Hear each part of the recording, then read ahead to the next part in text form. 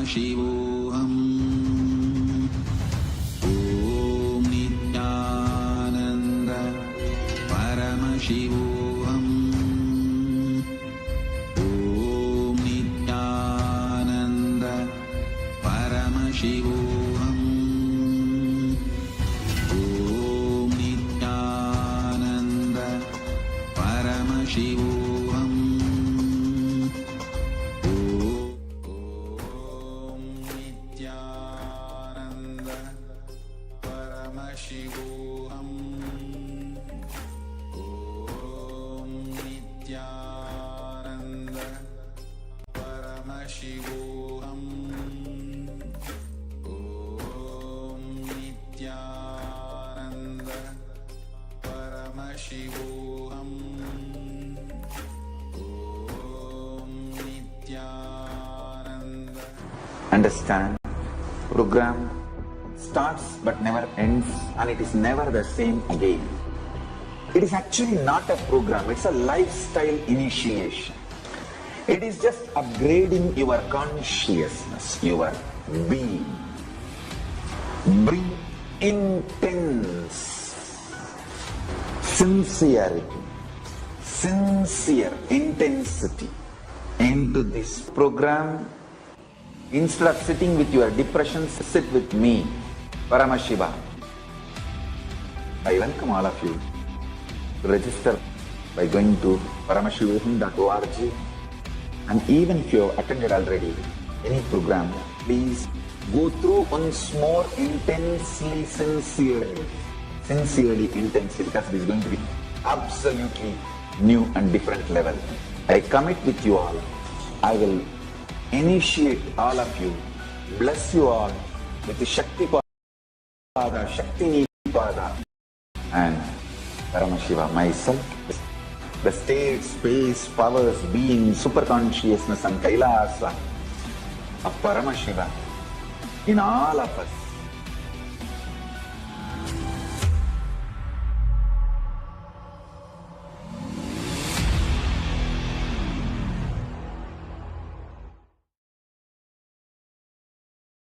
The various steps are used in yoga ultimately to awaken your Kundalini Shakti. Kundalini is the inner potential energy. Once it is awakened, you will experience extraordinary health, physically, mentally, and extraordinary powers, abilities. Starting, if you have started, even in a polluted, crude, raw, diluted form, it's okay. You are welcome. Nothing wrong. But now it is time you look into authentic scriptures. Please understand, not for any arrogance or pride, I have distilled the essence, the best of the 1 million yogic scriptures and compiled it and offered it to all of you in the form of Nithyananda Yoga. I have integrated Hatha Yoga asanas, pranayama, kriya, mudra, bandha, visualization, verbalization, shravana, dharana, jnana, samadhi, aushada, mani, everything. Paramashiva revealed, and the Paramashiva's incarnations revealed in Vedic and Agamic scriptures. Understand? Yen Fitness is a complete compilation. Nithyananda Yoga is a complete compilation for fitness to manifest the state, space, powers and being of Paramashiva.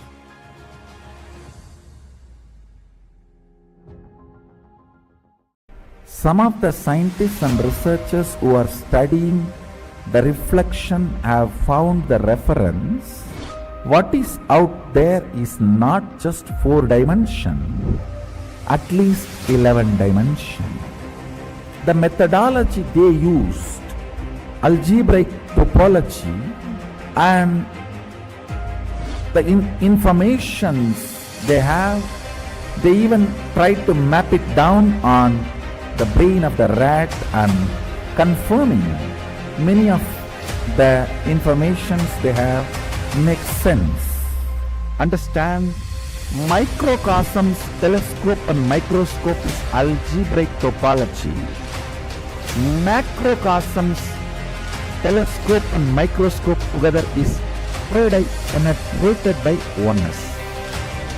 The moment it is initiated, if the third eye is penetrated by the oneness, it acts as telescope and microscope together for cosmos, Brahmanda, what is out there.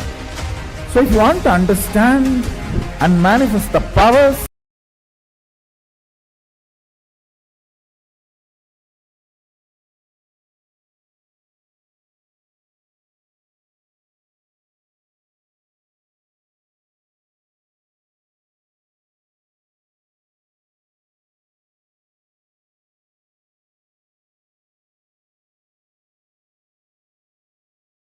understand and manifest the powers,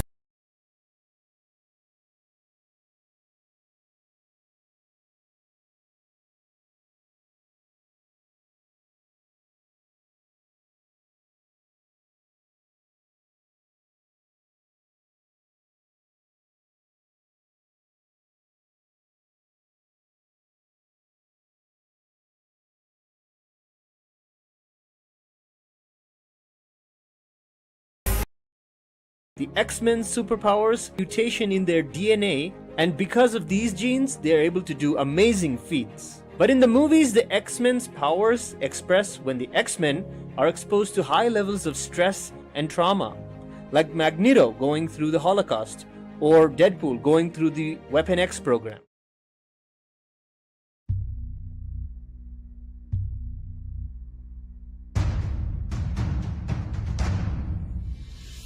Sit as Paramashiva, inhale and exhale deeply with 25 heads and The Hindus have actually made the handing down of these superpowers through their DNA. We can see the Hindu gods display such powers in our Hindu scriptures. Just like the X-Men have the superpowers in their genes, we all have the superpowers in our genes. And it can be awakened. your DNA is hardwired for superconscious mutation. Today, with the initiation of the Incarnation and Guru, the Supreme Pontiff of Hinduism, Bhagavan Nithyananda Paramashivoham, in the Paramashivoham program, is awakening these 400 powers described in the Hindu scriptures from your very DNA. Register for Paramashivoham.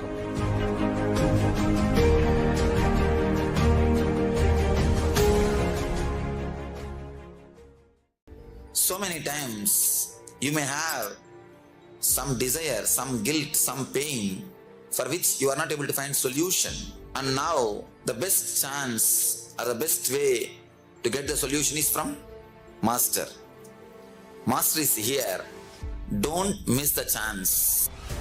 We are going to work on each major layers. We are going to work on desire, guilt, depression, fear, and every major things, not only practically, esoterically. It is not even actually technique, because they are so esoteric, so deep. The whole course is designed just for the total transformation.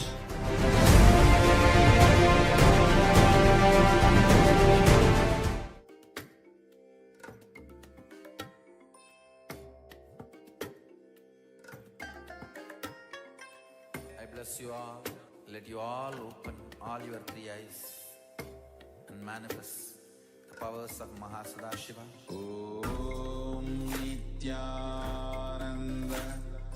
Paramashivoham. Om Nithyananda Paramashivoham. Om Nithyananda Paramashivoham. Om Nithyananda Paramashivoham.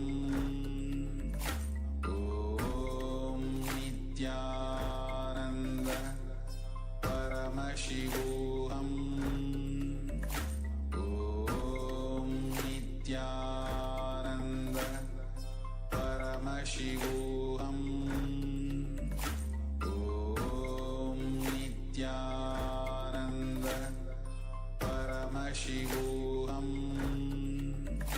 Om Nithyananda Paramashivoham Om Nithyananda Paramashivoham Om Nithyananda Paramashivoham Om Nithyananda Paramashivoham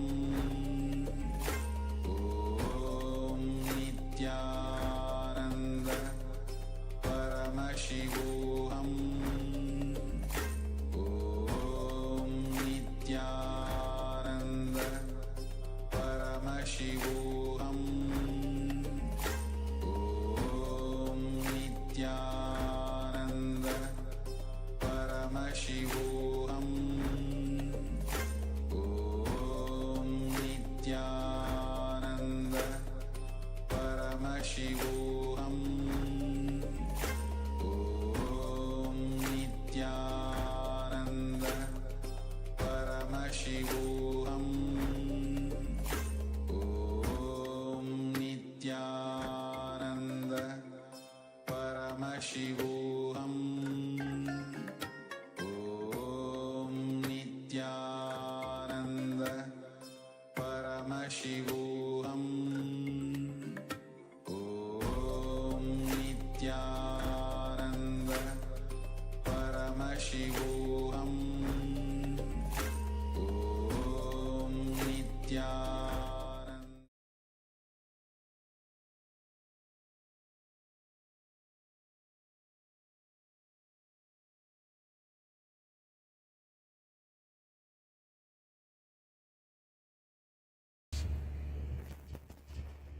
Nityanandam.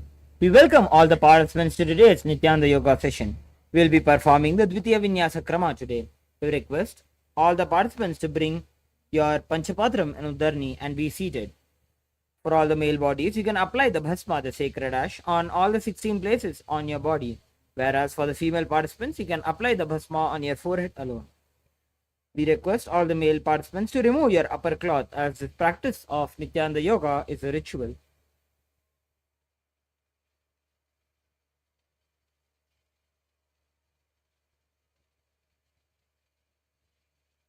We request all the participants to be seated with your head, neck and spine in a straight line. Bring your hands into the Namaskara Mudra, remembering our beloved Bhagavan, the Supreme Pontiff of Hinduism, Bhagavan Nithyananda Paramashivoham in our inner space. As we start with the Sadguru Vandanam. Nithyanandam Paramasukhadam Kevalam Jnanamurtim Dvandvatitam Gagana Sadrisham Tattvamasyaadilaksham Ekam Nityam Vimalamachalam Sarvadhi Sakshibhutam Bhavatitam Trigunarahitam Sadgurum Tam Namami. Next, we will be entering into the repetition of the Shiva Mula mantra, which is Om Ham Hom Shivaya Namaha. This practice is done to invoke Paramashiva, as how Patanjali describes it as Ishvara Pranidhana, the Kriya component of the Nityananda Yoga Abhyasa. Let us now repeat the Shiva Mula mantra 11 times internally. Om Ham Hom Shivaya Namaha. Om Ham Hom Shivaya Namaha. Om Ham Hom Shivaya Namaha. Om Ham Hom Shivaya Namaha. Om Ham Hom Shivaya Namaha. Om Ham Hom Shivaya Namaha. Om Ham Hom Shivaya Namaha. Om Ham Hom Shivaya Namaha.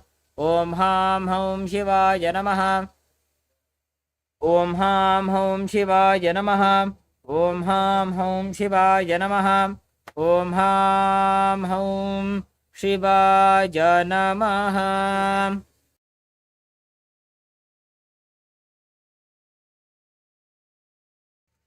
Next is the Tattvachamanam, the ritualistic cleansing. Keeping your right hand in the Gokarna Mudra, that is, keeping your right hand in the shape of a cow's ear, take an udarni of water into your right palm, Sip the water thrice as we chant the following mantras. Om Atma Tattvam Shodhayami Svadha. Om Vidya Tattvam Shodhayami Svadha. Om Shiva Tattvam Shodhayami Svadha. Please wash your hand with another knee of water. With the base of your right thumb, wipe your lips twice as we chant the following mantra. Om Ham Hridayaya Namaha. Again wash your hand. With the tips of your right hand, index, middle and ring fingers joined together, touch above your upper lip and below your lower lip. Again wash your hand. With the tips of your right hand, index finger and thumb joined together, touch your right nostril, your left nostril. With the tips of your right hand, ring finger and thumb joined together, touch your right eye, your left eye, your right ear and your left ear. Again wash your hand. With the tips of your right hand, little finger and thumb joined together, touch your navel center, the right chest, the left chest. With the tips of all 5 fingers joined together, touch above your head, the right shoulder, left shoulder and then the heart center. Again wash your hand.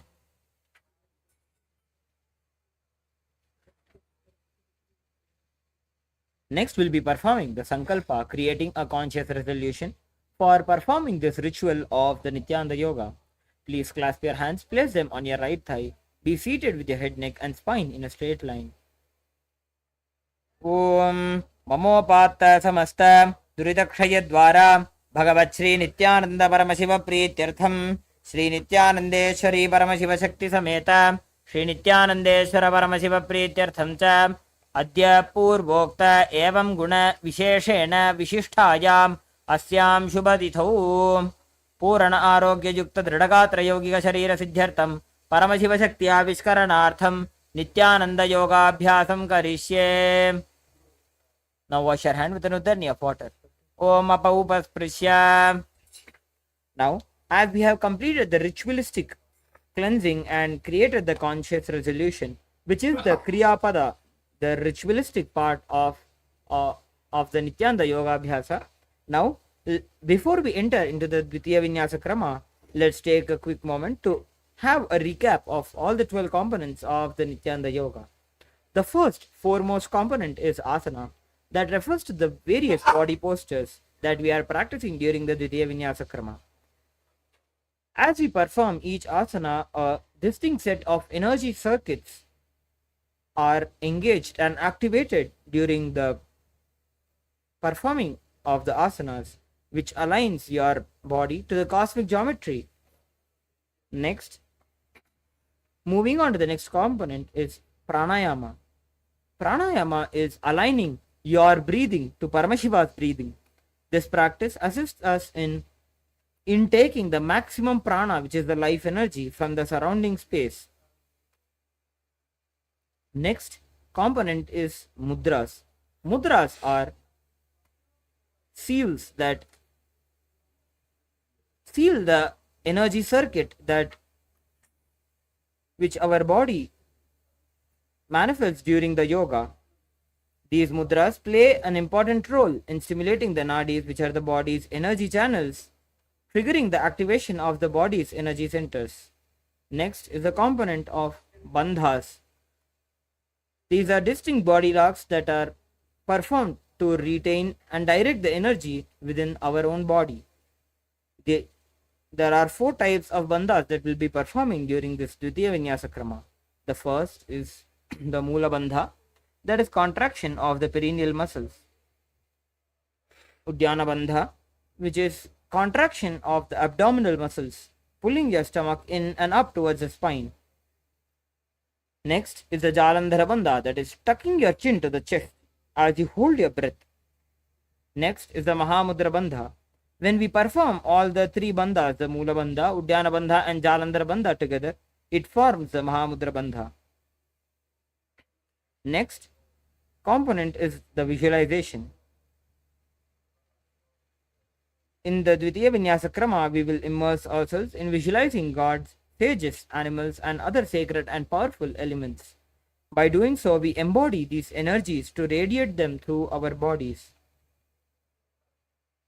Moving forward to the next component of japa, that involves internally chanting the Mahavakyas that are revealed by Swamiji.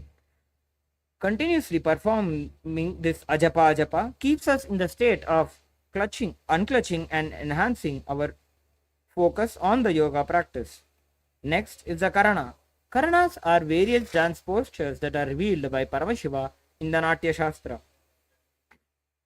When we perform the Karanas, we embody the space of Nataraja, Paramashiva, who performs the cosmic dance and performs all the 5 actions. Moving on to the next component, chanting the Shastra Pramanas. These are the authentic scriptural references of the asanas that are derived from the Vedas and Agamas. These set a reminder to us that this yoga has been gifted to us by Paramashiva himself. Moving on to the next component of weightlifting. This component of weightlifting has been gifted to us as an option to enhance the entire Dvitiya Vinyasa Krama experience by incorporating weights into the asanas. The next component is yantras. As all of you can see, we have projected the Shri Yantra on all of your screens behind the Acharyas. As we perform the Dvitiya Vinyasa Krama, focus your gaze on the Shri Yantra. Through the process of quantum entanglement, the energies that is contained within the Shri Yantra will be awakened within your body during the yoga practice. Next component is the Avarana. We will be using the Rudraksha beads as the Abharana for the Dvitiya Vinyasa Krama, which are like powerful energy holding batteries that will store the spiritual energy that is awakened during the yoga practice. Next component is Aushadha, involving the sacred alchemical or medicinal products. In the Dvitiya Vinyasa Krama, we will be using 3 Aushadhas. First is the Bhasma, the Kumkuma, and the turmeric that is applied on the temples. Now, as we have gone through all the 12 components of the Nithyananda Yoga, let us now enter into the first asana.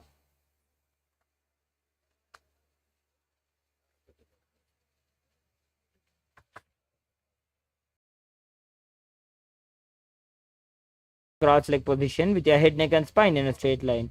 Bring the index and thumbs together. Place them on top of the respective knees, engaging all the 3 bandhas.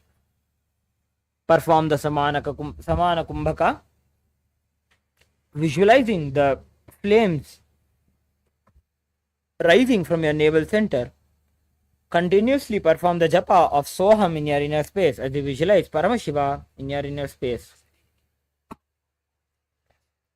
तत्सुखासनमित्युक्तम् अशक्तस्तत्समाचरेत् आसनं विजितं येन जितं तेन जगत्त्रयम्. Next, we will be entering into the Parvatasana. Now, bring your legs into the Padmasana. Bring your palms together in the Anjali Mudra. Raise them above your head. Visualize yourself as Mount Kailash. अथ वक्षे महादेव पर्वतासन मंगलम यत्कृत्वा स्थिररूपी स्यात् षट्चक्रादिविलोपनम्. Next, we will be entering into the Halipasana. Bring the soles of your feet together in the front. Hold the left hand by the right behind your back and place the forehead behind your heels on the ground. Visualize Swamiji in your inner space as you gaze at the tip of your nose. पूरव विधियाहु मे जानो उभय पगतली संपुटठानो पिष्टपछेदो वो करल्यावो दक्षिण करसो वाम गहावो. Maintaining the same position, stretch your hands out in the front of the feet. Cup the palms, making a halo. Engage all the 3 bandhas and gaze at the tip of your nose. Visualize yourself as a snake. In Halipavasana, in Nagipavasana. पूरव विधि परियागाने नीचौ हौ वीकहू निभणास्यौ लगाजी हाथ आगाने धरती लगावे पसारी दो वो हाथ की अंजुली करे. Next,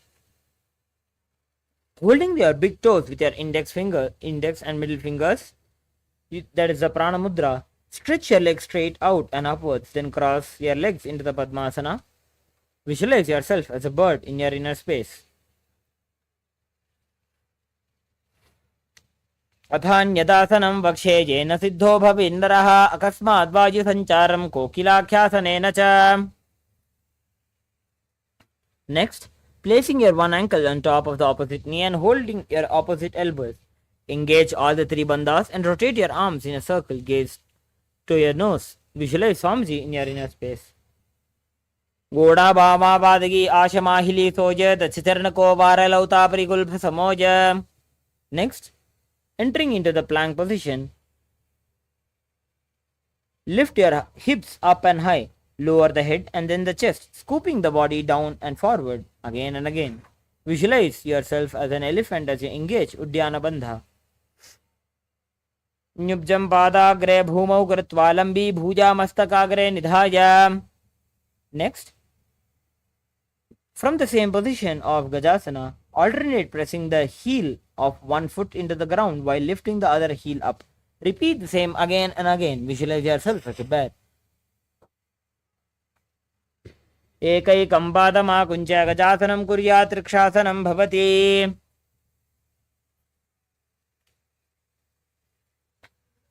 Next, standing tall on the tips of your toes.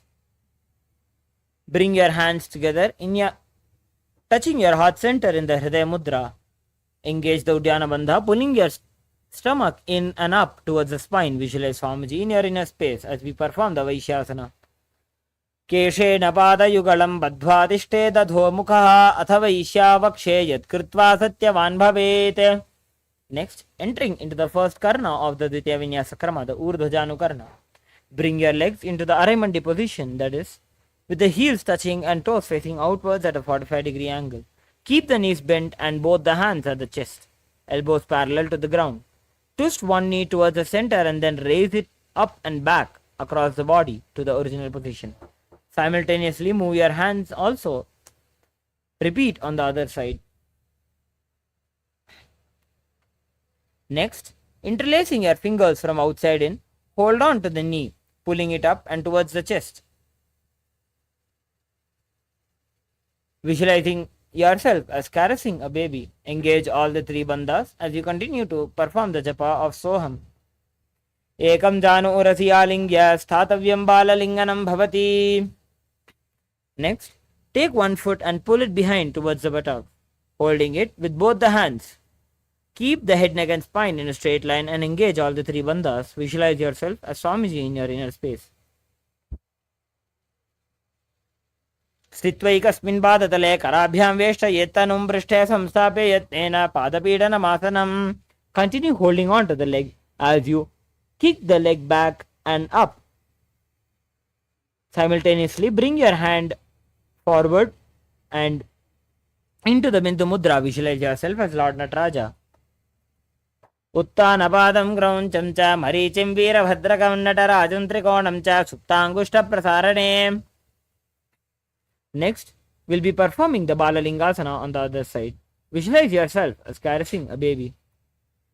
Bringing your hands into Sarva Shankari Mudra, hold on to the knee, pulling it up towards your chest. Ekam janu orasi alingya sthathavyam balalinganam bhavati. Next, take your one foot and pull it behind towards the buttocks, holding it with both the hands. Engage all the three bandhas. Visualize Swamiji in your inner space. स्थित्वैकस्मिन् पादतले कराभ्यां वेष्टयेत्तनुं पृष्ठे संस्थाप्य यत्नेन पादपीडनमासनम्. Next, entering into the Natarajasana. With the respective hand, hold on to the sole of the foot from inside. Extend the opposite hand forward with the index and thumb together.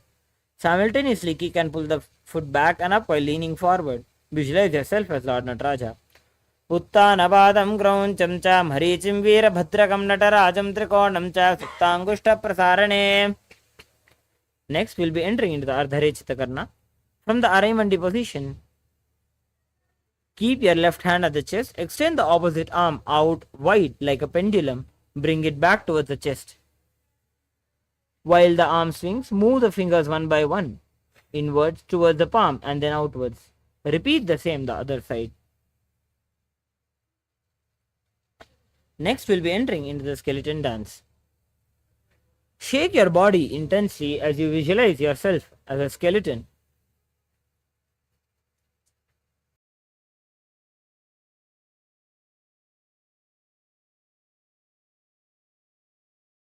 You can relax as we enter into the next karna, which is the Kadichinna karna. Now,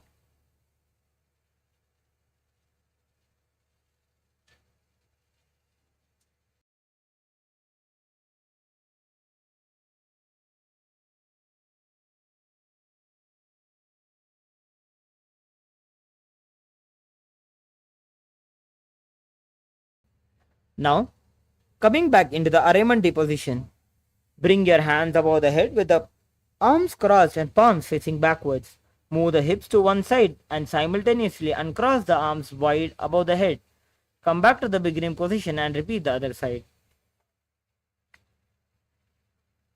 Now, we'll be entering into the Tadasana. Stand tall on the tips of your toes. Raise your hands up above the heads beside the ears. Engage all the three bandhas. Visualize yourself as a palm tree as you do the japa of Shivoham in your inner space.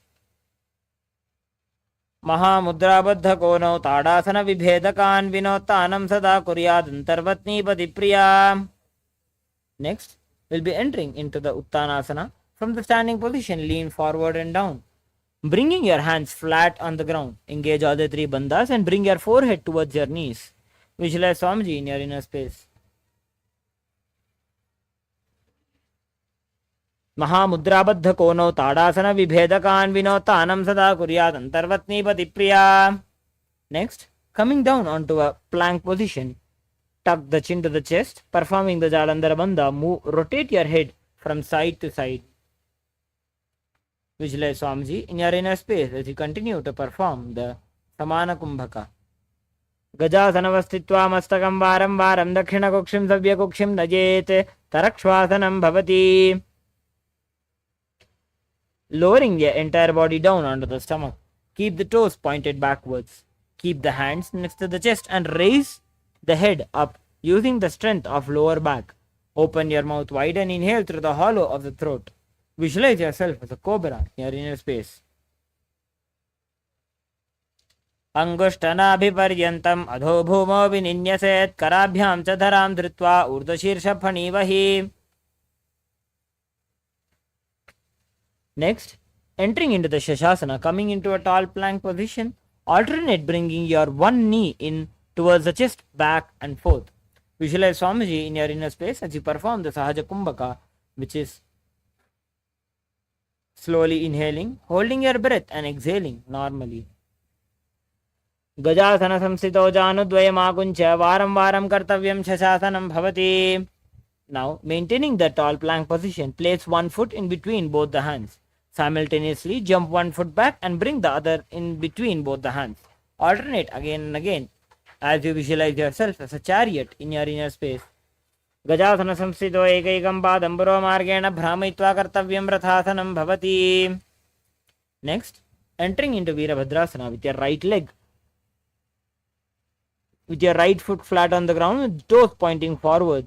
Bend your knee at a 90-degree angle, extending the other leg back, keeping the knee straight and toes pointed outwards.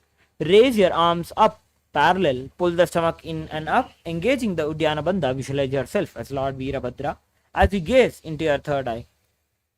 वासिष्ठमथ कौण्डिन्यम् ऊर्ध्वकुक्कुटमेव च अष्टावक्रमथोत्थानं मयूरं सेतुबन्धनम्. Next, we'll be repeating the Virabhadrasana on the opposite side. Visualize yourself as Lord Virabhadra as you gaze into your third eye. वासिष्ठमथ कौण्डिन्यम् ऊर्ध्वकुक्कुटमेव च अष्टावक्रमथोत्थानं मयूरं सेतुबन्धनम्. Next, we'll be entering into the Vrikshasana, standing tall, bringing your one foot into the inner thigh. Bring the palms together in the Anjali Mudra and raise them up above the head. Pull the stomach in and up, engaging the Uddiyana Bandha. Visualize yourself as a tree. वामो रुमूलदेशे च याम्यं पादं निधायतु तिष्ठेत् वृक्षवद् भूमौ वृक्षासनमिदं विदुः. Next, entering into the Garudasana, place one foot at the opposite hip. Bring your palms together in front of the heart center. Keep the standing leg straight as a rod. Visualize yourself as Lord Garuda in your inner space. Garudasana येन ध्यानं स्थिरं भवेत् सर्वदोषाद् विनिर्मुक्तो भवतीह महाबली. We'll be repeating the Vrikshasana on the opposite side, visualizing yourself as a tree. Engage the Uddiyana Bandha as we perform the Vrikshasana. वामो रुमूलदेशे च याम्यं पादं निधायतु तिष्ठेत् वृक्षवद् भूमौ वृक्षासनमिदं विदुः. We'll be repeating the Garudasana on the opposite side. Stand tall, place one foot at the opposite hip. Bringing your palms together in Namaskar Mudra, visualize yourself as Lord Garuda. Garuda asanama pakshe jena dhyanam stiram bhavet sarvadoshat vinirmukto bhavatiha mahabali. Now, stepping your one leg far back. Keep the front toes pointing forwards and the back toes facing sideways. Keep the arm straight and bring the front arm down towards the ground beside the foot, while the other arm extends towards the sky in Trikonasana. उत्तानपादं क्रौञ्चं च मरीचिं वीरभद्रकं नटराजं त्रिकोणं च सुप्ताङ्गुष्ठप्रसारणे. Now we'll be performing the Trikonasana on the other side. Flip over your legs. Continue to engage the Mula Bandha as you get down into the Trikonasana, visualizing yourself as a triangle. उत्तानपादं क्रौञ्चं च मरीचिं वीरभद्रकं नटराजं त्रिकोणं च सुप्ताङ्गुष्ठप्रसारणे. Next we'll be entering into the Nikuttaka Karana. Coming again into an Araimandi position, bring your palms together in a parallel way in front of your chest. Stamp your heels into the ground. Simultaneously, move your hands in a rotatory motion. Next, entering into the Angushtasana, lower onto the tips of the toes, placing the perineum on the back of the heels. Keep your knees and palms together. In the Namaskara Mudra, visualize Swamiji in your inner space as you perform the japa of Sadashivoham internally. Perform the Brahmari Kumbhaka, which is inhaling and exhaling like the buzzing of a bee. Kabandhasanamittyahuhu gorakshasanam ch angushtamushtikam nyayam brahmaprasaditam tatha. Next, we'll be entering into Saurasana. Now, extend your one leg straight out, heel down and the toes up. Keep the fingers down on the ground by the sides with the palms facing forward in Varamudra.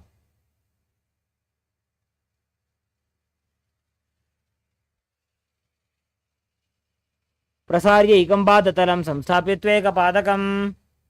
Next, maintaining the same position, reach forward and hold on to the big toes with your index and middle fingers in Pranamudra. Keep the opposite hand on the back heel. Visualize yourself as Swamiji as you continue to perform the Brahmari Kumbhaka. Gulbhastito badam ekam prasarya tatpadagaram samsprishet tatkarena. Now, let's repeat the Saurasana on the opposite side. Bringing your left foot straight out. Keep the fingers down on the ground by the sides with the palms facing forward in Varamudra. Visualize Swamiji in your inner space. Prasarya ikam padatalam samstapyatveka padakam. Next, entering into the Vidhunanasana. With the respective hand, reach forward and hold on to the big toe with index and middle fingers. Keep the opposite hand on the back heel, visualizing yourself as Swamiji. Gulbhastito padam ekam prasarya tatpadagaram samsprishyat tatkarena. Next is the Brahmajurankushasana. Coming back into a seated position on top of your heels. Keep the gap between the legs and back of the hands resting on the knees. Engage the Jalandhara Bandha, tucking your chin into the chest. Visualize Swamiji in your inner space as you gaze through the gap between the palms.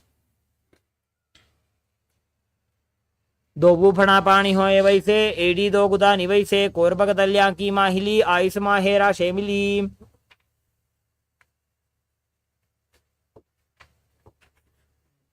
Next, drop your knees down with the toes tucked behind, sitting with the perineum down on the heels. Rest your hands on top of the thighs. Visualize yourself as Sage Kapila Muni as you engage the Uddiyana Bandha, pulling your stomach in and up.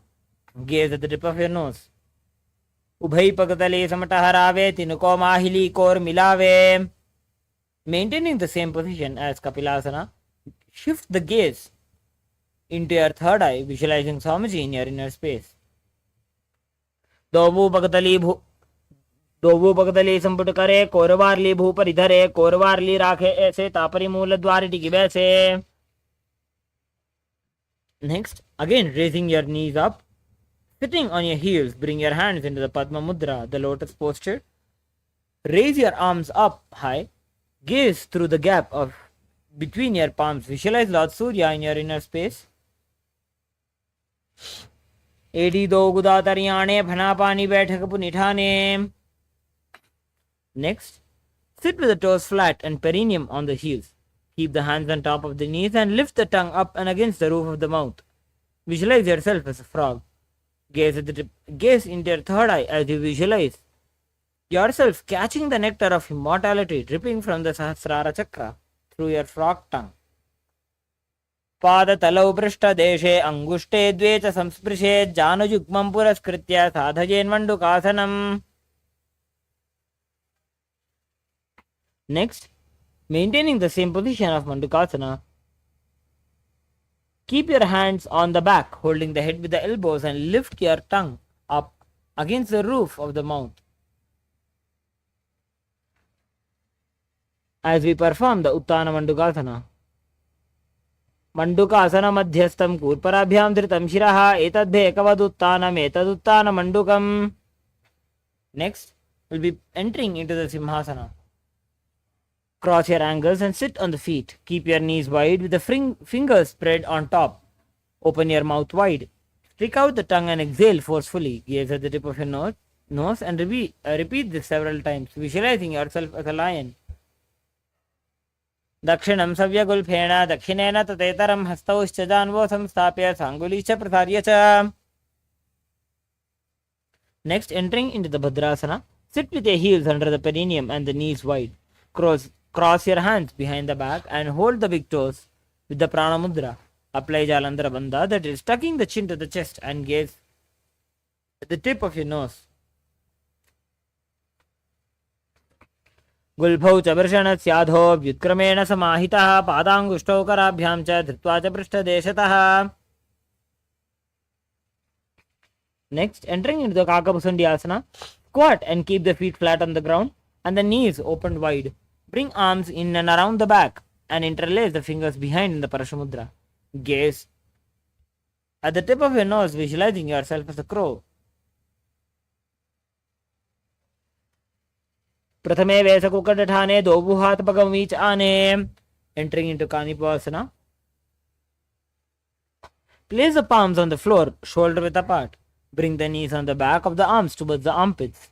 Lean the chin forward and down and gaze ahead, visualizing Swamiji in your inner space. Asana koguna ashitushta hoi to achi hoi. Next, entering into the Kapalyasana, which is an inverted posture.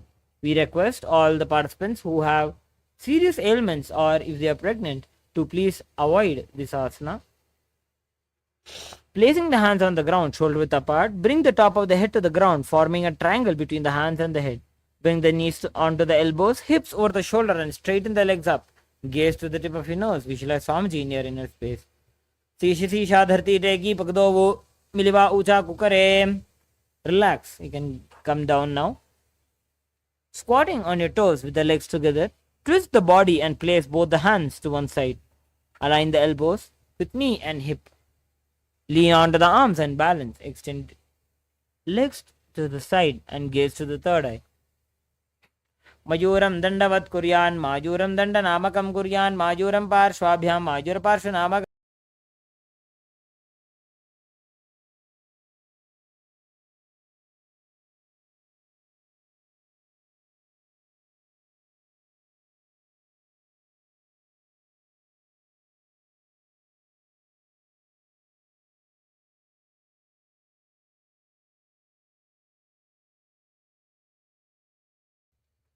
Next, we'll be performing the Parshamayurasana on the opposite side. Squat on the toes with the legs together. Twist the body and place both the hands to one side. Align the elbows with the knee and hip.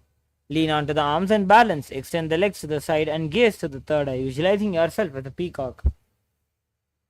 Mayuram dandavat kuryan, majuram dandanamakam. You can get down now. Next, coming back into a plank position, step one foot outside the respective shoulder, bringing the foot between the hands. Gaze to the third eye. Visualize yourself as Lord Kalabhairava as you perform the Rechaka Kumbhaka, that is, inhaling, holding your breath, and focusing on a very slow exhalation. Asana ko gunapiti jayi.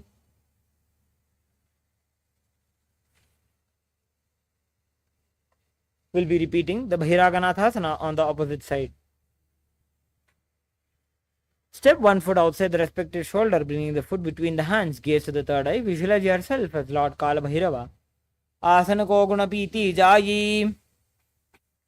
Next, coming back into the plank position, get down on your forearms and walk your feet forward, raising the hips. Lift the chest and head up and gaze to the third eye, visualizing Swamiji in your inner space as you engage the Mula Bandha. भून्यस्तौ जानुनी हस्तौ चतुष्पदम वाङ्मुखम उत्थापितांग्री उगल कटिस्थलमभिरुका. Next, coming back into the plank position, Tarakshasana. Rotate the body onto one hand and raise the opposite hand up, balancing the hand directly beneath the shoulder. Raise the hips and gaze towards the sky. Visualize yourself as Sage Vasishta. ऊर्ध्व कुक्कुटवासिष्ठ मरीचहल मत्स्यगंबरिवृत्तिं चोदरस्य विविधं धनुरासनम. Repeating Vasishtasana on the opposite side.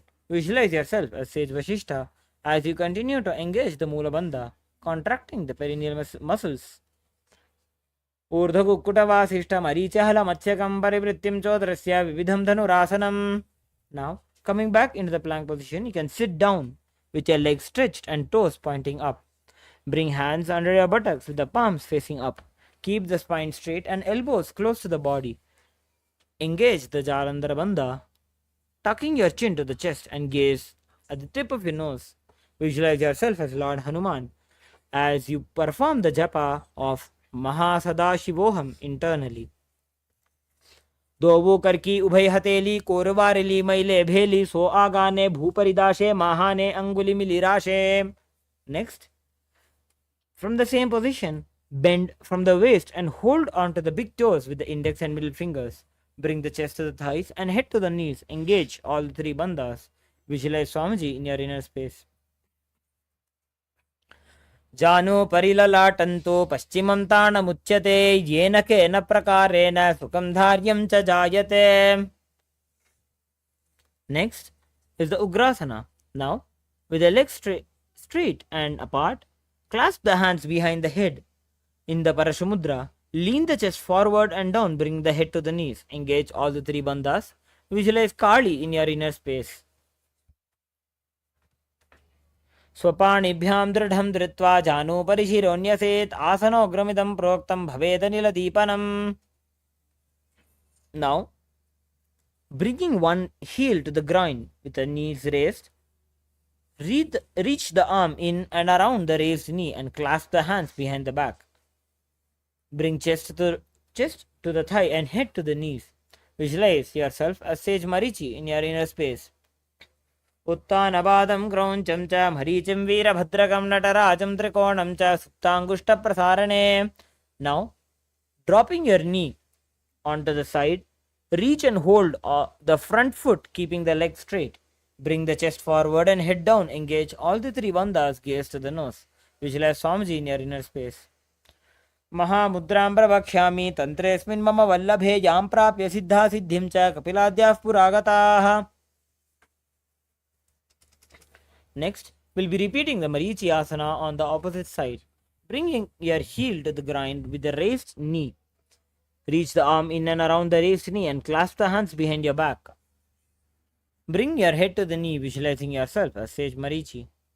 उत्तानपादं क्रौञ्चं च मरीचिं वीरभद्रकं नटराजं त्रिकोणं च सुप्ताङ्गुष्ठप्रसारणे. Next, again dropping your knee back to the ground. Reach and hold the foot, keeping the leg straight, bringing the chest forward and down. Engage all the three bandhas and gaze to the nose. Visualizing Swamiji in your inner space. महामुद्रां प्रवक्ष्यामि तन्त्रेऽस्मिन् मम वल्लभे यां प्राप्य सिद्धा सिद्धिं च कपिलाद्याः पुरागताः. Next, entering into the Bhadrasana, sit and bring the soles of the feet together with the heels close to the perineum. Keep the knees wide and hold to the feet firmly, maintaining a straight spine. Gaze to the nose. Visualize Swamiji in your inner space.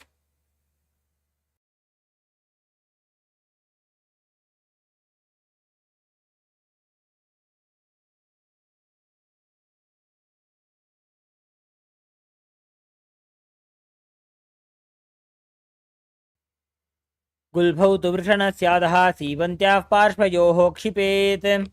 Next, from the Bhadrasana, extend the feet away from the body. Keep the toes together and heels apart. and knees open. Place the hands on the respective knees and tuck the chin to the chest. Engaging the Jalandhara Bandha, gaze to the nose, visualizing yourself as Swamiji. पूर्व चरपुट चौक कख्यो सोजी वाही विधि जो कीजे सोजी जामे AD भिन्न जराशे अंगुल 8 अंतरो राशे. Next, entering into the Jonyasana. Keeping the soles of your feet together and heels close to the perineum. Hold the soles of the feet and lean forward and down. Bring the forehead to the feet and gaze to the nose. Visualize the Yoni Mandala in your inner space. दोवो पगदली संपुट करे AD made के ढिंग दरे अर्ध हाथ को अंतर राशे लीलाट पगदलियां ऊपर दाशे. Next, entering into the Midaki Pavasana. Sit and keep the heels together, toes apart and the knees wide. Lean forward and down and extend the hands out wide, palms down onto the ground. Bring the forehead to the ground, behind the heels and gaze to the nose. Visualize Swamiji in your inner space. Purava Vidhi Paripakatali Sampota Shola Edi Mili Rashe. Next, keeping your toes together and heels apart, bring the arms below the shins, extend out and keep the palms up.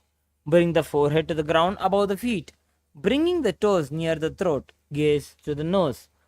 Visualize Lord Surya in your inner space as we perform the Siddha Samadhi Asana. दोवो पगदली संपुट करे 16 मेढ आगा में धरे अंगुल 8 अंतरो राशे AD को ऐसे विदिदाशे. Next, entering into the Chinikipivasana. Sit and keep the heels together and toes apart. Hold the feet and open them up, bringing the soles towards the sky, keeping the back of the hands on the ground. Press the elbows onto the thighs towards the knees and gaze to the nose. Visualizing Swamiji in your inner space. दो पगागी AD धरती मगिवा मेढ़ लगावे. Next, entering into the Charpat Chokasana. Sit and bring the soles of your feet together, heels at the perineum, knees to the ground. Place the hands on the knees and gently press them down. Pull the stomach in and up, engaging the Uddiyana Bandha. Visualize Swamiji in your inner space. दोवो पगदली संपुट धारे आगाने करे जारे पसारे. Next, entering into the Bhairavasana. Lift the heels up and bring the toes down onto the ground. Keep the knees on the ground. Pull the stomach in and up, engaging the Uddiyana Bandha, and place the hands on the knees in the Bindu Mudra. Visualize Lord Kala Bhairava in your inner space. गुल्भौ संपीड्य चान्योन्यं व्युत्क्रमेणोत्थितं शनैः जान्वोः पार्श्वगतौ हस्तौ दण्डवद्भैरवासनम्. Next, entering into the Samasana. Sit with one heel at perineum and lift and hold the other foot, pulling the sole of the foot onto the chest. Gaze to the third eye and hold the breath in the Mooladhara Chakra as you visualize Swamiji in your inner space as we continue to perform the japa of Om Mahasada-Shivoham.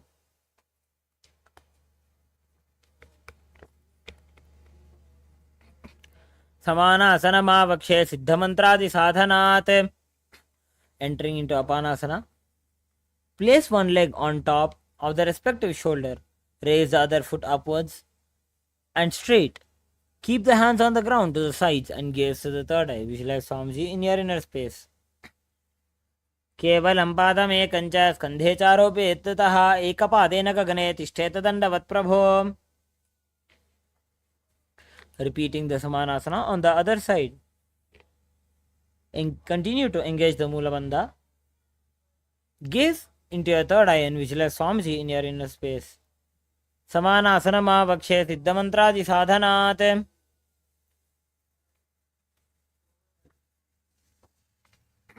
Next, entering into Apanasana.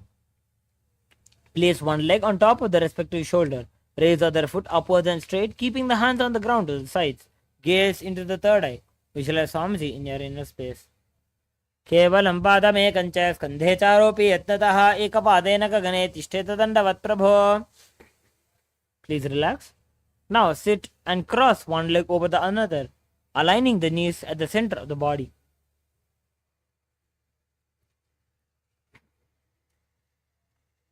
With the feet by opposite hips, place both the hands on the top of the stacked knees. Gaze to the nose. Visualize yourself as the face of a cow.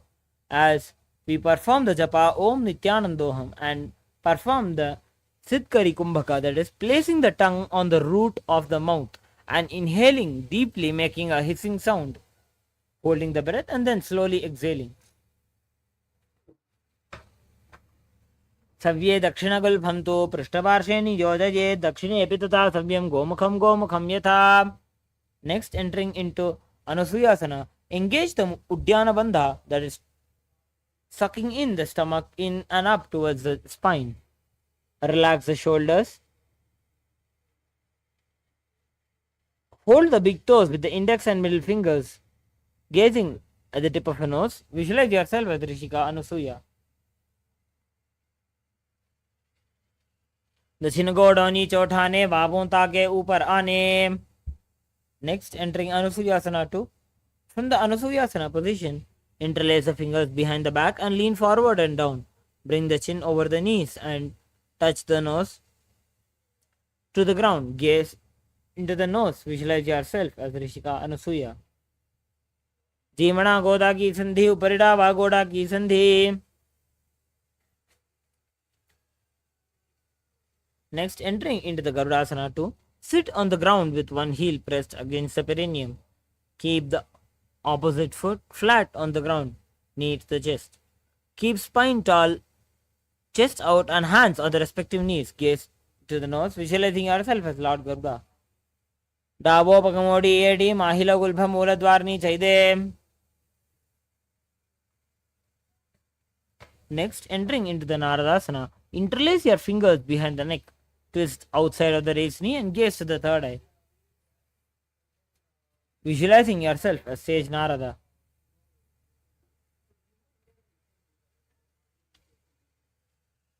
पृष्ठजुवाम पगदली के भूपरिता ही लगा बेफेरी गोड़ा सुदोपणो है Joji दछीपा शतेरा शेषोजी. Next, entering into the Matsyapitakasana. Place one foot on top of the opposite thigh and wrap the respective arm around the knee. Holding on to opposite shin, extend other hand straight and hold on to the respective toe. With the index and middle finger, gaze to the nose. वामेन वामाङ्गुष्ठन्तो गृहीतं मत्स्यपीठकं योनि वामेन सम्पीड्य मेढ्रादुपरि दक्षिणम्. Now we'll be repeating Gomkhasana on the opposite side. Visualize yourself, visualize the face of a cow in your inner space as you continue to engage the Mula Bandha and perform the japa of Om Nithyandoham in your inner space. Savye Dakshina Gulbham tu Prishtaparshve Niyojaye Dakshine Vitata Savyam Gomukham Gomukham Yatha. Next, entering into the Anusuyasana. From the Gomkhasana position, hold the big toes with index and middle fingers. Relax the shoulders and pull the stomach in and up, engaging the Uddiyana Bandha. Visualize Swamiji in your inner space. Visualize Rishika Anusuya in your inner space as you gaze at the tip of your nose. दक्षिण गोड़ो नीचो ठाने बाबोंता के ऊपर आने गोड़ा संधि मिलावे भारी आड़ा पतपुनि दे संधि पसारी. From the Anusuyasana position, interlace the fingers behind the back and lean forward and down. Bring the chin over the knees and then touch the nose to the ground. Gaze to the nose. Visualize yourself as Rishika Anusuya. जीमणा गोदा की संधि उपरिड़ा वा गोड़ा की संधि. Next is the Garudasana. Sit on the ground with one heel pressed against the perineum. Keep the opposite foot on the ground in front of the other. Keep spine tall, chest out and hands on to the respective knees. Gaze to the nose. Visualize yourself as Lord Garuda in your inner space. दावोपगमोडी एडी माहिलो गुल्फ मूलद्वारिणी चैदे.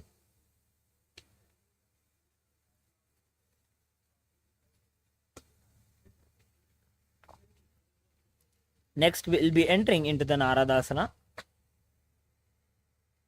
Interlace the fingers behind the neck. Twist outside of the raised knee and gaze to the third eye.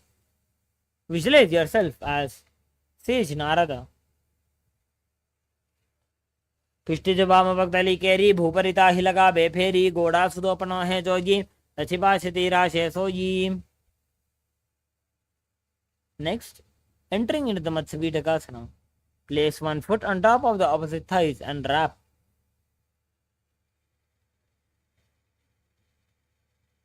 A respective arm around the knee, holding on to the opposite shin. Extend the opposite hand straight and hold on to the respective toe. With the index and middle fingers gaze to the tip of your nose and visualize Matsya, the avatar of Vishnu. वामेन वामाङ्गुष्ठन्तो गृहीतं मत्स्यपीठकं योनि वामेन सम्पीड्य मेढ्रादुपरि दक्षिणम्. Next, entering into the Matsyendrasana, place one foot on top of the opposite thigh. Place the opposite foot on the ground on far side of the opposite thigh. Twist and bring the elbow outside of the raised knee. Keep the raised arm by the neck and turn the head back, gaze to the third eye. Visualize Matsyendranath, the great sage and master of Hatha Yoga. Udaram paschimabhasam kritva tishtati yatnatah. Now, maintaining the same position, just drop down your left hand and bring your right hand to the right ear into Kubasana, visualizing yourself as a camel. Asana ko guna jholo jaye. Next, drop down your right hand onto the ground. Turn your head back and gaze to the third eye, visualizing Matsyendranath, the great sage and master of Hatha Yoga. Matsyendra Peetam Jadara Pradiptim Prachanda Rukmandala Khandanastram. We'll be repeating the Matsyendrasana on the other side. Now place one foot on the top of the opposite thigh and place the opposite foot on the ground on the far side of the opposite thigh.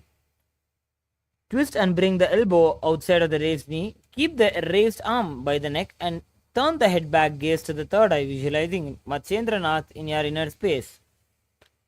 Udaram paschimabhasam kritva tishtati yattatah. Now, bringing your right hand towards your right foot and bring your left arm towards the left ear, entering into Kubasana, visualizing yourself as a camel.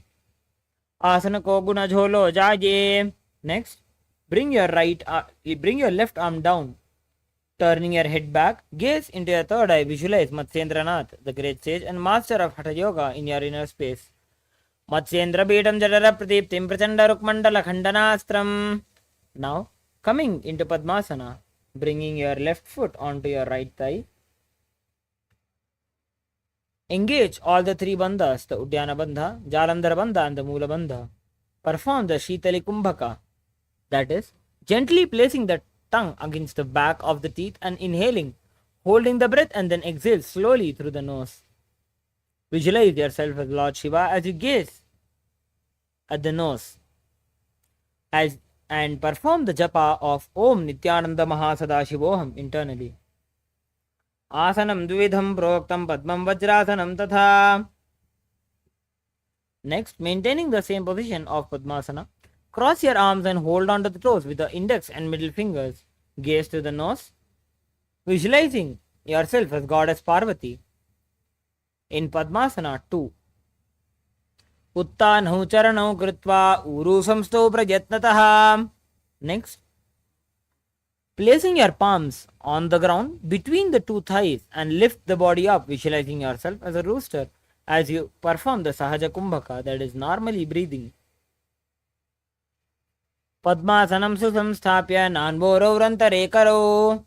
Next, entering into the Baddhakegi Asana. From Padmasana, rise on to the knees and place the palms on the ground with the fingers pointing towards the body. Keep the elbows together and press them against the navel and then lean forward, slowly finding balance, extending up the knees off the ground. Visualize Swamiji in your inner space. Dharamoshtabhyakaradvayena tatkur paristapita nabhi parshvaha. Next, we'll be entering into Mayurasana. While on your knees, place the palms on the ground, fingers pointing towards the body. Keep the elbows together and press them against the navel, then lean forward and find balance extend the legs up and off the ground. Visualize yourself as a peacock. Atha vakshe mahadeva mayurasanam uttamam. Next, relax. Lay down on the stomach with the feet pointing outwards and the forehead on the mat. Interlace the fingers behind the neck in Parashamudra. Visualize yourself as a crocodile. अध्यासशेते हृदयं निधाय भूमौ च पादौ च प्रसार्यमानौ शिरश्च धृत्वा करदण्डयुग्मे देहाग्निकारं मकरासनं तत्. Now, placing your hands on the ground beside the chest, raise the legs up, bringing the thighs off the ground. Visualize yourself as a locust. Adhyasashete karayugma vaksho bhumimavashtabhya karayosthalabhyam. Now, next is Ushtrasana. Pulling the feet down towards the ground outside of the hips. Visualize yourself as a camel in your inner space. Adhyasashete padayugma vyastam prishte nidhaya vidhritam karabhyam.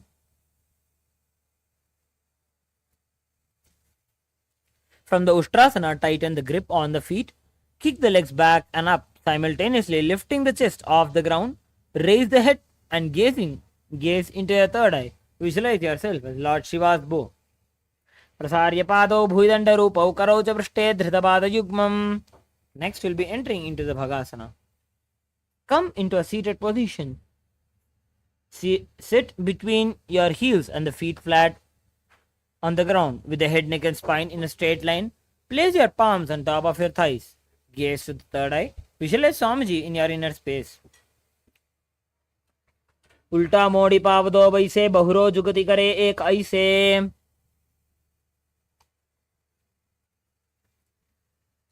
Next we'll be entering into the Gohyasana and the Shirashasana, which are the inverted postures. Now, from the knees, place the forearms on the ground, fingers interlocked and elbows shoulder width apart. Place the top of the head on the ground, holding the back of the head with the hands. Walk the toes forward until your hips align with your shoulders.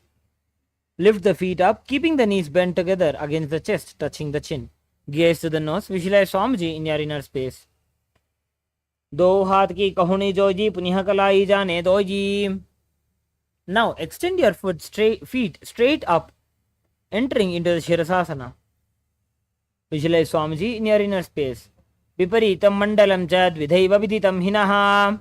Now you can relax, come down and come into a seated position. Sit with your hands behind your calves and stretch the legs up. Bring the forehead to the knees and come to a vertical position with the legs. Perform the Bastrika Kumbhaka, that is rapid exhalations, as you continue to perform the japa of Om Nithyananda Paramashivoham. Dovu hata pak bahar aane goda tare ka kasi thane. Next, extend your legs out and up at a 45-degree angle, visualizing yourself as a mace, gazing into your third eye in Parighasana. Uttana chayanam kritva padau militva prasarya. Now, bringing your elbows down onto the ground beside the hips, raise your legs out up at a 45-degree angle. Visualize yourself as a boat in your inner space. Uttana shenam kurparabhyam bhumim avashtabhyam. Next, coming back into a seated position. Lift your feet up, scoop your hands under the heels and pull the feet towards the chest. Keep the spine upright and gaze to the nose, visualizing yourself as Rudra and in Rudrasana. Pagatali samputakari hatasya paga uchaji. Now, we'll be entering into the Unmukha Pitasana too. Lay down back with the feet flat on the ground. Place the palms down and fingers just touching the back of the heels. Lift the hips up and high, pressing the feet onto the ground. Engage the Jalandhara Bandha, tucking your chin to the chest and gaze to the nose. Visualize Swamiji in your inner space. Urdhve cha januni kritva shavitvordhva mukham tatha. Now, lay down on your back with the palms facing upwards, completely unclutch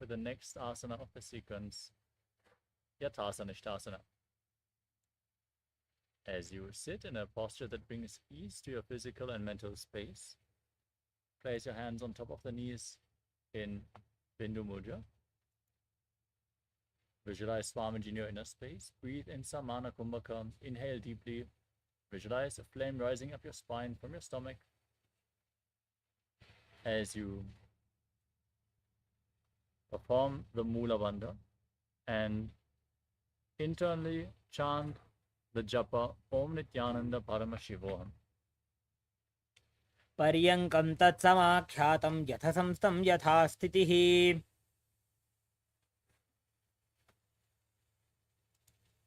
Next up is Samasana. In a cross-legged position with your hands on top of the knees in Bindu Mudra. Inhale and exhale deeply again and again. Breathe as deep as you can as you visualize Swamiji in your inner space and perform the Mula Bandha in Samasana. इदानीं गर्भिणीनां योगाभ्यासो यथा लघु सुखप्रसवलाभाय प्रोच्यते प्राक्तने पथि. Next up is Muktasana. Now place the left heel against the perineum and the right foot on top of the left. Keep your hands flat on the knees, gaze to your nose and visualize yourself as a sage liberated by the Supreme Pontiff of Hinduism.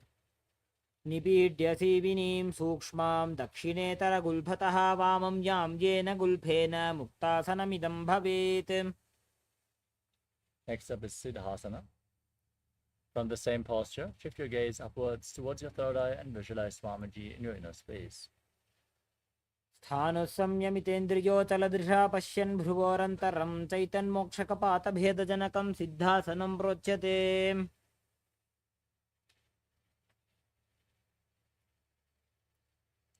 Next up is Siddhi Asana. From the same position, now shift your gaze down towards the ground in front of you. Engage all the bandhas, Mahamudra Bandha, as you visualize Swamiji in your inner space. वामपादके इडीजानो सीवनिमधिता सकोठानो दक्षिपादकी एडी जोजी मेढुमधिलगावे सोयी.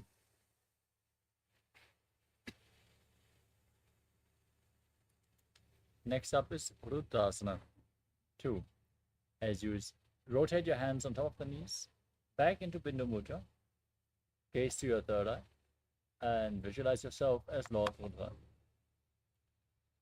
वामचरण परिदक्षिण राखे एक जुगति ऐसे विधि दाखे वाम पगथली माहिले कोर दक्षिण के जुबाहर ले वोर. Next up is Sandadhunasana. As you maintain the same position, hands on top of the knees in Bindu Mudra, gaze to your nose and embody tranquility and an unshakable nature. आसन की गुण मन की चन चलता meet. Next up is Siddhasana 2. Now, bring your hands in front of the navel, cup one palm over the other, in Samputa Mudra, resembling a lotus flower as you visualize Swamiji in your inner space. ऋजुकाय समासीन सिद्धासनमुदीरितं प्रसार्य भूपादौ तु दोर्भ्यामङ्गुष्ठमादरात्. We move on to Bandha Yoni Asana. Now, maintain the same posture and set the sankalpa to manifest through the womb of creation as you lock all your senses with your fingers. Now close your mouth with the little fingers, the nostrils with the ring fingers, the eyes with index and middle fingers, and your ears with your thumbs in Shanmukhi Mudra. यत्र मध्ये महादेव बन्धयोन्यासने शृणु यत्कृत्वा खेचरो भूत्वा विचरेदीश्वरो यथा. Next up is Virasana. Now place one foot on top of the opposite thigh and you place the other foot below the opposite thigh. Keep your hands on top of the knees in Bindu Mudra and embody the state and space of bravery. एकं पादमथैकस्मिन् विन्यस्योरुणि संस्थितः इतरस्मिंस्तथा चोरुं वीरासनमुदीरितम्.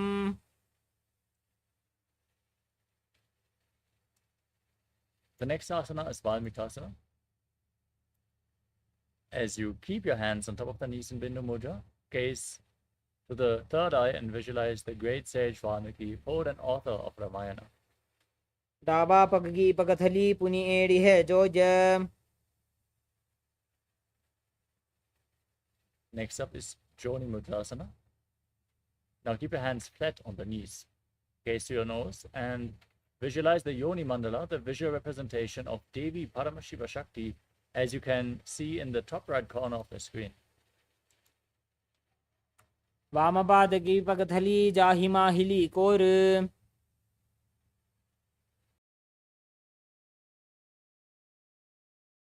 Now shift your gaze up towards your third eye.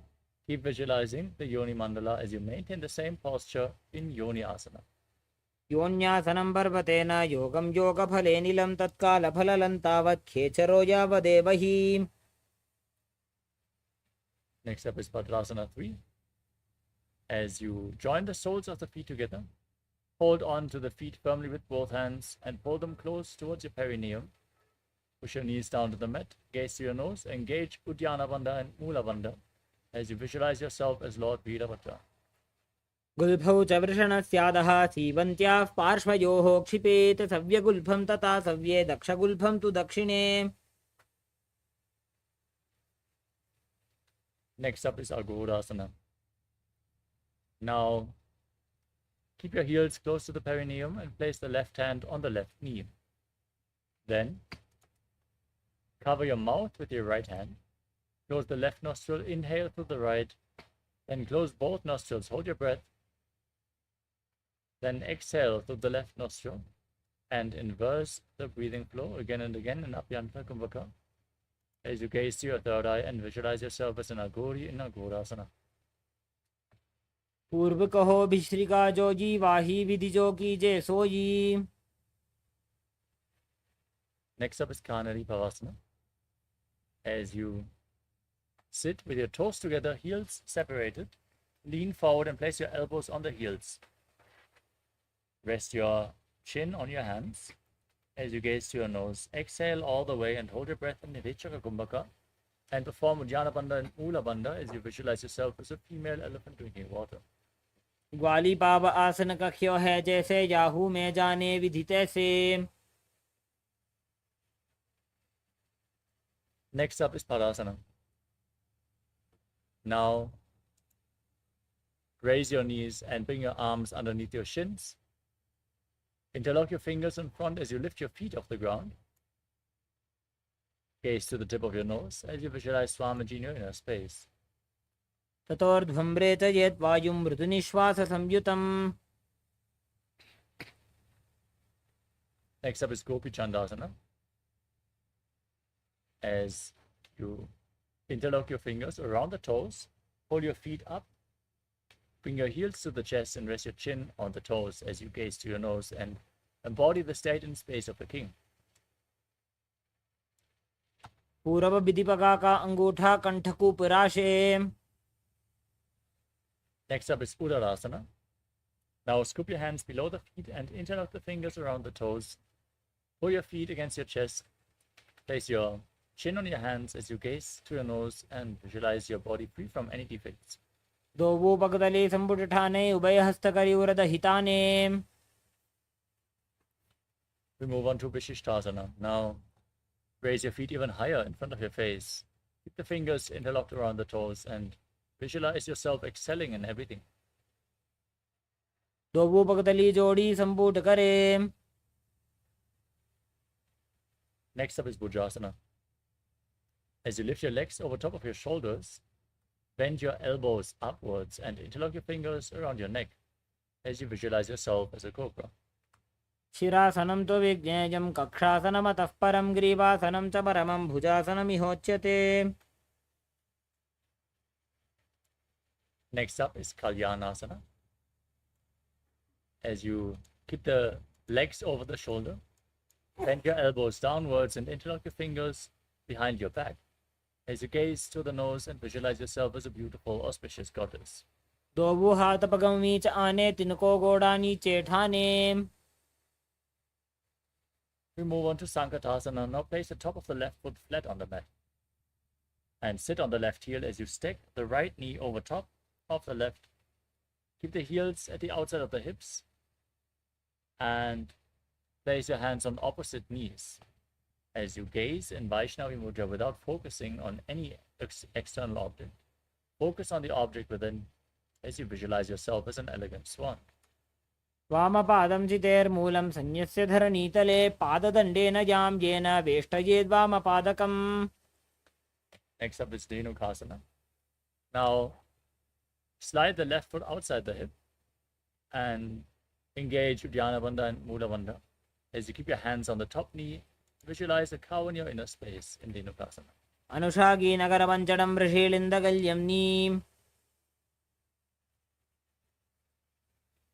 Next up is Machandrasana. Now, place the right foot onto the left thigh and the left foot onto the right knee. Bring the left arm behind your back, twist your spine, reach your opposite thighs with your hands. As you gaze to your third eye and visualize Swamiji in your inner space, breathing in Ujjayi Pranayama, make an ocean-like sound with your mouth on in exhalation. वामजङ्गपरदक्षिणटाने वामहस्तपिष्टे दिश आने. Untwist your spine, keep your legs in the same position and hold onto the big toes in Prana Mudra. As you lean forward and down, place your forehead on the ground, bring your navel towards your heels. As you visualize Swamiji in Machandrasana too. प्रथमजी मनोचरण जजोई वामजंग परिराखे sooji ताकी येड़ी कड़ी सोलावे बहुरी जुगति यह और करावे.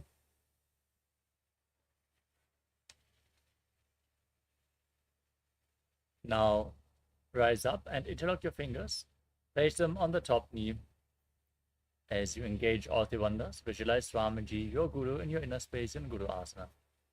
उरुमूले इतरपादस्य कनिष्ठिका प्रदेशगुल्फं संस्थाप्य तदेव जानु इतरपादपार्श्वे संस्थाप्य तिष्ठेत हस्तौ सम्मीलयेत् गुरुवासनं भवति.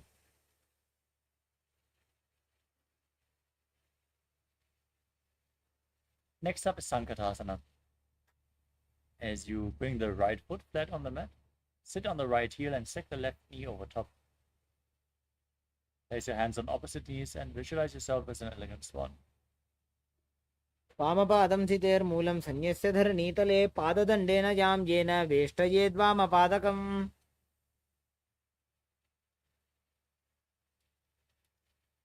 Next up is Dhenukasana on the other side. Now bring the right foot outside the hip and sit on the ground. Place your hands on the top knee, engage Uddiyana Bandha and Mula Bandha, and visualize a cow in your inner space. अनुषागी नगरपञ्चडं वृषीलिन्दगल्यं neem. Next up is Machandrasana. On the other side now, place the left foot on the right thigh and the right foot on the left knee. As you bring your right arm behind your back and twist your spine to hold onto your thighs.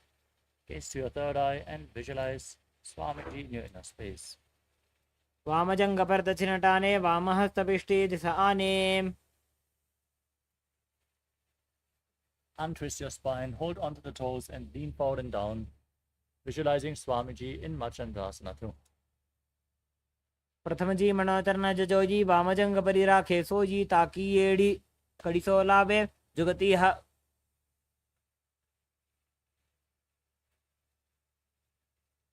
यह और करावे. Now rise up, interlock your fingers and place them on the top knee. Engage all the bandhas and visualize Swamiji, your Guru, in Guru Asana. उर्मूले इतरपादस्य कनिष्ठिका प्रदेशगुल्फं संस्थाप्य तदेव जानु इतरपादपार्श्वे संस्थाप्य.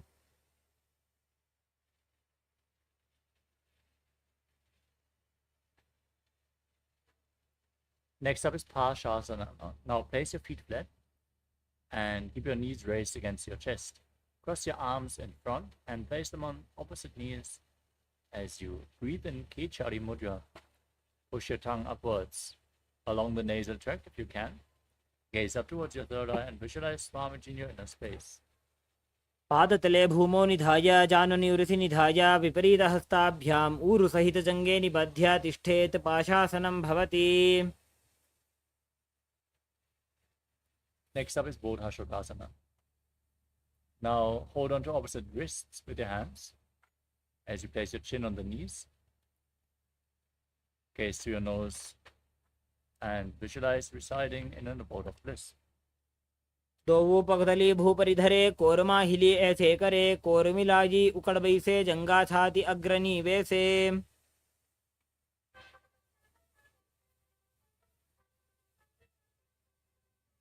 Next up is Kura Katasana. Now bring your hands underneath your knees, hold on to opposite elbows as you gaze to your nose and visualize Swamiji in your inner space. दोवु हाथ पग बाहर लियावे गोड़ा नीचे ले टहरावे आम्हा साम्हा ऐसे करे आपस में को हनि पकरे.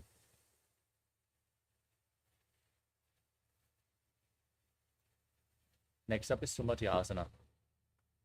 Now cross the right ankle over the left, toes pointing up. Gaze to your nose as you visualize the great sage of Maharishi Sumati. मूलद्वारी धरती परिठाने डाबा पग परि दछपद आने. Next up is Dandasana. As you extend your legs out straight forward, interlock your fingers and raise your arms straight above your head with the wrists pointing outwards. Engage all the bandhas as you tuck your chin to the chest, contract the perineal floor, and pull your stomach in and up in Mahamudra Bandha. If you gaze to your nose and visualize Swamiji in your inner space.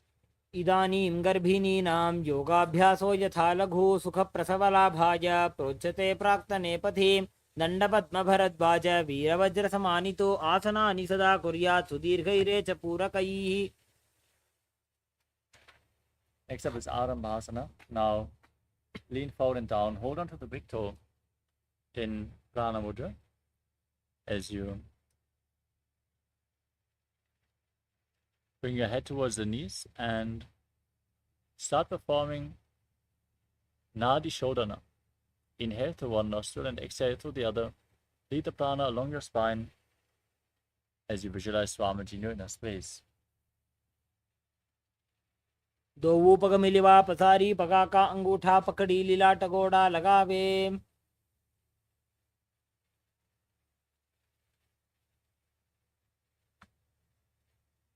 Next up is Vidokasana. As you separate your feet and slightly raise your knees, bring your arms underneath your shins with the palms facing up.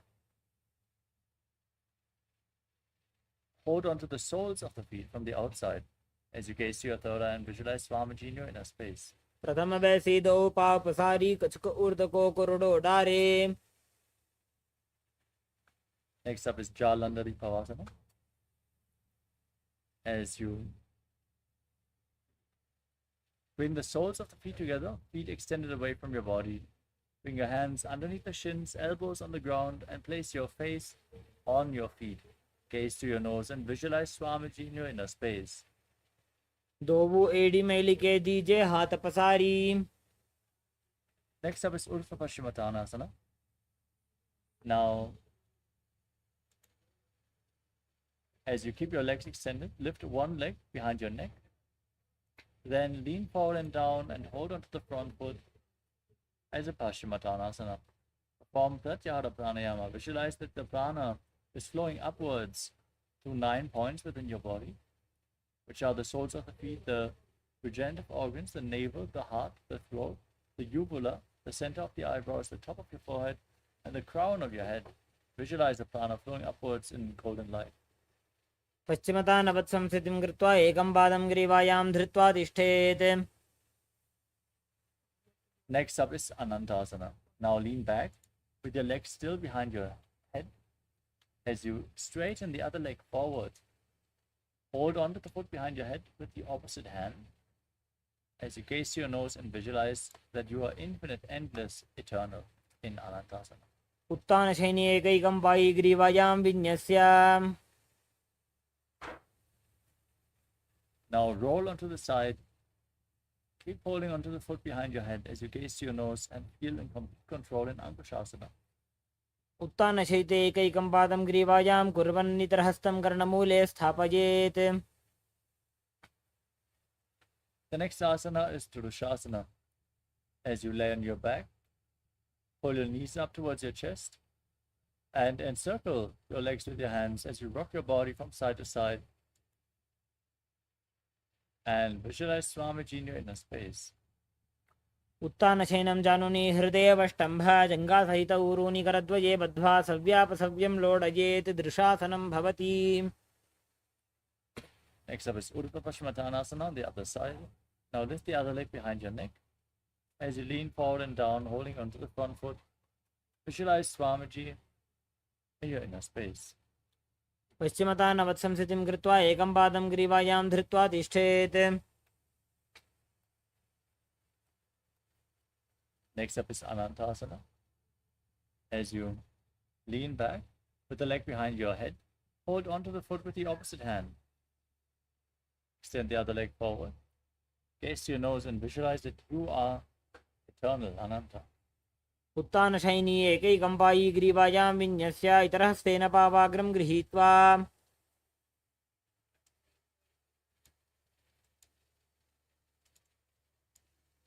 Next up is Ankushasana. Now roll onto the side as you gaze to your nose and feel in complete control. उत्तानशेते एकैकं पादं ग्रीवायां कुर्वन् इतरहस्तं कर्णमूले स्थापयेत्.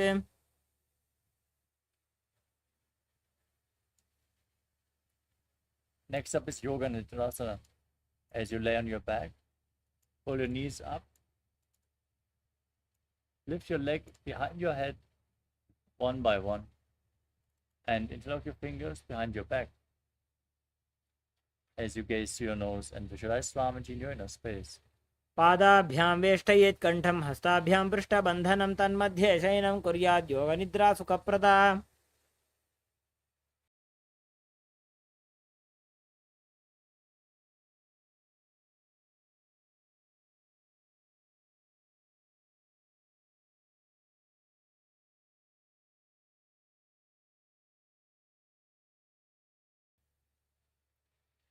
Next up is Atma Ramasana.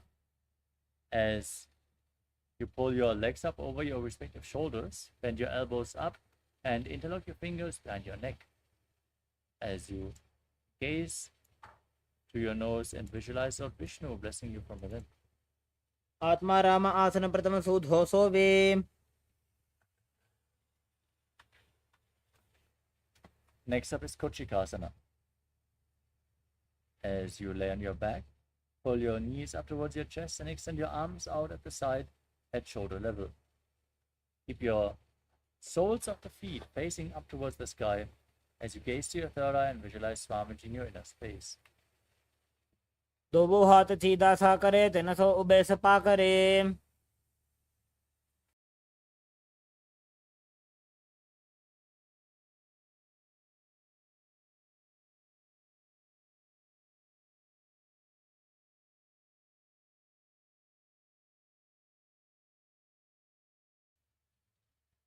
Next up is the Jatara Parivritti. This asana consists of 3 steps. Let us first enter a neutral position, then perform the 3 steps on one side, and then repeat them on the other side as well. The neutral position is laying on your back, extending your arms to the side and pulling your knees up towards your chest. Then drop one knee to the side and extend the opposite leg down, step 1. Bend both knees to the side, step 2. Extend both your legs to the side, hold onto the feet, gaze in the opposite direction as you visualize Swamiji. Perform the Mula Bandha and breathe in Pratyahara Pranayama. Now return to the center. Drop the other knee to the side. Bring both knees to the side. Extend both the legs to the side. Hold onto the feet and gaze away from the feet. परिवृत्ति कोक्षे भागे त्रिता हि परिकीर्तितः बद्धकोणं सुप्तकोणं ऊर्ध्वकोणमथापि च. Next up is the Dvipadapitam.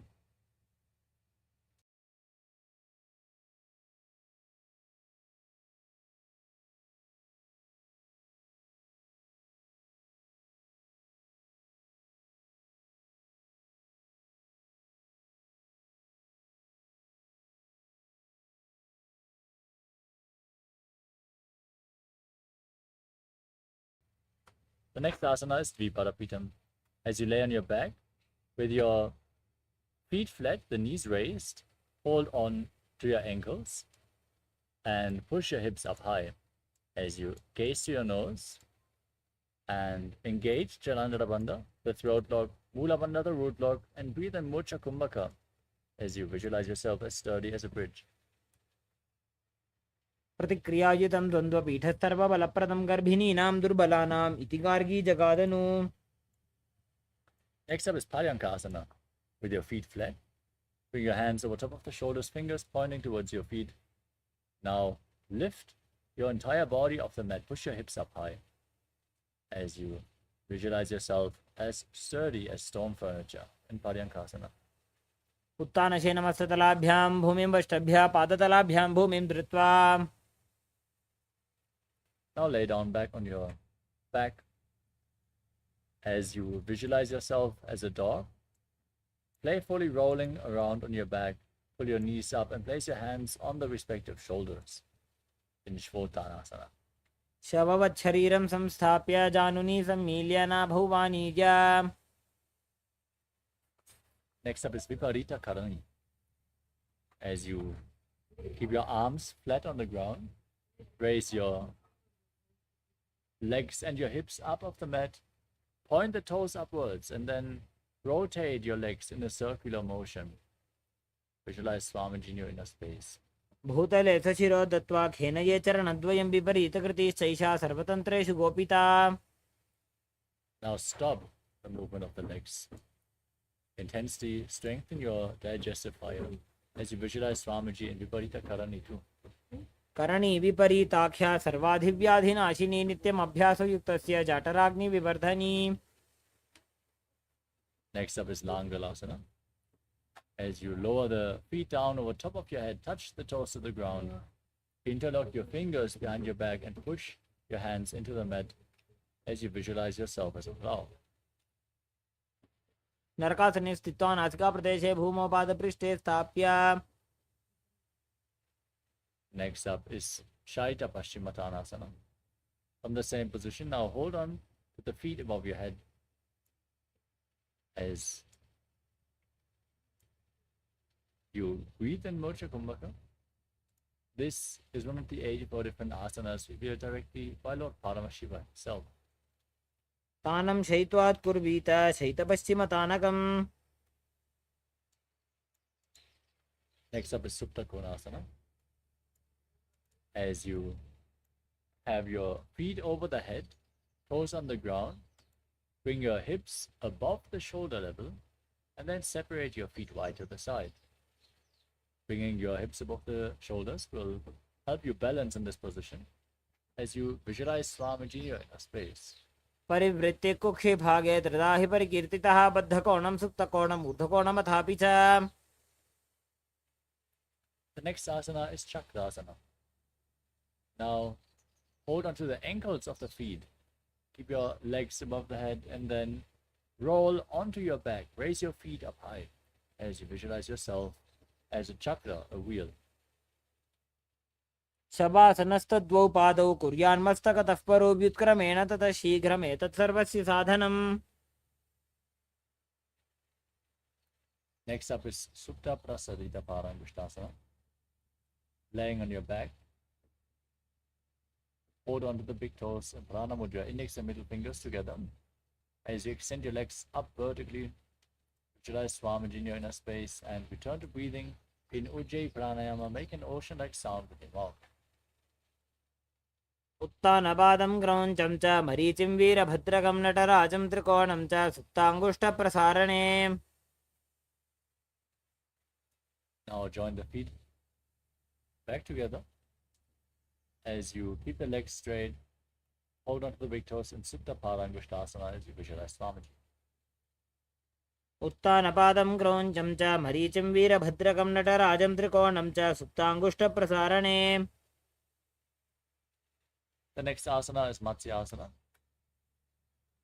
As you place your feet into Padmasana, lay on your back and hold on to opposite elbows above your head.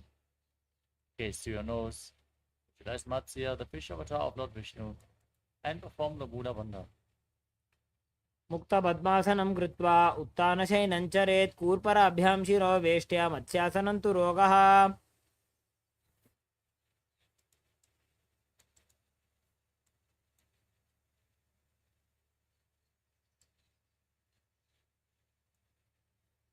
The next asana is Parasharamasana. As you lay in this position, place the back side of the right hand onto the left palm over top of your head. Visualize Lord Rama as you gaze to your nose. प्रथम करे पद्मासन आछे सूधो सोवे भूपरि पाछे.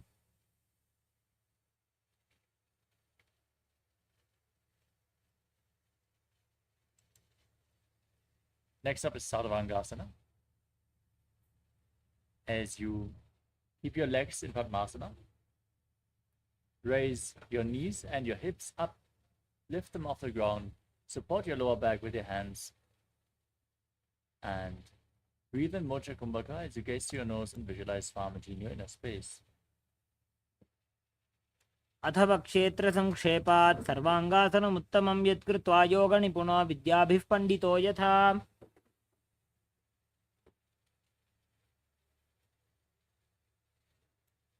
Next up is Vrishchikasana. As you lay on your back, lift one foot on top of the other and pull the opposite knee against your chest. Extend your arms up above your head, poke your fingers forward, tuck your chin to the chest, and gaze to your third eye as you visualize yourself as a scorpion in Vrishchikasana. प्रथमशयन सूधो शीर्षकेशिकी संधि सुदाखे.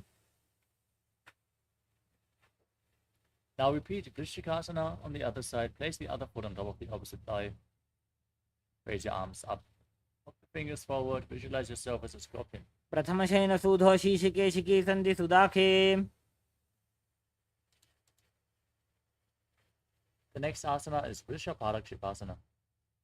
As you lay on your back, interlock your fingers around your neck and lift your legs off the mat. Alternate pulling one knee in towards your chest back and forth. As you visualize Swamiji in your inner space and breathe calmly through your nose in Sahaja Kumbhaka. उत्तानशयनं कृत्वा अङ्गुलिभिः कन्द्रां बद्ध्वा कूर्परो मिलित्वा. Next up is Maruttanasana. Laying on your back, place your arms flat next to your body and alternate pulling one knee in towards your ear. Touch your ears with your respective knees again and again as you visualize Swamiji in your inner space. श्रोतानवत् संसिद्धि कृत्वा जानुद्वयं पर्यायेन कर्णयोः संस्पृशेत्. The next asana is Vrikasana. As you lay on your back, place your feet flat, raise your knees and stand up and lay back down again and again, visualizing yourself as a wolf. उत्तानशयनं कृत्वा पादतलाभ्यां भूमिं धृत्वा उत्तिष्ठेत्. Next up is Lutasana. As you lay on your back, roll over backwards again and again as you visualize Swamiji in your inner space. उत्तानशयनं पादौ शिर उल्लङ्घ्य भूमौ स्थापयित्वा. Now lay flat on your stomach. Keep your hands next to the shoulders. Contract your lips, make a whistling sound like a flute as you inhale. And visualize yourself as a chariot, carrying warriors into battle for Dharma on your chariot back in Sarathasana. नुब्जशयनं कृत्वा नाभिं भूमौ निधाय स्तम्भद्रस्ताभ्यां भूमिं वष्टम्भ. Next up is Dehalulanganasana. Now push your body up into the plank position, Tadakshasana, as you jump your feet in between your hands, back and forth, visualizing yourself transcend body and mind. हस्तद्वयं बद्ध्वा तन्मध्यचरणद्वयम् उड्डानैव बहिरानीजा.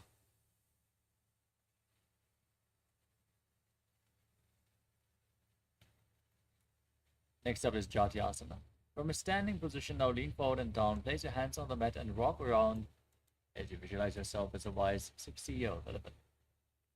अथ जात्यासनं वक्षे येन जातिस्मरो भवेत् हस्तान्त्रिभूमौ च गमनम् आगमनं ततः.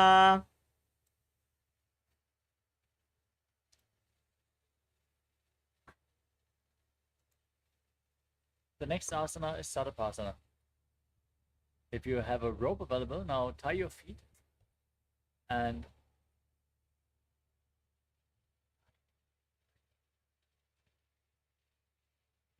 excuse me, we are going to first perform the Lolitika Karana. As you stand in Arimandi position, heels together, toes pointing outwards, and knees bend. Raise your arms to the shoulder level and rotate your arms around your body as you lean back. Open up your chest and move your head in all directions.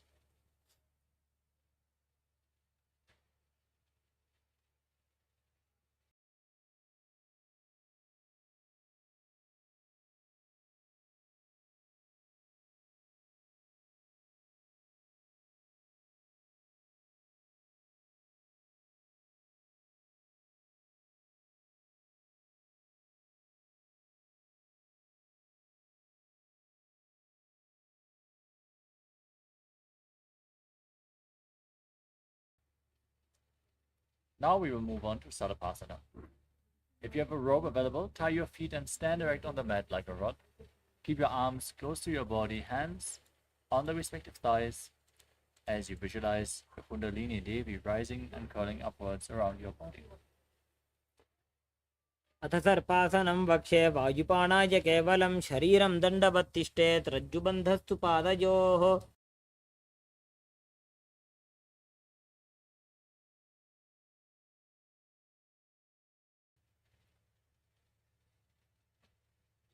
Next up is Pushta Sadhanasana. As you stand straight, lean forward and down, place your hands underneath the toes and clench your hands into fists as you walk around on the mat, visualizing yourself as a camel. मुष्टिकनिष्ठिकाप्रदेशेन भूमौ निधाय उपरि पादतले संस्थाप्य.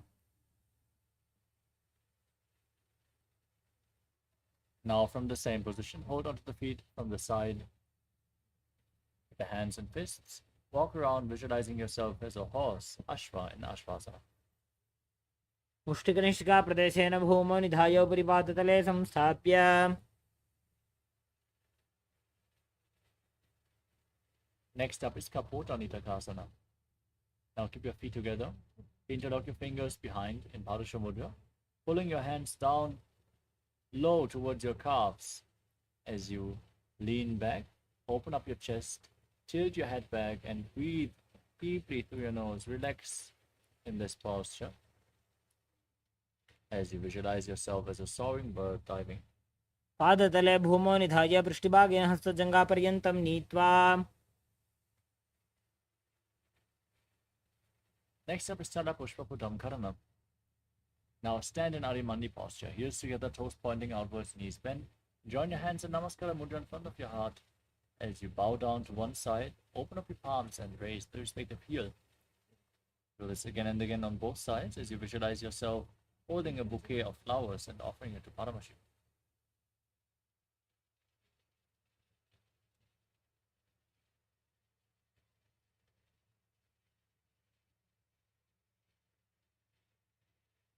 The next asana is Khadgasana.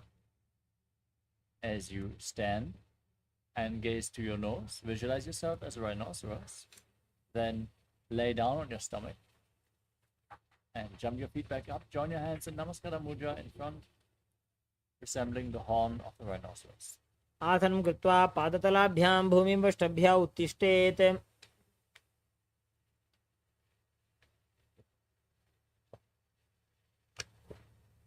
Next up is the Uttanottanam. You can hold weights if you want to intensify this asana. As you sit down on the ground or as low as you can and stand back up again and again, gaze to your nose and visualize Swamiji in your space. पुनः पुनः उत्थातव्यमथितव्यमिति उत्थानोत्थानं भवति. Next up is Musalasana. Now stand erect, raise your arms up above your head and jump repeatedly. Visualize yourself as a mace.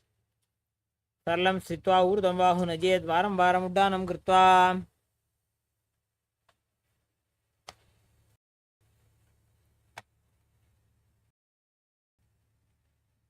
Next up is Ucheshakasana. As you hold onto one foot with both hands, pull it up towards your chest. Sit down and stand back up on the other leg as you gaze to your nose and visualize Swamiji in your inner space. एकैकं पादतलं कुक्षौ निधाय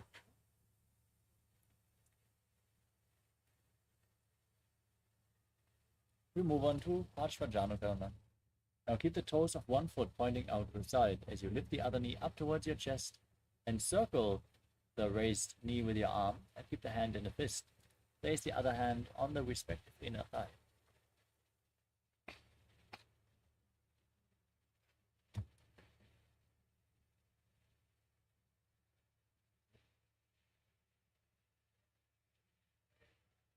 The next asana is Tandavasana. As you stand on the mat, visualize yourself fiercely dancing as Lord Shiva. As you hold onto weights, extend your arms out in front and one leg as well, sitting down and standing back up. एकेन पादेन स्थातव्यं ताण्डवासनं भवति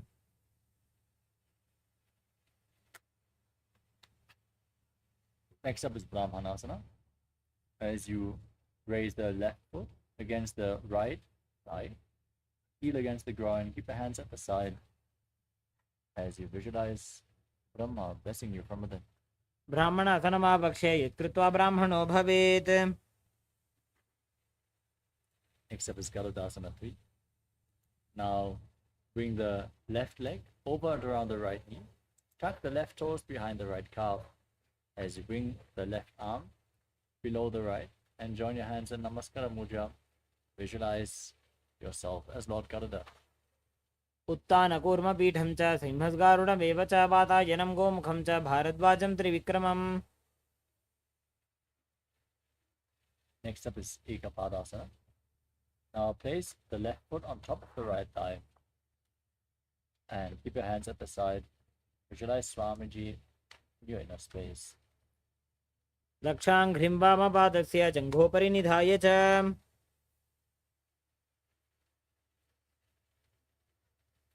The next asana is Dhruvasana, the pole star posture. Hold on to the left big toe, extend the leg out to the side, and rotate quickly on the right leg as you visualize yourself as the North Pole star. एकेन हस्तेन दण्डरूपस्य एकस्य पादस्याग्रं धृत्वा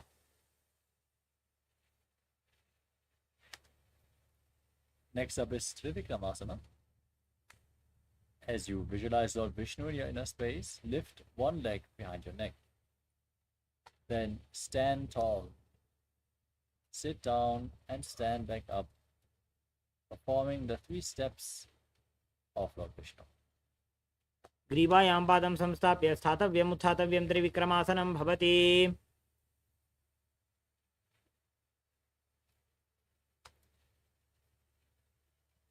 Next up is Parshvajanukarana. Now, lift the other knee towards your chest and stand erect on the mat.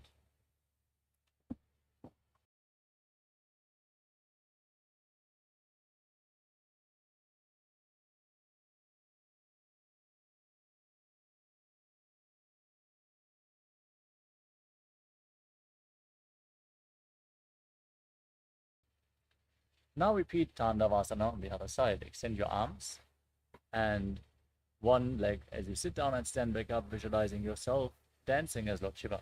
एकेन पादेन स्थातव्यं ताण्डवासनं भवति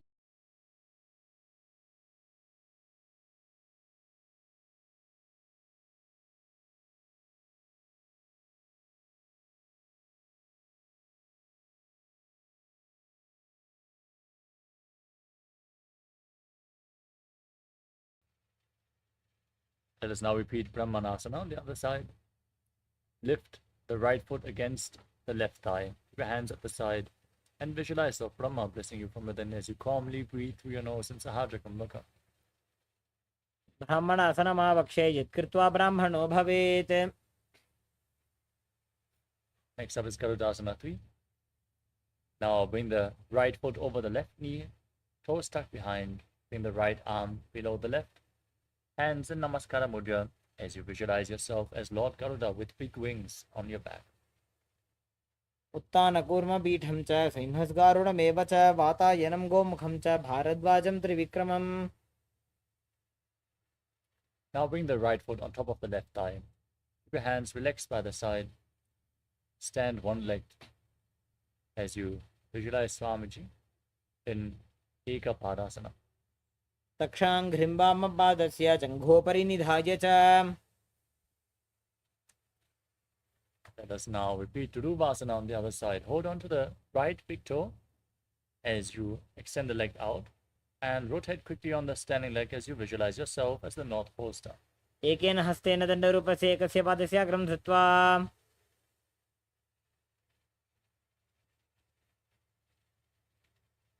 Now repeat Trivikramasana on the other side.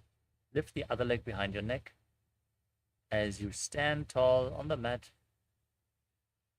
Sit down and stand back up, visualizing Lord Vishnu in your inner space. ग्रीवायां पादं संस्थाप्य स्थातव्यम् उत्थातव्यं त्रिविक्रमासनं भवति.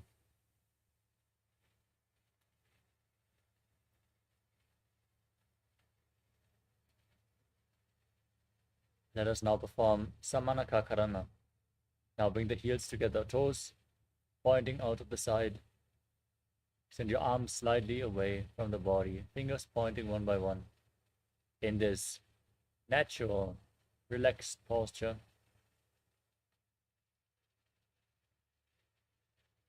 let's get ready to perform the final 100 asanas of this sequence.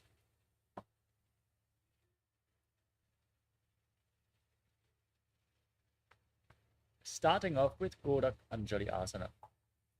Now, squat down and from the outside in, bring your arms between the legs, interlock your fingers, and place your hands in front of your navel as you visualize the great sage Goraknath, the founder of the Natha Yoga Hindu Sampradaya. Breathe in Jivachala Kumbhaka. Inhale, hold your breath, and freely move the prana up, down, and through the limbs of your body with your mind alone. प्रथम हि उभो ये बाहुरी नीचो पुनिहोवे.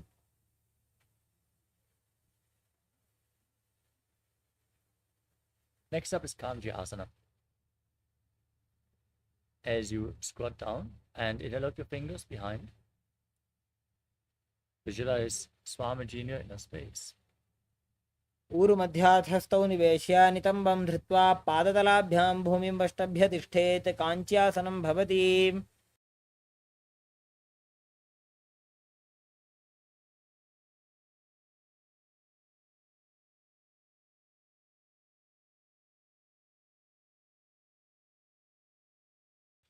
The next asana is Bhairu Asana.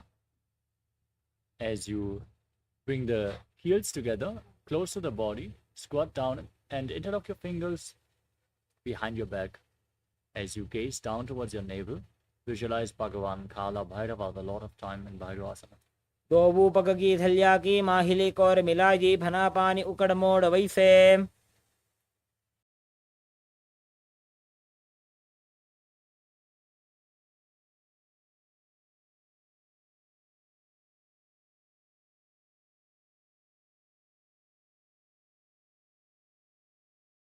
The next asana is Varahasana.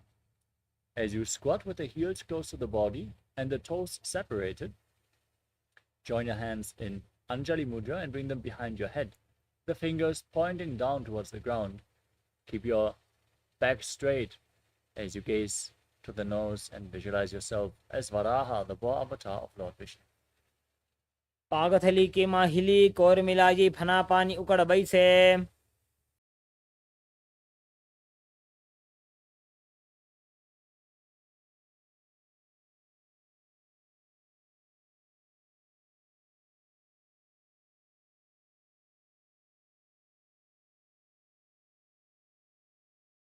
Next is Prithvitasana. Now hold on to the big toes in Prana Mudra and bring your hips to the same level as your knees. As you visualize Swamiji in your inner space, move the prana throughout your body in Jivachala Kumbhaka. पार्श्वद्वय सम्मील्य स्थित्वा नितम्बं जानुप्रदेश आनीय तिष्ठेत्. प्रपीठासनं भवति. Next up is Bakasana. As you place your hands on the ground, your knees onto your arms towards your armpits. Lean forward, balance on your arms as you visualize yourself as a crow. हस्ताभ्यामवरिमवष्टाभ्याम्. Next up is Sushtanga Kapali Asana. With your hands flat, place your head on the ground, lift your legs up, and cross your legs into Padmasana. You can lean against the wall or ask a partner to assist you in this asana as you visualize Swamiji in your inner space. आसन को गण कपाल आछो होई. Gently lower your body down and come to a kneeling position. As you place your hands on the knees, bring the heels outside the hips, toes touching behind your body. Visualize you're sitting in the secret seat with Paramashiva and Guru in Guptasana. जानुर्वोरन्तरे पादौ कृत्वा पादौ च गोपयेत्. पादोपरि च संस्थाप्य गुदं गुप्तासनं विदुः.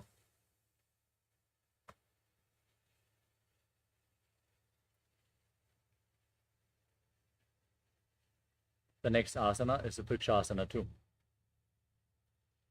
Now, place your hands flat on the ground and lift your legs up into a handstand posture. You can ask a partner to assist you or lean against a wall. Everybody should perform this asana to purify all the 7 chakras. As you visualize yourself as a tree with deep roots growing into the ground from your hands. सप्तचक्रक्षालनाय vrikshasana विशेषकान्.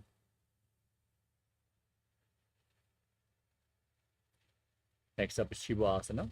Again, in the handstand posture, bring your hands and feet closer together and gaze towards your third eye. Visualize Tejas energy is flowing towards your third eye, rejuvenating your body.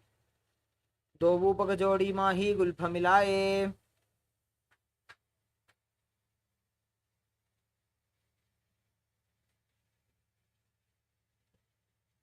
Next up is Matsyasana too.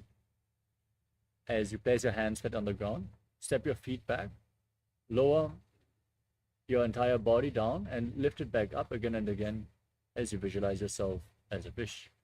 नुब्जं शयनं कूर्परो पार्श्वभागायाम् ऊर्ध्वकृत्य.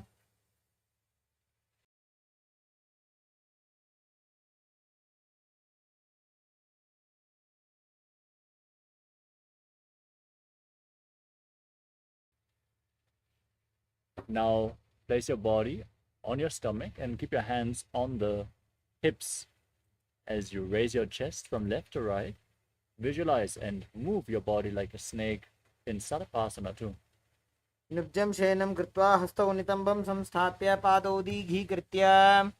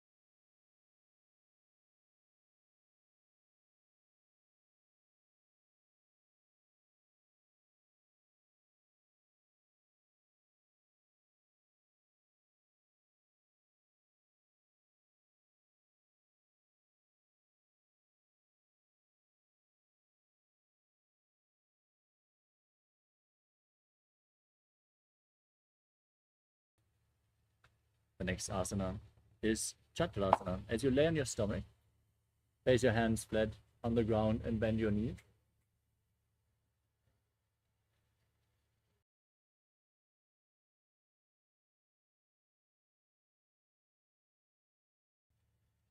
Excuse me. The next asana is Nidhalambanasana.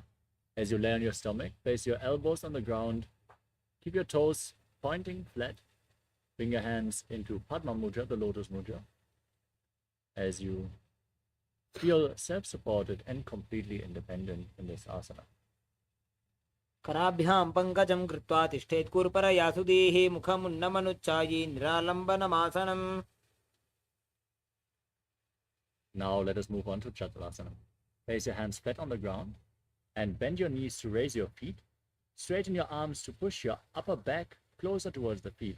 Tilt your head back and visualize yourself as an umbrella protecting your guru from the sun rays. अर्ध्यासनवस्थित्वा हस्ततलाभ्यां भूमिमष्टाभ्या उन्नजात छत्रासनं भवति.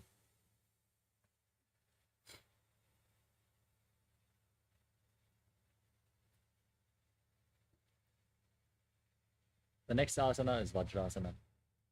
As you sit on your heels with the feet flat, extend your arms out in front and place your hands and your forehead on the ground in front of you, visualizing yourself as Vajra, the weapon of Indra, symbolizing indestructibility.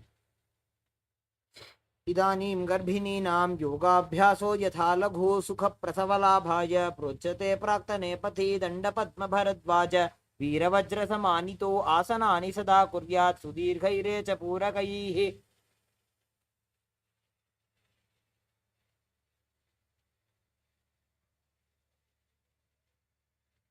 The next asana is Meshasana. With your hands flat on the ground, raise your hips up high into Gajasana position. Then alternate striking the ground with your hands as you visualize yourself being as powerful as a ram. गजासनसंस्थितो एकैकं बाहुं भूमौ ताडयेत् मेषासनं भवति.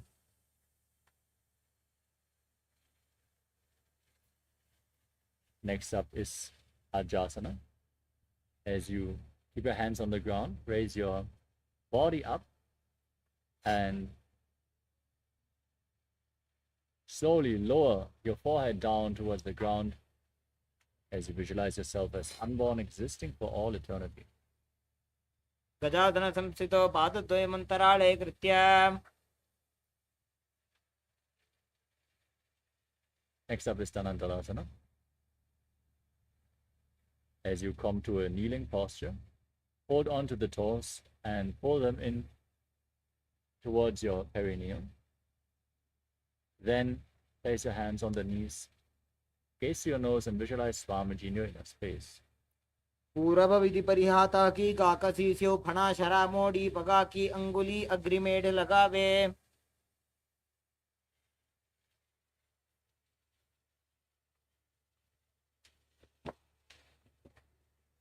Next up is the Angamotanam.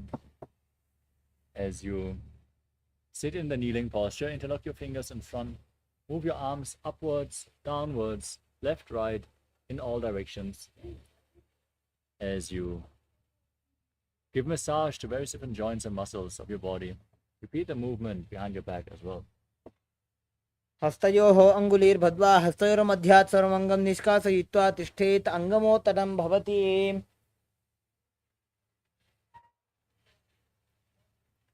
Next up is Garudasana form. Now sit in the kneeling posture with the toes pointing outwards. Place your thighs and calves on the ground. Hands on the knees as you visualize yourself as Lord Garuda flying Lord Vishnu and Lakshmi on his back. जङ्घोरुभ्यां धरां पीड्य स्थिरकायो द्विजानुना जानु परिकरद्वन्द्व गरुडासनमुच्यते.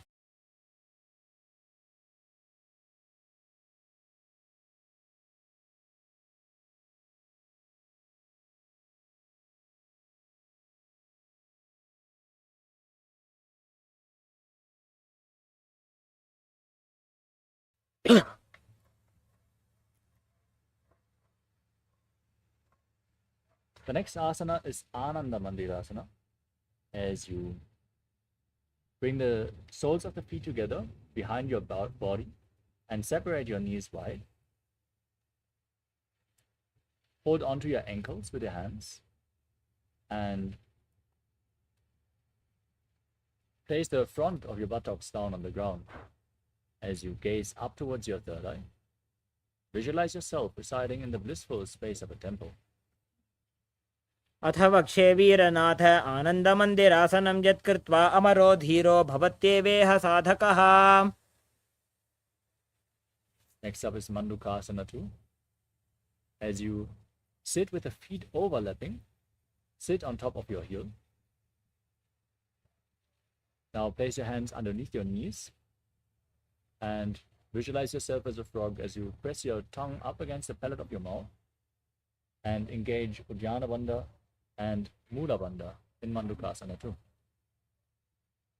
पृष्ठं संपीड्य गुल्फाभ्यां जान्भङ्गे सबलयाकृतिः हस्तौ पादतले क्षिप्तो मण्डूकं पाददोषहृत्.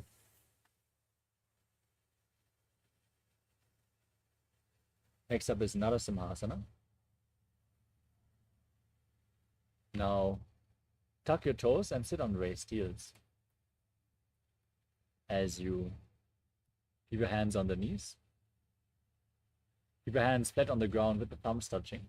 Gaze to the nose and stick your tongue out. Exhale forcefully again and again. As you visualize Narasimha, the lion man avatar of Lord Vishnu. दोवो फणा पाणी होए वैसे AD Mailer गुदानी वैसे समशरीरनी काट हरावे नासा अग्र दृष्टि को ल्यावे.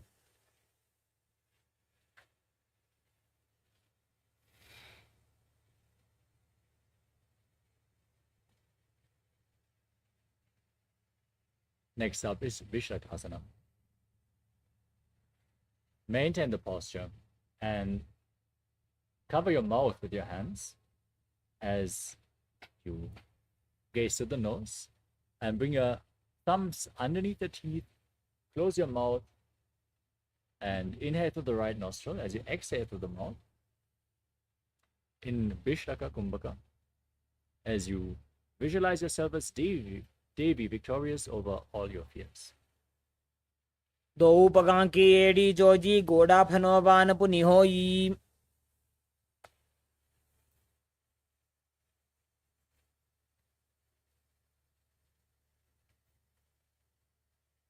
Next up is Makadasana.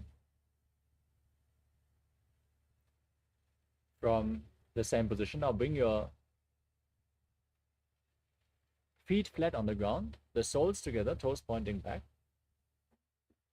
Visualize yourself as a playful monkey as you raise your elbows and bring your hands towards your armpits. Imitate as if you are a monkey stretching itself as you gaze to your third eye.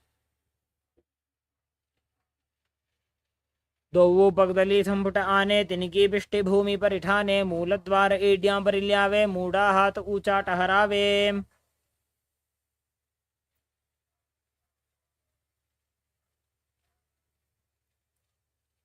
Next up is Vajrasangarasana. As you raise your heels, bring the soles of the feet together and separate your knees. Hold on to opposite elbows behind your back as you gaze to your nose and visualize yourself having diamond-like strength for you and your Sangha, your spiritual community. प्रथम पणा पाणी होए बैसे दोबू AD गुदानी वैसे गोडा उभा राखे their आड़े वाय पसारे धीर.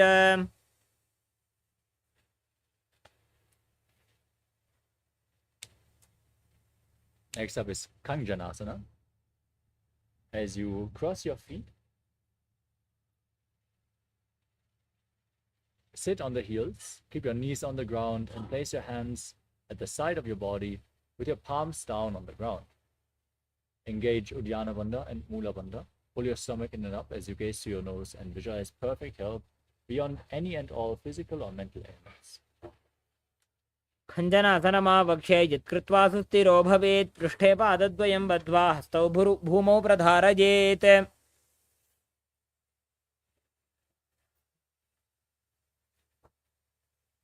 From the same posture, now place your hands on the knees and make your upper body and neck stiff like the shell of a turtle as you visualize yourself as a turtle with a stable body and mind to live for centuries in Kurmasana. गुल्फौ च वृषणस्याधो व्युत्क्रमेण समाहितौ ऋजुकाय शिरो ग्रीवं कूर्मासनमितीरितम्.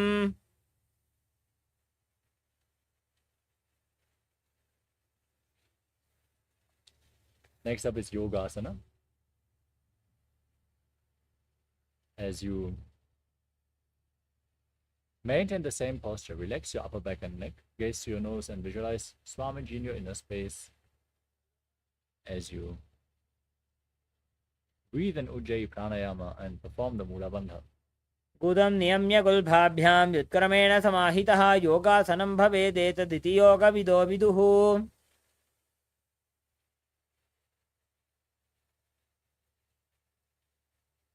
Next up is Vijyogasana.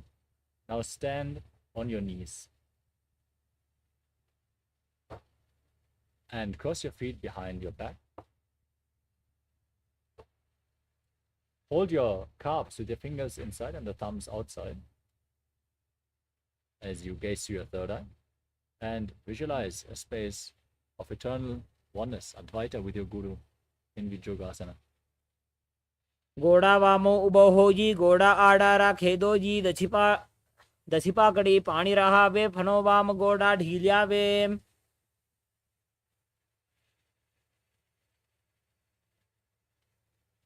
Next up is Ushrasana 2. Now stand on the knees, keep your feet flat, hold onto your heels as you lean back, push your hips forward, tilt your head back and visualize yourself as a camel. मेरुदंडग्रंथि दाढ्य संविवादय शुप्पुमान कपोतो अष्ट्रासनाभ्यासं कुर्यान्मित हितासनः.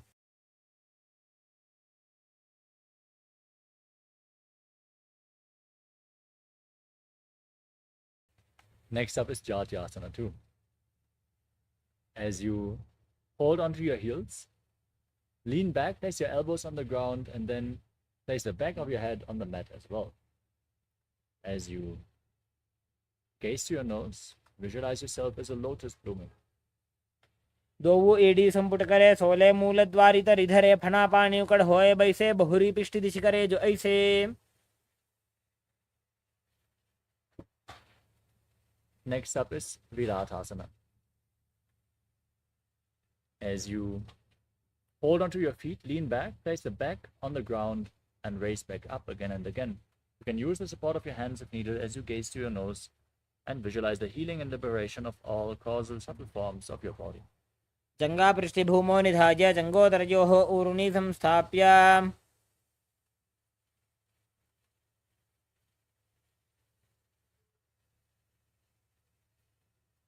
Next up is Kapotasana. As you lean back as far as you can, bring your hands over top of your shoulders and try to reach for your feet. Bring your head in between the feet as you visualize yourself as a beautiful dove. मेरुदंडग्रंथि दाढ्य संविवादय शुप्पुमान कपोतो अष्ट्रासनाभ्यास कुर्यान्मित हितासनः.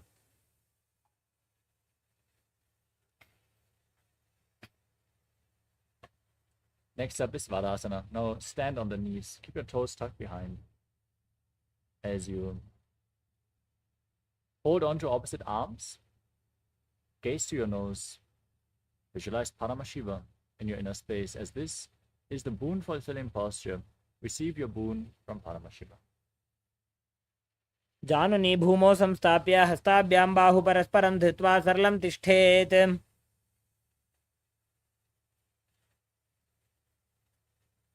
Next up is Varahasana 2. As you keep your toes tucked, sit down on the raised heels and lean forward and down. Place your forearms on the mat and rest your head on your hands as you visualize yourself as Varaha, the boar avatar of Lord Vishnu.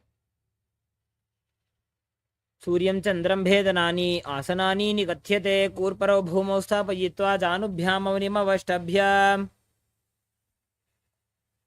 Next up is Mundasana. As you keep your forearms on the mat, interlock your fingers, elbows shoulder width apart, place your head on the mat supported with your hands. As you raise your hips, walk your feet forward, lift your legs up and Gaze to the nose as you visualize yourself as a locked tree. अधो मुण्डासनं वक्ष्ये सर्वेषां प्राणिनां सुखम्.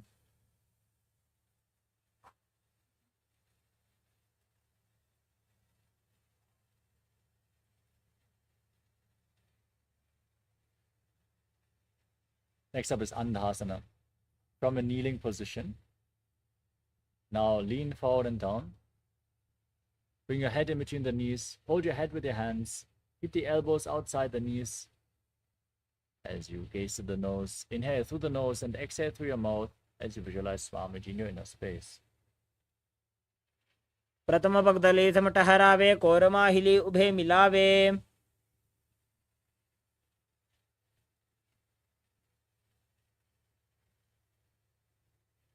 Next up is Viparita Shalabhasana. Lay down on your stomach. Hold on to weights. If you want to intensify this asana, as you raise your arms, legs, and your entire chest off the ground, visualizing yourself as a locust. शलभासन भेदाश्च नटभेरुण्ड नामके गण्डभेरुण्ड सहिते शीर्षदण्डासनं तथा.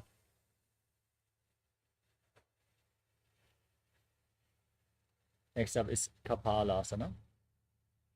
As you place your forehead on the ground, keep your hands next to your hips and lift your legs up. Visualize a skull representing the mind with purified thoughts and a strong will to attain enlightenment. In Kapalasana, the skull posture. कपालं भूमौ निधाय ऊर्ध्वं पादौ नजेत् कपालासनं भवति.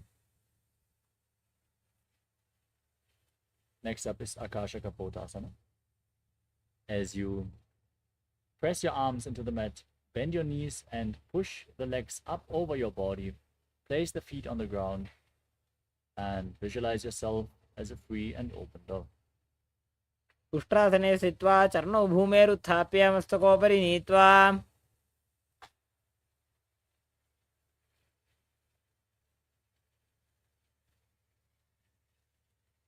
Next up is Chatakasana.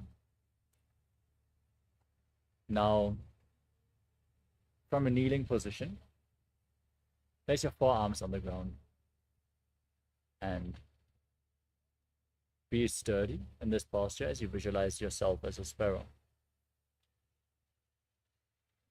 कूर्परपर्यन्तौ हस्तौ धरामौष्टभ्य जानुनी नाभौ संकुञ्च्य तिष्ठेत्.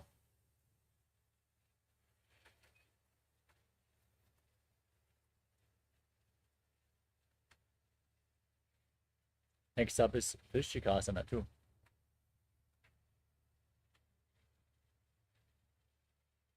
Now, place your forearms on the ground, raise your hips up high, and lift your legs over top of your body, bend your knees, and balance in this posture as you visualize yourself as a scorpion.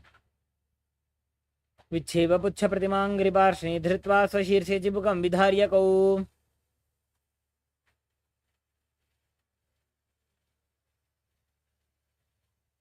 Next up is Vrishasana. As you sit on the right heel, keep the left foot outside the hip, toes pointing to the side. Place your hands on the ground in front of you. And visualize yourself as a bull as you breathe in Antaranga Kumbhaka. Forcefully inhale through your nose. Hold your breath for a short while. And then again, slowly exhale through your nose as you visualize yourself as a bull.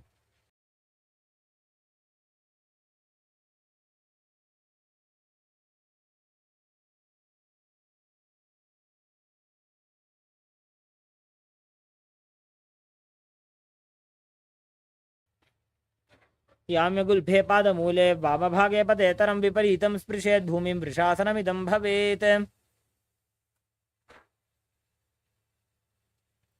The next asana is Lolasana. Keep your hands flat on the ground. Lift your legs off the mat and balance above ground as you cross the toes of the left foot over the right and visualize Swamiji in your inner space. लोलासनं सदा कुर्यात् वायुलोलापघातनात्.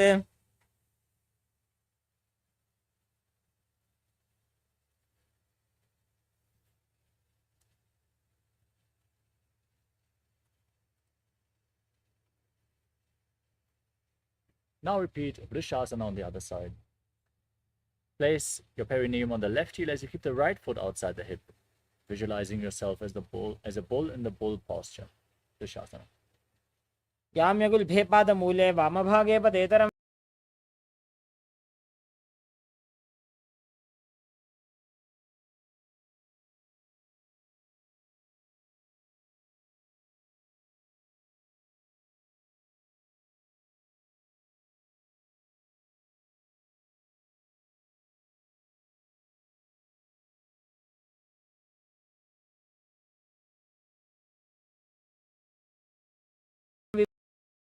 Yamyagul bhepada mule vamabhage padetaram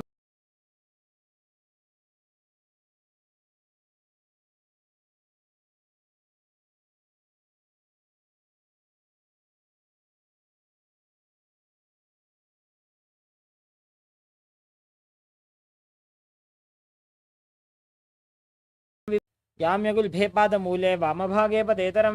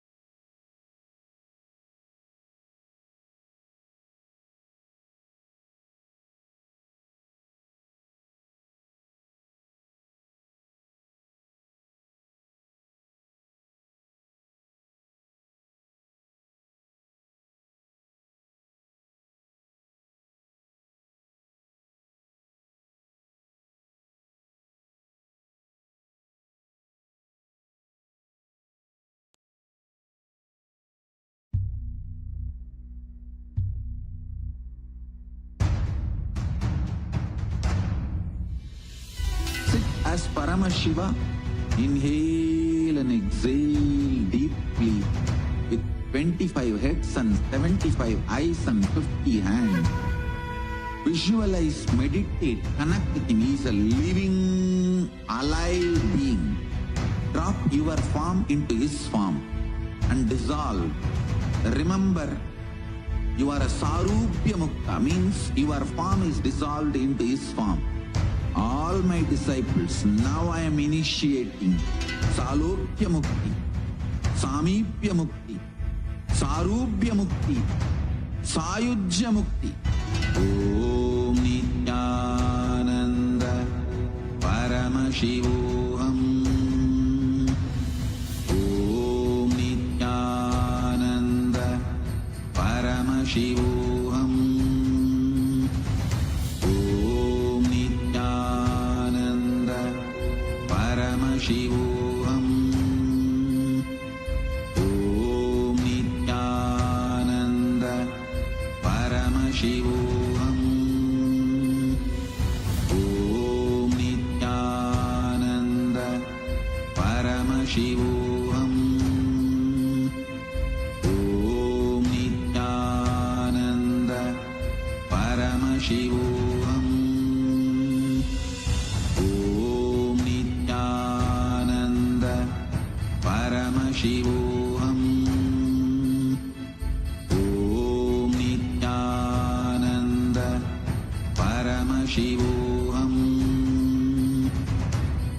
Om Nithyananda Paramashivoham.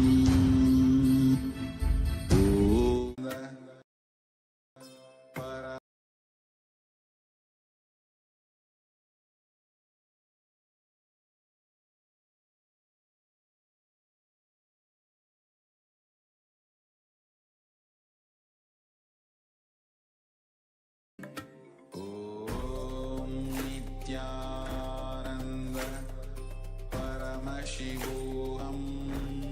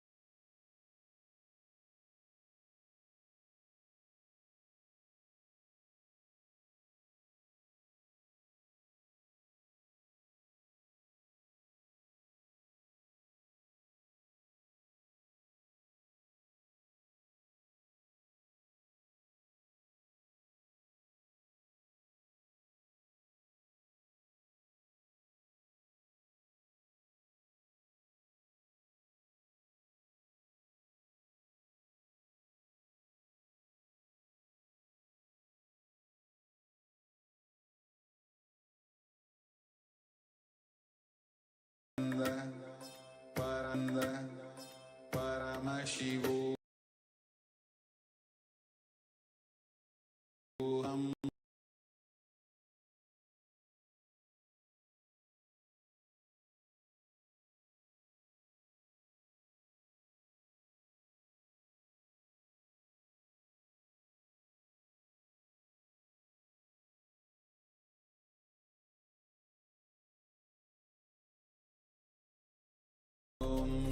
Nithyananda Paramashivoham Om Nithyananda. Yes. Nithyanandam, we are back. Sorry for the technical glitch.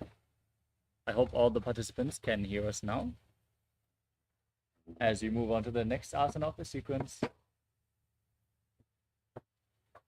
which is Balagunasana. Now, tuck the toes off the left foot and sit on the left heel. Keep the right foot flat, knee against your chest. Place your hands on top of the knees and visualize Balaguna High, one of the 84 siddhas in your inner space. आसन को गुण जल विकार जायी. Next up is Grahasana. Now stand up. Squat down as you bring your arms inside and out the legs. Hold on to the ankles as you visualize yourself as the entire planet. पादतले भूमौ संस्थाप्य जानमध्ये गुरुपरौ स्थाप्य. Next up is Balagunasana on the other side. Now, place the toes of the right foot flat and sit on the heel as you visualize Balaguna High. आसन को गुण जल विकार जायी. Next up is Utkatasana. Now, sit on raised heels. Keep your hands on the knees. Hold on to weights. If you want to intensify this asana and visualize Swamiji in your inner space.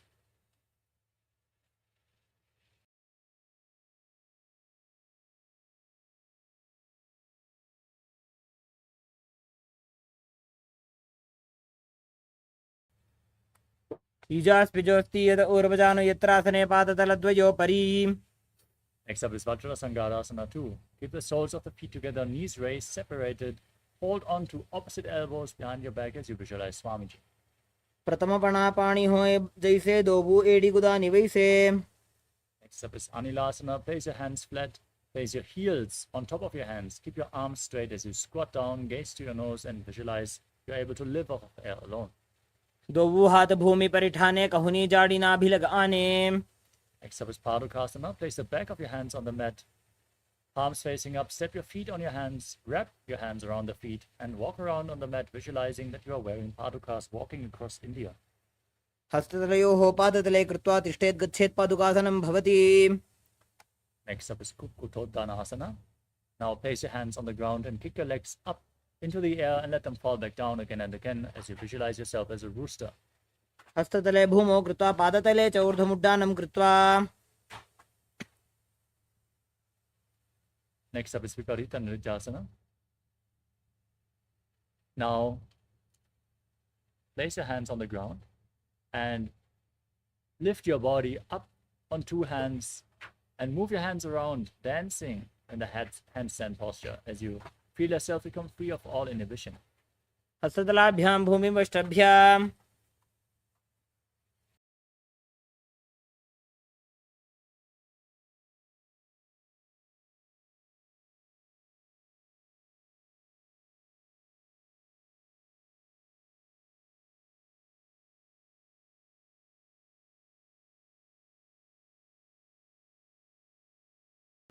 The next asana is Kunjarasana. As you separate your feet, lean forward and down, place one hand on the ground. Keep your arms straight as you visualize Swamiji in your inner space. अथ वक्षे Mahadev कुञ्जरासनमुत्तमम्. Now place the other hand on the ground. Visualize Swamiji as you breathe in Sahadra Kumbhaka in Kunjarasana on the other side. अथ वक्षे Mahadev कुञ्जरासनमुत्तमम्. Next up is Karambasana. Now squat down, bring your heels to the body, hold your ankles as you lift your feet up and visualize yourself as a Kadamba tree. पार्श्वेभ्यां भूमिमष्टभ्य हस्तद्वयेन गुल्फौ धृत्वा Next up is Pavana Muktasana. Sit with your feet flat, knees against the chest, hands on the knees. Visualize your vata is feeling balanced in your body. द्वयोस्तु पादयोः पाणिं लात्वा स्वस्वनितम्बके. Next up is Chakorasana. Now pull one leg behind your neck and lift your body off the ground. As you lift the opposite leg up, gaze up and visualize yourself as a powerful source of energy. पूर्वतानं चतुष्पादपीठं वज्रासनं तथा.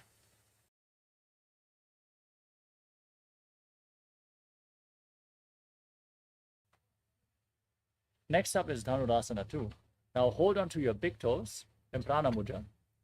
As you keep one leg straight, pull the other foot towards your ear as you visualize yourself as a bow.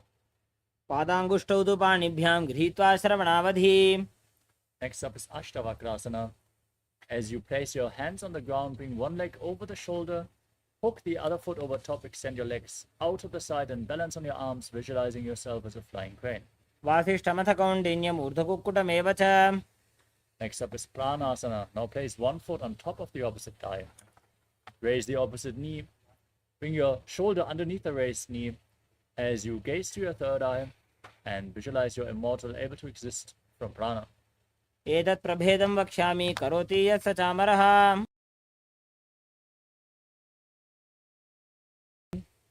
Next up is Panchamatsyendrasana. Bring the left foot outside the right hip, step the right foot over the left knee. Bring your arm below the raised knee and interlock your fingers behind as you gaze to the third eye and visualize Sage Vatsindana, the master of Hatha Yoga. पार्श्वाभ्यां धृतते यास्तु पार्श्वमत्स्येन्द्रमुत्तमम्. Now repeat Chakorasana on the other side. Lift the other leg behind your neck. Place your hands flat to the side. Extend the opposite foot forward and up. As you gaze to your third eye, visualize yourself as a powerful source of energy and lift your entire body off the ground. पूर्वदानं चतुष्पादपीठं वज्रासनं तथा. Now repeat Dhanurasana 2. Hold onto the big toes and pull the other foot towards your ear as you visualize yourself as a bow. पादाङ्गुष्ठौ तु पाणिभ्यां गृहीत्वा श्रवणावधि. Next up is Ashtavakrasana on the other side. Bring your one leg over the respective shoulder, the other foot over top. Extend your legs out to the side and visualize yourself as a flying crane. वासिष्ठमथ कौण्डिन्यम् ऊर्ध्वकुक्कुटमेव च. Next up is Pranasana. Place the other foot on top of the opposite thigh. Opposite knee raised, arm underneath. Gaze to your third eye as you visualize you're immortal and able to exist solely from prana. एतत् प्रभेदं वक्ष्यामि करोति यत् स चामरः. Now repeat Panchamatsyendrasana. Bring the other foot outside the hip. Twist your spine. पार्श्वाभ्यां धृतते यास्तु पार्श्वमत्स्येन्द्रमुत्तमम्. Next up is Ardha Paschimottanasana.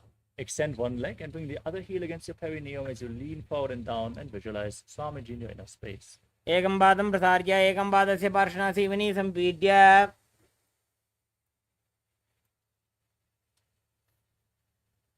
We move on to Crown Shasana. Now bring the right foot outside the hip, hold onto the left and lift it up in front of your face as you visualize yourself as a crane. वासिष्ठमथ कौण्डिन्यम् ऊर्ध्वकुक्कुटमेव च. Now repeat Ardha Paschimottanasana on the other side. Extend your leg, bring the heel to the perineum and lean forward and down. एकं पादं प्रसार्य एकं पादस्य पार्श्वनासीवनी सम्पीड्य. Now bring the left foot outside the hip, pull the right foot in front of your face, visualize yourself as a crane, Krauncha. उत्तानपादं क्रौञ्चं च मरीचिं वीरभद्रकम्. Next up is Swastikasana. Now sit in a cross-legged position and bring your feet in between the thighs and calves as you gaze to your nose and visualize a swastika. जानुर्वोरन्तरे सम्यक् कृत्वा पादतले उभे. Now cover your heels with your hands and tuck your chin to the chest. Gaze to your nose as you visualize Sage Goraknath in Gorakshasana. जानुर्वोरन्तरे पादौ उत्तानौ व्यक्तसंस्थितौ. Now place the left heel against the perineum, right foot on the left thigh, and meditate on the enlightened one as you visualize Swamiji and close all your senses with your fingers in Shanmukhi Mudra. वामपार्श्वौ उदं संस्थाप्य दक्षाङ्घ्रि वामचगने. Next up is Yogasana 2. Place your feet in Padmasana and keep your hands at the side of your body, palms facing up. Gaze to your nose and visualize Swamiji. उत्तानौ चरणौ कृत्वा संस्थाप्योपरि जानुनोः. As you keep your mouth in the shape of the beak of a crow, inhale through your mouth in Kakachantra Kumbhaka. As you move on to Urdhva Kukutasana, place your hands flat on the side of your body, lifting your body off the mat as you visualize yourself as a rooster. वासिष्ठमथ कौण्डिन्यम् ऊर्ध्वकुक्कुटमेव च. Next up is Siddha Haratali Asana. Place your hands in between the legs, hands on the ground, stay seated, gaze to the nose. प्रथमपद्मासन करे हस्तुतो भूगोडासन दिदरे. Now lift your body off the ground and balance on your arms as you gaze to the nose and visualize yourself as an elegant swan in Hamsasana. Kukkutasana स्थित्वा स्कन्धपर्यन्तं ऊरूनि नीत्वा. Now rise up on the knees, push your arms through the legs and interlock them behind your back. As you place your forehead on the ground in Karmakasana, visualizing yourself as Pinaka, Lord Shiva's bow. प्रथमपद्मासन करे घोडासन दिमाहि करिधरे. Now rise up, lift your knees, bring your arms in between the legs, bend them up, hold your shoulders as you visualize yourself as a turtle with a stable body in Kurmasana too. By जंग प्रदक्षिण पावा दाई जंग परि by ल्यावा. Maintain the posture, tuck your chin to the chest and gaze to your nose as you cut through the knots in Granthi Bedasana. अथ पक्षे नीलकण्ठ ग्रन्थिभेदासनं शुभम्. Now roll onto your back, hold onto your shoulders as you embody a turtle laying on its back in Uttana Kurmasana. Kukkutasana बन्धस्थं कराभ्यां धृतकन्धरम्. Next up is Pangu Kukutasana. Sit up in Padmasana. Place your hands between the legs, one hand on the ground. Lift your body up as you hold the wrist of the other hand, visualizing yourself as a rooster. Kukkutasana स्थित्वा एकेन हस्तेन अन्यस्य मणिबन्धं धृत्वा. Place the other hand on the ground. Lift your body up. Visualize yourself as a rooster in Pangu Kukutasana. Kukkutasana स्थित्वा एकेन हस्तेन अन्यस्य मणिबन्धं धृत्वा.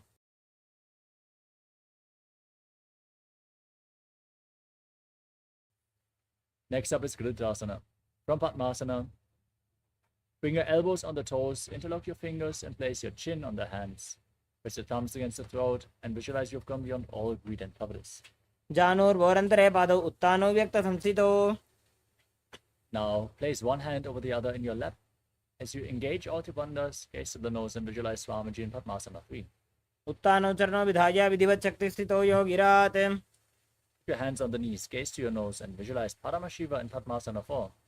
एतत् पद्मासनं कुर्यात् प्राणवायुप्रसिद्धये. Now interlock the fingers of one hand around the big toe, rotating the toe.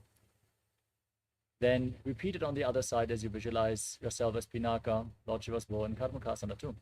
अथान्यासनमापक्षे योगपूरकरक्षणात्. Now cross your arms behind your back and hold onto the toes as you maintain Padmasana.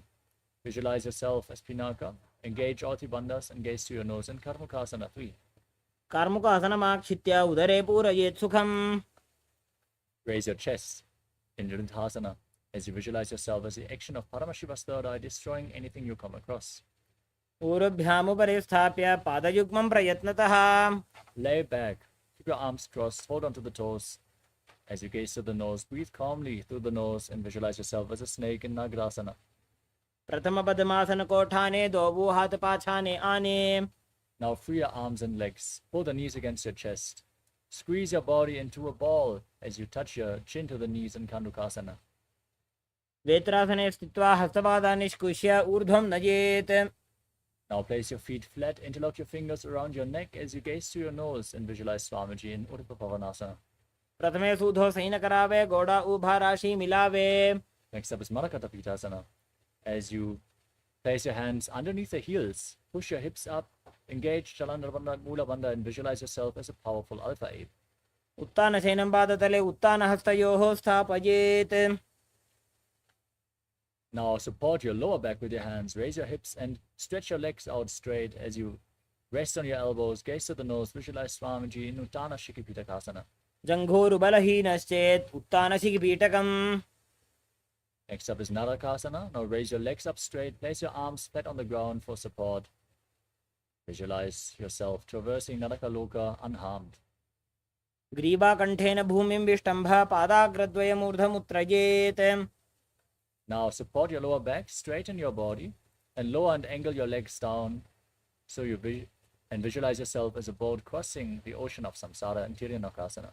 नौकावत् स्थित्वात् ऊर्ध्वं पादाग्रद्वयं नयेत्. Now raise your legs back up, place your arms flat on the ground, be straight and sturdy like a flagpole. In Vajrasana, as you visualize yourself as the Kailasa flag, respected across all nations. तिर्यन् नौकावते ग्रीवापृष्ठगोर्परैः भूमिं वष्टभ्य. Now lower your body down, flat on the mat. Keep your hands at the side of your body in Vritasana as you visualize that your body is dead. Satana, Kundalini Shakti flowing upwards along your spine, leaving the crown of your head as you visualize your body is dead and Swamiji is liberating you. Internally chant the Mahavakya, Om Nithyananda Paramashivoham. उत्तानं शववद्भूमौ शयनं तु शवासनं शवासनं श्रमहरं चित्तविश्रान्तिकारणम्.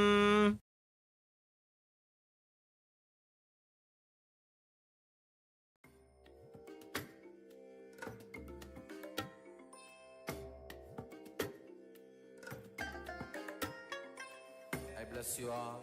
Let you all open all your three eyes and manifest the powers of Mahasadashiva. Om Nithyananda Paramashivoham. Om Nithyananda Paramashivoham. Om Nithyananda Paramashivoham. Om Nithyananda Paramashivoham. Om Nithyananda Paramashivoham. Om Nithyananda Paramashivoham. Om Nithyananda Paramashivoham. Om Nithyananda Paramashivoham. Om Nithyananda Paramashivoham. Om Nithyananda Paramashivoham. Om Nithyananda. Now, slowly return to your physical body. Wiggle your fingers and toes, your wrists and your ankles. Pull your knees up. Squeeze your body into a ball and slowly rock yourself up into a seated position.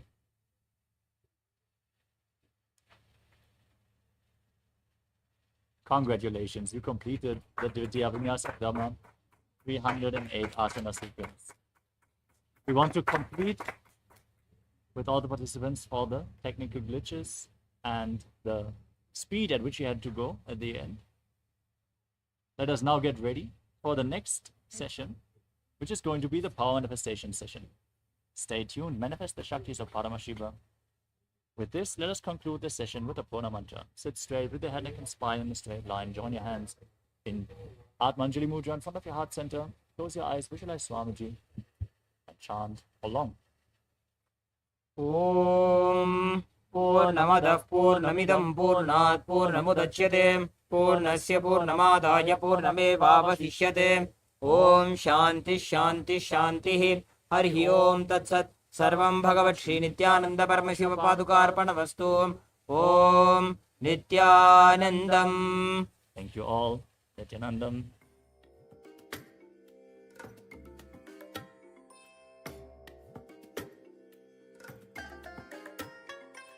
I bless you all. Let you all open all your three eyes and manifest the powers of Mahasadashiva. Om Nithyananda Paramashivoham.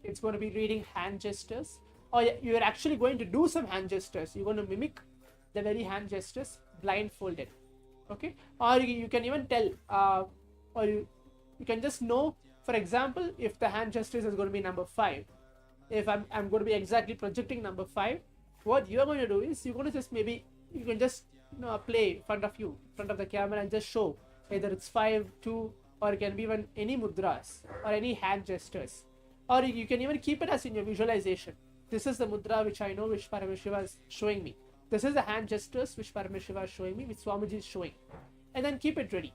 And once we move on to the next step of the verification, we can see what is an image which is there, and we can verify and see how many of us have actually manifested.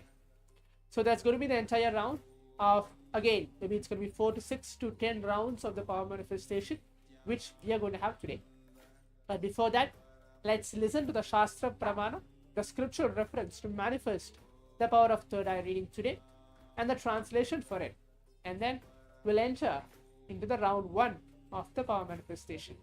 Before that, requesting all the participants, if you have got your eye bands, please keep your eye bands ready. Your alchemy products, your Anjana Atmalinga, please keep your eye bands and pen and paper. Please keep that ready in the meantime while we chant the Shastra Pramana. This beautiful Shastra Pramana, where Paramashiva directly reveals to us the power of third eye. So I'm going to be chanting the Shastra Pramana. Just be in the space of listening to imbibe this beautiful mantra. Tat sarvam katayishyami yoga yukta shruno priye yat swarupam nijam shuddham vyapakam sarvato mukham. The translation for this beautiful pramana says, I am the seed, I am the abode of the 3 bodies of Shrishti, manifestation, Sthiti, maintenance, and Samhara, dissolution or rejuvenation, absorption of the rejuvenation from my increasing and pure, and the greatest core of the divine I, this called as the Mrityunjaya, the conqueror of death. So this is the beautiful translation of the Shastra Pramana, where Paramashiva here says that he is manifesting all of the different aspects of life, the creation, maintenance, rejuvenation, liberation from his third eye. And now let's enter the first round of the manifestation, where we start. Let's all close our eyes and get into the space of meditation. Yes, so please keep your eyes blindfolded. We are entering to the first round of the power manifestation today. Just keep your eyes closed.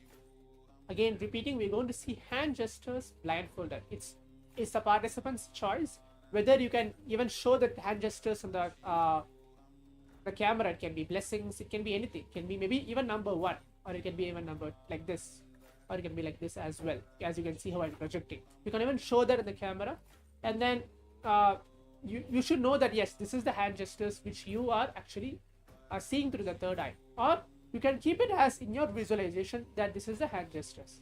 So let's all begin now. As we are keeping our eyes closed, blindfolded, let's sit straight, visualize the Supreme Pontiff of Hinduism for next few seconds.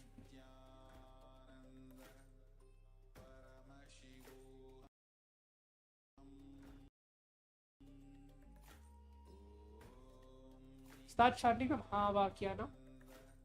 Om Nithyananda Paramashivoham.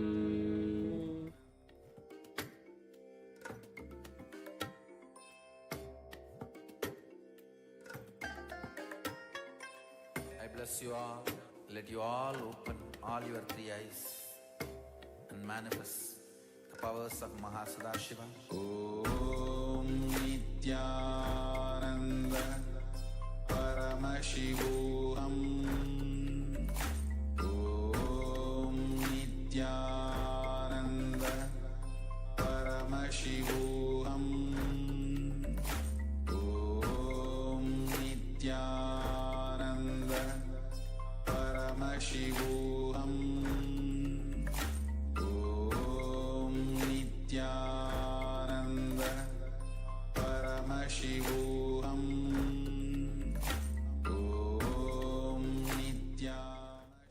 Slowly, very slowly, please open your eyes. And now start to write down, or you can share in the YouTube or Zoom chat what you saw. What gesture did you see? Was it a number, or was it touching the different fingertips, or what did you see? Whatever Paramashiva showed to you, now you can share it. Take a minute to share whatever you saw. Don't have any block or kind of self-doubt as you share what you saw. Allow whatever Paramashiva has revealed to you to be told and write it down. Yes.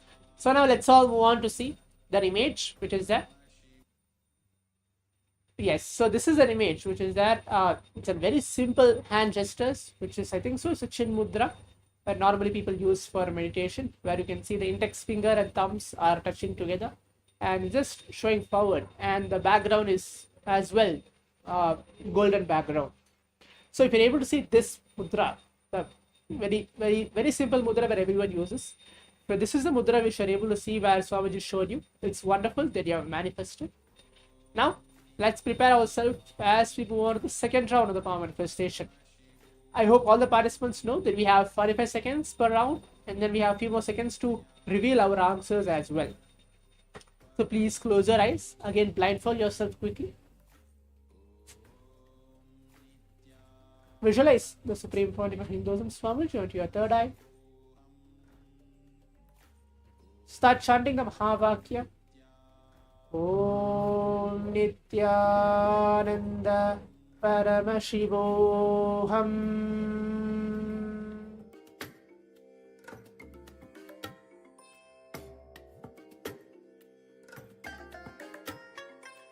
I bless you all. Let you all open all your three eyes and manifest the powers of Mahasadashiva. Om Nithyananda Paramashivoham. Om Nithyananda Paramashivoham. Om Nithyananda Paramashivoham. Once again, slowly, very slowly, please open your eyes. And now start writing the revelations that Swamiji gave you during this round. Whatever Paramashivas, whatever Swamiji told you, whatever Swamiji showed you during this round, write it down in the YouTube or Zoom chat wherever you are participating from. And as you write down whatever Swamiji revealed to you, allow yourself to be completely open and don't hold what answer you saw, because this is what is going to build persistence to manifest powers of Paramashiva. So now let's all write down whatever we saw in the chat. Yes, so now let's all move on to see that image which is there. As you can see, it's again a simple image where a person is holding number 3. It's showing the 3 fingers, and the thumbs and the little finger is actually closed, and the background as well, it's black in color, and there is a slight whitish as well, but basically it's a black background, and a person is projecting as a 3 fingers, which is that is the very image which is there. So if any of the participants are able to actually get through their second round of the power manifestation, it's good. Now let's all move on to the third round of the power manifestation, a quick round of the power manifestation. Please again blindfold yourself, requesting each of the participants in the Zoom rooms.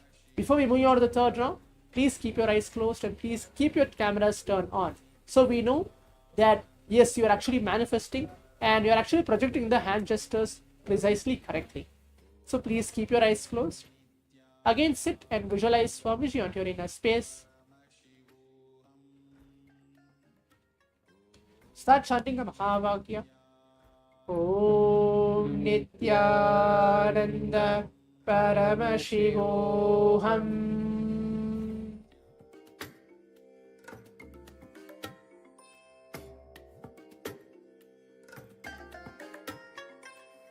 bless you all. Let you all open all your three eyes and manifest the powers of Mahasadashiva. Om Nithyananda Paramashivoham. Om Nithyananda Paramashivoham. Om Nithyananda Paramashivoham. Om Nithyananda. Slowly, very slowly, please open your eyes. And now, once again, let's start writing down all the revelations that Swamiji showed us during this round of the manifestation. Allowing yourself to be a channel of Paramashiva, of Swamiji's energy to flow through you is the goal of this manifestation. Even if you feel, oh, in the past 2 rounds I'm not able to see very well, I've not got the answers right, that is okay, because we are training ourselves to manifest Swamiji's energy to flow through us. Yes, so now let's all prepare ourselves to want to see the image, which is there for the third round. As you can see, it's again a simple image, which you can see a person is just keeping his hand closed. It's like a fist, which is there, and behind it as well, it's a white background. So that's all is there in this image. So if any of the participants were actually able to see and get through the image of the third round, wonderful, that you have manifested it. Now let's all move on to the fourth round of the power manifestation. Let's be quick and let's allow Swamiji to flow through us. Let's see how we are actually manifesting more and more, because we're entering to the second week of this entire Paramashivoham, where we are blessed with many different powerful cognitions throughout the day.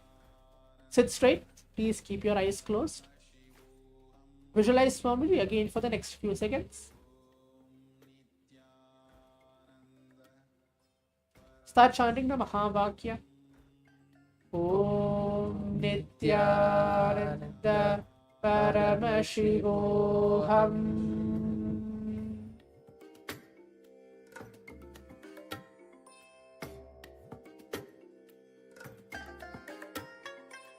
I bless you all.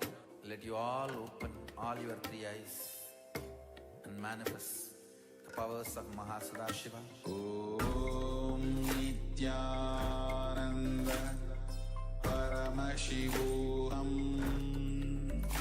Om Nithyananda Paramashivoham.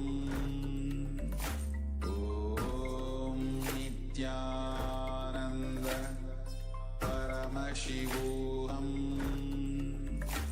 Om Nithyananda Paramashivoham.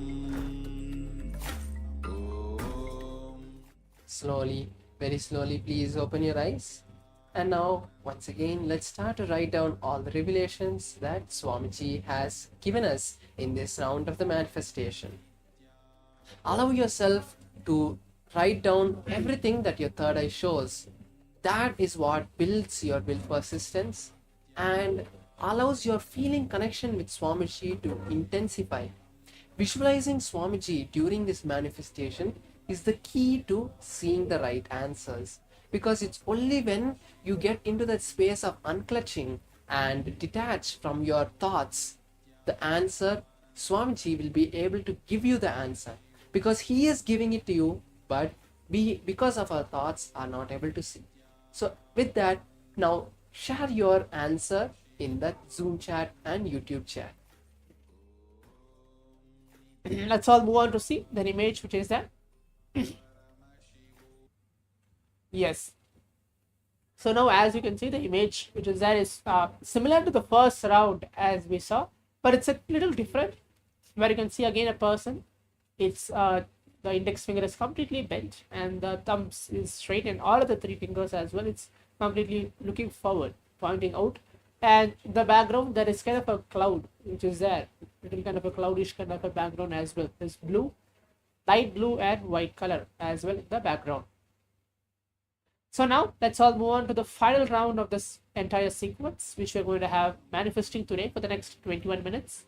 If any of the participants are able to get through the entire 4 rounds of the power manifestation, if you're able to get at least 1 out of 4, 2 out of 4, have the complete excitement to allow Swamiji to flow through you, telling, yes, I am manifesting the powers. I know Swamiji is flowing through me and it is happening.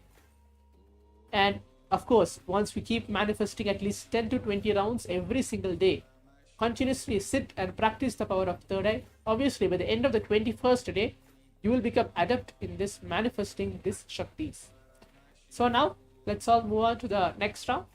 Please keep your eyes closed. Blindfold yourself. Take a few minutes to close your eyes and keep yourself comfortable seated. Visualize Swamiji again for the next few seconds as we remember him onto our third eye. Start chanting the Mahavakya. Om Nithyananda Paramashivoham.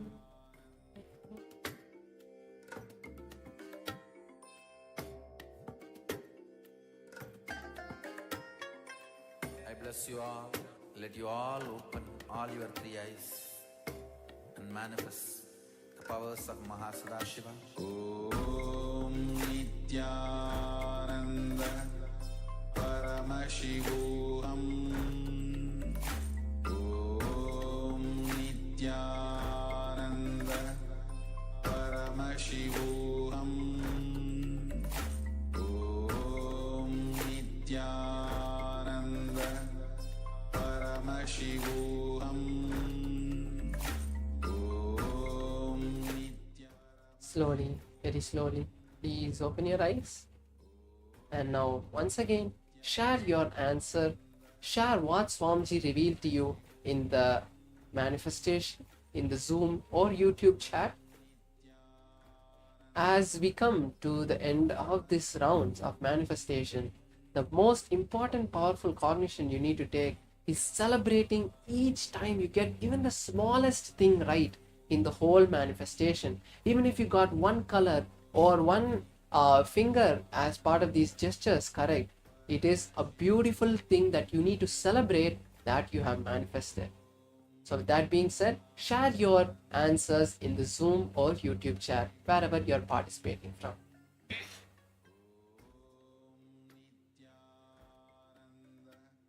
Yes, so now let's all go on to see what is an image which is there for all of us in this final round, the 5th round of this power manifestation.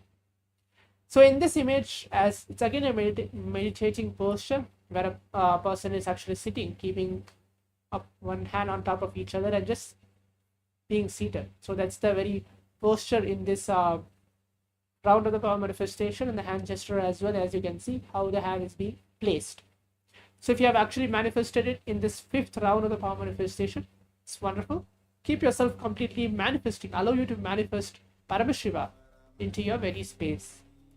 As now we are coming to the end of the complete 21 minutes sequence of manifesting Shaktis. We have throughout the day, we'll be having many different power manifestation session and multiple powerful cognition session and exercises to receive Swamiji today's Bhava Samaya Darshan today. So let's all sit straight as we're going to move on to the next session very shortly. Stay tuned. Thank you. Nithyananda.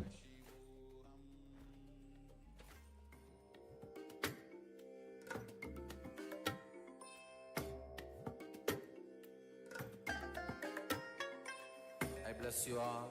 Let you all open all your 3 eyes and manifest the powers of Mahasadashiva. Om Nithyananda Paramashivoham. Om Nithyananda Paramashivoham. Om Nithyananda Paramashivoham. Om Nithyananda Paramashivoham. Om Nithyananda Paramashivoham. Om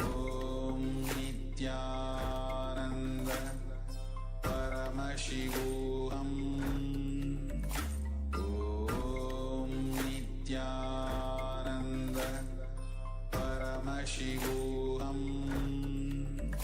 Om Nithyananda Paramashivoham Om Nithyananda Paramashivoham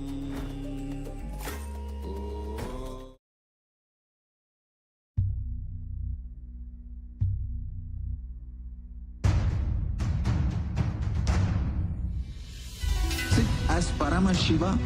Inhale and exhale deeply with 25 heads and 75 eyes and 50 hands. Visualize, meditate, connect with him. He is a living, alive being. Drop your form into his form and dissolve. Remember, you are a Sarupya Mukta, means your form is dissolved into his form. All my disciples, now I am initiating Salokya Mukti, Samipya Mukti, Sarupya Mukti, Sayujya Mukti.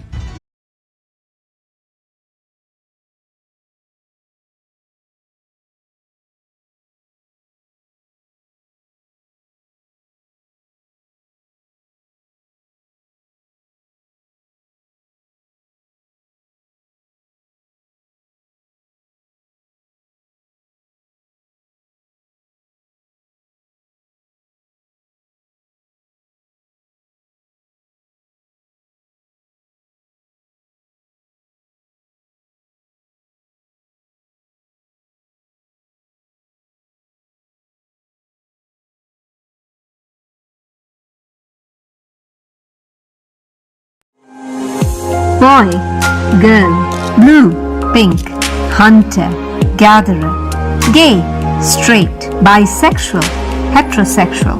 The deepest identity we carry in today's world is that of gender and its million associations.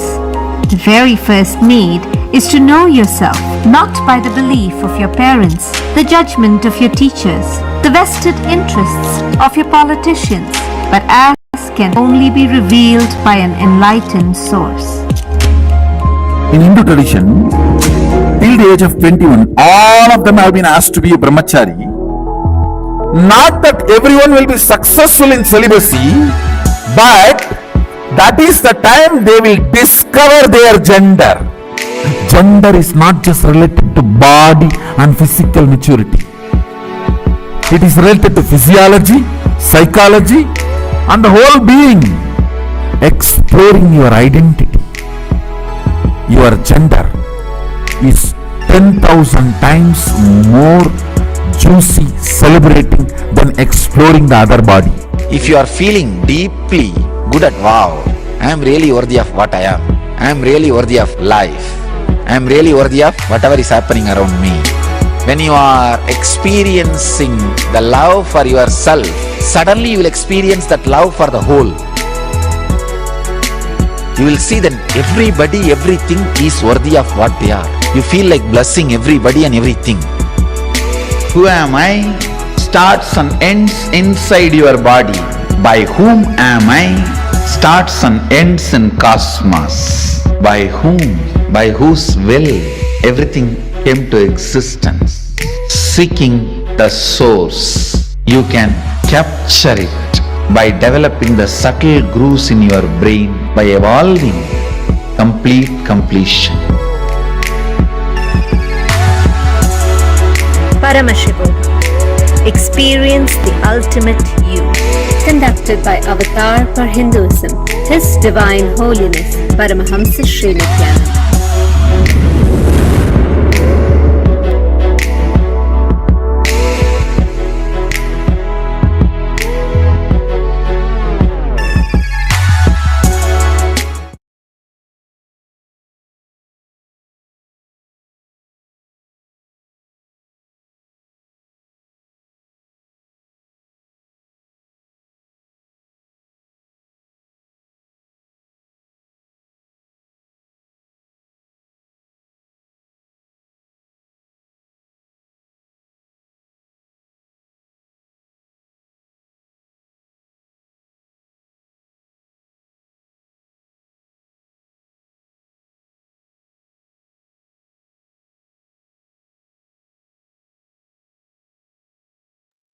Nithyananda, this extremely important topic is what all of us are going to be delving deeper into today.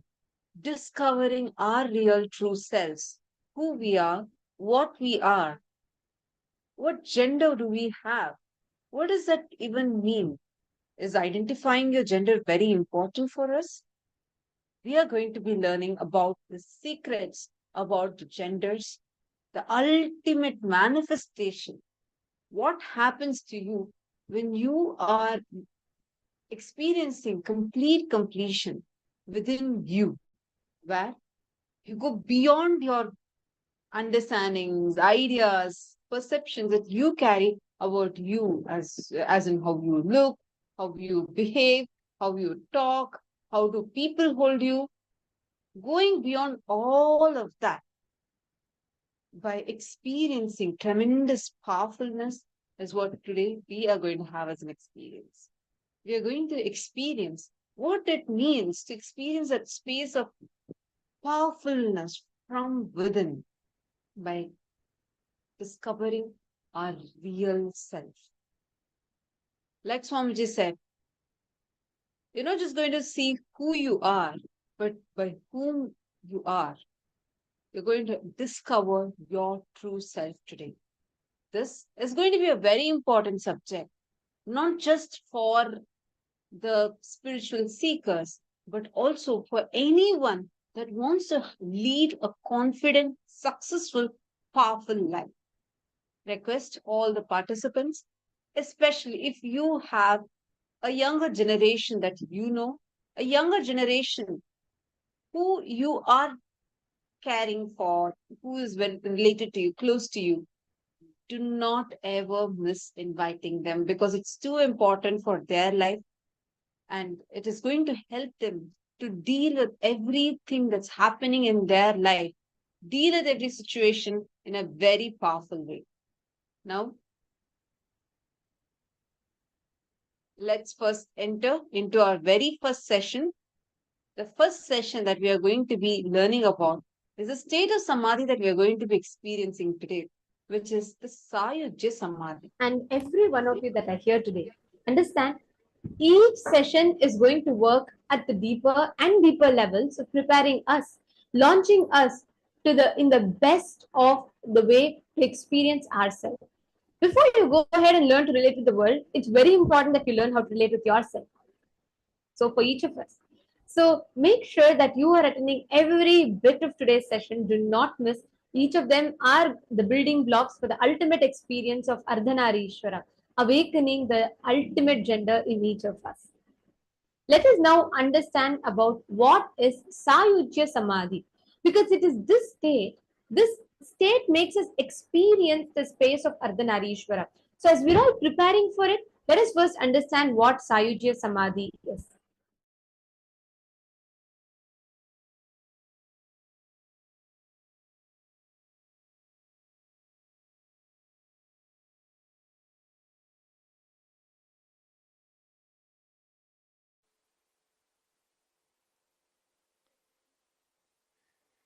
As Mahadeva declares, the Sayujya Mukti, becoming one with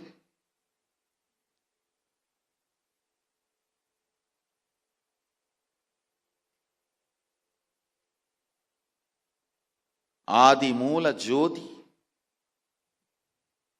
Mahasadashiva,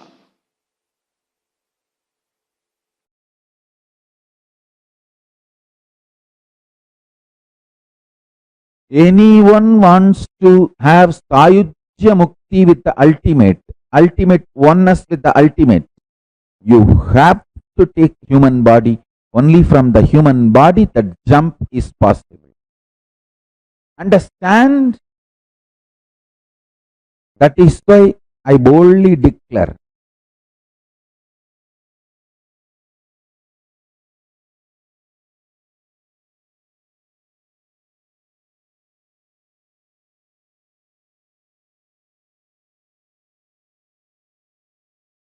human being is the greatest happening not just in the planet Earth, but in the whole cosmos itself.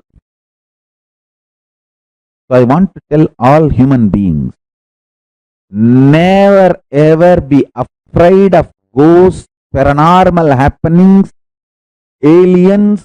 Don't be afraid. I am telling you, I have seen enough of aliens, ghosts. Not only I have seen, I am seeing, I am living with many of them. I am even training some of them.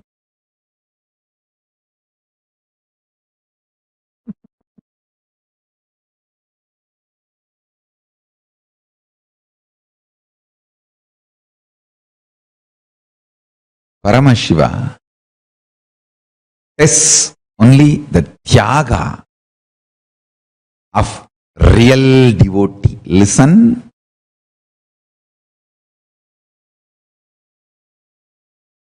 See, before you connect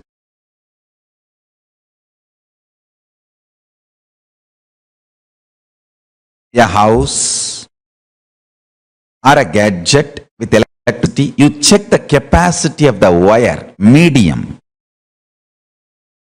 Is that medium capable of transmitting this huge electricity? If you don't check the capacity of the medium, that whole thing may just get burnt.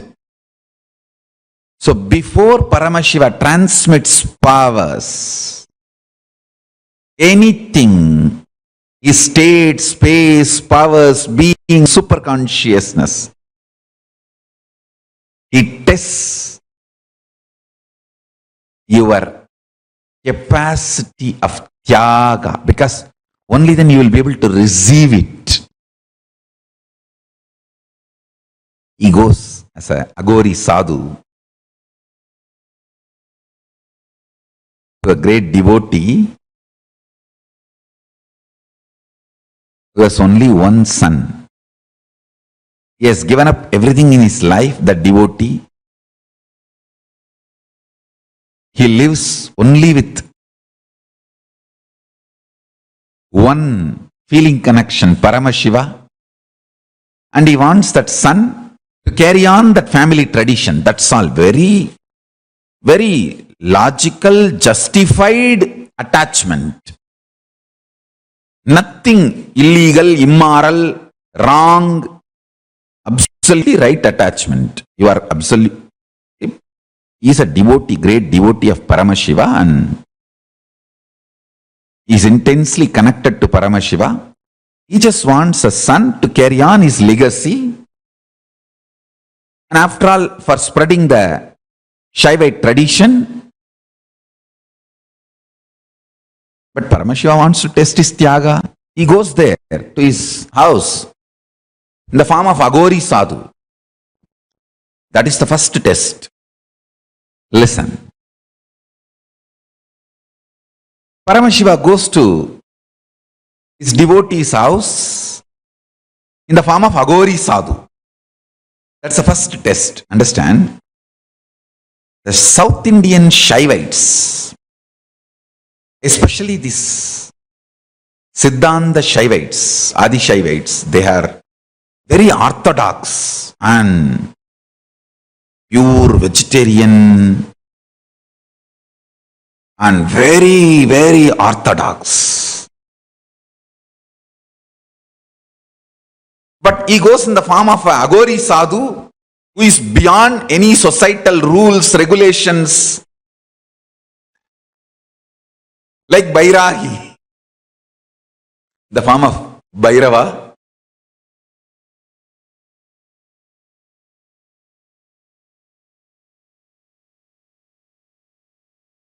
This devotee has stepped out of all his conditionings, social conditionings, should be capable of seeing the pure spiritual strength beyond the social conditionings. Only if he is ripe enough, he will see that Agori sadhu as a Shiva Bhakta, representative of Shiva. The first test, the devotee passes. He immediately wakes up. from his societal conditioning, the devotee, and falls at the feet of that Aghori sadhu and receives him, asks him to come to the puja room, receive the pada puja.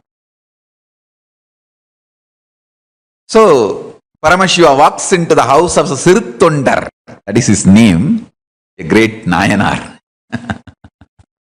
an enlightened being, or I should say that people who received the Paramashiva's grace, which is more than enlightenment.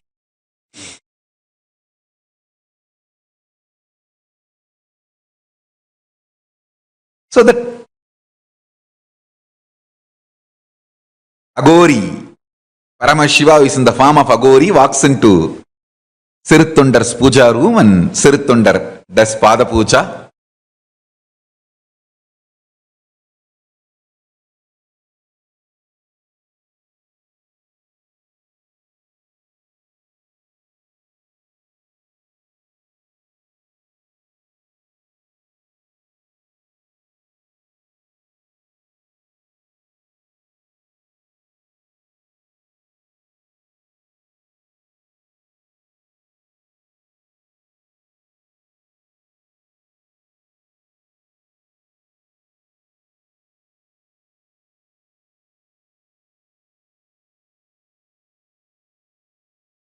And then suddenly,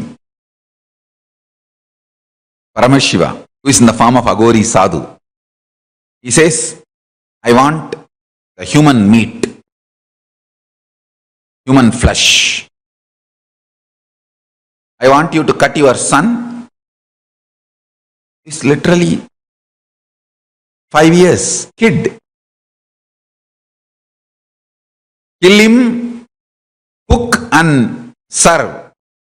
Otherwise, I don't need food. I'm going.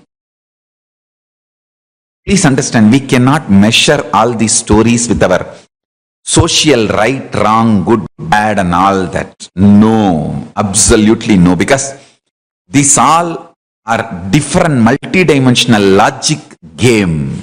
Leela of Paramashiva. See here, Paramashiva wants to test the super force between him and Sirthondar so he can transmit enlightenment, the ultimate Sayujya Mukti. The medium need to be tested.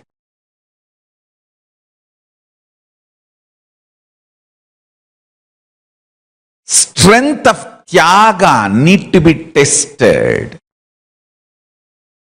And then he puts next condition. You and your wife both should cut him.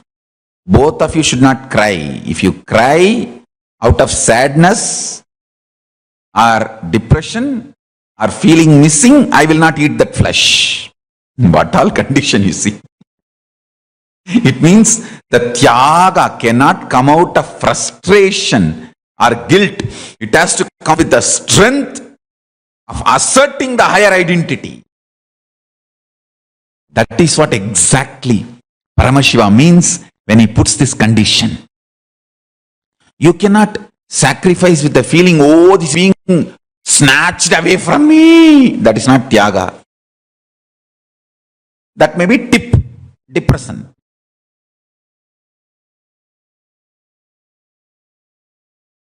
No. It has to be from absolutely asserting the higher identity.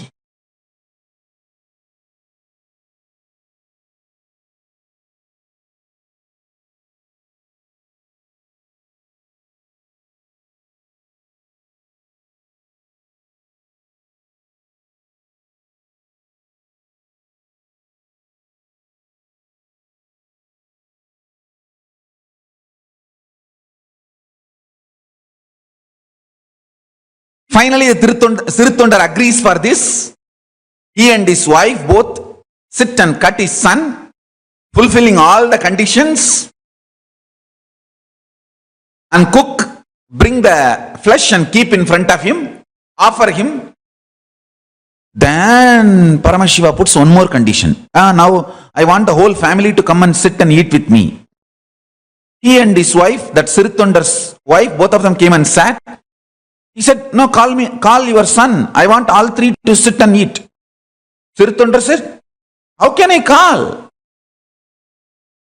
He is cooked. Then Paramashiva started big drama. No. I thought you had two sons. That is why I told you to cook one son. How can I eat in a house where there's no progeny? Means where there's no son.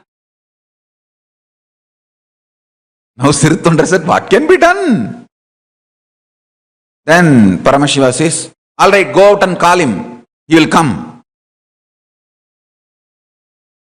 By the time that Siritondar was an absolute tyaga, in oneness with Paramashiva, just this one word, initiation. He went and called, hey, my son, and simply the son walked in. Sirala, simply the Sirala, the son walked in. That's all. Both the parents were, Siritondar and his wife, both were shaken. Just now we cut him and cook him, how he is coming fully alive, shining. When they turned to question that sadhu, naturally, he's not there. And Paramashiva appeared in his form with Parashakti and said, just to test your tyaga, I came to play this drama, Leela. Your tyaga is absolute, and he blesses him with Sutta Sayujya, Paramamukti, and the space of Kailasa.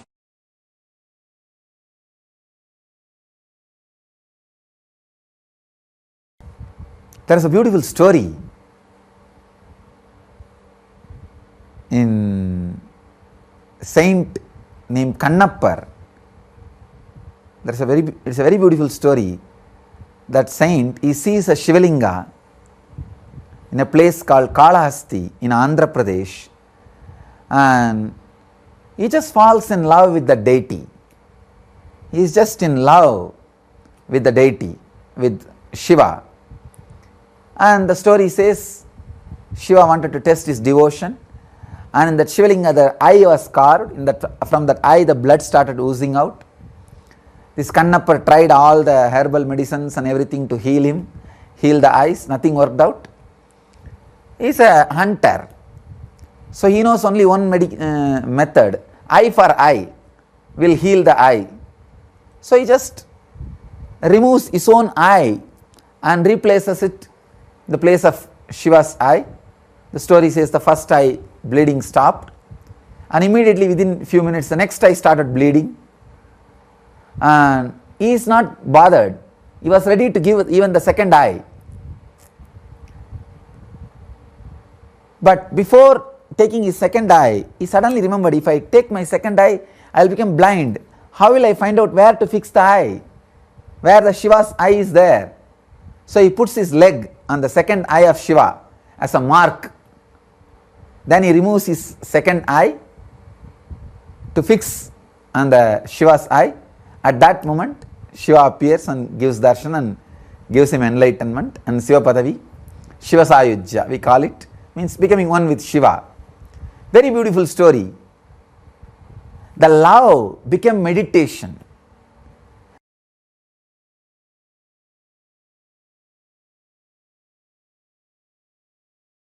Once I went and told Arunagiri Yogeshwara like this. See, I read the story of how the Bringi Maharshi worshipped only Shiva and did not worship Devi, Parvati, Parashakti. And I read the whole story and I felt Bringi Maharshi was right. I went and told Arunagiri Yogeshwara, what is the wrong Bringi Maharshi did? You all should read that his story, that he worshipped only Shiva and did not worship Devi, and then Devi took her part from his body. Then finally Shiva gave him the knowledge that he and Devi are one and the same by giving Ardhanarishwara darshan, and he also completed and understood, realized and got the blessings of Shiva and Devi together. And you should know the story. I went and asked Arunagiri Yogeshwara, what is the wrong? He laughed and said, beautifully, understand, being chaste only to Paramashiva is a great bhakti. Great, but not enough. Understanding all his dimensions is needed for the ultimate truth, liberation. Again, he showed the example. To be part of Kailasa, you need to understand all dimensions of Paramashiva. You need to be in sync, completion with all aspects of Paramashiva. Only then you can achieve Sayujya Mukti, the ultimate enlightenment, liberation. I'll be connected only to you. Great, but not enough. Understanding the whole ecosystem, being part of the whole ecosystem, makes real Sayujya Mukti. That gives you the ultimate Sayujya Mukti and ultimate Mukti. I have seen people telling, oh, it's okay, I'll only be connected to you, I don't want to be part of the Kailasa. Then naturally I tell you, even your only connection to me will start getting diluted. And you will slowly lose it. Don't do that mess. Ecosystem is very important for continuous progress and manifestation of Paramashiva. Ecosystem is important for the ultimate mukti. People who try to deny the ecosystem, means Sangha administration, Kailasa people, and try to think that they will hold on only to me, they will not trust anyone in the ecosystem. I tell you, that is neither right attitude, nor that will take you to the great and greater space.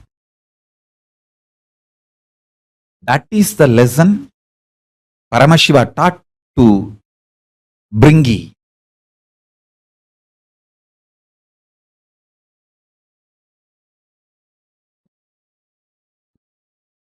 That is why when I go to temple, I will worship every god, because I know all of them are part of the ecosystem. First I will bow down to Ganapati, then Subramanya, then Nandishwara, then Badalalingam Adi Guru, then the Govaratalayanar, then Arunagirinadar, then Vallala Maharaja, then Kalabhairava, then Mohini. Mohini is the Vishnu. In Kiligopuram, there is a Mohini deity. The Vishnu's incarnation is there. We worship and then go inside and have Paramashiva's darshan. And Ardhanarishwara and Dakshinamurti, all the different manifestations of Paramashiva, Parashakti herself.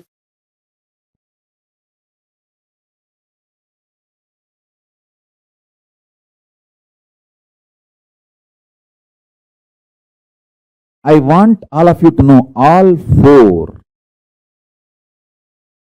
Veda and Vedanta, Agama and Agamanta, all four is focused on one goal, enlightenment, Paramashivatva, Paramashiva Sayujyam.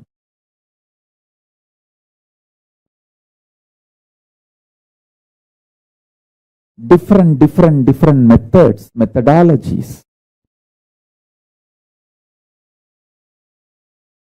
to manifest the state of Paramashiva, space of Paramashiva, powers of Paramashiva.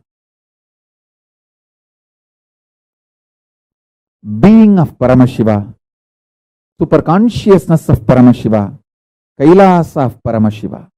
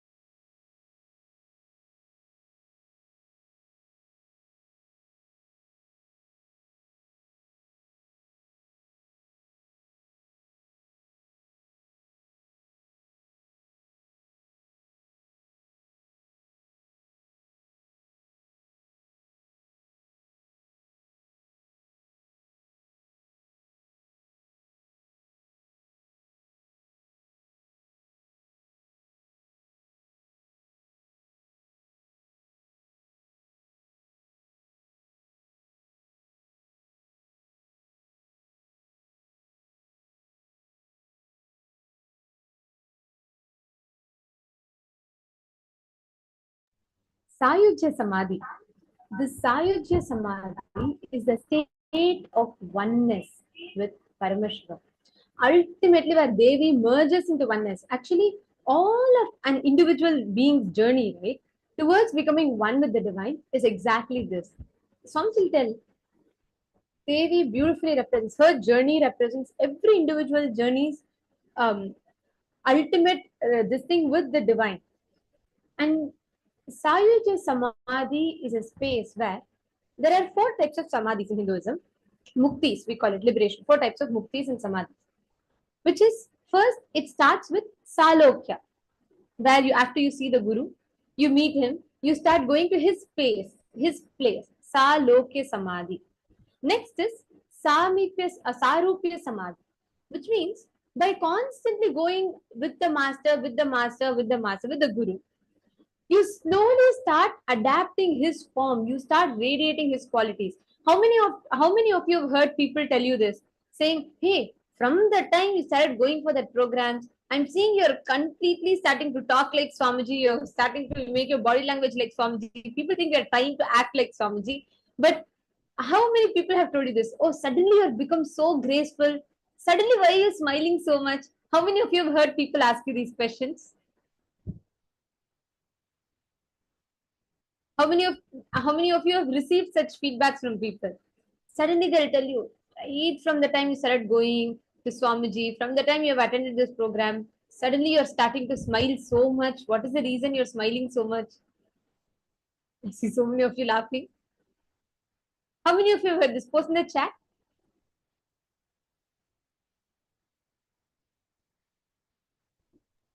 Actually, in this, in it's because All of us are again and again and again tasting, experiencing that oneness intensely. Automatically, our being starts it's moving more towards experiencing that Samadhi. Samadhi with Swamiji. One One important thing Swamiji revealed, right? Swamiji gave an example.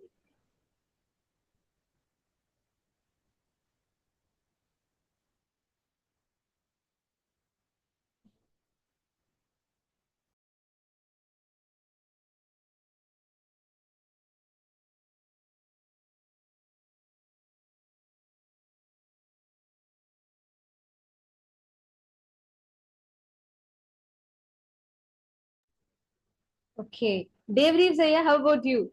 And how many of you have heard that? How many of you have heard that? See, that is Sarupya Samadhi. When you start living around the Guru, like you're saying, yes, that's true, like that Dave Reeves has posted. Look up, Brenda, how about you? Ezekiel, because for each, you know why that happens? Because the more and more you start living around the Guru, you start imbibing his principles, you start imbibing his form.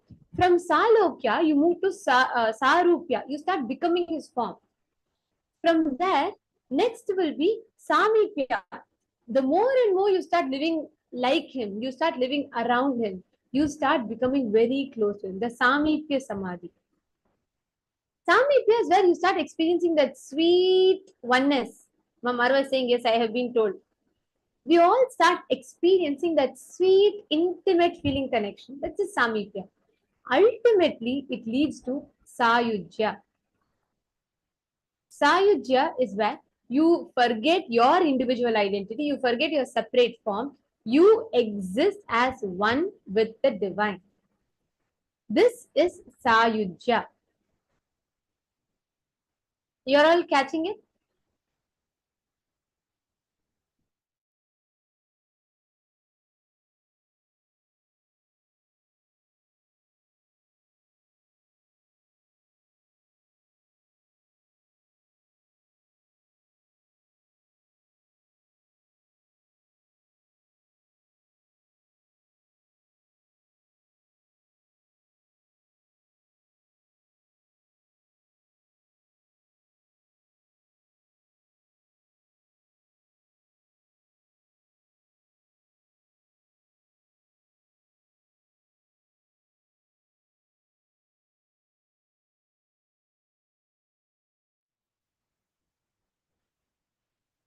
The moment we start imbibing this principle, the moment we start applying this, we will start radiating Sayujya. One very important thing was Swamiji agreed in relation to this is that how the ecosystem, like you being that, you understanding all the dimensions are so important. Swamiji gave a beautiful example, right? Swamiji shared from Swamiji's own life how Swamiji went and asked Arunagiri Yogeshwara about why not, like what exactly was the mistake that Bringi did. He only wanted to feel only connected to Paramashiva. Is that something wrong? And so beautifully, Arunagiri Yogeshwara explained, right? How you should be connected only when you know all his dimensions. You will be able to experience that Sayujya Samadhi with. And Swamiji explained so powerfully with an example of how you can, if you just say, no, Swamiji, I only wanted to be connected with you. I don't want to do anything with the Sangha, Kailasa. Actually, you will not be able to sustain that feeling connection. And not just that, you yourself will never be able to experience ultimate truth. Swamiji explained the importance of how you need to understand all of Swamiji's dimensions. Everything, see, every manifestation is Swamiji's own dimensions. And only when you start enjoying that, feeling more and more deeply connected to that, you will be able to experience the powerful space of Sayujya Samadhi.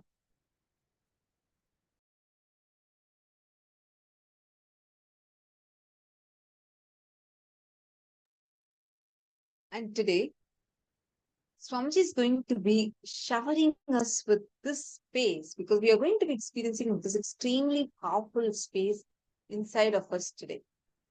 Actually, right now, whenever you connect intensely in that oneness, right, that Shiva Sayujya, Swamiji very beautifully explained. When you intensely connect to Paramashiva, for all of us, he himself has manifested in his Nija avatar, in his physical form. When you connect that manifestation of Paramashiva, you start intensely radiating, you start intensely manifesting that experience, that fragrance of oneness.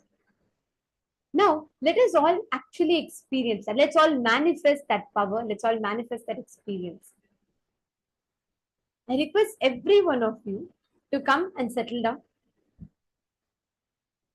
We're going to now enter into manifesting that state or the power of when you manifest that oneness, the divine fragrance that you emit.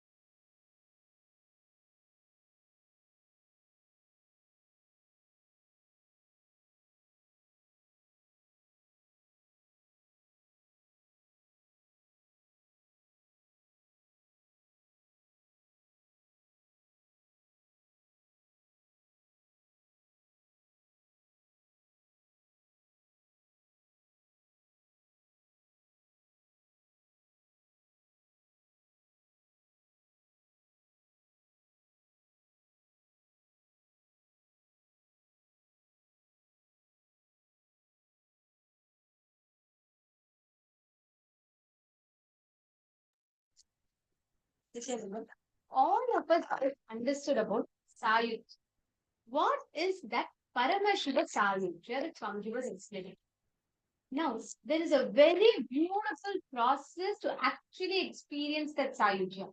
There's a very beautiful process where you can actually connect, experience that intense feeling connection, that deep Guru Bhakti, and experiencing that Paramashiva Sayudhya. Actually, the best way to experience this is whenever you connect, whenever you remember the Guru, the more and more you meditate upon him, your form will start becoming like his form. Swamiji will tell, when you look down, like when you see it yourself, when you look at the mirror, right? If you see Swamiji instead of yourself, you are in complete completion, you are in oneness. Whenever there are so many instances where I have had this as an experience. When I manifest power, sometimes, right, I'll be scanning and telling people, sometimes, like I'll be scanning and telling. Suddenly, I'll just experience it is not me. It is just Swamiji. I do not know how to put it in words, but those moments are beyond my intelligence. One of the best experience I had about this was when someone had asked me some questions, answers to which I have no clue about. So then my 911 is Swamiji. So I just immediately was like, Swamiji, I don't know what to answer you. Please take care, do something. And I just closed my eyes. Suddenly, the answer came to that, whatever I saw through the third eye I shared with them. You know what was the most interesting part? For that person, it was one of the Adinavasi. That person had just the previous day spoken to Swamiji the exact same thing, something along those lines. And Swamiji had given a particular, very specific reply to that person. That was the exact, and I had no clue about, but that was the exact reply, that was the exact words that I had told them and I had scanned. I was like, oh my God, this is Swamiji. This is how Swamiji manifests to us. Each of us start radiating, start manifesting this exact same space. This is what we call as Sayujya. Sayujya means that you forget your individual identity. Of course, it's not a big deal. It's good that we forget it because we all start missing, we all start having delusions, incompletions when we cognize us as ourselves. So there's always a probability you may manifest, you may not manifest. But when you see Swamiji in place of you, that is Sayujya. How many of you are catching it? How many of you are understanding it? Now, today, throughout the day, we are going to be manifesting a unique power, a very, very powerful power of body sculpting. Okay. But this session is in preparation for that. And now we are going to be manifesting the power of Surabhi. What happens is when you are in that oneness, you start emitting your fragrance of oneness. You will actually see as a symbol, Swamiji tells, whenever you experience oneness with him, as a symbol of that, physically your body language will change. You will start emitting the same fragrance that you experience with Swamiji. It will be unique. Many times people have had some very unique fragrances that they'll experience. I had one very interesting experience with this. We were conducting one program and they all did this process for Surabhi. There's a very beautiful process for it. And you would actually see the whole hall there was no room freshener, nothing at all. And it was not one fragrance. As you pass every person, whoever intensely experienced all the participants just had the darshan and they were all like intensely in that space of oneness. Actually, Swamiji said, now your whole hall will be filled with the fragrance. Each of you will experience my fragrance, like how you connect with me. Each of you will experience that. So some were saying, okay, I'm smelling rose, I'm smelling sandalwood, I'm smelling jasmine. Actually, I'm not even joking. Even now, as I share, I get goosebumps. I walked through the hall. I still remember every few inches once, the fragrance would change. It would be unique. There was no external change. There was no external room freshener or nothing added at all. It was purely the fragrance of oneness. Every one of you will experience it right now. Each of you are going to be experiencing this exact same process. This is called the power of Surabhi.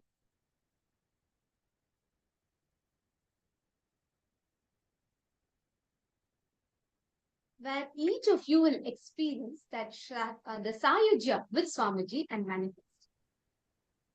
Yes, this power of Surabhi, actually, like many of you might be thinking, how is this possible? Like, getting a complete different divine fragrance without any perfume, deodorant, or anything.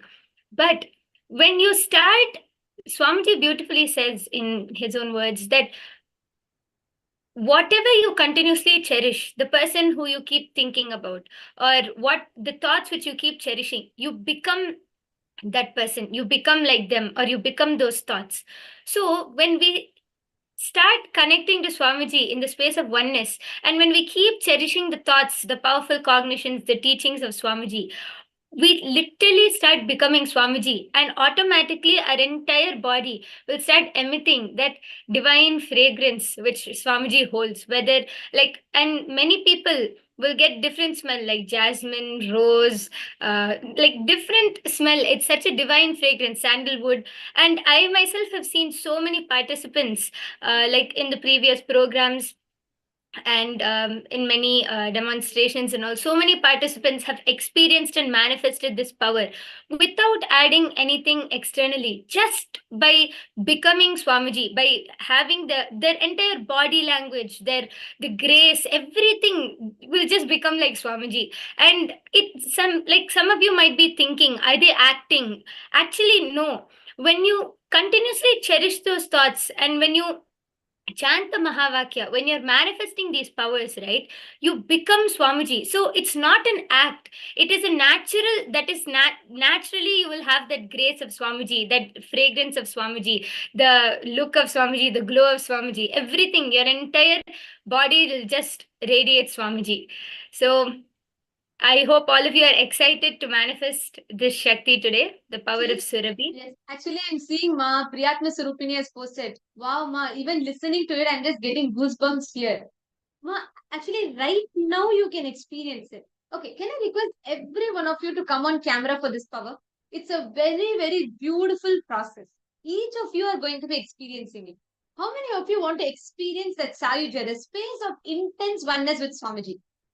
Come on camera and sit down now, because we are going to be guiding you through a very detailed, specific process for this. Marva, you're asking if your body look, appearance changes as per a deity. Is that also Sayuja Samadhi? That is Sarupya. See, Sayuja is where your individual existence dissolves. In place of you, it is just that divine that is manifesting. So that is Sayuja, where you don't exist. There is no independent existence of you. Your whole form, everything just merges into oneness with Swamiji. Okay, then Marva, come on, camera. You can experience it right now. See, all of you saying, wow, it's beautiful. That is beautiful is true, but the best part is it can become your experience right now. Can I request all of you, Ma Rekha Pai, Ma Vaping Zoo, every one of you, can I request all of you to come in front of the camera?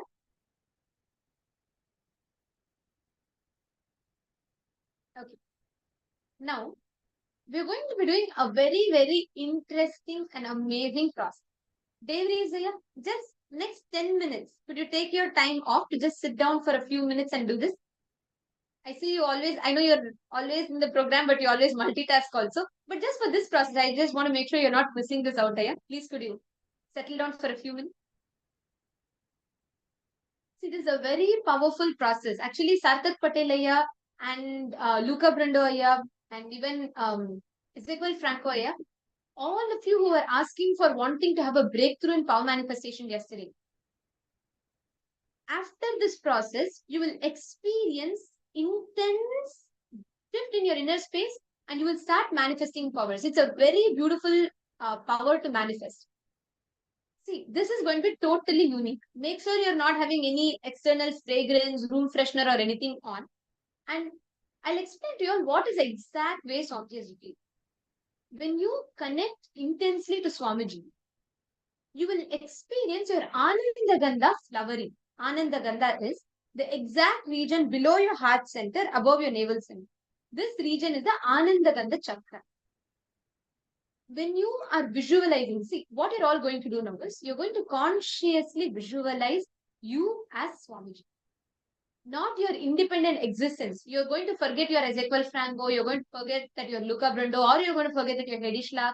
You're going to forget your individual existence. It is only going to be Swamiji. How will Swamiji sit? Sit like that. How will he smile? Smile like that. Anisha and Ankita, both of you, when you do this, you will suddenly see how your inner space is infused with energy. It's a very beautiful process. Each of you can do. Actually, even if you want the whole thing, if the process, take one photo of Swamiji and exactly sit like that. Ma Priyatma Surupini is saying you would love to do it. Come on, do it now. Why wait? Sit now and do it. You'll experience it.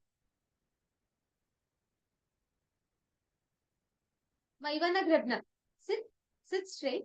Sit exactly like Swamiji. A wide smile on your face with that broad shoulders and that beautiful, that graceful way Swamiji sits. He sits straight. When he sits, he's like, his whole back is straight. And that grace, the smile, the way, the beauty that Swamiji exudes. Just sit like that. Forget about your individual identity. Don't feel shy. Don't feel bad. See, if you feel, oh, is this nice? Like, how will I look like that? That itself means you're not experiencing that Sayujya.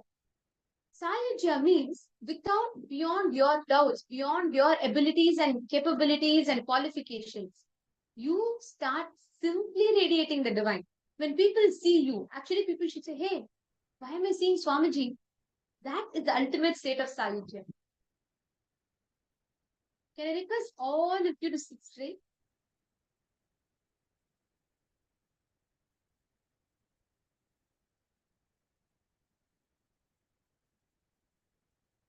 Anisha and Ankita, come on, sit straight. Both of you sit straight. So you're going to do this very specific process.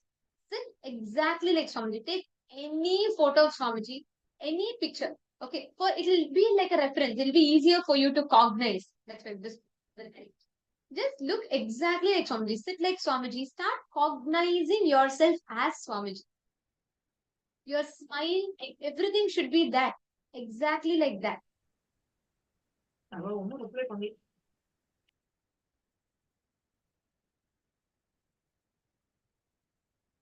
Mareka Pai. When Swamiji smiles, he'll not smile in a shy way. He will be so confident. His smile is so beautiful that it'll make everyone else smile just seeing his smile. Smile like that. Sit like that. See, drop all the doubts that comes in you, which convinces you you are not in oneness with Swamiji. Drop. Yes, Ma Jian, very nice. She kept her Atmamurti next to her and she's sitting like the Atmamurti. That's wonderful. Actually sit like that, Ma. You will simply mirror Swamiji. Just sit exactly like Swamiji. Ma Esther, you also have a beautiful Atmamurti next to you.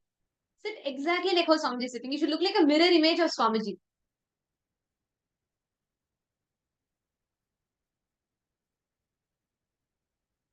Come on, all of you should also smile like Swamiji. Yeah. And remember that, like, many of you will be feeling shy. How can I sit like this? How can, will it suit me? Or you'll feel shy. But just remember, go beyond all of your doubts, logic, conditioning. Go beyond everything and just become that form of Swamiji. Whichever is your favorite picture of Swamiji, your favorite form of Swamiji, keep anything as a reference and just assume that form of Swamiji and visualize, not only visualized, become Swamiji. Literally your whole being will start radiating Swamiji. And if you start feeling it hard, if you are finding it hard, just sit straight, connect to Swamiji in the space of oneness. Many of you might be thinking, how can I become like Swamiji? Or don't just push away all of those doubts. Sit straight, just connect to Swamiji. Every time you see Swamiji, that smile or the joy which comes inside you, remember that and start becoming like Swamiji. Becoming the person who, brings that smile onto your face the moment you see him. Look up, Randoya. You should sit like Swamiji sits. See, if you all want a reference, easier. You all can see the picture of Swamiji that's on the screen. Like right now, you all can see the picture. Just exactly sit like that. Sit your whole, the way your body language is, it should radiate Swamiji. Come on. Actually understand, when you start sitting like this, the precise experience you will have. Suddenly, your heart center, sorry, not your heart, the Anandaganda, your being center will open. You will suddenly experience that fragrance start emitting. You will actually see it. Suddenly, your whole being will become so light. You will not have thoughts. Your being will become light. and you will experience a unique fragrance around you. You can post whichever fragrance you're experiencing. It may be jasmine, it may be rose, sandalwood, it could be anything.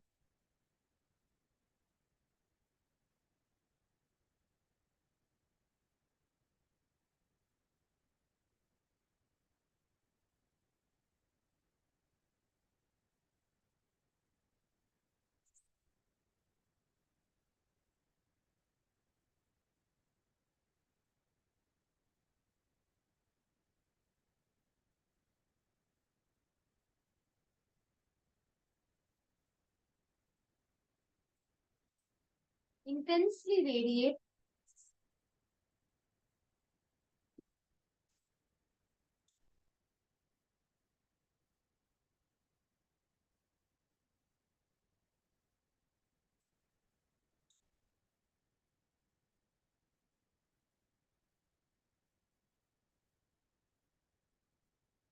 Just connect intensely. Automatically, you'll see that immense bliss. Your Ananda Gandha will open up. You will start radiating the fragrance. You will automatically know. Don't try to do something consciously about it. You can't do anything consciously about it. If you become conscious, it will not happen. That's the thing. See, if you remember yourself, you're forgetting at that point the oneness. So drop your identity. Just sit like Swamiji. How will Swamiji sit? Will he ever worry about it? No. He is just blissful in his state of existence. Just sit in that bliss as Swamiji. Forget about manifesting, not manifesting and all. If you're thinking whether you're manifesting or not, again remember that's not the space of Swamiji. So again and again come back, sit like Swamiji. Chandrasekharaya, you should sit with that smile, that bliss. Sit straight. Yes. Kartak Patelaya, that smile, that brightness, the same way how Swamiji radiates, you should sit like that. See, even if you just act like it, it is okay. Even if you just act like your Swamiji, you will become Swamiji. See, when we all wear jatas, basma, it's not that we're all already Swamiji. But when you start becoming like Swamiji, all those components, when you look at yourself in the mirror, when you see the jatas, what do you remember? You'll remember Swamiji's jata, right? That is how slowly you will start imbibing that ultimate divine manifestation in you. So it is okay. Don't feel reluctant. Don't feel shy. Drop it all and just sit and radiate Swamiji.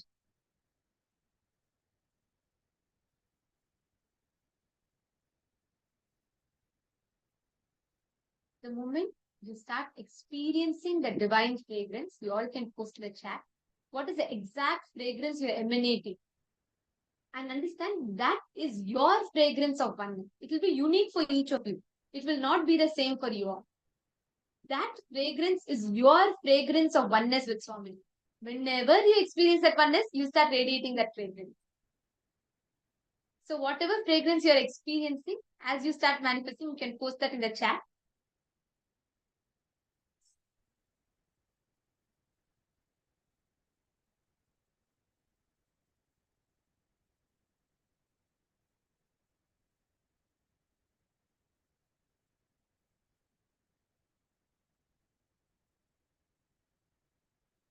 Intensely connect.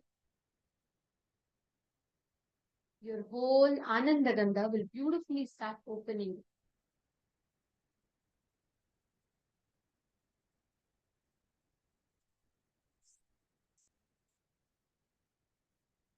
Wow, my Irene Lemos is experiencing sandalwood fragrance.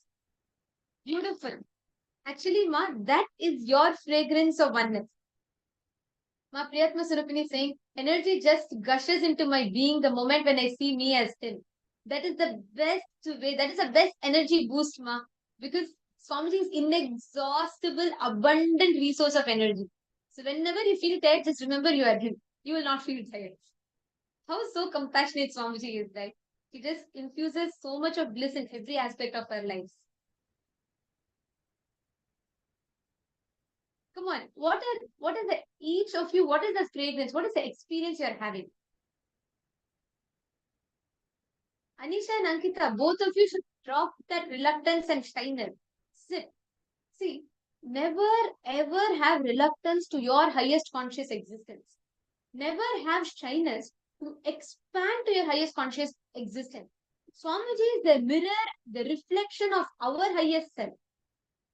Don't ever entertain shyness, reluctance. No, you should even boldly, even if you think it is arrogant, it is okay. Declare your Swamiji. Even if you mechanically start declaring, you will become him. Understand, when I say becoming him, it means manifesting all the Akshaya Gunas, all the qualities of Swamiji. Today we're all going to be working on gender, on completing understanding about all the ideas we have about gender and all these conflicts in us. It is very important to prepare your inner space for that. Ma Marva is experiencing Jasmine. Wow. Beautiful, Ma. All the other? Mareka Pai, that is beautiful. You are having the right experience. Continue. Continue manifesting.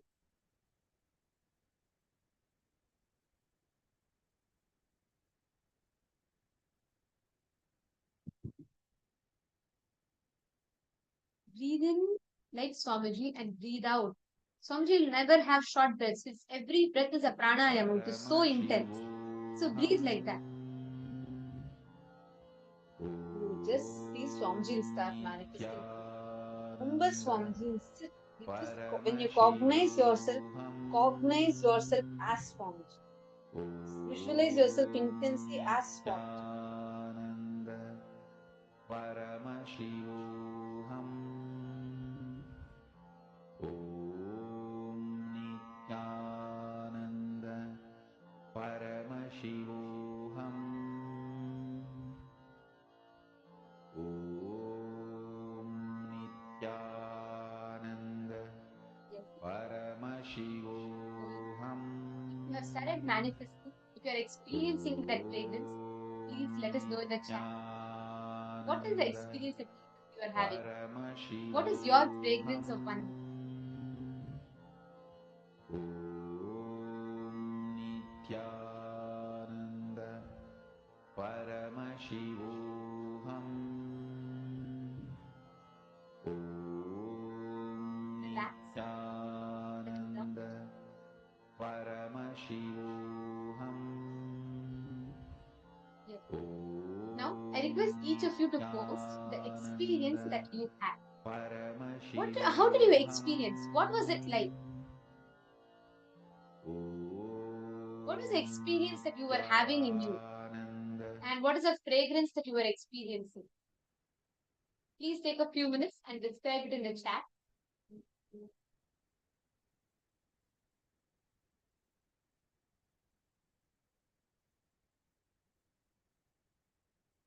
And Ma Anisha and Ankita, both of you do not miss any session today. Because today's sessions are too important. We really prepare you in the best way. So do not miss. Be there in all the sessions. It will really help you complete. You need to do a lot more completion to experience that. Okay.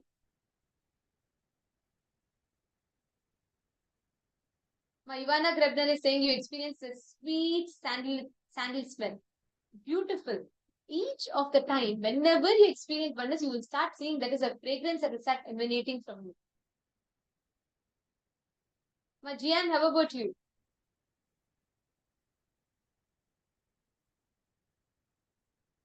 Okay. Now, the next session we're all going to be entering into is a very, very important one. This is an exclusive session which will prepare us, which will train us, make us ready to receive the highest principles about gender, because Swamiji is going to be introducing what are the 11 genders. How do we manifest, how do we awaken them in us? We are going to be learning, and this is an exclusive session. This has never been done before, and this is the first batch, the luckiest batch that is receiving this.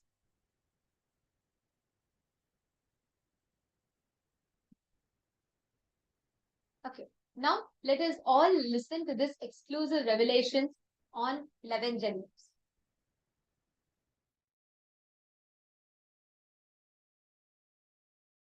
The future of the world is going to be this way. Future of the planet Earth is going to be exactly this way.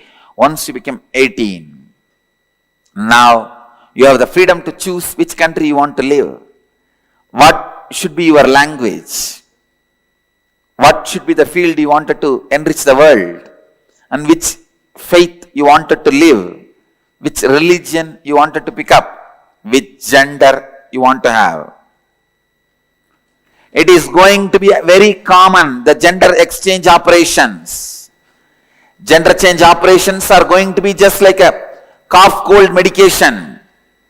It's going to be available every street. Very soon, you don't need to be bound in the gender you are born. You don't need to be bound in the religion you are born. You don't need to be bound in the country you are born. You don't need to be bound with your mother tongue. So naturally, all the people who promote love for your country, love for your religion, love for your mother tongue, love for your culture, love for your gender, they will all be outdated. Because politics thrives on constantly making you love the things which you don't need to love. Constantly generating, forcing the pseudo love. Why do you need to love a language? Tell me. Language is just for communication. Over. If you know what the other person is saying, if the other person knows what you are saying just. And he understands that it's over. Language is just for communication. Not for becoming fanatic and dying. Religion is just for enriching yourself and others, not for just killing each other. Country is what for country concept, so that we create better and better infrastructure and enrich the universe, enrich the world. But instead, we build more and more weapons in the name of defense and kill each other. The concept of language, concept of country, concept of religion. Just see how many billions of people we lost on the planet Earth and all their intelligence. There are some religions, even while you are alive, they kill your intelligence.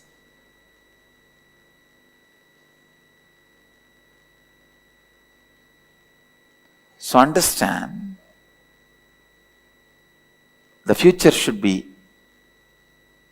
the religion, language, gender, and country. All these should be just openly available. We are not born to live in one corner of the world. We are citizens of the planet Earth. This can happen only by Vedic tradition. I tell you, only by Vedic tradition, which has a strength to stand any scrutiny. And not only that, even though it accepts all traditions, even if you don't accept Vedic tradition accepts you.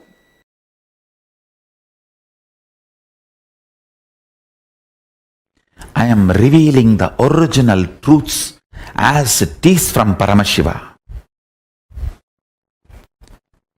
One by one, understand, first thing, there are 11 genders. Second thing, you just need completion, whatever way you are, below 21. So decide not to allow anybody to explore you and do not explore other bodies till 21. Even if you have explored earlier, decide to go for intense completions. All the cognitions inspired you to explore other body or allow others to explore your body. And after exploring physical relationship, the kind of the cognitions, emotions, mood swings you are going through, pen down all of that, effects and side effects and after effects of you exploring the another body or another person exploring your body, go through the whole thing and completely. Go for completion. In Arunachala, in Tiruvannamala, we have a beautiful deity of Paramashiva as Ardhanarishwara. Fortunately, the exact replica of the deity is made and installed in Paschima KAILASA, Los Angeles Adinam. I want regular worship to happen for that Ardhanarishwara deity in Paschima KAILASA. If you are in US, don't miss. Go to Paschima KAILASA to have darshan of that deity. It is done as a replica of original Ardhanarishwara deity in Tiruvannamalai in Arunachala, who is a symbol of completion of all the gender crisis, gender problems and gender identity problems and gender crisis and everything.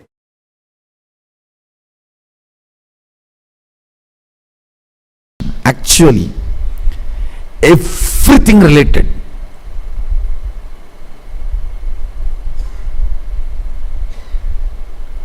Whether problems or difficulties, understandings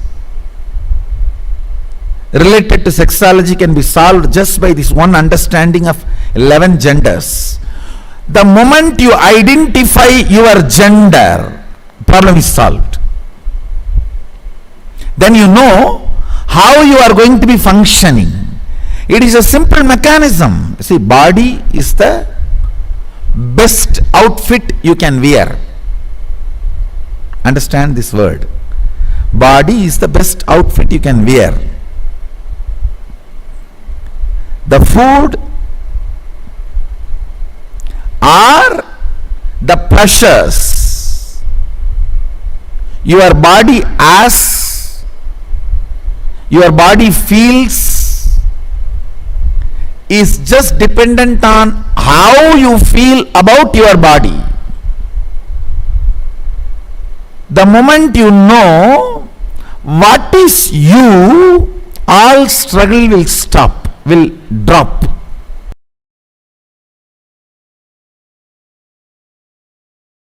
Whenever your physiology is pressured, if your psychology feels calm, it is integrity. You will be such a beautiful being. Whenever your physiology feels pressured and your psychology feels moha, you will just be exploitative. It will be more or less like a masturbation with another body or a rape. That's it. Understand? The reflection of Paramashiva in you, Pratyagatma Chaitanya, the individual consciousness, as a freedom to align your gender identification in the level of psychology and physiology and physical, all three. I wanted to make a statement. By your willpower, you can change your gender completely, even physically. Ramakrishna demonstrated it. Sri Ramakrishna Paramahamsa demonstrated.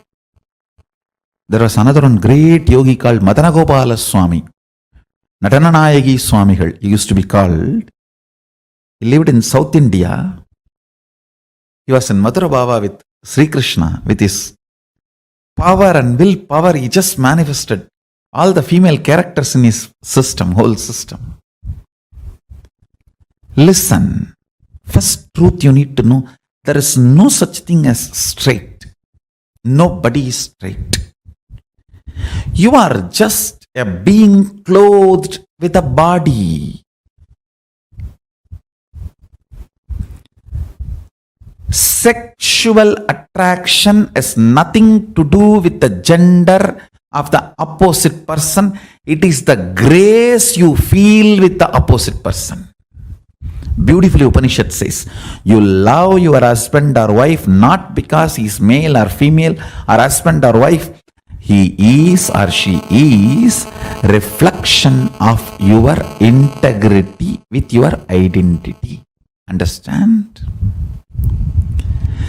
Attraction is due to the grace the other body radiates. Grace is always directly the quantity of the integrity that person's physical, physiological, psychological, conscious identity enjoys. Understand?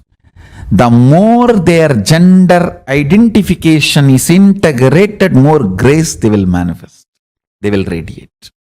Grace is all about you being completely comfortable with your physical, physiological, psychological, conscious identity called Aham Pratyagatma Chaitanyam. And all attraction is towards the grace, not towards any gender, not towards any person. Please understand. Break from this mediocre idea of gender doveholing. Feel completely relieved if you are confused about your gender identity. Understand, if you are confused about gender identity, feel good about it. You are above the mediocre people. Mediocre people have decided to have false belief due to their fear of society.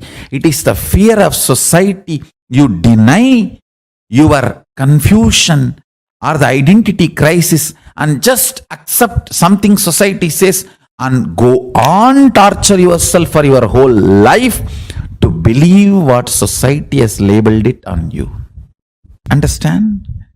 I want you to understand first what real identity you are enjoying. What is your real gender identity? I tell you. If you integrate your gender identity, whether you are a sannyasi or a grihastha or a womanizer, you will be such graceful being. You will be such graceful being. I have seen the most graceful sannyasi and the most graceful womanizers. I have seen both. And sometimes I used to wonder how both of them radiate such grace. I realized it is not about the action. It is about the integrity and identity you feel in physical, physiological, psychological and conscious level. Most graceful celibate I have seen is Yogi Ram Surat Kumar. He is absolute brahmachari, but such grace. And the most graceful grihastha I have seen, Raghupati Yogi. He had 14 kids, but his grace is, I will say, equivalent to Ram Surat Kumar. The most graceful women I have seen, Kuppammal, my guru. She lived with only one husband and 4 kids. All 4, such graceful beings, because the grace comes from inside completion. It is nothing to do with external action.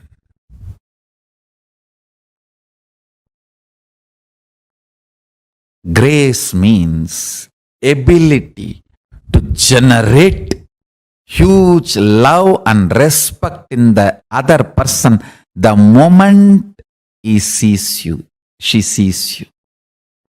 Just by sight, if you are able to instigate, invoke tremendous love and respect, that is called grace.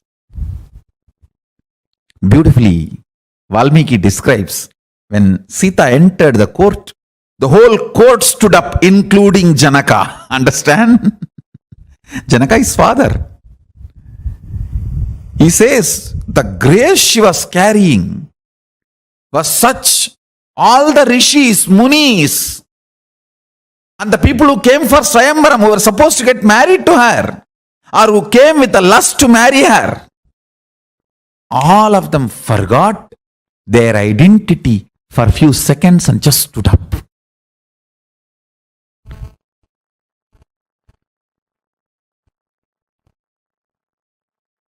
The grace she was radiating. I tell you.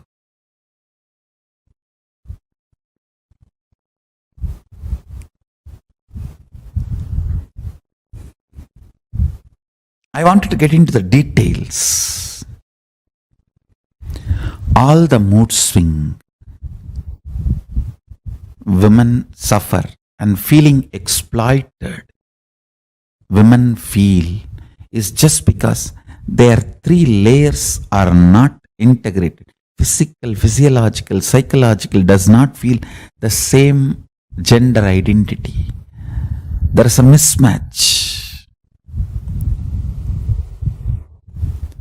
There is a confusion.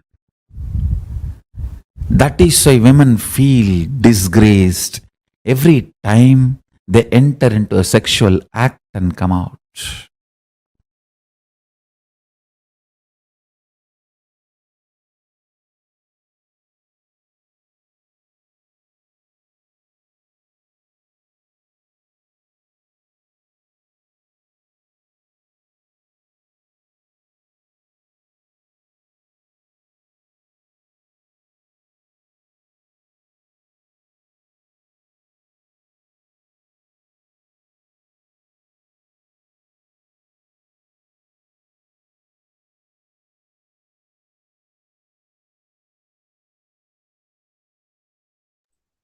This is a very, very important session. I request every one of you to please settle down because we are going to be in this session. Swamiji has set the context for all of us about the gender identity and the completion related to gender identity. One of the biggest, like Swamiji beautifully revealed, one of the biggest and the most important aspects for us to understand is before even knowing yourself, if you go and explore another person, you will get into such a big depression because even you would have not understood who you are. And that is the exact sensitive part of us that we are now going to be sitting and completing. We're going to be working on that part. Understand, this is a very, very, very important step for all of us to cognize, for all of us to understand, because this particular exercise, we are actually going to be entering into that exercise now. This is going to be leading you to the further session. The exclusive session is going to be following this exercise.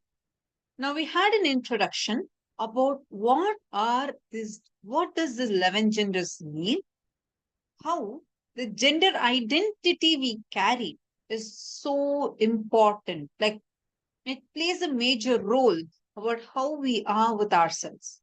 It's actually a part of us. I mean, it's our own identification or misidentification of ourselves. So far, how many of you understood this? How many of you listened intensely and cognized what Swamiji revealed? I request all of you to please post yes in the chat. If you have any questions, feel free to ask, because the following session, right after this internalizing exercise, you're going to be entering into another important session. It will give you so much of depth and a new understanding of this. So I request all of you to participate intensely. All the participants that are with your cameras off, may I request all of you to please kindly come on your camera. Please sit with your cameras on. This is an important session. We request every one of you to kindly come on camera. Please settle down in the camera. And if you're listening, please put yes in the chat.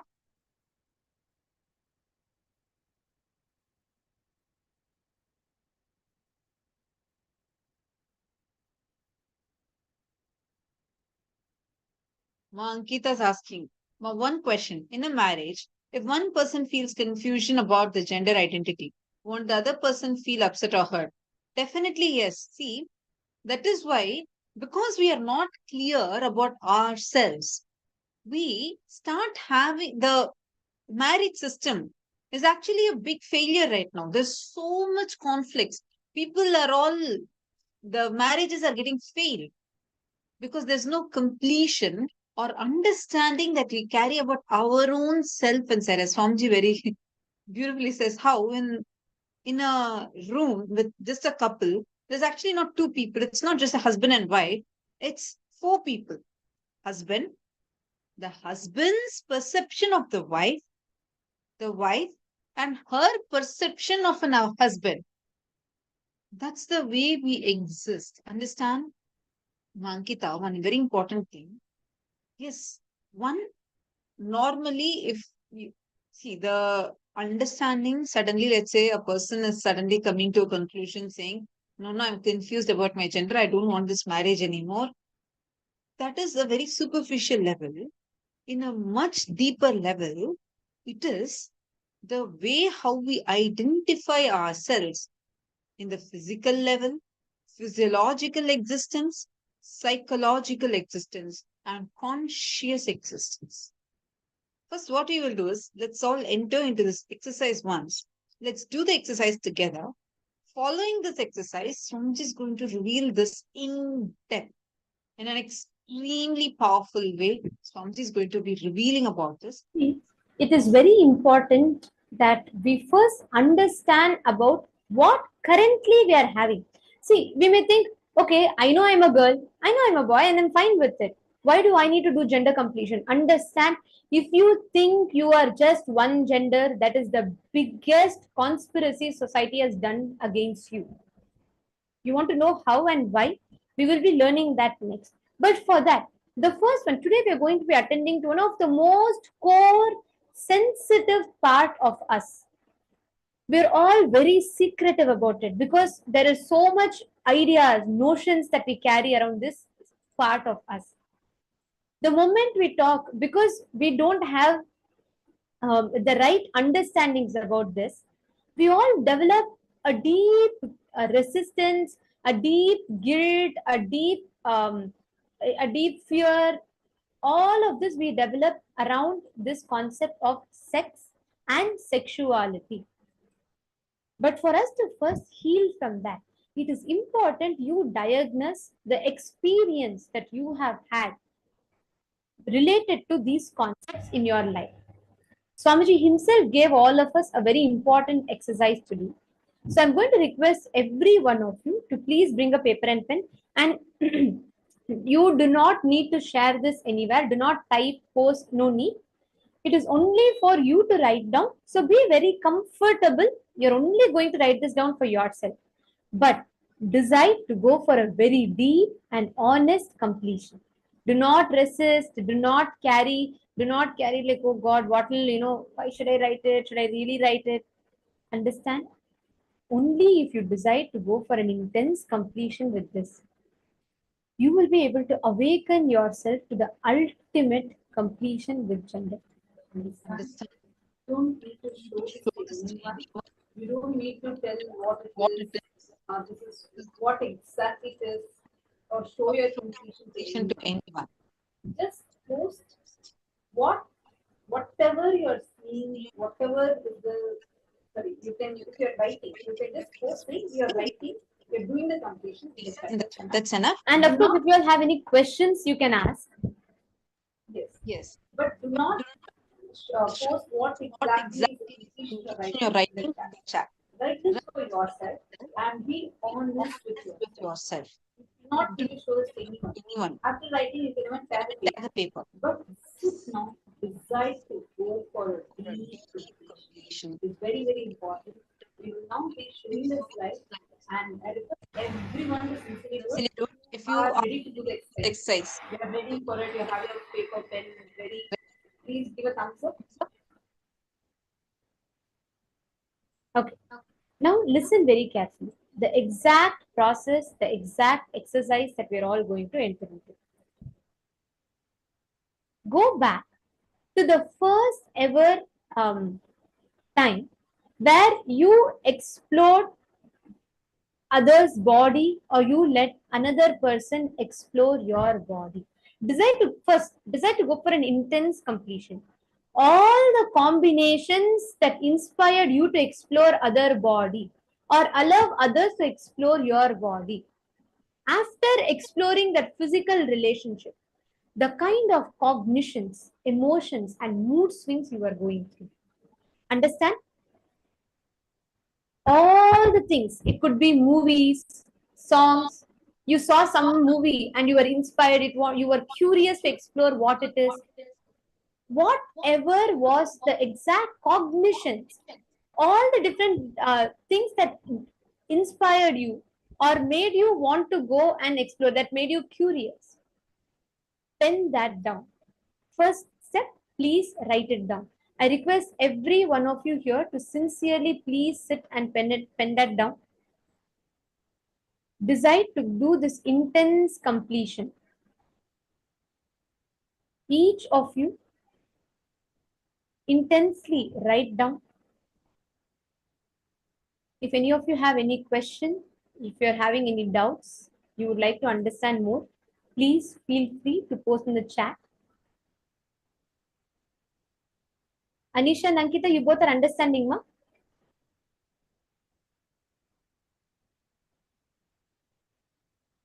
Yes. Can I request every one of you to write down? And any of you are having any doubts, any questions, please feel free to ask. The more you ask and the more you're clear, if you're right intensely with that, you will have a deeper completion and a deeper experience. So please feel free to ask.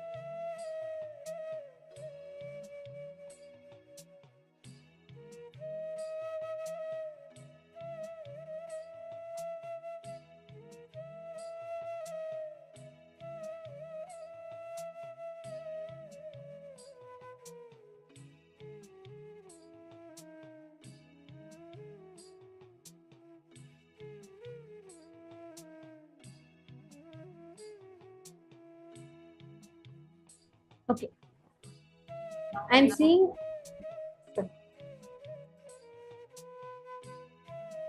Now, I request all of you, decide to go for this intense completion inside of you. Understand? The decision, take it as a conscious decision. Even if you feel some kind of an embarrassment, feeling hurt, feeling extremely suffocated, just don't want to remember whatever you might be going through.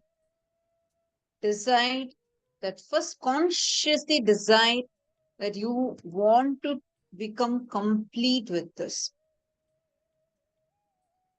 You guys do not need to show your paper to anyone. Write it for your own self.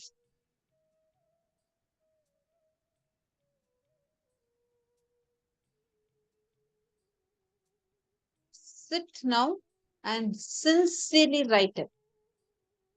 Anyone has any questions related to this, like you do not know how to complete, or you're not remembering, or you have some doubts, please feel free to post and ask.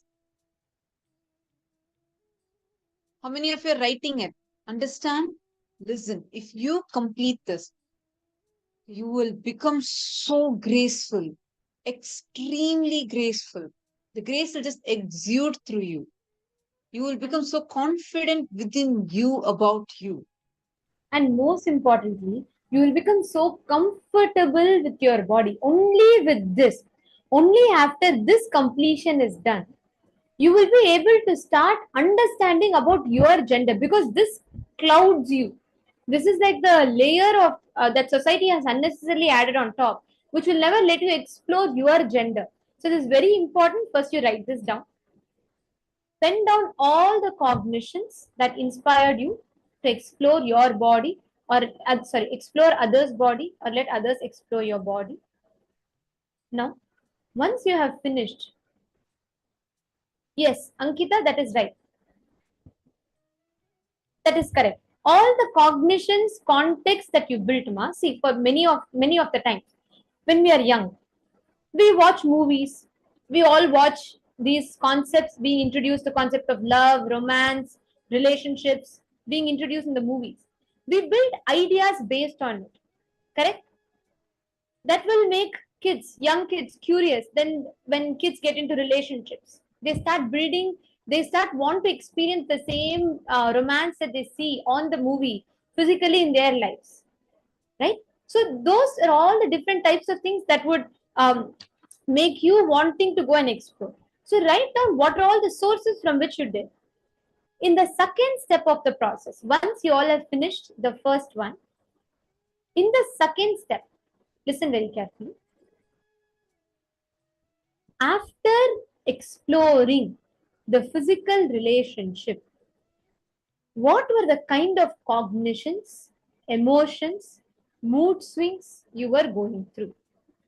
Pen down all the effects and side effects, after effects of you exploring the other body or another person exploring your body.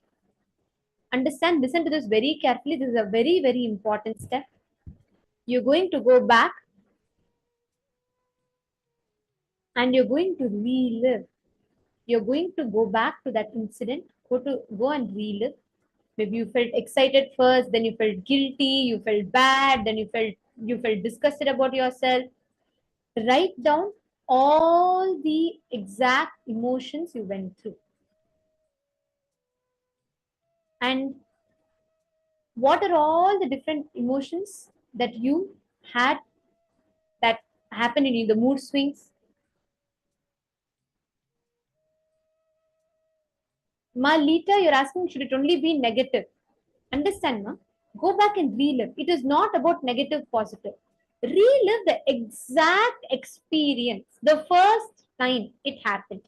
What was the exact experience that it created in you? All of us, the first time when you're not clear and complete about yourself, when you get into that relationship, might cause a lot of instability inside. It will cause a lot of mood swings. First, you may feel very happy. Then you may feel, what did I do? Then the guilt starts coming in. Then you start feeling mood swings. What are all the different effects? Each one, it may be different. There is no template for what is called, this is how exactly it happens. There's nothing like that. You go through, you're going to go back and relive that exact moment. First, after you finish the first step. First step is write down whatever inspired you to explore your body, or another person exploring your body, or you exploring another person's body. In the second step, write down what are all the things that you went through. Write it down to yourself and keep it only for yourself. Right after this, you can throw the paper, discard it, tear and discard it, or whatever. You don't need to share this with anyone, but be very honest with yourself. That will only help you complete it fully.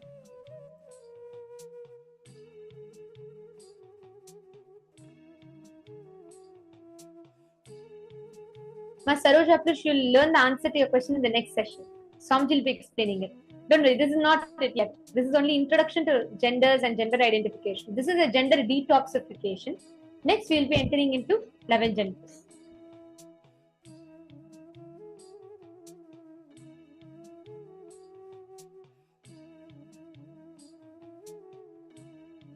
Dave Reeves, is your question related to this? Because you're asking completion with authenticity. Do sincerely, see, when I say write it authentically, I mean exactly all the things as it came, as it happened in you. Write it down. Sarthakaya, are you also writing down? Any of you who are reading any kind of help, feel free to post it. And once you have finished the exercise, please let us know that you have finished it. This is a very, very important one. Any kind of a support you need in this, feel free to ask.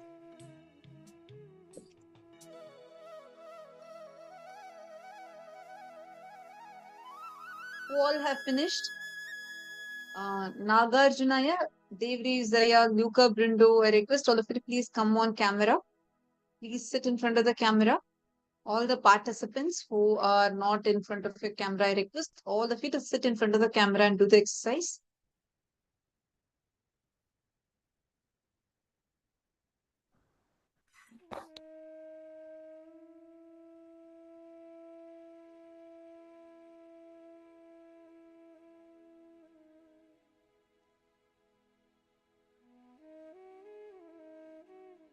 Ankita, you're asking exploring body means can it be mental? Yes. Yes.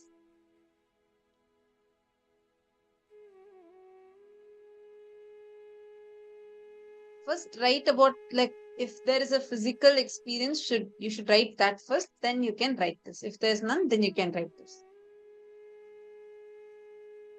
But keep this is only for you. You don't need to show to anyone. Be authentic to yourself.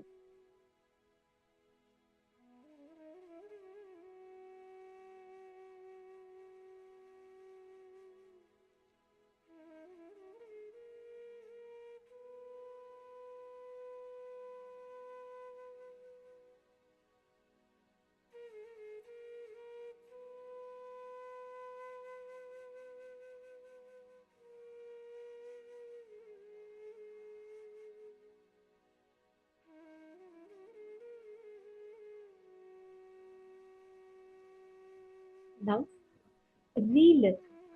When you finish writing, exactly relive. See, understand, there is, Swamiji tells for this particular exercise, just you becoming aware what happened to you when you went through this the first time is enough.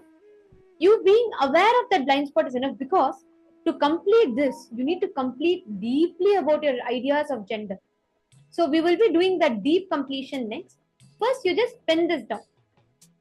Go back and relive that exact incident. Ezekiel, are you writing down? Sarthakaya and Chaikun Ayya, Luca Brundo Ayya, Dave Reeves Ayya, are you all writing down? Please put yes in the chat. Nagarjuna Ayya, Nithyanandam, are you writing down Ayya? Once we finish this, we will get into a very, very, very important session next. So I request all of you to sincerely do this exercise. Once you're done, please post yes, I'm done in the chat. You can post saying yes, I finished writing.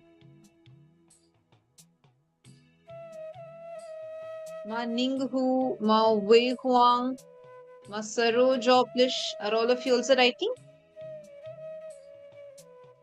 Ma Corin, Ma Teresa Allen, and Ma Sugajnana Swarupini, Ma Nitya Kriya Yogini. I request all of you please come on camera and sit and write down. Ma Vaping Zoo, Ma Agama Priya, Ma Ivana Grebnar, Nithyanandam. I request all the participants please kindly come on camera and please sit and write this down.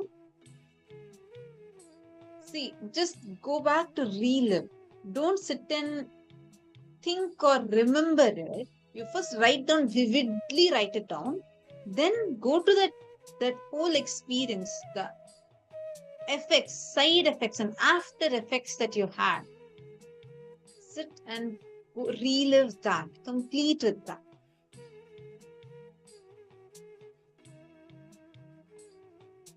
Now, once you finish writing, if you have not yet finished, please continue. We are entering into a very, very, very important, and this is an exclusive session. Definitely, if you have not attended the Paramashivoham 2019, definitely would have never come across this video. It's an exclusive session. We are going to now be listening to the revelation from Swamiji on what exactly are these 11 genders and how should we cognize ourselves? What is the right gender identity to have? What does it mean to explore our gender identity and come out of these misidentifications we carry in? Let's listen to the revelation now from Swamiji.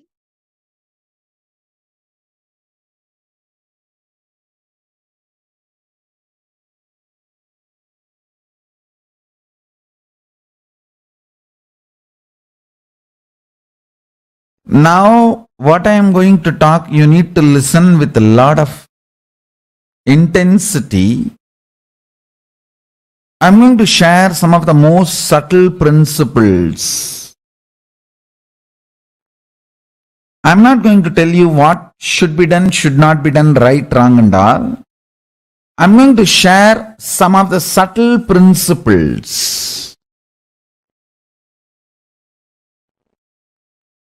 Then I'll help you to discover your gender.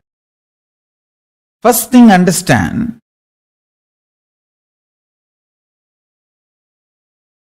Paramashiva is very clear. There is no such thing as a straight male or straight female. Slaves, Shudras, Chandalas, the lower middle class people who do not involve themselves with the life, only they started identifying themselves with a one straight gender. Please understand. Listen carefully. I am repeating. People who don't get involved with a life, they identify themselves as straight male or straight female because you don't need to do much work on you. See,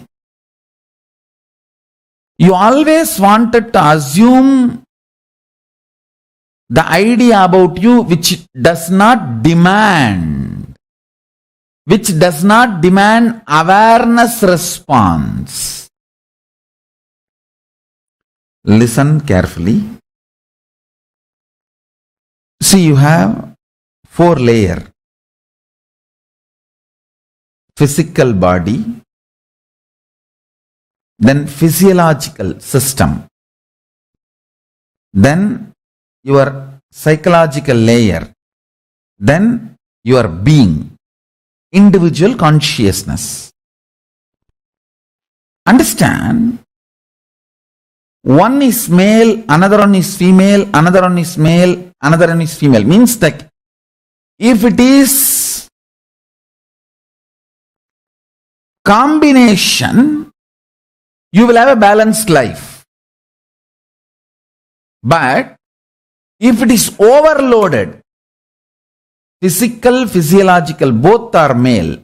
Physical, physiological, both are female means you are stuck. You will constantly have that same sexual habit and practice, but same, you will collapse. Because fundamentally the problem is not external action, internal concept. Listen.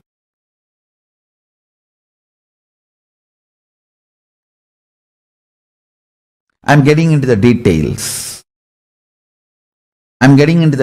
So I will repeat 2-3 times. Because, see, one of the biggest problem is this subject of sex. Because you are trained and the whole pattern of you is not to discuss about this subject or not even to show you have a knowledge about this subject. You always keep these words, ideas aside. Now, I am not teaching you about your so-called sexual act. I am teaching you about your sexual identity. Listen carefully. If your body is male body and your physiology is passive and your psychology is again masculine, consciousness is passive, you will have a completion and fulfillment. Let me explain what I mean by that word. Body, a masculine body, aggressive body is actually good, healthy. It will be very energetic, active. But aggressive physiology is bad. Aggressive physiology means physiology which is always pushing itself to the extreme. Means highest border blood pressure, it will go on. Only when it reaches, it cannot handle anymore, it will stop. Highest creatinine level in your urine.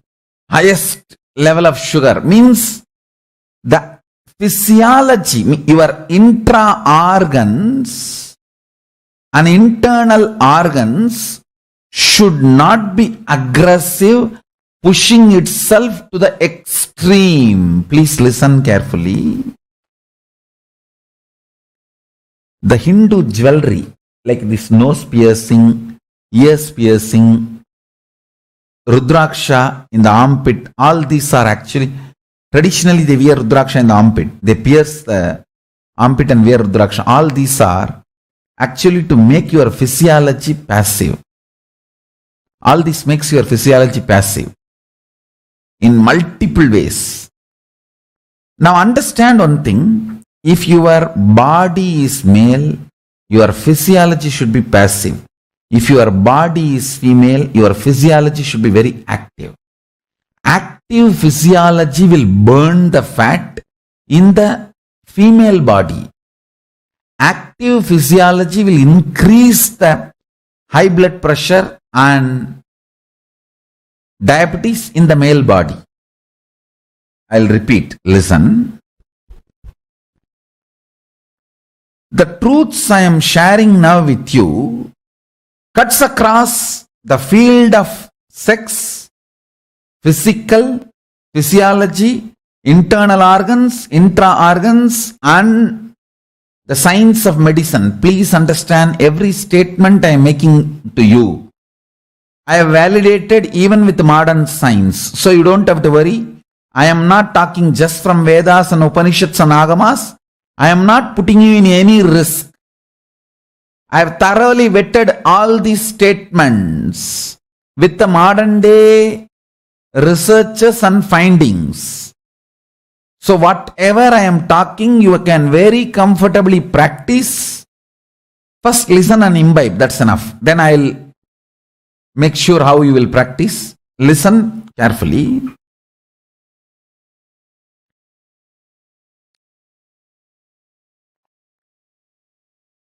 If you are male body and your physiology always gets restless, agitated with no problem situation. When there is no problem externally, if you feel restless inside, you will create problem. Not only that, you will identify your masculinity with the problem management.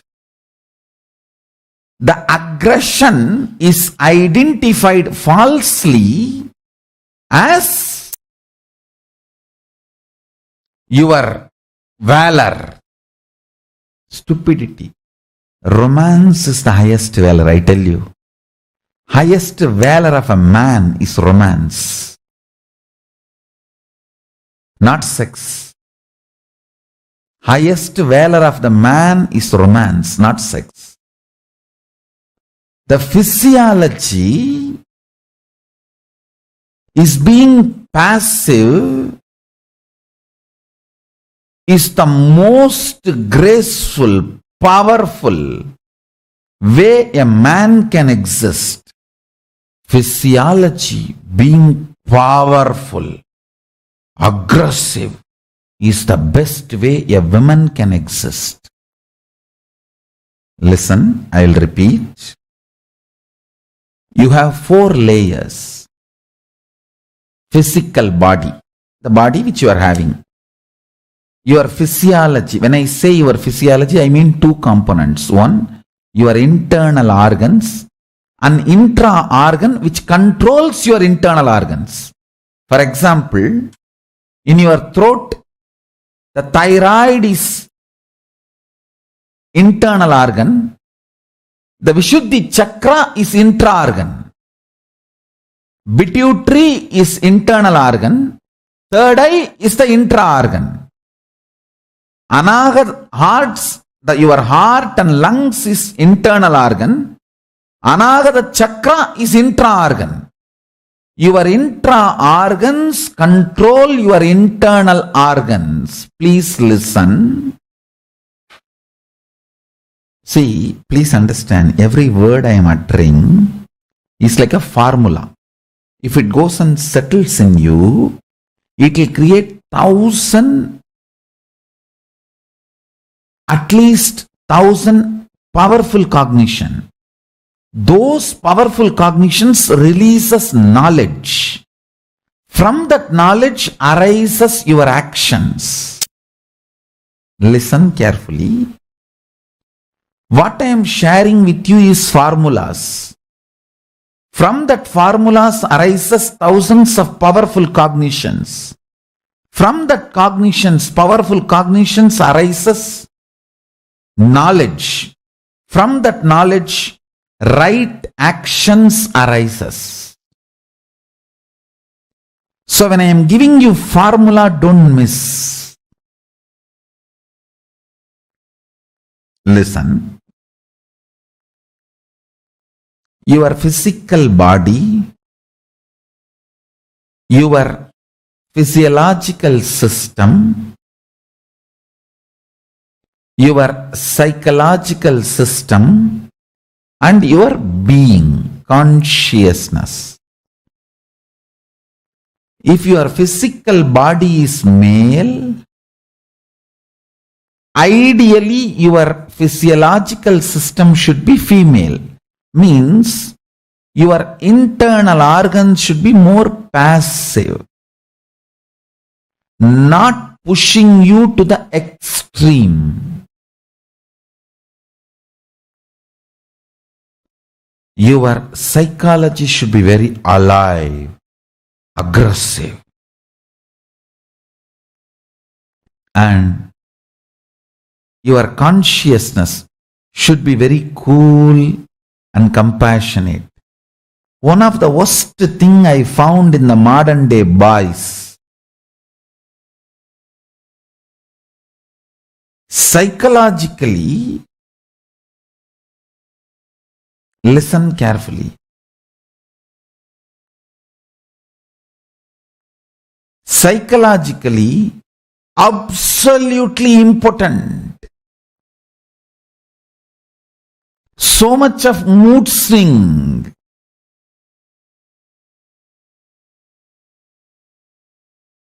Listen carefully. Psychologically, so much of mood swing that directly affects the body, so much impotency, but physiologically very active, means so much of fantasy and desire about sex, but physically impotent, because psychologically impotent. Understand this layer.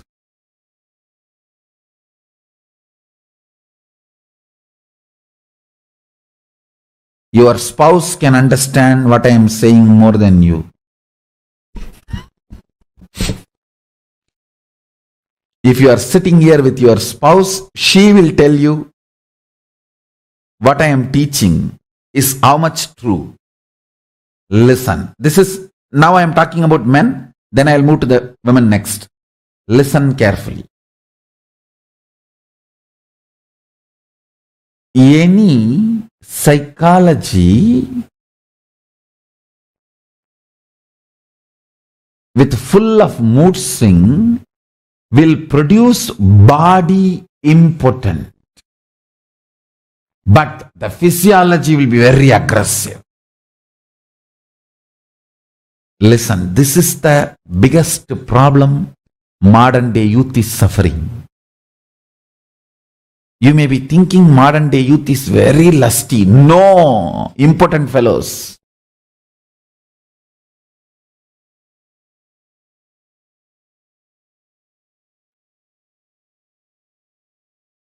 Listen carefully. Toxins are responsible. Any mood swing affecting the body, you should not work on mind, you should work on detoxification, body. If your mood swing affects your physiology, you need medicine. If your mood swing affects your body, you just need detoxification. In the modern human being, the whole problem I found, their mood swings affect body, not physiology. Listen, I have seen in my village, the elders, when the wife dies, their mind goes through so much, their body stops functioning. Listen carefully. Not that body is diseased, their physiology stops functioning.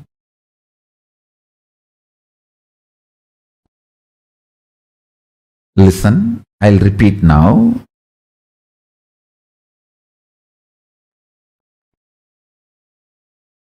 Understand these layers. Body, physiology, psychology. I call psychology only as a mind. Your psychological layer, mind. Then your being, individual consciousness. When your mind is affected by something, if your body is affected, you need detoxification, not any medical attention. If your mind affects your psychology, your physiology, then you need medicine. For example, you have a depression, your body suffers that mood swing, then you need detoxification. No medicine will work. How much ever you give depression medication, nothing will work.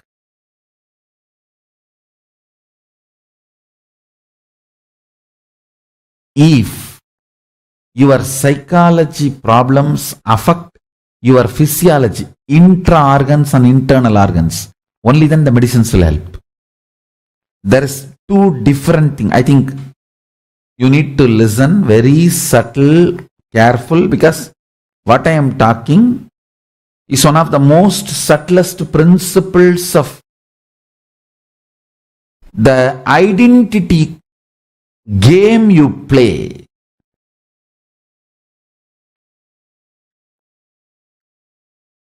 I know I need to insert this very step by step, this whole knowledge into you. That is why I was first helping you to internalize and then take you to the next level.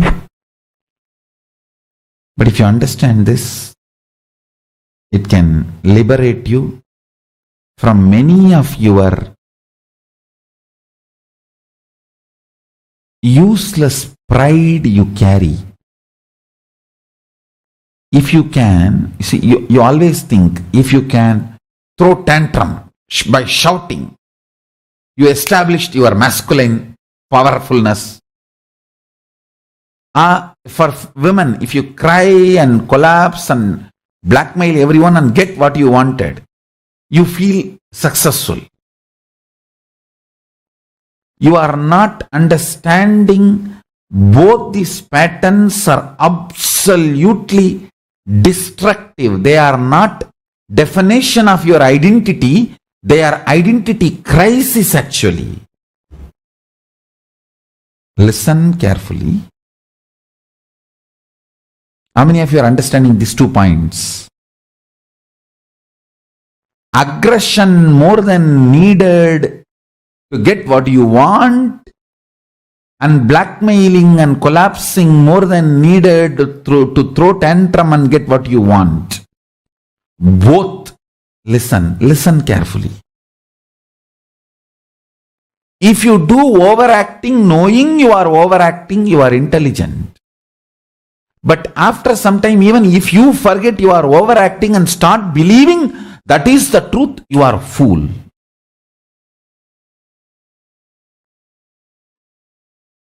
A person who knows he is overacting and be intelligent to keep the distance between his overacting and his own cognitions is an enlightened being.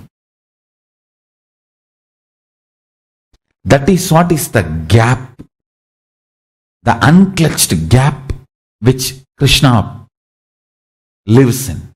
What I call the state of Paramashiva. Understand, I am throwing multiple ideas towards you. Even if you catch 2, 3, that's enough. I am not expecting that you will catch everything I am saying.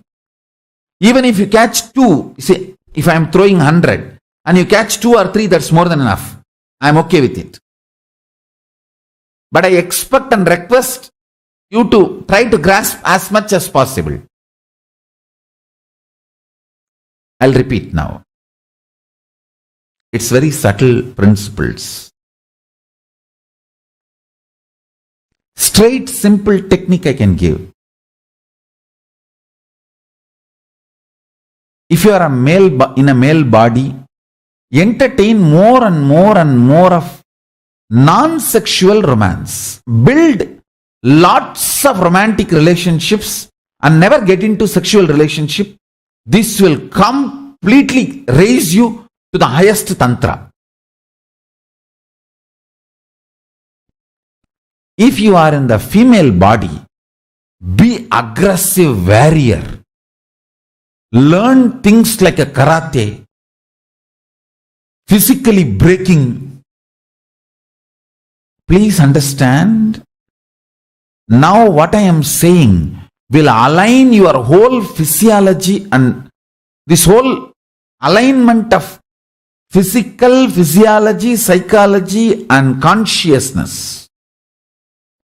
If you are in the female body, do aggressive things like this rope yoga, gymnastic,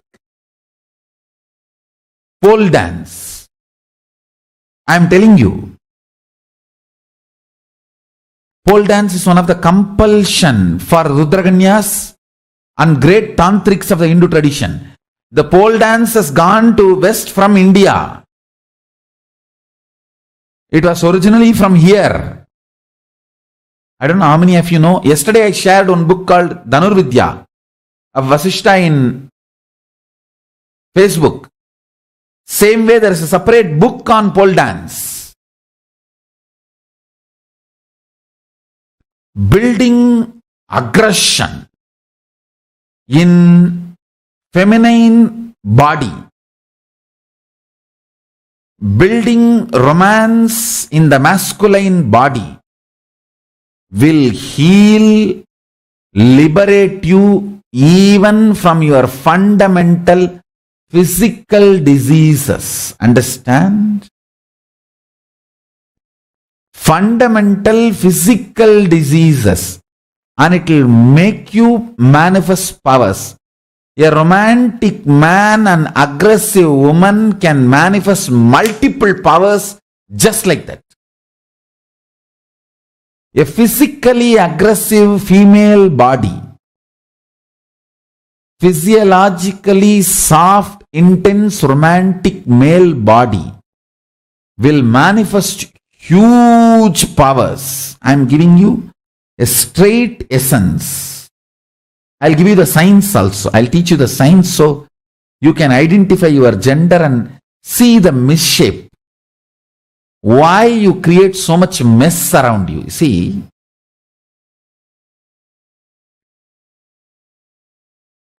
many times, just because you want to take revenge on your dad, you go and destroy your body, your mind, your life.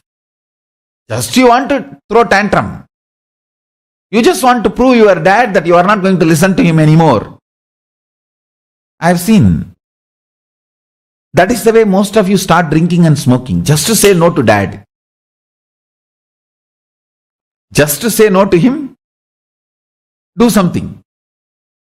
Understand, that is the way you start feeling, defining your box of the identity. Now, it will not collapse by any practice. Intense romance based, but not physical touch. Multiple relationships. Very loving, very caring. That is why in Hindu tradition, other than your wife, everyone is Didi.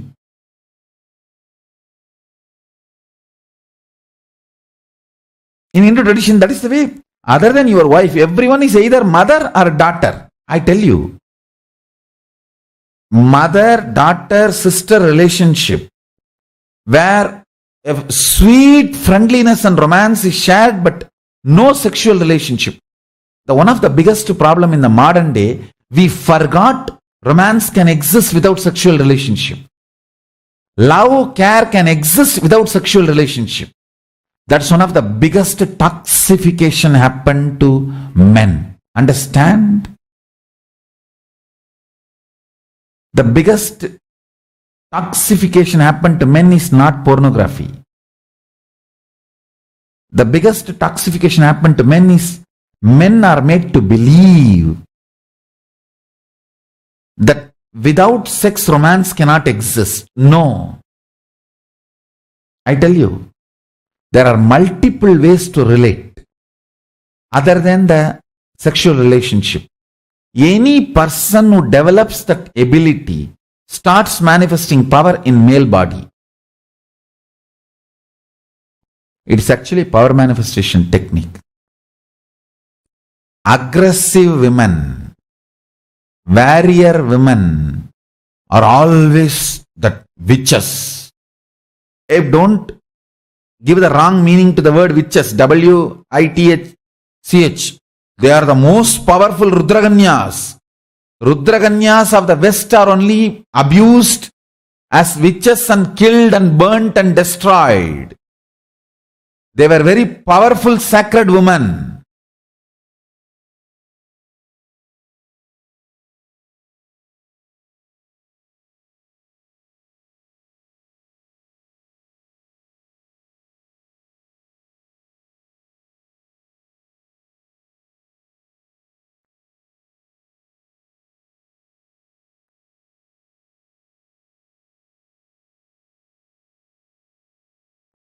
all the Hindu goddesses, if you see, always they are described as a warriors. Show me a single Hindu goddess who is not a warrior.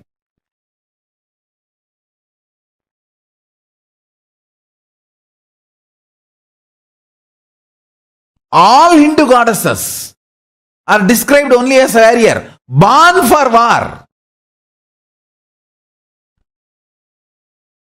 They are branding itself as warriors, but it is not for all the male gods. It's not for all the male gods. But any female god, the description, born for warrior, waging war. Understand?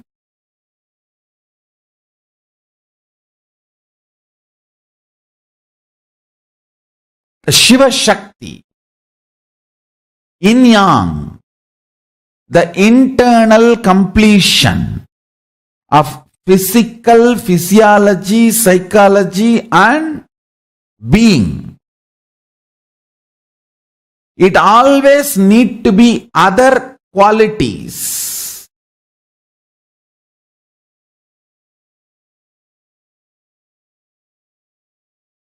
The layers, listen carefully.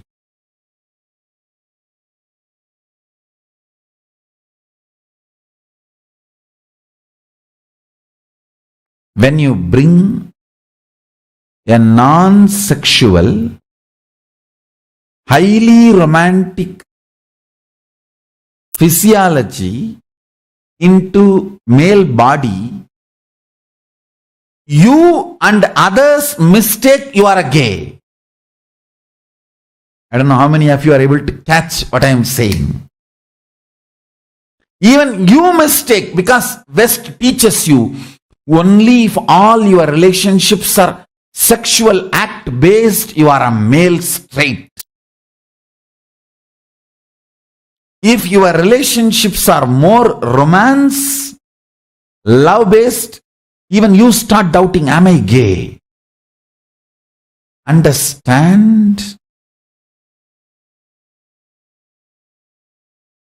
How many of you are able to understand what I am saying? First of all, gay is not wrong. Second, even if you identify yourself as a gay, it may be off understanding. If you go to the third layer, psychology, and perceive aggression there, then you are not gay, you are complete.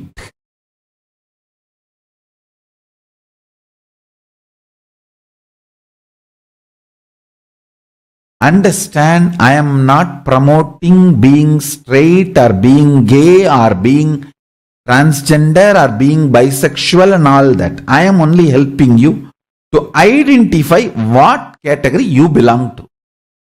So you get comfortable with the category you belong to. The moment you get comfortable, you are liberated. Because any stress within your gender identity is identity crisis. If there is no stress with your gender identities, you become transcendental gender. You become liberated being. After that, your actions no more bind you. And everyone who comes around you feels such grace. They feel showered, fulfilled, complete.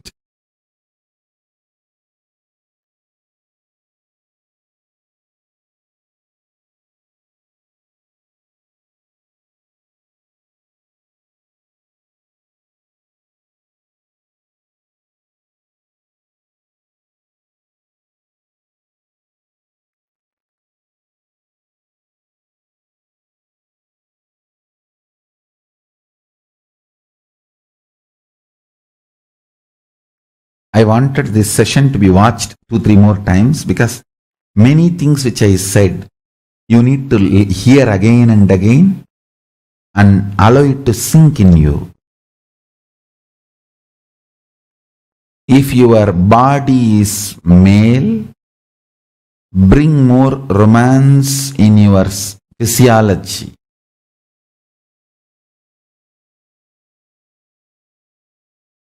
If your body is female,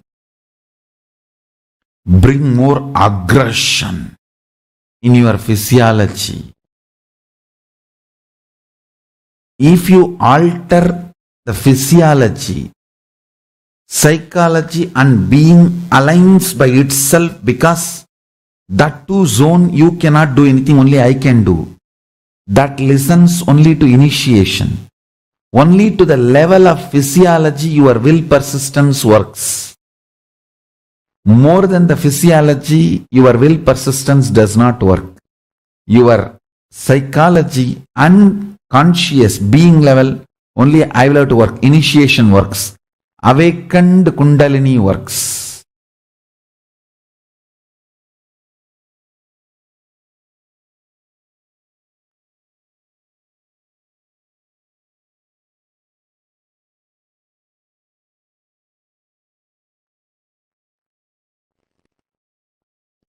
These various permutation combinations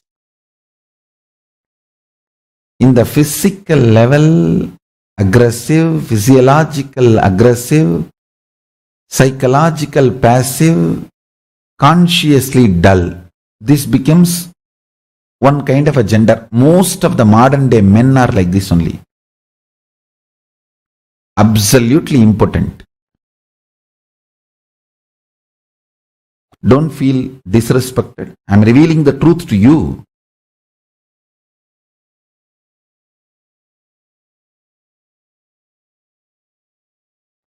Listen carefully.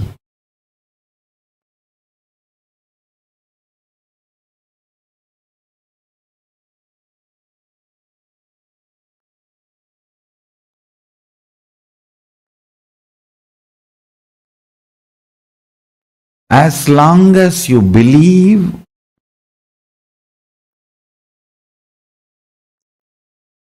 by overpowering you can define your identity. If you are in the male body and believe in overpowering defines your identity, you are a fool, impotent. If you are in female body and throwing tantrum and collapsing victim mood makes you successful and gets you what you want, you are Mudevi, inauspiciousness. Nobody should live with you. Listen. Now I'm describing all the negative aspects first. So you understand and it really hits you.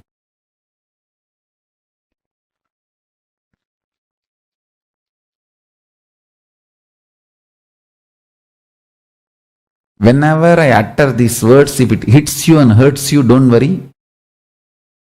Once for all, that patterns will leave you. Because your inner space, deep down, is already in love with me. That is why you are sitting. That is why so much of power manifestation. Understand? All power manifestation is sexual energy aligned. That's all. The sexual wounds in you, when they are healed, you manifest powers. Every power you manifest, I have healed 10 sexual wounds in you. That's all. Aggression gets into the field where you have to be passive, and passiveness gets into the field where you have to be passionate. This whole mess, I heal. That's all.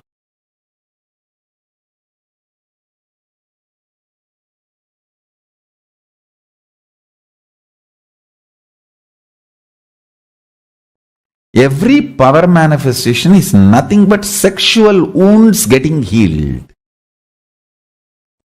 The gender identity related wounds getting healed is what is power manifestation. When I pour Kundalini in you, the gender identity related pains disappear. The pains you carry because of rejection and aggression, feeling exploited or feeling used, or feeling you used others, all this just gets melted down, and fundamentally love in its pure form do not cause any of this pattern, feeling exploited or exploiting, pain or rejection. All these are misplaced gender identities, not actual reality. Please understand, now I want to tell you one thing. Really, whenever you feel rejected by somebody, that person suffers. You rejected that person. Later on, if you have open heart-to-heart conversation, both of you will realize both of you suffered feeling rejected. It is not one. I don't know how many of you are able to understand what I am saying. How many of you experienced this? No, I am telling you the truth. I am telling you the truth. In reality,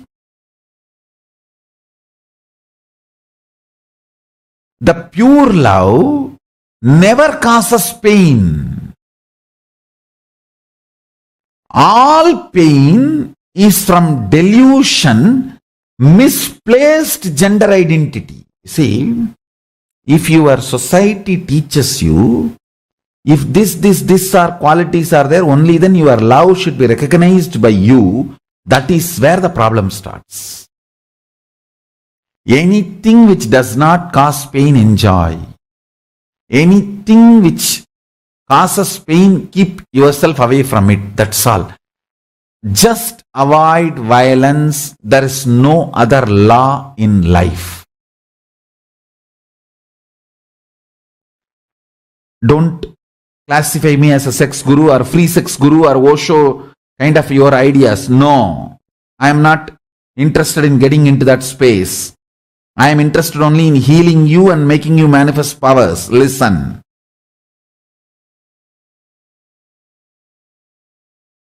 Listen carefully.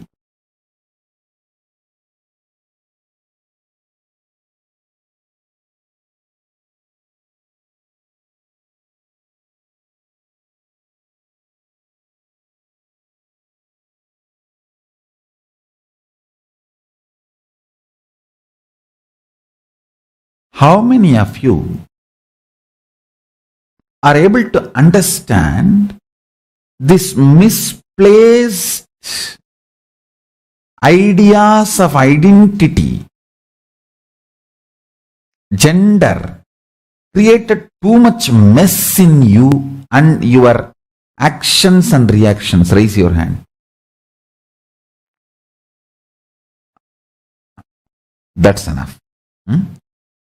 Now listen.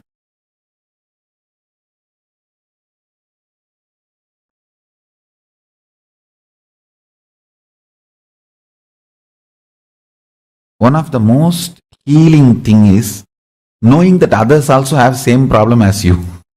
That heals you a lot. That gives you a lot of comfort.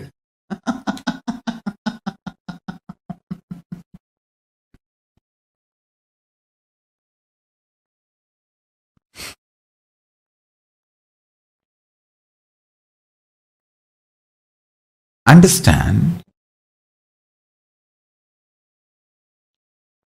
because I have to infuse Kundalini into the deepest corners of your identity. The male, female, right, wrong, aggression, good, bad, everything. That is why your core being feels very intimate with me. And that core being just knows, I know everything, and you don't need to worry about hiding or explaining or You just need to be, you can be as you are. That core confidence is what I call integrity to Guru. Integrity with Guru. Understand? Integrity with me does not mean you need to tell your whole life to me. I don't want to listen to all that blue film stories. No. Who wants to listen? You should know, I know everything and you don't need to tell me. That is what is integrity. Understand? You feeling, I know everything and you neither need to tell me nor you need to hide from me. See, understand? Even if you think you need to tell me everything, it is not integrity. Then you think, I don't know. You should know very clearly, I neither need to hide from him, nor need to tell him. Explain to him. He knows. I cannot hide because he knows. I don't need to tell because he knows. That is what is integrity. Understand? Either you try to hide or you try to tell, both are not integrity.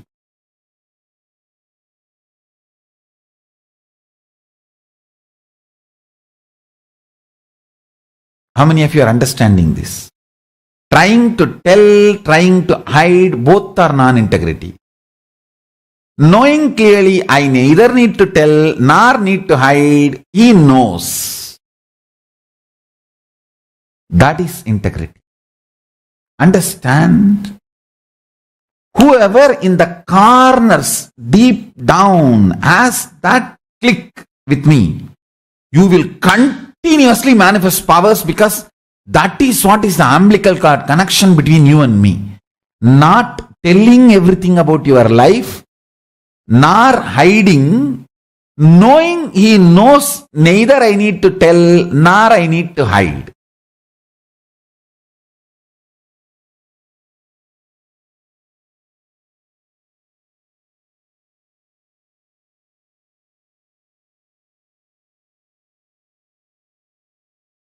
Actually, I know whatever is in you, but I don't know. My unknown knows all your known and unknown. My avyakta knows all your avyakta anvyakta. Because my avyakta, unmanifest, knows your manifest and unmanifest, I know your unmanifest and manifest. Because I know my unmanifest. Listen. Listen. In you, your manifest does not know your unmanifest. In me, my manifest knows my unmanifest. My unmanifest knows your manifest and unmanifest both. Because my unmanifest knows your manifest and unmanifest, and I know my unmanifest, I know your manifest and unmanifest.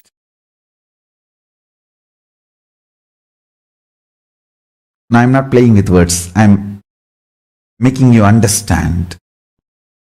This will solve a lot of your problems and make you catch the integrity.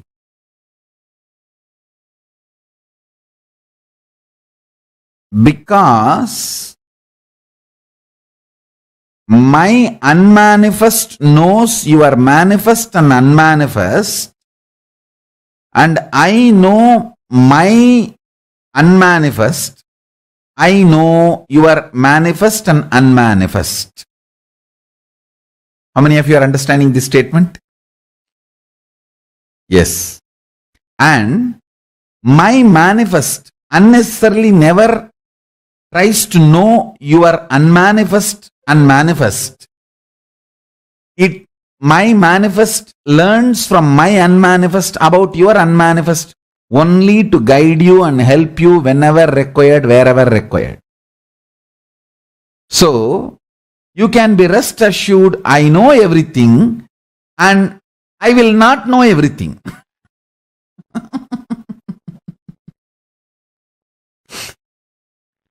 So, you neither need to be feeling, you need to hide from me, nor need to be feeling, you need to tell me everything. Neither transparency nor hiding is required. Just the trust. Swamiji knows. So neither I need to hide, nor I need to tell. He just knows. That is what is integrity. How many of you are catching what I am saying? Understand?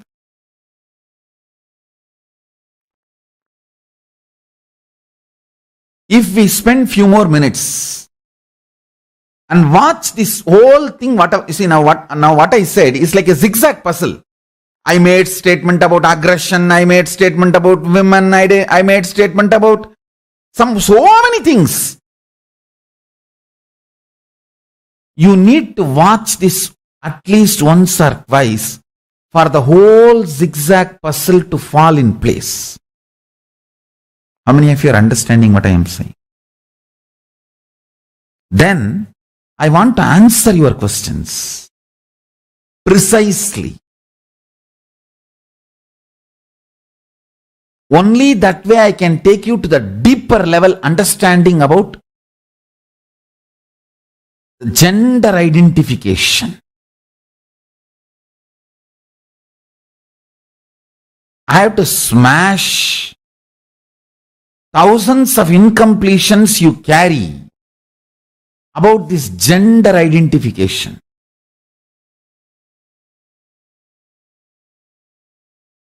Biggest violence done to human beings is ignorance about the gender, wrong ideas about the gender being injected on people.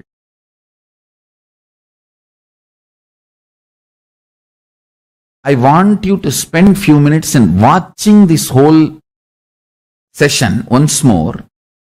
Then I wanted to answer your questions and take you to the precise depth process. And I want to tell you guys, first time I have ever started opening up, speaking in detail.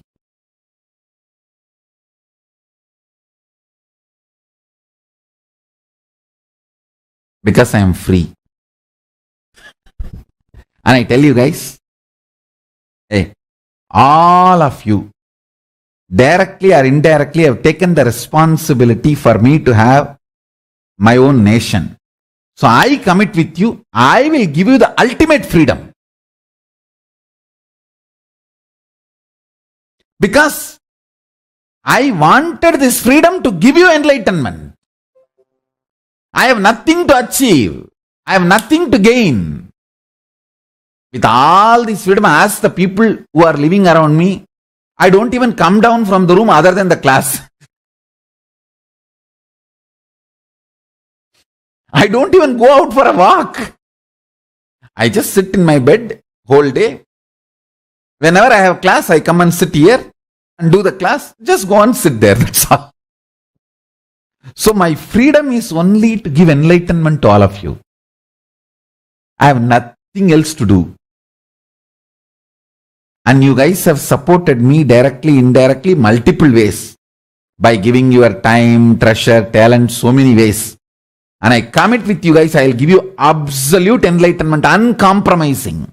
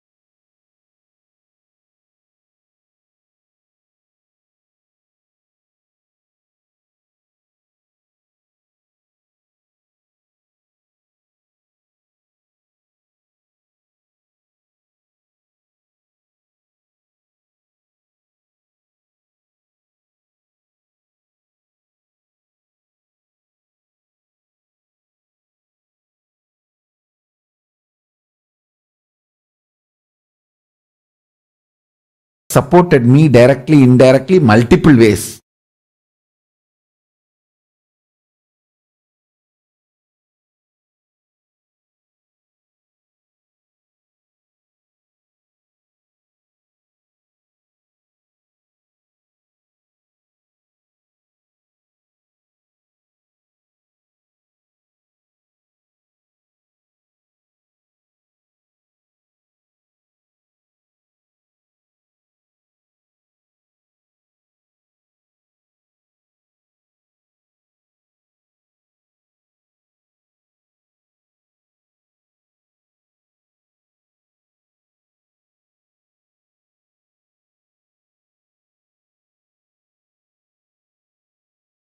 Will abide and live only by the cosmic constitution and give you guys all the best things of the cosmic constitution.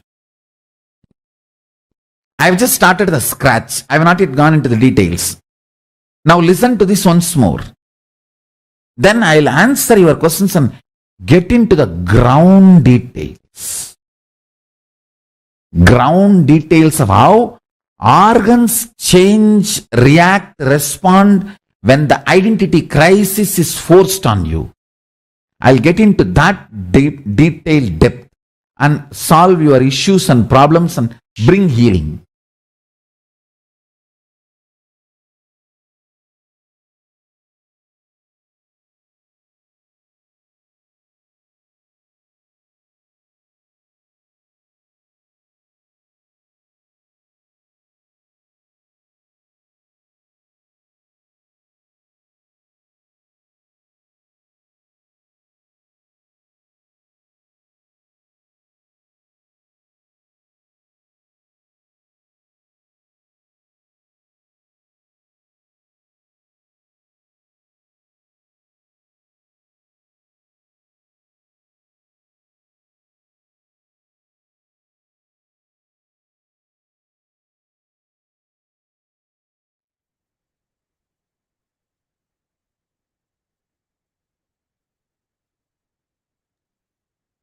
First thing, for how many of you are listening to this revelation for the very first time? And you feel like, wow, wow, wow. I feel like I want to listen to this at least a few more times, even cognize what Swamiji is actually revealing. How many of you feel like that? Please post in the chat. I request all the participants to take a few minutes and please post. For how many of you felt like this is just mind-boggling? Actually, for the first time, this batch is the luckiest batch because for the first time, we're listening to this exclusive session on, of course, other than the day where Swamiji actually revealed it. This is the first time we're having this exclusive session for all of us. And this was mind blowing, isn't it? How was it for you all? What was new? What was something that you learned for the first time? Because there is so much of there's so much of taboo, and not just that, there's so much of judgments and notions around this idea of gender and sexuality. People actually don't know the exact meaning of it, and literally everyone is stuck in this gender crisis. Nagarjuna is saying that yes, ma, it went above the head sometimes.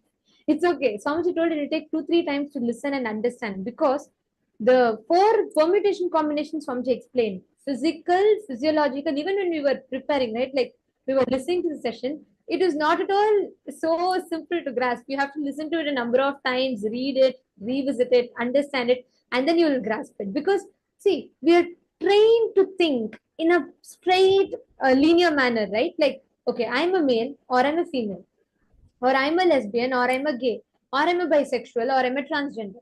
Society has, firstly, this, even today, the whole LGBTQ community suffers a lot of persecution, or like, they're having a lot of preconceived notions and judgments, because the idea of gender is completely messed up in the society.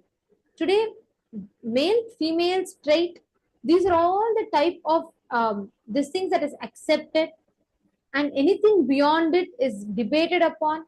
And After that, other than these 5 genders, we've not even gone beyond. But Hinduism has 11 genders. The permutation combination of these 4 things that Swamiji revealed. See, in 4 levels, in your physical body, how you cognize you, your physiology, how you cognize you, your psychology, how you cognize you, your conscious will, in that level, how you cognize you. Now, here Swamiji has given the exact definition itself, right? Swamiji said, One small thing I wanted to tell. If any of you have questions, because I know it was so vast to cognize, take a few minutes. I request all of you to write down your questions, keep it with you. Today, when we have the darshan, during the live darshan, you can post these questions and request Swamiji to reveal deeper revelations of this. All the participants, whoever has questions, take a few minutes. Please write down those questions now because they're fresh in your mind. Write it down so that you can get powerful revelations directly from Swamiji about this. Swamiji explained like so many things. I know every time, even to prepare for the session, like I listen to this video like multiple number of times to even be able to grasp this. It's so powerful, so powerful. Every line, as Swamiji said, these are all formulas. Swamiji is giving us formulas. As you take these formulas, cherish it inside you. Nicely do the manana, internalize it inside of you. They become powerful cognitions and they start becoming your knowledge, and you will start living them as your life. Very important. This is how many of you understood the 4 layers? Physical, meaning physically who you are. Physiological means the internal organs and intra organs put together. Psychological means the way you think, the psychology. Conscious, in your core being, what you are. How many of you understood this in terms of this aggressive and passive that Swamiji explained? All the participants, please post. How many of you clicked with it? Stephanie Lally is saying, yes, this is new to me. Shirin is saying, need to listen to the whole picture. Oh, the masculinization of women and the gender role of women, the gender identity of women. How do you resolve this internal and social conflict? actually, just to answer this, Chirin, if you are clear about your identity about you, whatever notions that the society imposes on you will not affect your core cognition about you. See, today what happens? If someone has to come out, and I had this conversation, I happened to have an opportunity to have a conversation in one of the programs with a person who was born in a male body, but who completely associated and identified himself with a female body, right? Like they had this gender crisis. When I was actually helping, because fortunately Swamiji empowered each of us with this right knowledge. So in Kailasa, there's absolutely no such, we don't have any such notions about any gender. Swamiji is completely like, the principle how Hinduism functions is gender is just like a dress that your body wears. That's all. Your body itself is a dress that you wear. Like that, the gender is a dress that your body wears. So when I had the opportunity to have this conversation, that person was saying how deeply they were hurt about their choice or like their instinct to associate with a female, because everyone treats them like in a very bad way. They're they're outcasts, they're treated as if they're not normal, and there's so much of notion. They say like, either there's sympathy or there is like, oh, you're like, oh, that's weird. So this kind of a treatment makes end of the day the consciousness of that person, inner space of the person, starts suffering with that feeling of discussion about themselves within themselves. It turns into self-hatred. That is why today one of the biggest suffering people are going through with gender change surgery, with all of these. People are so unstable. One day you feel you want to be a female, next day you feel you want to be a male. And there's so much of emotional, physiological, hormonal ups and downs that happens. If you right now we are letting the societal definitions affect us. Now, if you are so stable about your identity, physiologically, physically, in your conscious will, you will be so strong. No definitions can affect you. No notions that the society puts on you can shake you, make you. It can. None of this can shake your identity about you. You're catching it, ma? So it is very important. Leave what others tell. First, it's very important for you to be accepted by yourself. For each of us to be accepted by ourselves, we need to do this completion. Take a few minutes. I request every single one of you to first note down the questions that you carry, because this is very, very, very important. We can post this during the darshan and request Swamiji to reveal more deeper on this. I see so many of us still it's just entering inside us. We're like, oh my God, what did Swamiji say like this? What did Swamiji mean by this? How am I inside me?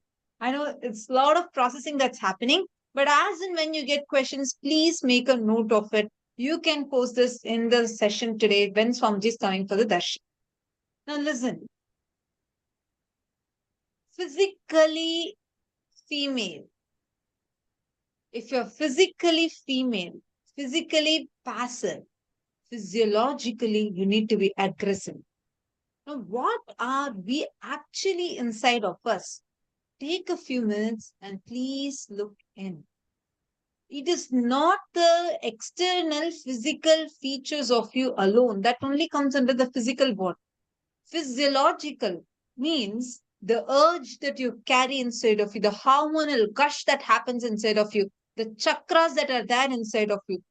How each of these intra organs means the 7 chakras means the organs that control your internal organs. What is actually controlling your internal organs? You need to look in very, very, very deeply. Marchiran is saying actually there is a clarity about the inner gender identity and acceptance, then people may not even do the surgeries anymore. Absolutely. And not just that, the powerlessness, the pain, the suffering people carry about themselves will just drop. Understand? You will become so confident about who you are from within you.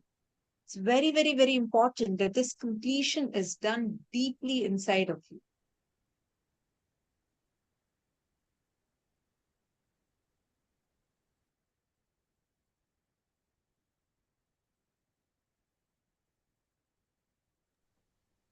Now, sit and pen down.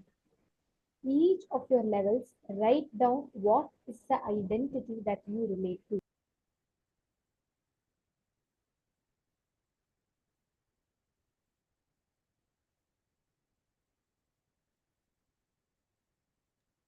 Now, listen carefully. I request all of you to sit for a few minutes. Intensely listen. If you have any questions, feel free to ask.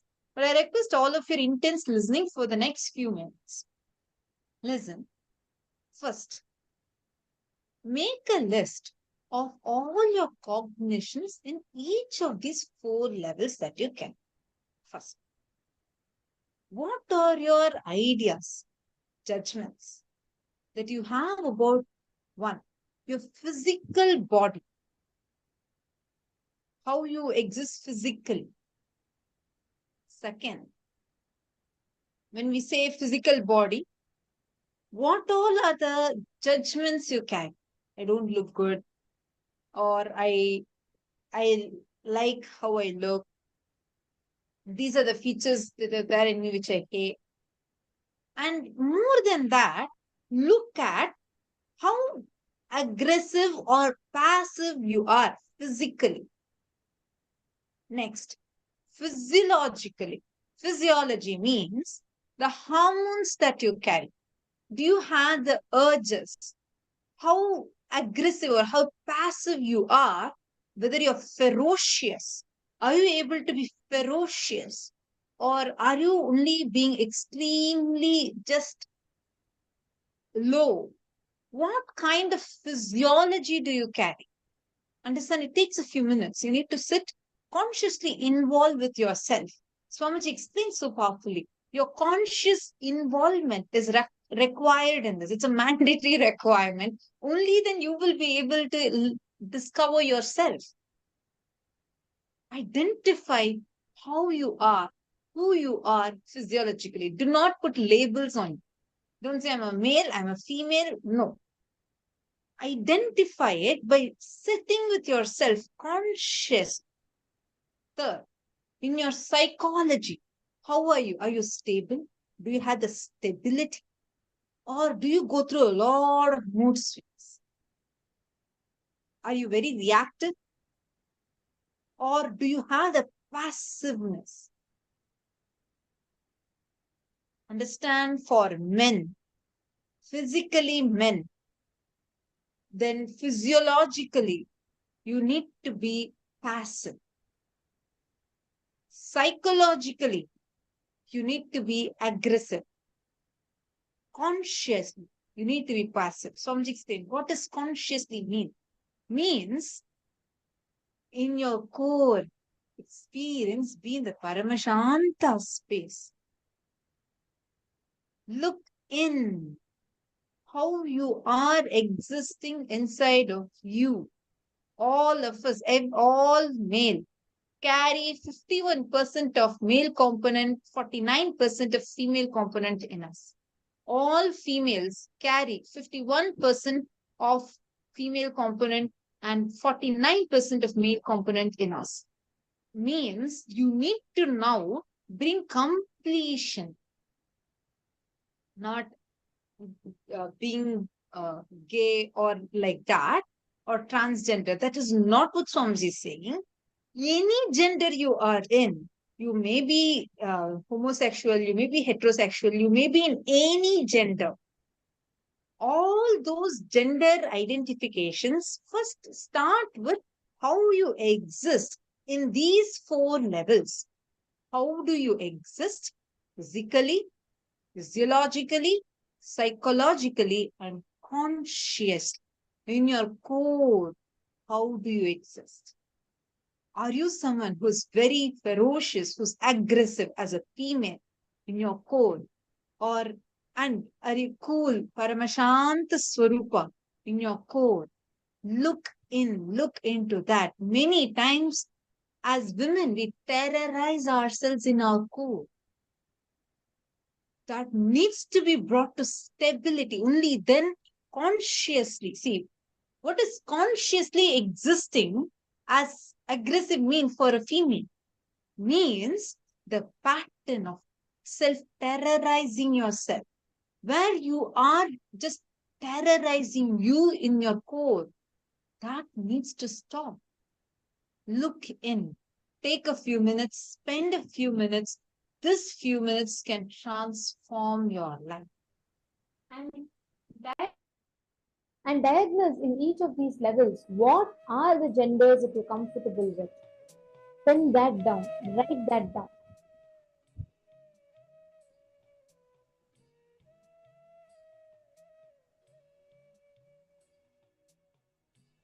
As soon as you've finished, I request you all to put yes, you're done.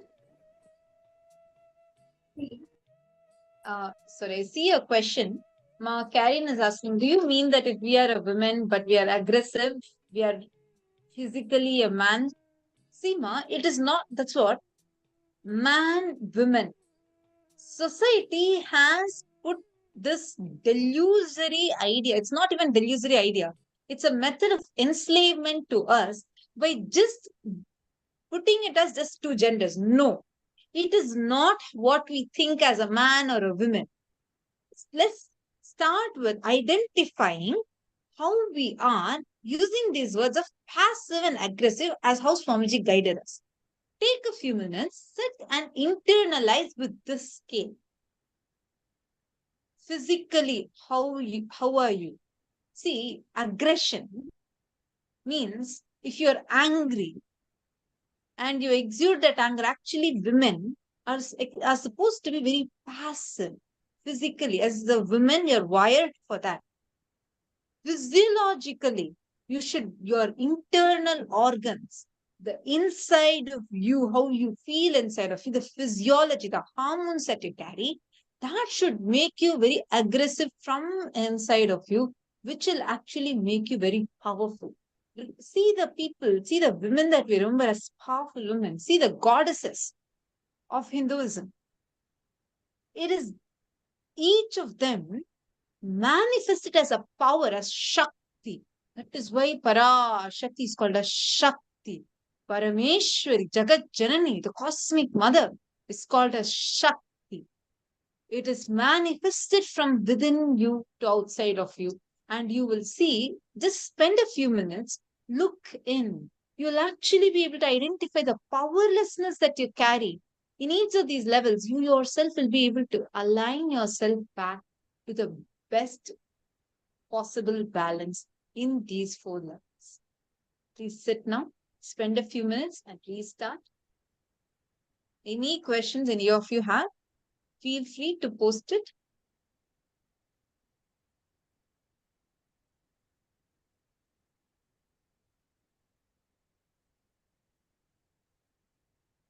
Does Sardak Patil, you're asking, does physical mean physical body? Yes.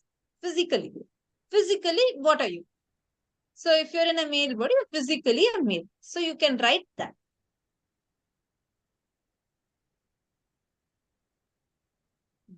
Okay, Ezekiel is asking, what does it mean to be psychologically aggressive? Does it mean like a sharp logic?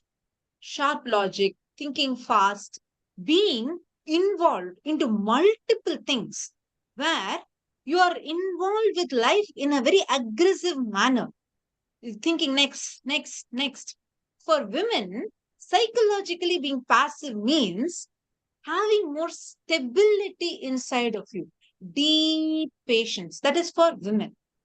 For men, psychologically being active, aggressive, thinking through, being like your whole thinking should be about next, involving, where you exist like with intense involvement, but consciously unclutched.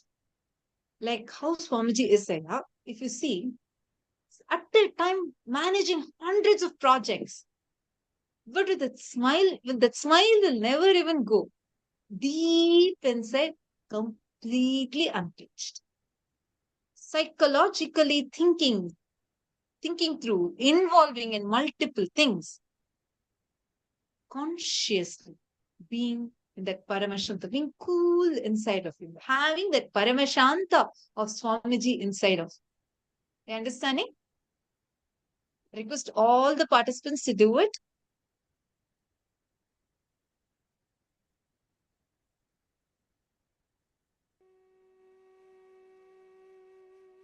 Go on penning down.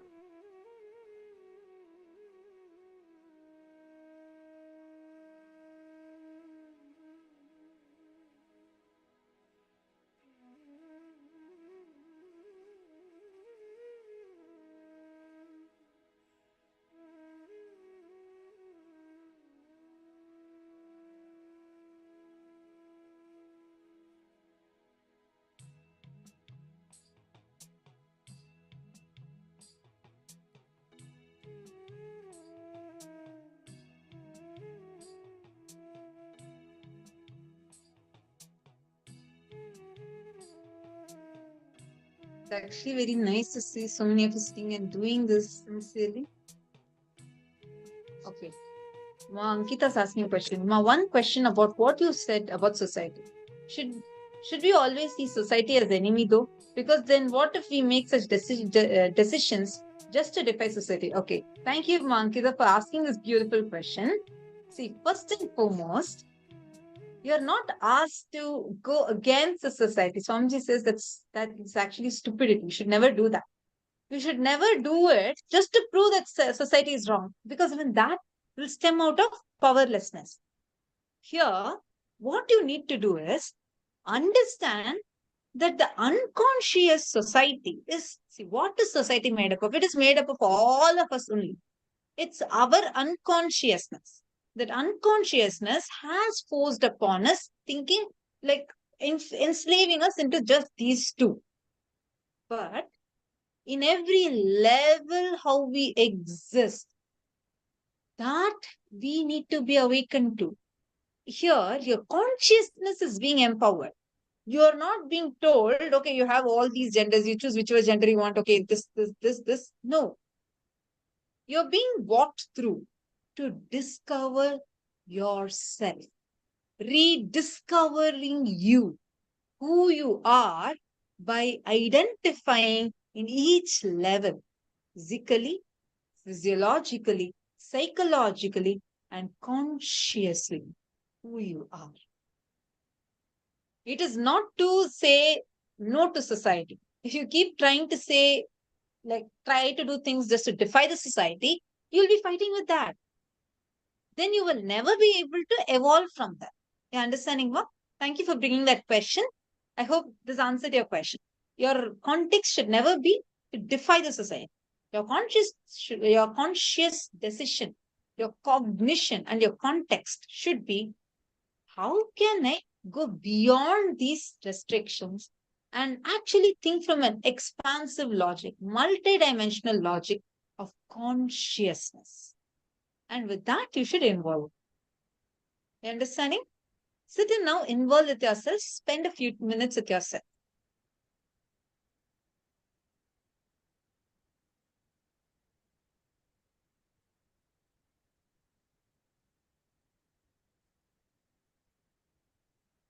Any other questions anyone has?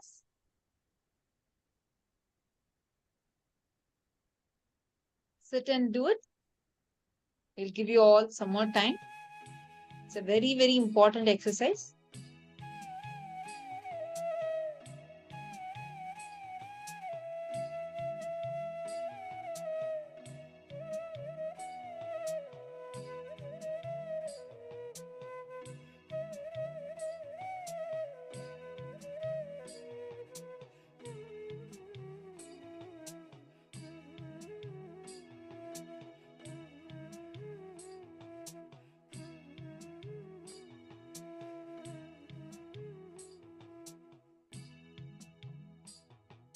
Have you all finished writing?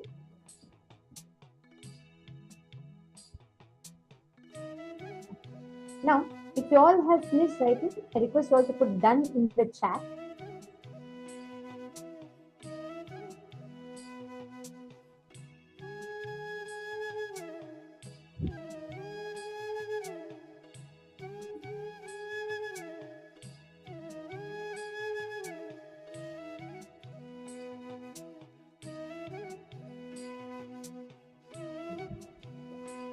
Is there anyone of you still writing?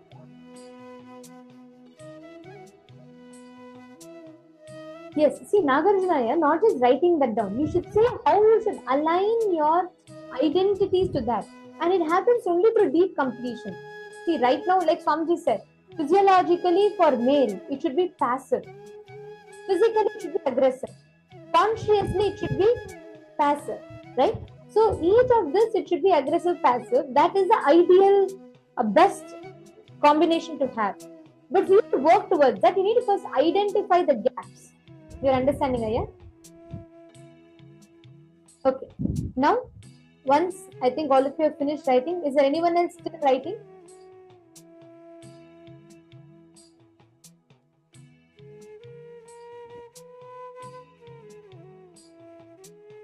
Okay. I request every one of you to write. Take a few minutes. Now, we are going to be entering into the next part. Understand, when you become comfortable, when you know how to alter, when you are comfortable about your gender, When you know gender is dynamic, you will manifest the power to alter your body the way you want. And when I say this, it means to physically alter your body. It's a power. With your conscious will, you will be able to completely change the body exactly as per how you want. I request every one of you to finish writing. Now, we are going to be entering into the power manifestation where we are going to be manifesting the power, the ability to consciously design our body just through our will. So, let us all enter into the power manifestation session. If you're still writing, please continue writing.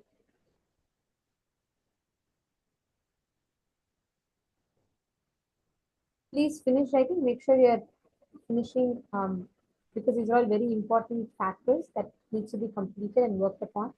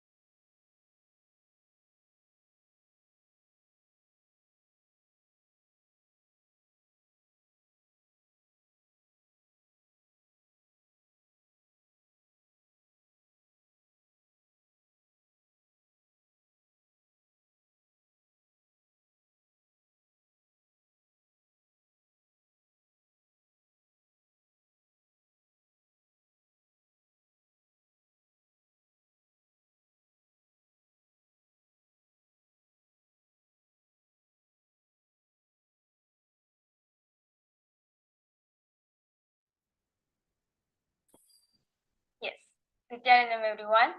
Nithyananda, ma Heidishlek, ma Istek, ma Anandeshwari, ma Gokila Devi, ma Chunyun, ma Nyayapradani, ma Ratnaprabha.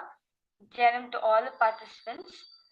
And that was very beautiful revelation Swamiji spoke on 11 genders. See, in the society, if you are born a female body, we have been taught how to behave in female body, and as Swamiji says in the satsang, that we through tantrum, or like we basically when we want to manifest something in our life, when you want the incident to go according to whatever we want, a female body, what will do? We cry through anger, through a tantrum, and that's how we get the situation under our control.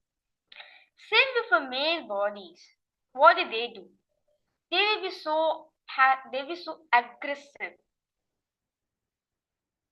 Through aggression, they get the situation under control. Either of these two situations does not lead you for finding your own identity. Swami says very beautifully, a person who knows he's acting very much well, a person he knows he's overreacting his reaction, he's overreacting his action, is an intelligent one and is an enlightened being. Take an example of Sri Krishna. He played the Ras Leela. He did whatever did in his birth. But apart from that, he is always unclutched from his state. He knows what he is doing. You know, Swamiji explained very beautifully that the gap which is there between what you perceive and what your action is, that gap is what Swamiji calls the state of Paramashiva. So, all of us knowing that what identity which we are in, and we know that it's not affecting whatever it is, we are not associating ourselves with it. That gap is the unclutching moment. From that space only we manifest powers. Swami says very beautifully, the space in which where your identity gets healed, the wounds of your gender identity getting healed, is power manifestation. Through power manifestation, Swamiji heals at least 10 of your gender wounds which we are having in ourselves. We keep on taking decisions with these 10 gender wounds, if everyone understanding.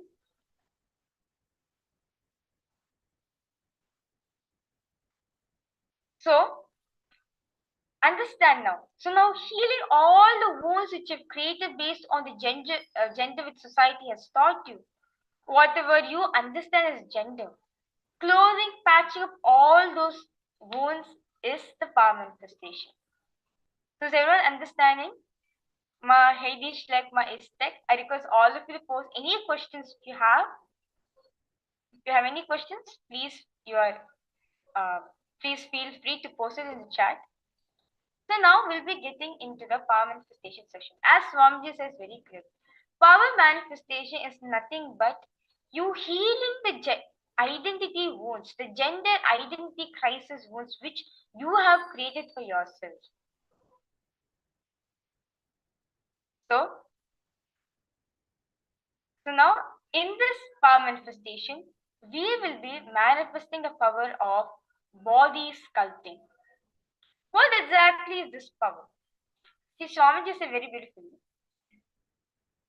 In the 4 levels, physically, like for a female, physically you are a female. Psychologically, you should be aggressive.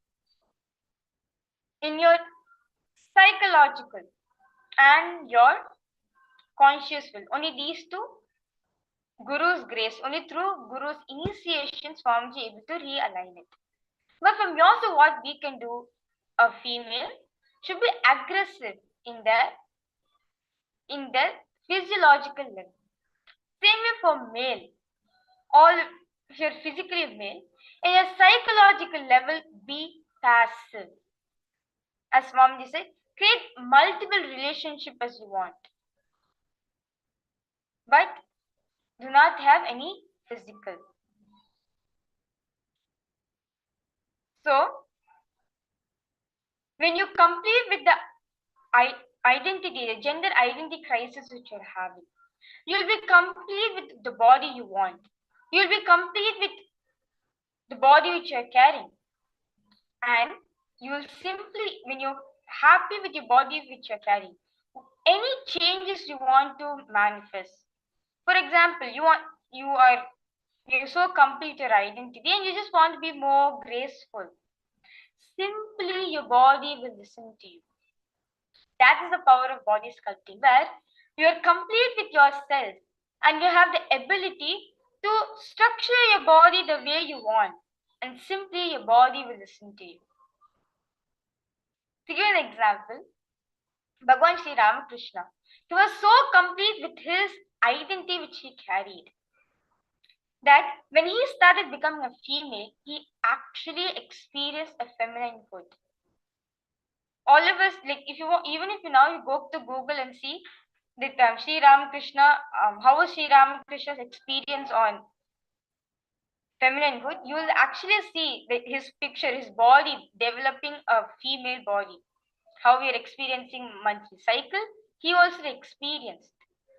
But that is only to tell all of you that how complete he was with his identity. He never carried any judgments. He was complete with the identity which he had. Naturally, whatever he wanted to experience through this body, he was able to experience it. His body was able to easily accept whatever commands he was given. Same way, so all of us did this completion process. Now you have the ability to command your body in whatever way you want. Either you want your body to be more graceful, as Swamiji says, when all your 4 levels gets aligned, you'll be more graceful. Naturally, when people meet you, you'll be more graceful. You'll be showering people. You'll be blessing people. So, this power of body sculpting, you have the ability to change the way your body is structured. You can command how your body wants to be. For example, you want, if for example, if you're a thin person, you want to become fit. You will see through this power, you'll be able to manifest becoming a fit body. Or let's say you are dark skin, but you want to manifest a fair skin. You will see Swamiji will actually make it happen to you. So now, is everyone understanding this? Any doubts, any questions you have? You can post it in the chat and I'll be answering your questions. Yes, Machunyu, Manyana Pradayini, Maratya Prabha, is all of you understanding on how to manifest this power, the context of why we are manifesting this power? Ma Gokila Devi, Ma Agama Priya, Ma Priyatra Swarupini. Okay, yes. So now, I request all of you to sit with your head and spine in a straight line.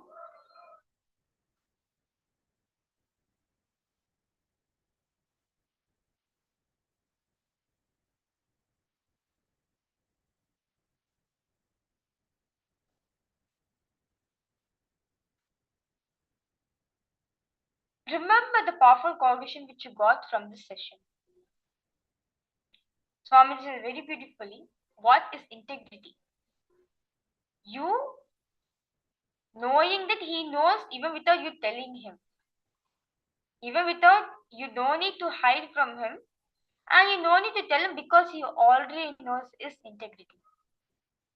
So, Swamiji knows every single thing what is happening in our body, in our system. He even knows to a level what cognitions we are cherishing, what decisions we are making, from which space we are making decision. Every single thing Swamiji knows. Chew on the powerful cognition which you have got from this session.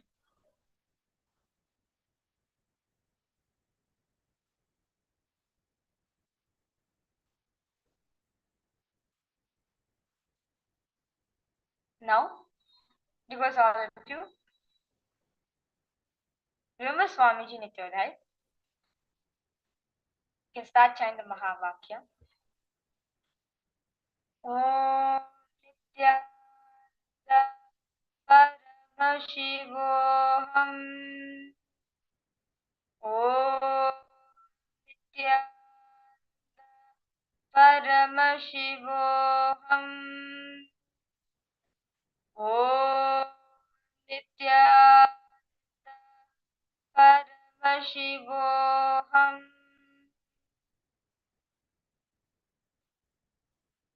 Now, with the same space of oneness,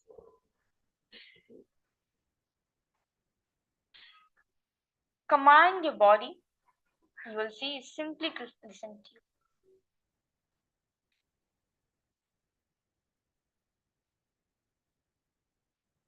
In this round, you will be manifesting by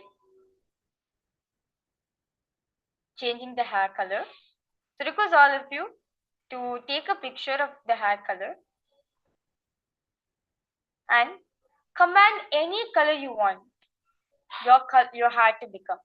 You'll see Swamiji will manifest for you.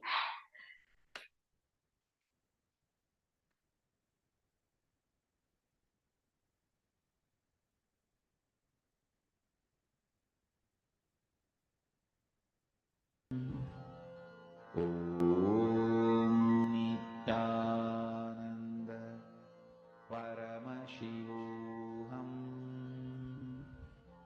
Om Nithyananda Paramashivoham.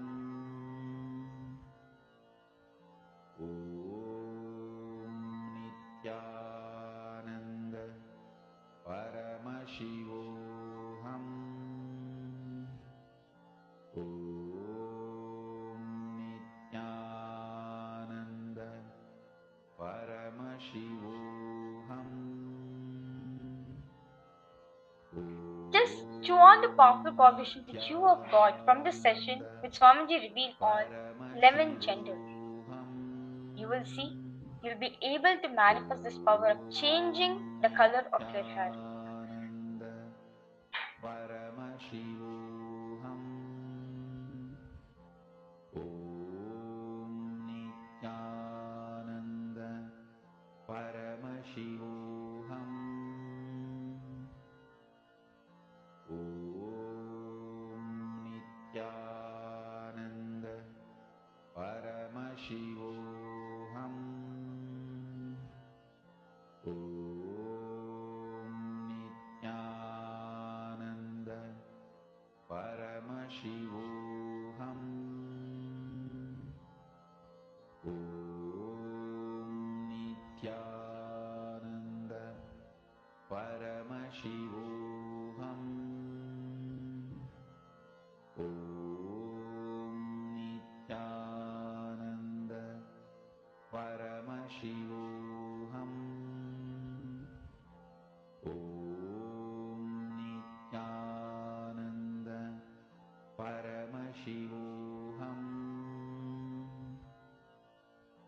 Om Nithyananda Paramashivoham. Om Nithyananda Paramashivoham. Om Nithyananda Paramashivoham. Om Nithyananda Paramashivoham. If you have any self-doubt, thinking how is it possible to change a hair color, just remember Swamiji knows every single thing what's happening in you.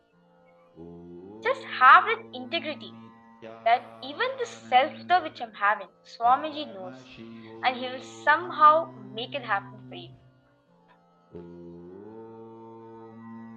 Nithyananda Paramashivoham. Om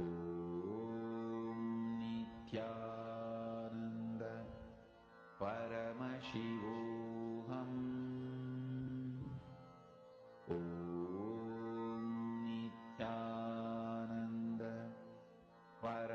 Paramashivoham. Om Nithyananda Paramashivoham.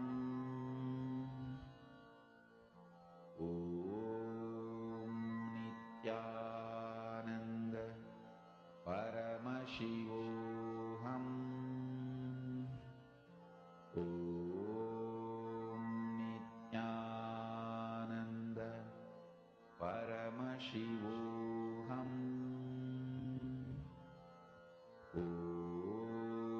Nithyananda Paramashivoham. Om Nithyananda Paramashivoham. Om Nithyananda Paramashivoham. Om Nithyananda Paramashivoham. Om Nithyananda Paramashivoham. Om Nithyananda Paramashivoham. Om Nithyananda Paramashivoham.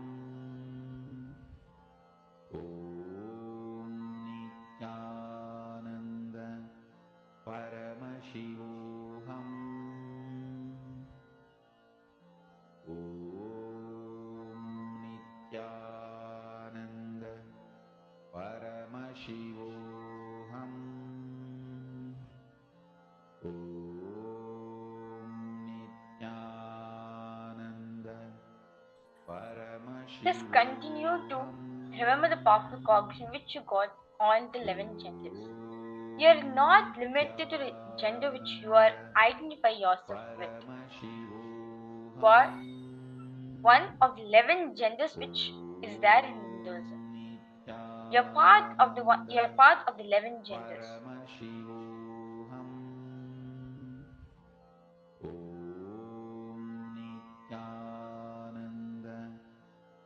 Just remember that Swamiji knows every single thing what you're thinking.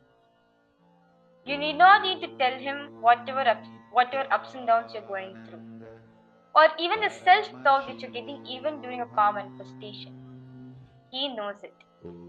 Just with that cognition that he knows it already, you will see you will manifest this power. Om Nithyananda Paramashivoham. Om Nithyananda Paramashivoham. Om Nithyananda Paramashivoham. Om Nithyananda Paramashivoham. Om Nithyananda Paramashivoham.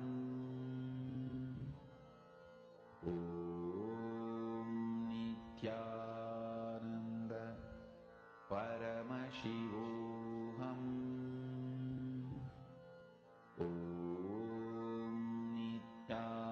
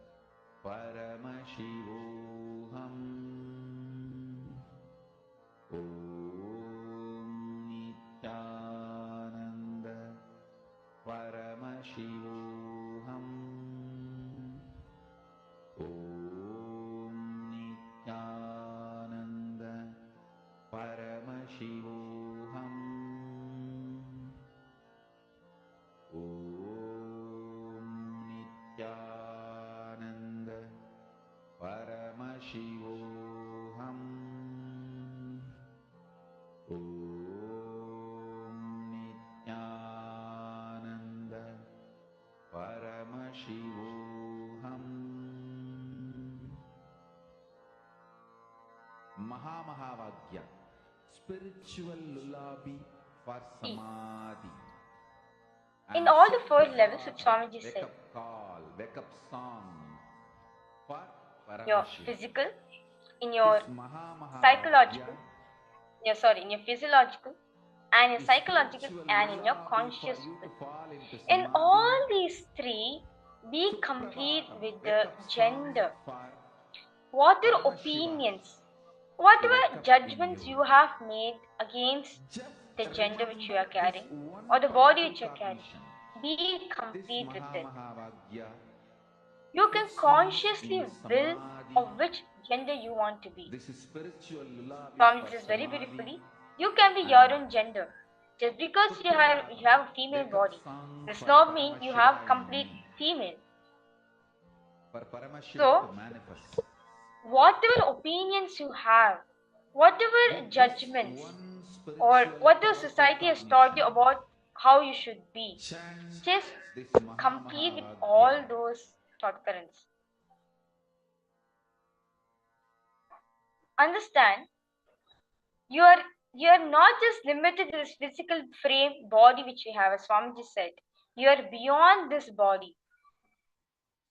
To experience the complete fullness inside yourself, you need to understand that whatever reactions you're doing, or the way of reaction you're doing, it's nothing. You need to see yourself as disconnected from it. As Swamiji says, a person who's intelligent, he knows whatever overreaction is doing, he knows it completely. So understand, whatever reactions you're giving, or whatever judgments you pass up, understand you are only doing it. When you know it, you're consciously willing it, that's it. You know that it is not you. Whatever judgments you have got acquired, whatever opinions you've acquired, it's not you. You are just limiting yourself to this small frame body which we are carrying. So drop all the opinions about your gender or body. Anything, any thought currents, if any thought current comes, just drop it at Swamiji's feet. Decide, let me complete with it. I am not this body, I am beyond this body. When you understand you're beyond this body, you'll actually experience what Swamiji is actually talking about 11 genders. You'll experience complete fullness. You'll experience completeness in yourself. Paramashivoham. Om Nithyananda Paramashivoham. Om Nithyananda Paramashivoham. Om Nithyananda Paramashivoham. Om Nithyananda Paramashivoham. Om Nithyananda Paramashivoham. Om Nithyananda Paramashivoham. Om Nithyananda Paramashivoham. Om Nithyananda Paramashivoham. Om Nithyananda Paramashivoham.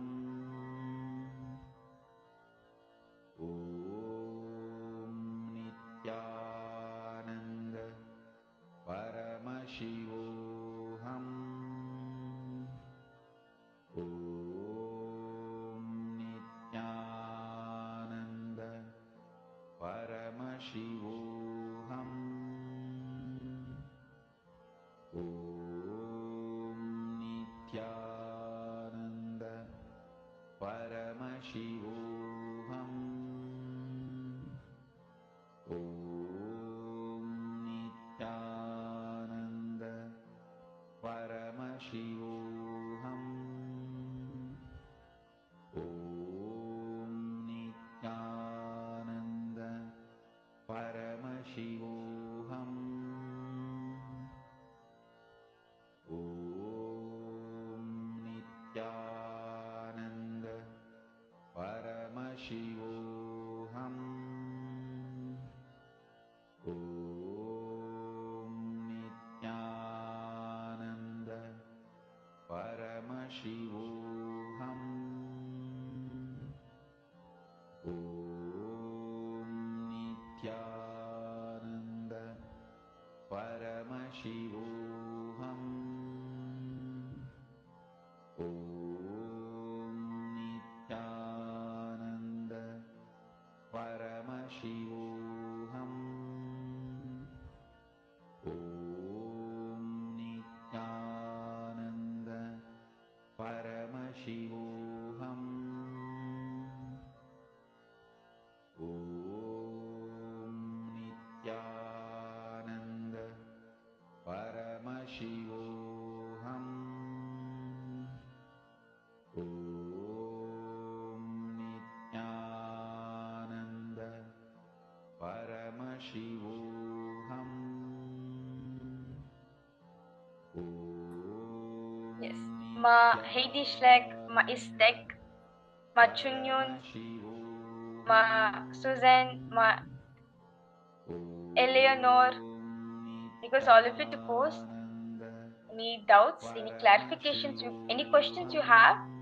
You can post it in the chat. Om Nithyananda Paramashivoham. Om Nithyananda Swamiji said very beautifully that when a female becomes more aggressive, even the fundamental physical diseases which you are experiencing will also get healed. And that's the moment when a female experiences her aggressiveness. When she becomes aggressive in her psyche, in her physiological, she manifests more and more powers. Same even for male. When they entertain the non-sexual relationship, they will manifest more and more power. When they are loving, when they are compassionate, in their physiological level, they manifest more and more powers. So understand, you are not complete. You are here to experience the completeness. So, whatever questions or whatever opinions, whatever conclusions you have come about this gender, it's not you. So, with this, okay, Ma Eleanor Mayer, you are saying, okay, you get back saying everything is fine for a moment, no questions. Thank you, Ma. Yes. So now in this session, all of you have learned that we have 11 genders where we need to identify ourselves with. In the next session, we'll be learning how to diagnose our gender. How to diagnose within the 11 genders category, which gender do we belong to? We will be directly listening from Swamiji.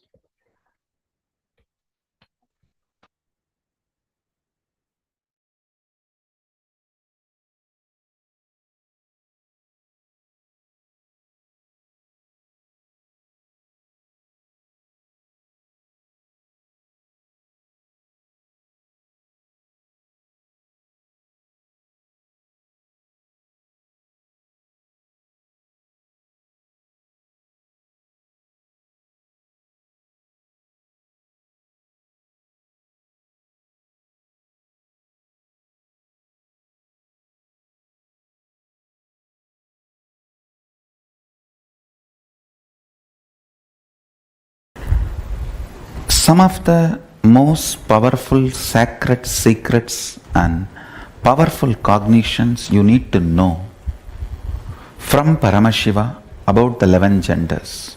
1.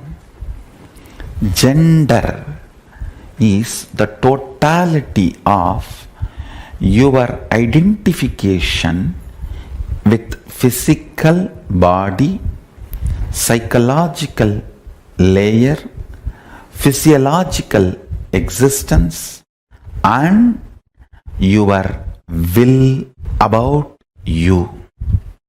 Listen. Your physical existence, your physiological existence, your psychological existence, and your identification, aham, will. In all 4 levels, how you feel the totality of all these 4 put together is your gender. And unfortunately, society does not have this elaborate true understanding because this knowledge was kept with elite. Society has only the very rough middle class mentality, mediocre understanding of 2 gender. And now they are coming up slowly only to the level of 3rd gender. But actually 11 genders exist. The various permutation combinations of your gender identification in the physical level, physiological level, psychological level, and will, aham, the individual conscious level. So understand, when Hinduism, Vedas and Agamas asks you to be a celibate till the age of 21, the purpose is for you to realize in physical level what is the gender with which you feel comfortable. In psychological level, what is the gender with which you are comfortable. In physiological level, what is the gender identity with which you are comfortable. And your conscious, self-conscious level, what is the gender with which you are comfortable. Exploring it, understand, one of the biggest problem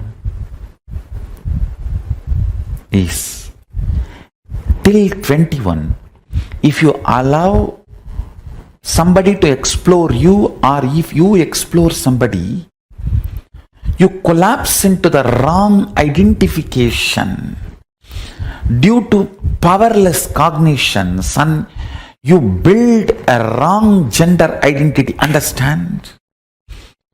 Whether you feel oversexed or undersexed, womanizer or suppressed, any powerlessness or complication in the level of sex and sexual fulfillment or sexual desires, sexual guilt, and any problem you go through with the sex fundamentally starts with gender identification. I tell you, when your gender is properly identified, all the sexual problems just melt down.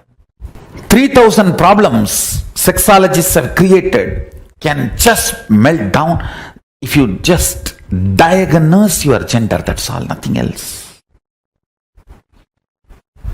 Please understand, multiple disorders related to eating can be cured completely. Multiple disorders related to drug addictions can be cured completely just by gender identification. Do not, first thing, just say no to society and society labeling you in any gender. If you are below 21, decide not to allow anybody to physically explore you and never explore another physical body. Wait. Understand, Gender identity is like a mercury. It cannot be kept even in golden pot. It can be only kept in stone vessel. Only after 21, your system becomes a stone vessel. If you are below 21, decide no question of exploring another body or letting another body to explore you.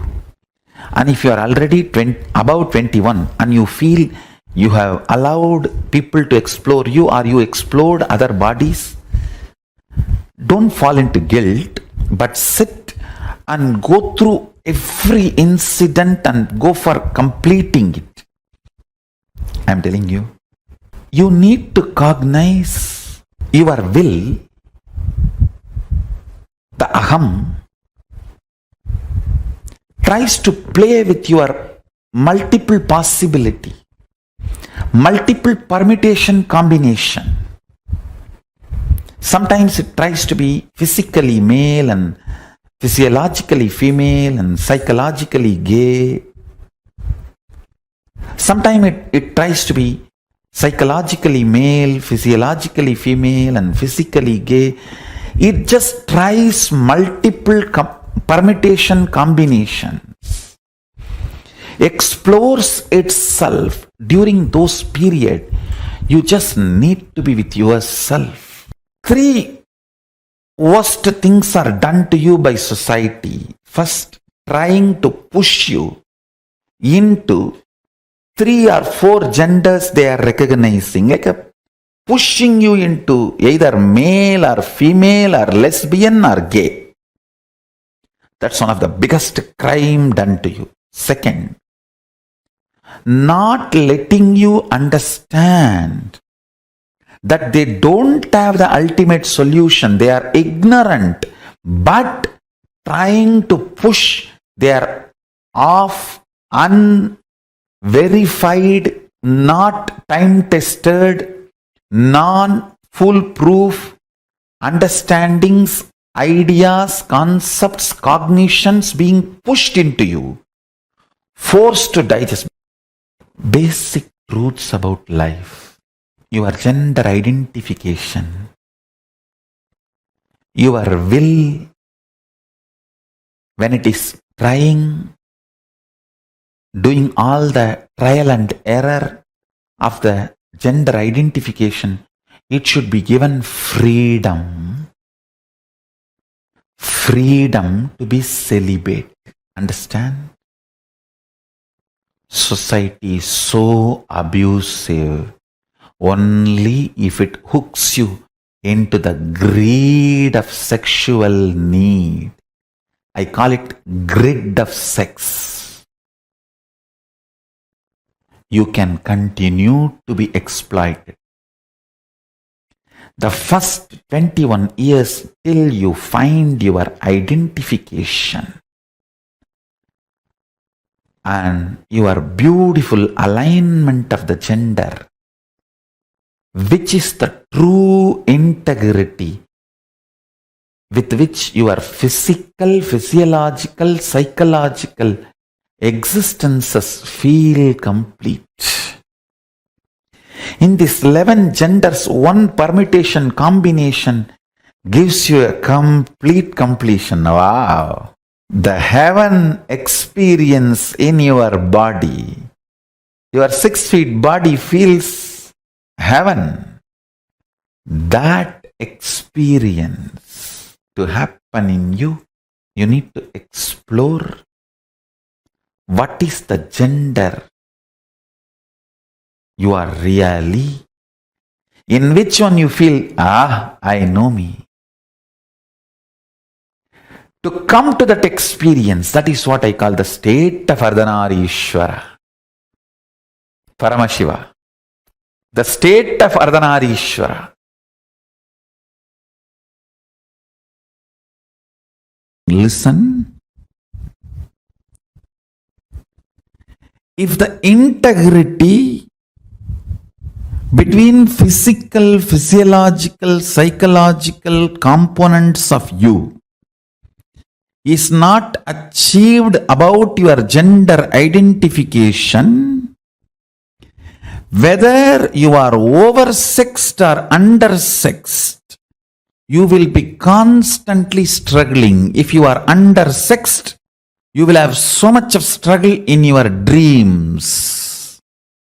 If you are oversexed, you will have so much of trouble in your psychology space. Understand? Whether you are aggressive or passive,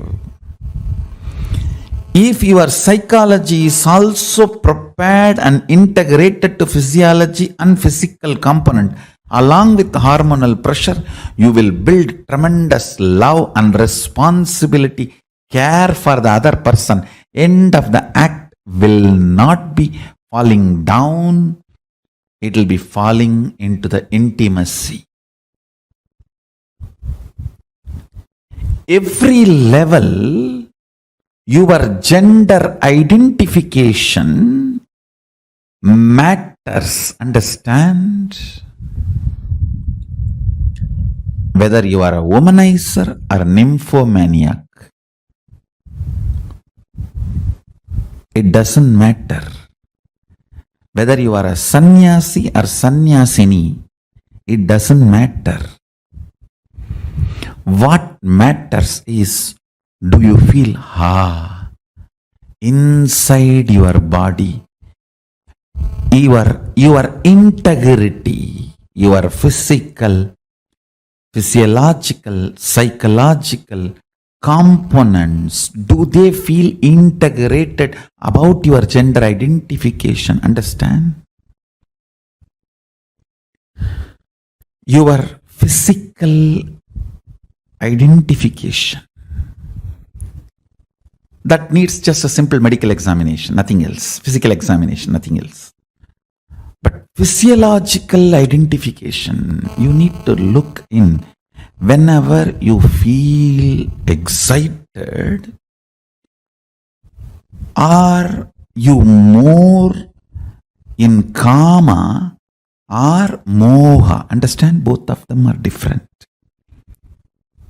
In kama, you just want to manifest the reality of you and the other person or persons involved in your life. In moha, you just want to exploit everyone for your pleasure. There are two different things. In kama, you are very sure you want the completion for everyone involved.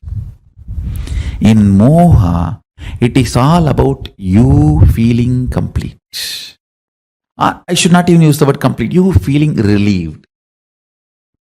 Listen carefully.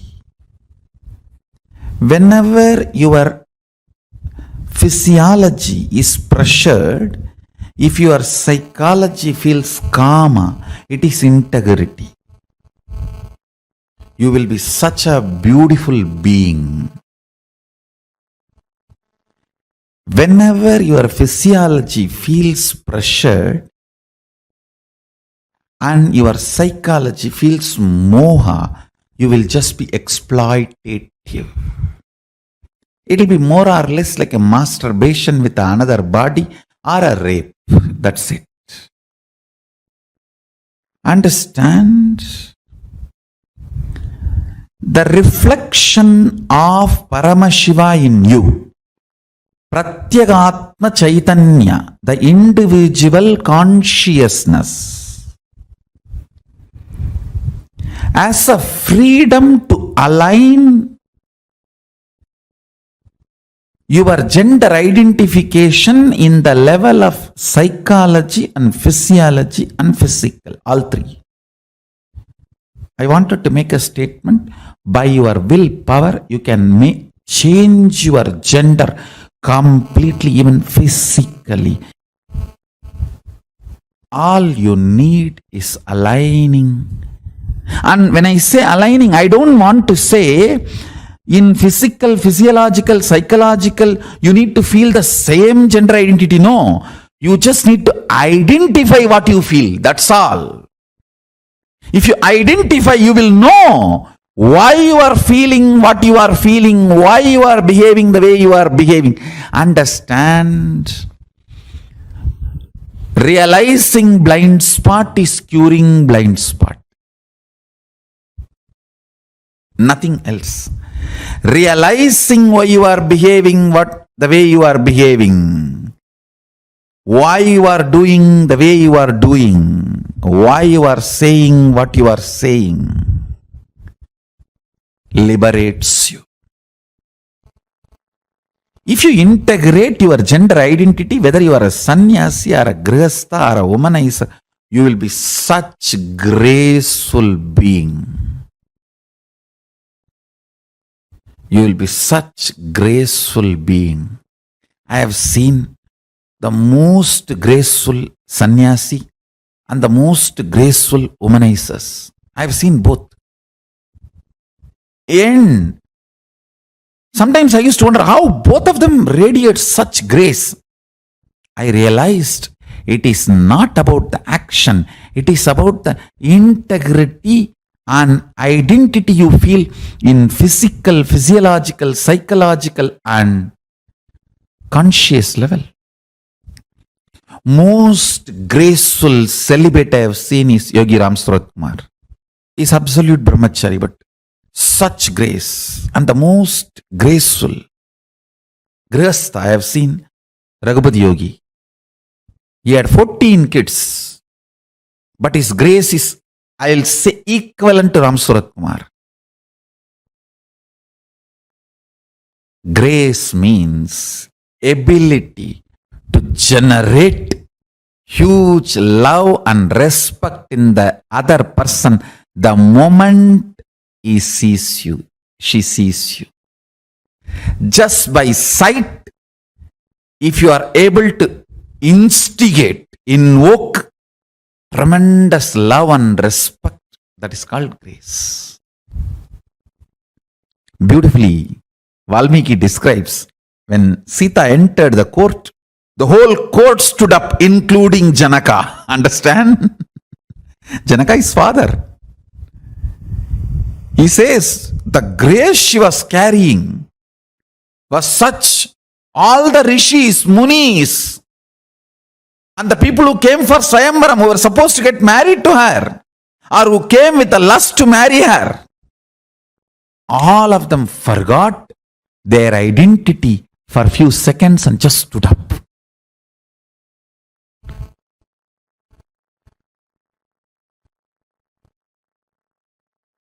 The grace she was radiating.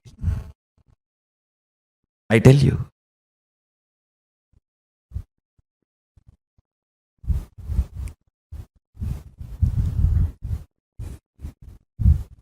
I wanted to get into the details. All the mood swing women suffer and feeling exploited, women feel, is just because their three layers are not integrated. Physical, physiological, psychological does not feel the same gender identity. There is a mismatch. There is a confusion. That is why women feel disgraced every time they enter into a sexual act and come out.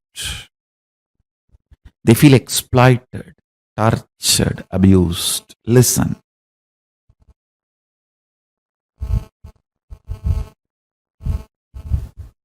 All you need is aligning. And when I say aligning, I don't want to say in physical, physiological, psychological, you need to feel the same gender identity. No. You just need to identify what you feel. That's all. If you identify, you will know why you are feeling what you are feeling, why you are behaving the way you are behaving. Understand? Realizing blind spot is curing blind spot. Nothing else. Realizing why you are behaving the way you are behaving, why you are doing the way you are doing, why you are saying what you are saying. liberates you.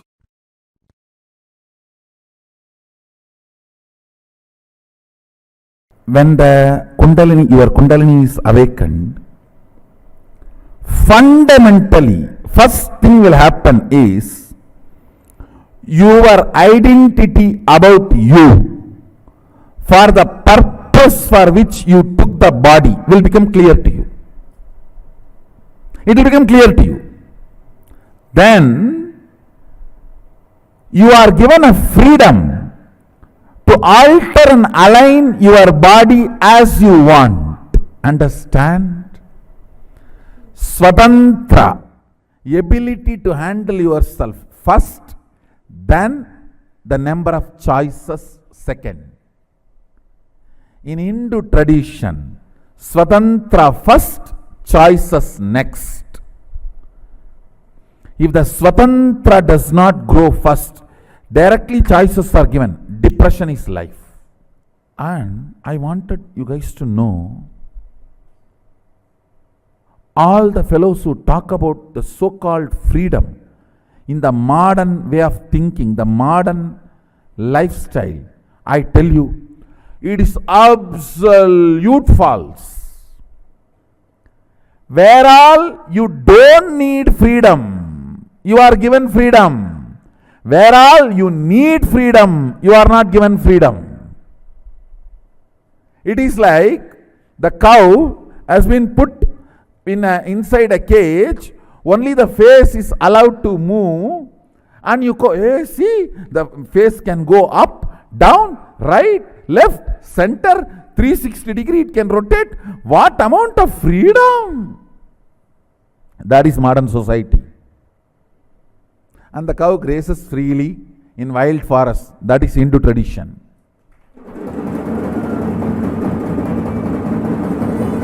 And that cow is given the intelligence what to eat and what not to eat, and even if it eats poison, it will not get into its system. Please understand, Swatantra is much, much higher than the freedom based on choices. Freedom defined by the choices. Freedom defined as choices is too low than the Swatantra defined by the Hindu tradition. Recently, I was conducting sessions for a group of people on Brahmacharya. You will be surprised. In that class question answer, almost 90% of the people say they don't feel the gender they are supposed to be feeling as their body. 90% of the people, not a joke, understand. 90% of them are saying we are not feeling the gender we are supposed to feel as per the society, the body in which we are. I think it's little more than 90. Fortunately, they are having understanding about Brahmacharya as per Sadashiva's instruction. The first instruction, as I said, 9 months. No physical sexual activity and practicing completion means the power manifestation. Second instruction, every morning have neem juice, every night a black betel leaf with a little pachakarpuram, the raw camphor, a pinch of raw camphor. These two herb, if it can be programmed by the master and given, that is great. Even if that is not possible, offer it to Sadashiva's deity or Sadashiva Mandala and take. These two instruction can do so much of healing, I tell you. All the toxins gets accumulated in your system because of sexual abusal, pornography means sexual abuse done to you by you, sexual abuse done to you by others. Both accumulates toxins in your system that can be cleansed. The detoxification can happen by these two. Morning neem juice, night black beetle leaf with a pinch of camphor. This can detoxify your body and reveal your original gender to you. Understand? This is what the story, Meenakshi's story says. When she saw Sadashiva, the third thus disappeared and she realized her original gender. She realized her original gender, her original identity. Till we get that, we will not know who we are. When she had the darshan of Sadashiva, the third breast disappeared and she realized her original gender. Understand? This two instruction can bring tremendous healing and realization of your original gender. Can happen in you. That can solve almost 90% of your problems.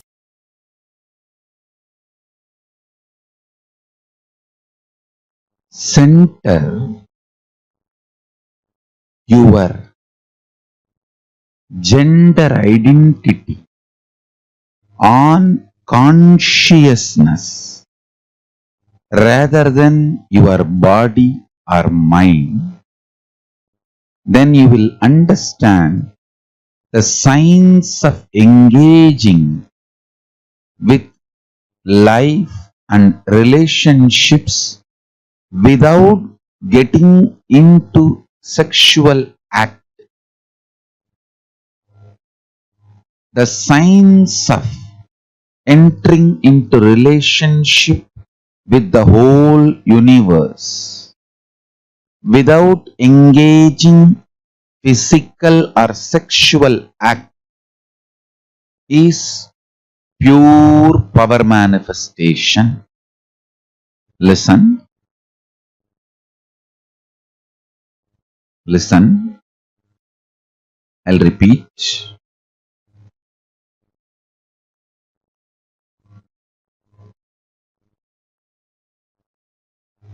Do not take your consciousness, life for granted.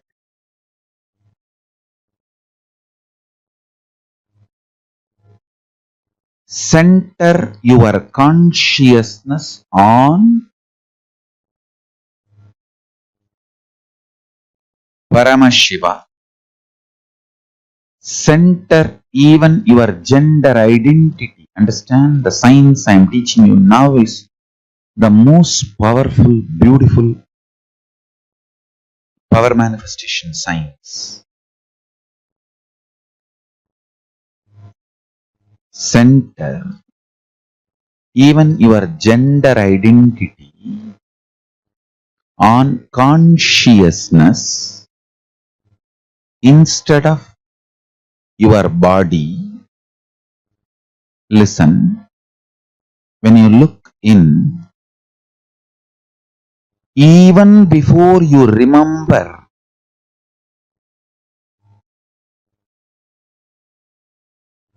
your gender as a male or female, center your core existence on your consciousness. Remember your consciousness. You are pure consciousness. On that understanding, cognition, you are pure consciousness. If you build your existence, understand, the more and more you remember your consciousness, more and more you engage yourself with the understanding your consciousness, more and more the nectar based chemicals and hormones will happen in your system. Listen.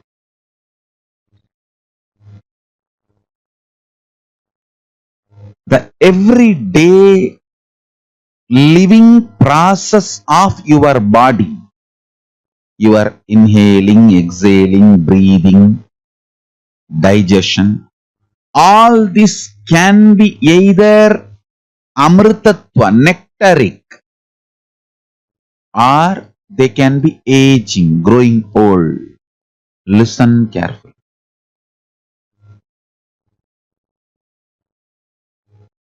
You need to understand the functioning of your body is centered on the ideas you cherish about you. The more you cherish you are based on your body, the more you will engage with gender identities, then that leads to more and more of bondages, needs, greeds, fears. More and more you center yourself as consciousness, more and more your taste for life gets mature. Understand, when you start remembering your consciousness more and more,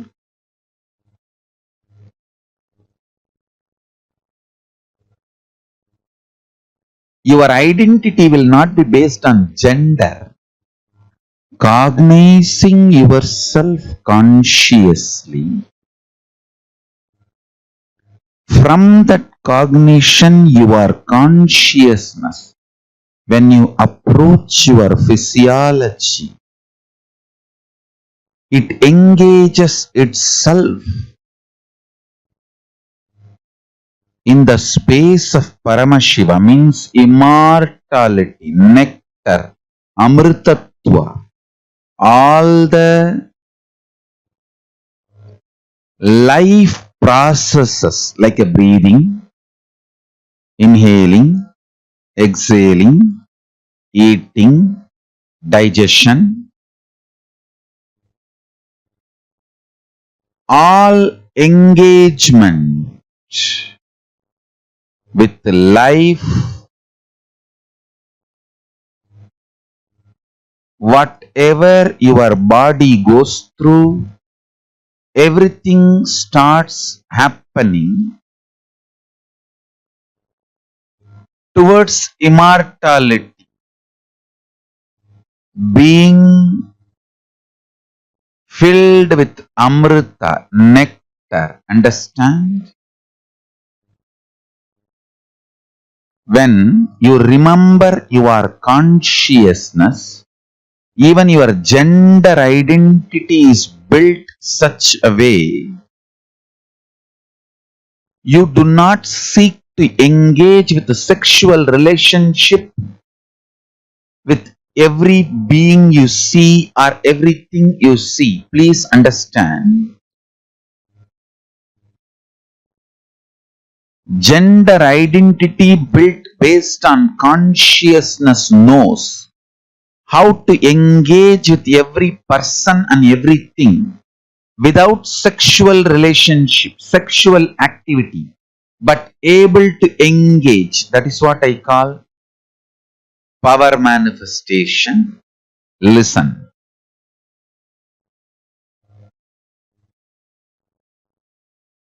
If you engage between two bodies, it is sexual act. Even you possessing a gold jewelry, a gold, is a sexual act. A matter working with matter always is sexual act.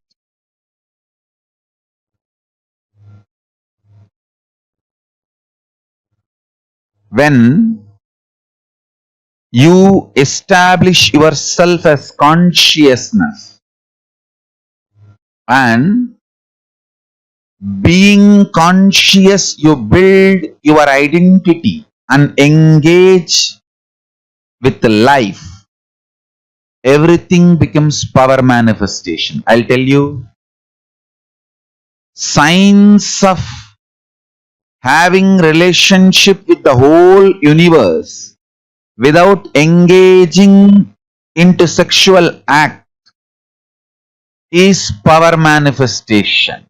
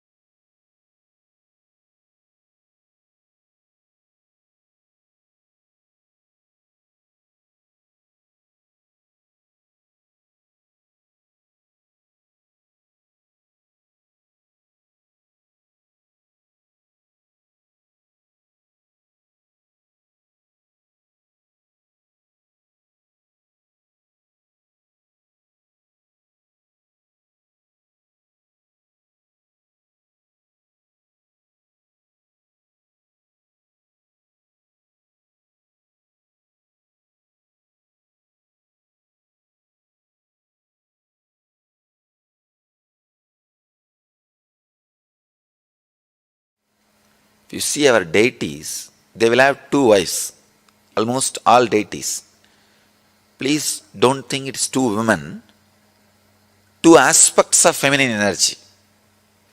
One, the aspect which gives the fulfillment, physical pleasure. The other aspect gives fulfillment emotionally as a mother. One aspect which gives fulfillment physically as a beloved. The other aspect which gives fulfillment emotionally as a mother. The very being, the very basic thing of the human consciousness, it can play both the roles. When you awaken feminine consciousness in you, you will see that you are radiating physical fulfillment and emotional fulfillment, which is enlightenment. Practically, which is enlightenment. I'll describe the Arunachala story. The story of Arunachala.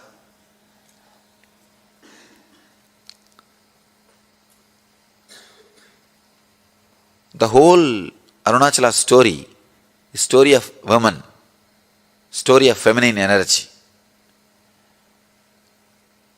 The story says that Devi was meditating and inside her being, the feminine energy got awakened. Please understand, not masculine.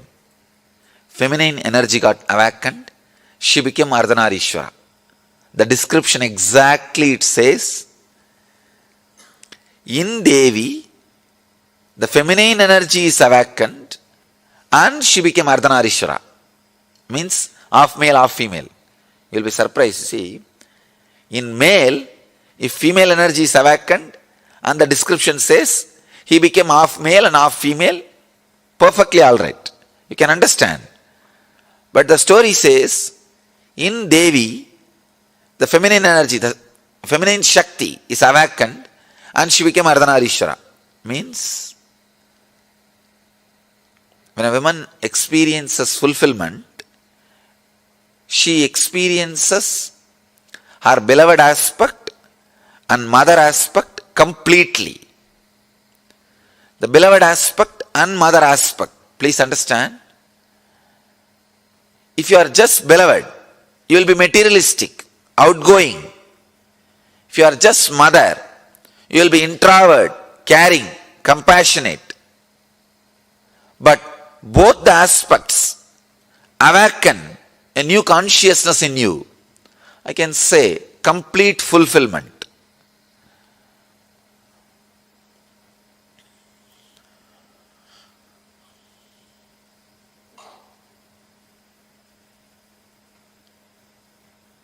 I think with this one example you will understand. All of you can understand.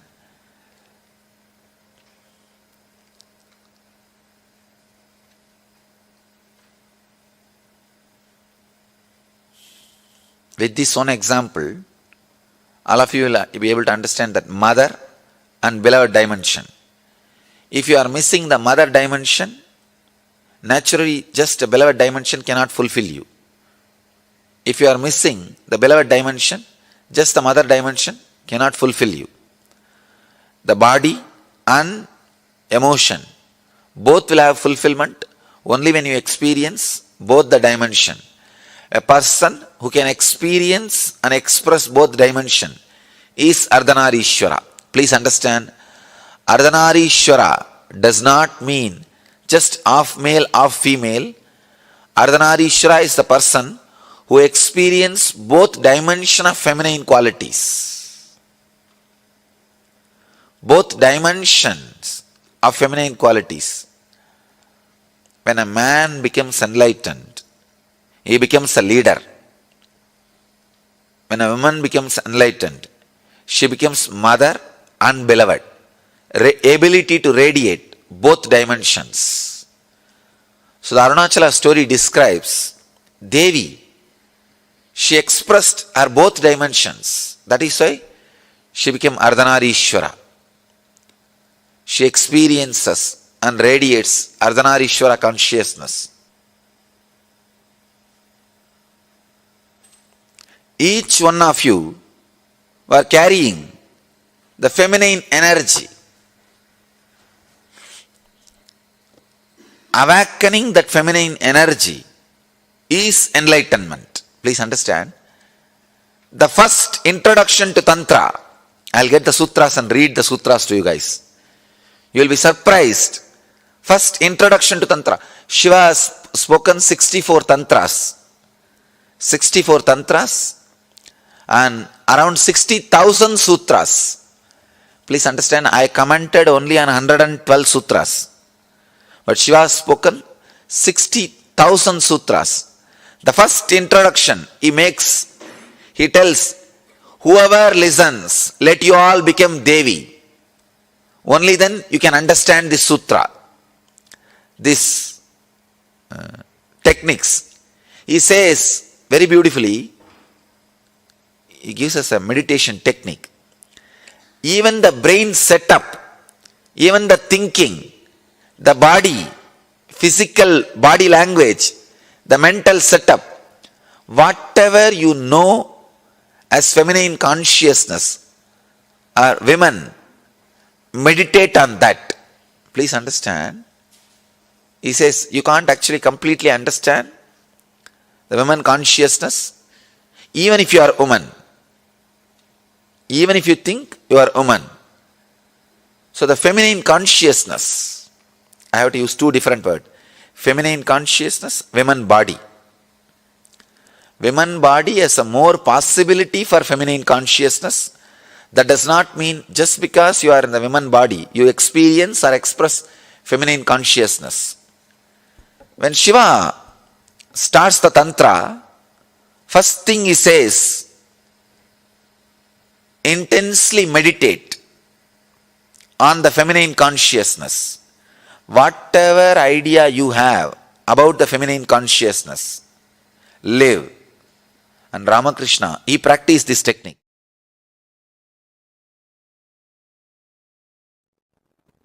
The word Tantra simply means technique, methodology. In Sanatana Hindu Dharma, all methodology for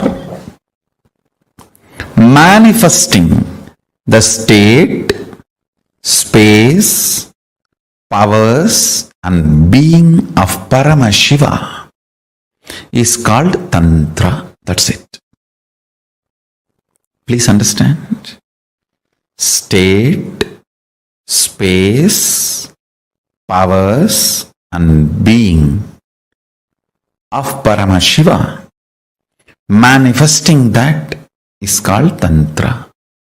Any methodology adopted for that purpose is called Tantra. In course of time, it got associated with multiple traditions like Shakta, Bauddha, Samana. In multiple sampradayas, orders, traditions of Hinduism, it got identified, associated, started having different connotations, and then comes the anti-Hindu narratives, anti-Hindu forces, Hindu-phobic forces contains this word and boxes it inside gory sexual activities and orgies. Without any understandings and reality, I tell you, Tantra is the most anti-sex practice. In real tantric practice, whether you do it with your own being or you do it with some beings outside, it just liberates you from everything felt as a need or urge. Understand? Food is not wrong, but urge pushing you to eat is wrong. Sex is not wrong, but the urge making you lose your balance and your integrity and pushing you to do the act is wrong. Understand? Anything which breaks your integrity is wrong, not the act. Eating is not wrong, but the urge pushing you to eat is wrong. And sex is not wrong. The urge which makes you lose your integrity for sex is wrong. Tantra works on completion, making you manifest the state, space, powers and being of Paramashiva. Listen carefully. Multiple, various techniques to experience the state of Paramashiva, like unclutching, completion, to experience the space of Paramashiva, like integrity, authenticity, responsibility, enriching, causing, to experience the powers of Paramashiva, oneness, initiation, Aushada, money, mantra, Aushada, to manifest the being of Paramashiva, Diksha, ultimate initiation, communion, oneness with Guru, who is embodiment of Paramashiva, makes you manifest the being of Paramashiva. All these various levels, multiple techniques are adopted, methodologies are adopted. All of them are basically called as Tantra. Understand, Tantra is the most anti-sex, most anti-sex tradition. If you believe, if you are told Tantra is the sexual tradition, you are cheated. If you think Tantra is sexual activity, you are thoroughly going to be cheated. Understand, it is most anti-sexual activity. It's highest anti-sex. Don't be cheated by the wrong introductions of the Tantra. It is all about working on the urge, not on the action. The whole focus is on the urge, not on the act. The greatest tantric masters, Paramashiva and Parashakti, reveal the science of achieving the ultimate state, space, powers and being of Paramashiva as Tantra. Very few are related to action. Most of them are related to urge. It is all about handling your being and making you manifest Paramashiva. I don't want to say Tantra is sannyas tradition, but I want to say Tantra is the way for ultimate sannyas, the Purana sannyas. It removes all the pain, anger, guilt, shame, everything associated to your body and makes you grounded. I tell you, it settles you with you first. First, you will have ultimate relationship with yourself. The kind of the feeling grounded you need to have, never to have tears in your eyes, can happen only by Tantra. When you are grounded, complete with all the emotions of body shaming, good, bad, right, wrong, everything need to be cleansed. All the toxic ideas inserted into your system, shame, guilt, about your body and how you look and how you feel and the ideas of sex, gender, everything, all the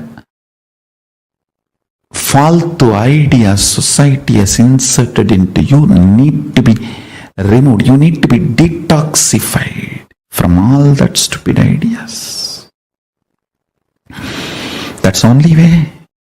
That's the only way you will get grounded and become a real Rudraganya. Every man should become a Rudra and every woman should become Rudraganya. That is Tantra. Every man should become Paramashiva, every woman should become Parashakti. That is Tantra. Paramashivoham will give you precise understandings about Tantra. Deep understandings about Tantra constantly. You demanding yourself and behaving even with yourself as Paramashiva and manifesting the qualities and state, space, powers and being of Paramashiva continuously in your actions, in your life, in your thinking, in your emotions, everything. That is Tantra. That's all is Tantra. Understand? Life in all its possibility manifesting is Tantra. The Paramashiva in you and Parashakti in you becoming one, the communion and experiencing oneness is Tantra. The missing link between the Shastra and Stotra is connected just by this Tantra. In Tantra, only one question, how to, that's all. Never why. Never why. It is always how. Throughout the Gita, if you see, Arjuna is putting so many questions. That itself shows he is not interested in the answer. When you put too many questions, be very clear, you are not interested in the answers. So many questions Arjuna is asking. And Krishna is replying. That is why Gita is a philosophy. Shastra. Gita-su, Upanishatsu, Sarva Vidyaya Yoga Sastre. Shastra. Somebody asked me, Swamiji, why Gita has become so popular? Why not Vijnana Tantra? He said, no, this is only for intelligent people. Naturally, intelligent people are very few. This is not for mass. This is not for intellectuals. This is for intelligence. People who are working in the field of intelligence. People who are intelligent. Only for them, this Tantra. Throughout this Tantra, only once Devi asks only one question, that's all. Devi puts only one question. That is not even a question. Just she awakens Shiva to deliver this, that's all. It's not even a question. Just she gives chance for Shiva to express himself over. But throughout Gita you can see so many questions again and again and again. If you want to become scientist, ask how. If you ask why, you will become a philosopher. If you ask how, you will become a scientist. Tantra answers only the how, never the why. Tantra answers how. It gives you the technique straight away. Tantra is not at all concerned about the truth. Please be very clear. It is not at all concerned about the truth. It is concerned about your experience of truth. It doesn't want to sell words. It doesn't want to sell empty words. Tantra is not a bookshop. It is not even a library. It is just laboratory. Shastras are libraries. Tantra is a laboratory. It is concerned only about alchemy process. It wants you to reach it over. It never bothers about what is truth. It bothers how you can reach, how you can achieve. Tantra is too great truth. It is too much on a common mass, on a common man. Normal man cannot digest or tolerate.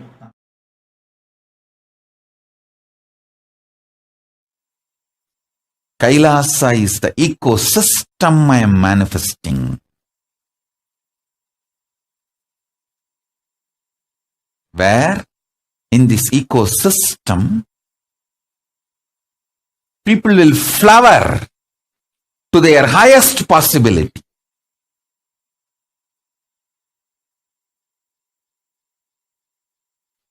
When people are feeling bored, couples are feeling bored, tired, that middle age boredom and tiredness hits them,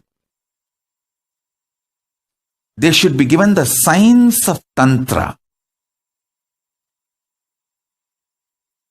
They should try to find oneness, not just body alone, through the mind, the common goals, common emotions, commonly what they enjoy, art, science, different fields.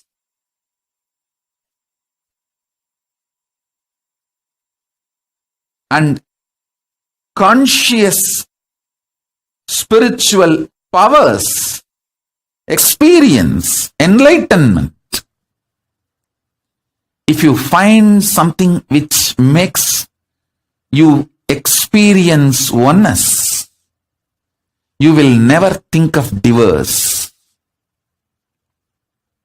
You know how to go to the depths of each one's consciousness and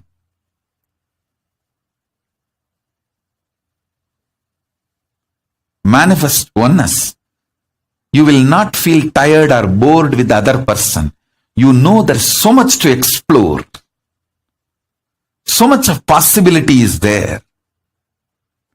This is the science of Tantra.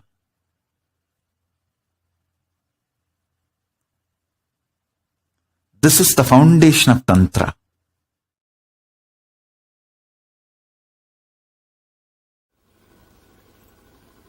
Shiva is embodiment of love. This very story, he gets married after the Manmata was burnt, shows the marriage was pure love. It was pure love, the pure bhakti, the pure Anahata Chakra is embodiment of Anahata Chakra. Understand? There is a beautiful description of Shiva and Parvati's relationship in Tantra. The description says the Shiva had the motherly attitude towards Devi. The relationship was described. I was surprised when I read those descriptions. It says Shiva felt Devi is his own mother. A strong motherly connection means what? The pure Anahata. The pure Anahata energy. When the pure Anahata energy is experienced, you feel with the whole world. Either you feel that you are the mother of the whole world, or you feel the whole world is your mother. The description says, Shiva felt Devi is his own mother, and she felt the whole world is her child. If you are in the female body, the female psychology, when Anahata opens, you will feel everybody is your child. When you are in the male body, when you are living with male psychology, if the Anahata opens, you will feel everybody is your mother. That pure feeling connection. When the inner awakening happens in your Anahata, if you are in the male body, you will feel the whole world is your mother. The whole world is mothering you, protecting you, carrying you. The existence loves you. Existence is fulfilling itself through you. Please understand, you are the expression of existence, strong, pure will. You are not an accident. You are conscious miracle of existence. When your Anahata opens, I tell you even this one example you can understand. If you fall in love with somebody, suddenly, even if you fall in love with one person, suddenly you will see so much of fulfillment. And you will feel everything is so rosy, flowery, green. It's because of Anahata. Love has the quality to give you the feeling that whole world cares for you. Whole world mothers you. Shiva's Anahata is awakened Anahata. That is why even with Parvati, with Uma, he has such a deep feeling of motherly love. What Ramakrishna and Sharada Devi exhibited, that strong feeling of motherly love means awakened Anahata. Tantra is consciousness-centered tradition. It is not body-centered, mind-centered, emotion-centered. It is consciousness-centered tradition. Adhara Chakra, symbolic conscious representation of the sex energy, is described with the 4 petals, lotus. 4-petal lotus.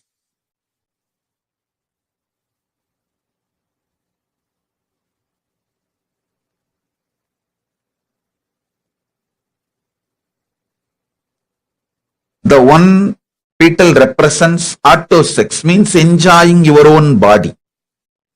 Like even eating tasty food comes under autosex. Eating tasty food up to masturbation, whole thing falls under autosex. Enjoying your own body. The second is enjoying your own gender, same sex. Third lotus petal is enjoying the opposite gender. The fourth lotus petal is enjoying the whole cosmos, whole universe, having union with this whole universe. That's the fourth petal. Listen. Ardhanarishwara is the manifestation, represents all the four completion, fulfillment, the all four dimensions in you. When it manifests into the complete completion, you become Ardhanarishwara. Ardhanarishwara manifests in your body. I tell you.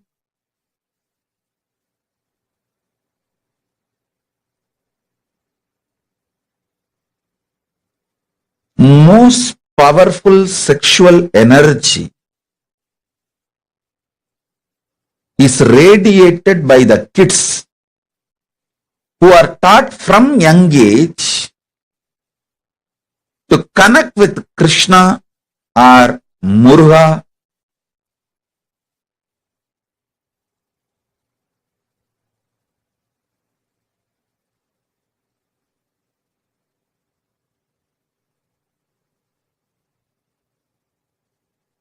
Understand?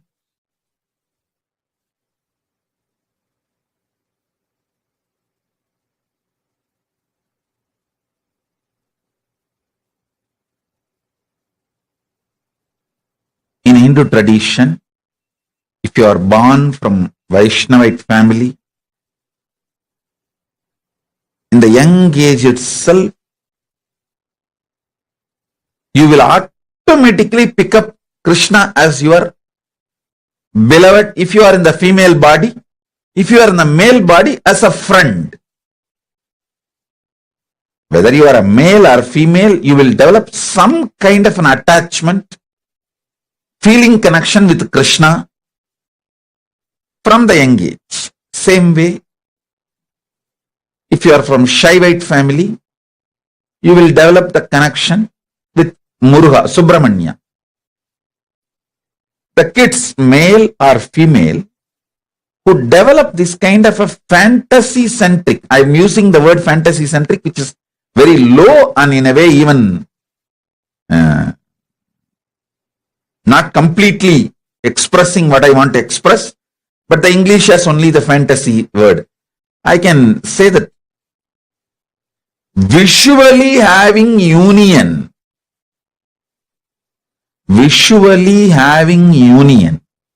with Krishna or Muruga, even intimate friendship,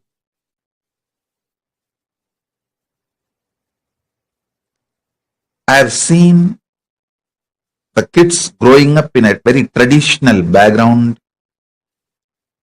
how they automatically assume, if you are from Vaishnavite family, automatically the kids assume that Krishna is your beloved or your friend.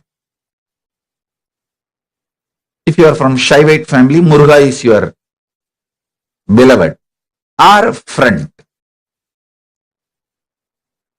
That is the way flowering of the first dimension of the auto sex happens. Understand? People many times ask this question: is masturbation right? Paramashiva answers this question in Tantra.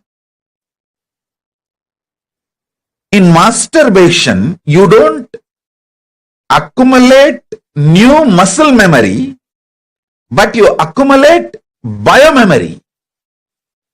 So, who you remember, with whom you connect, fantasize, imagine, visualize, and have enter into the masturbation act, you receive that person's biomemory. Listen carefully. The act masturbation itself is not looked from the prism of right or wrong in Tantra. It is looked at profit loss. If you connect with the higher conscious beings, even masturbation, you receive their biomemory. See, when you enter into a physical sexual act, you receive muscle memory, biomemory, bioenergy, all the three from the other person. You should know even male receive from female and female also receives from male. It is give and take. That is why if you have multiple partners, especially who are lower than your consciousness, you may have pleasure but not peace. You may have pleasure but not peace because the exchange of muscle memory, bioenergy complicates and makes the inner space mess.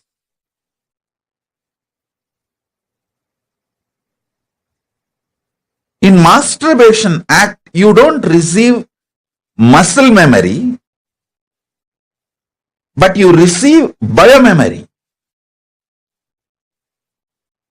So with whom you visualize matters. That decides whether your consciousness is going to raise to the cosmic union or the consciousness is going to go down to a more lower existence, lower level existence.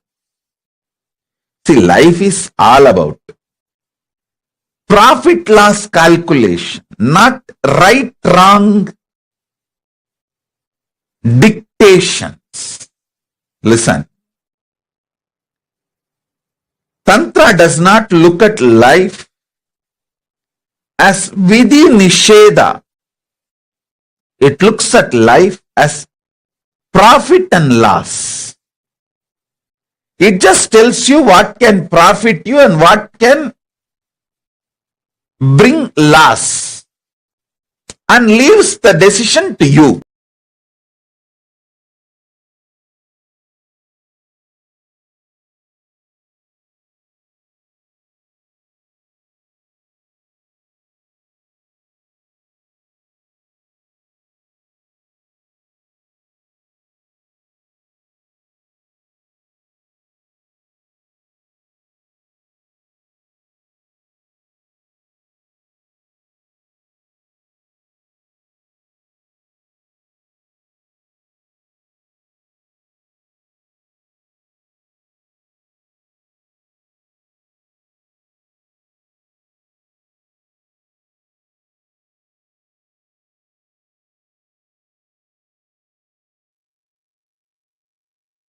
Yes, so Swamiji very beautifully explained this concept to us, right?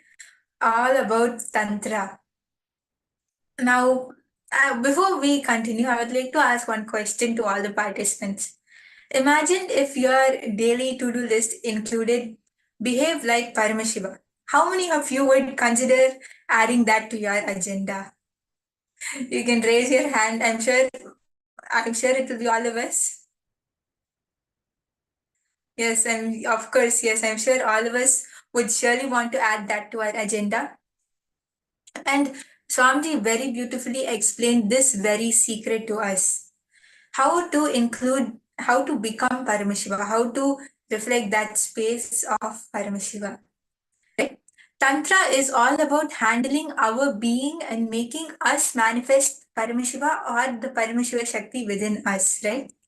Every man should become Paramashiva, a Rudra, and every woman should become Paramashiva Shakti, a Rudra Kanya. A very beautiful concept which we understood from Swamiji. Yes. And everything we are doing, everything, it can be unclutching, completion, detoxification physically, all the methodologies, all the techniques which we are learning in Paramashivoham is for us to realize the ultimate, right? So all these technologies are Tantra. So Tantra is the most anti-sex technique or practice, we can say. And please understand, what it gives us is completion. It's a conscious centric decision which we can take, and it leads us to completion. It removes all the fear, all the guilt, the definitions we hold, the definitions we have been conditioned by the society of what is right, what is wrong, what is good looking, what is bad looking, all the cognitions we have invented or we have perception we have about ourselves. Oh, I look like this, I don't look good. So completion with all those low ideas, all those stupid ideas all of us hold, gives us that beautiful, powerful space. And that is when we realize our ultimate space. That is when we realize our true self. And beautifully, Swamiji says that we have to understand 4 things properly. What are those 4 things? Our body, our intra-organs, our internal organs, and our consciousness. So these 4 things, we have to see, look inside these 4 things, and exactly this exercise which we are going to do now. Yes. So now we are going to be entering into the exercise. But just before that, I would like everyone to either you can post in the chat or you can raise your hand in the Zoom if you have.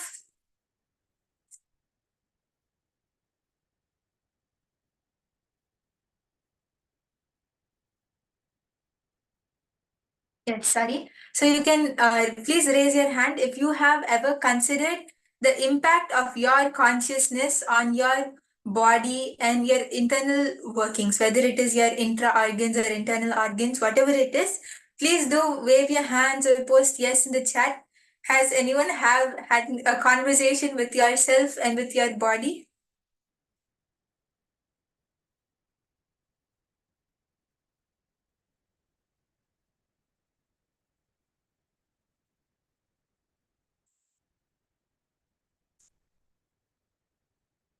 You can even post yes in the chat. Yes, so Marwa has posted yes, Ma Heidi, Ma Anandeshwari. Okay, yes. So all of you have thought about how your consciousness and your decisions would have had an impact. Okay, so now we are going to be understanding this in this internalization exercise. All of you are going to be understanding what is that impact which your consciousness has on your body and your body has on your consciousness. So it's actually 2 ways.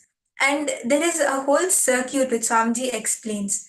It is, we have 4 main parts: our body, our internal organs, our intra organs, and our consciousness. And when our body receives something, it mainly receives through 2 aspects: the jnanendriyas and the karmendriyas. The jnanendriyas is all the information which we receive, the intelligence which gets stored in us as knowledge. And the karmendriyas are all the actions which we do, which accumulate the habitual patterns inside us. So these are the 2 main aspects through which we get all our cognitions and we get whatever we get through our body. For example, you listen to someone talking about a specific concept. It can be a scientific question or a math question, a math problem, or you might even be smelling the beautiful aroma of something delicious. That is the information which you receive through your body. and then it goes to your internal organs. It can be your mind or your stomach, whatever organs. Then it goes to your intra organs, and then it goes and it impacts your consciousness. So basically, all the problems, not specifically problems, but all the powerless things or all the outerworldly things is what you accumulate through your body, which goes to your consciousness. And your consciousness gives you all the, you might have moments, right, when your will persistence suddenly shows up, or when you take a strong decision knowing that you will have to do it, or you get a powerful click. All these powerful moments, all these moments which suddenly happen in you, which really empowers you, that is what comes from your consciousness. That goes from your consciousness to your intra organs, to your internal organs, finally to your body. And all of us should understand one thing: our consciousness is what runs our whole system, it is what runs our whole body. So when we understand this, you'll see how you're able to control the whole thing, because you're aware of it. Till now we wouldn't even have been aware of this whole cycle which Swamiji explained to us, right? Now that is exactly what we are going to do. So I request everyone to bring a piece of paper and a pen. We are going to be doing a very interesting exercise.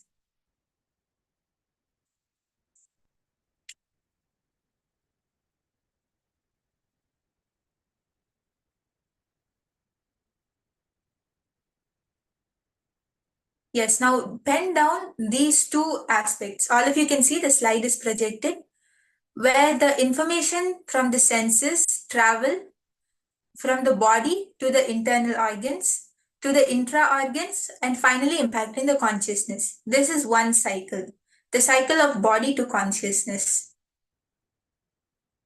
And the second cycle of the consciousness to the body, where the information or whatever cognitions travel from the consciousness to the internal organ, to the intra organ, then to the internal organs, and then to your body.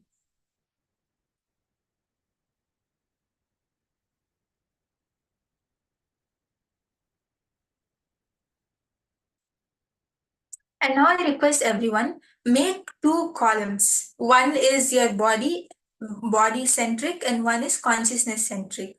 And write down all the incidents of your body whatever you have, whatever you understand as the actions which you perform from the body centric understanding, and the actions which you perform when you are conscious centric.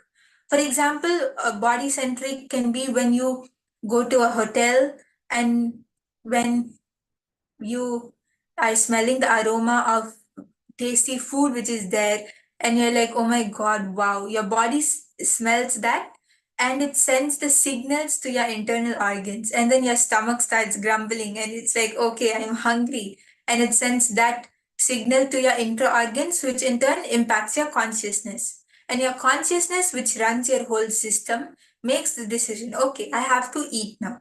So this is a body centric decision which you make. And then, for example, you have the consciousness centric decisions, where you listen to Swamiji's satsang, or you read the Living Enlightenment book, or you hear a motivational speech from someone, and you're like, oh my god, wow, this clicks with me. Yes, I can do whatever I want. I can create my reality. Or any cognition, any powerful thing clicks with you inside you, and you decide, your will persistence comes, or your decision making part of you comes in, and you're like, yes, I'm going to do this. And that decision which your consciousness makes sends the signal to your intra organ, which relays it to your internal organs, and which makes your body perform those actions. That is a consciousness centric decision. So, like this, you can pen down your understandings and what you see as your body centric and your consciousness centric decisions.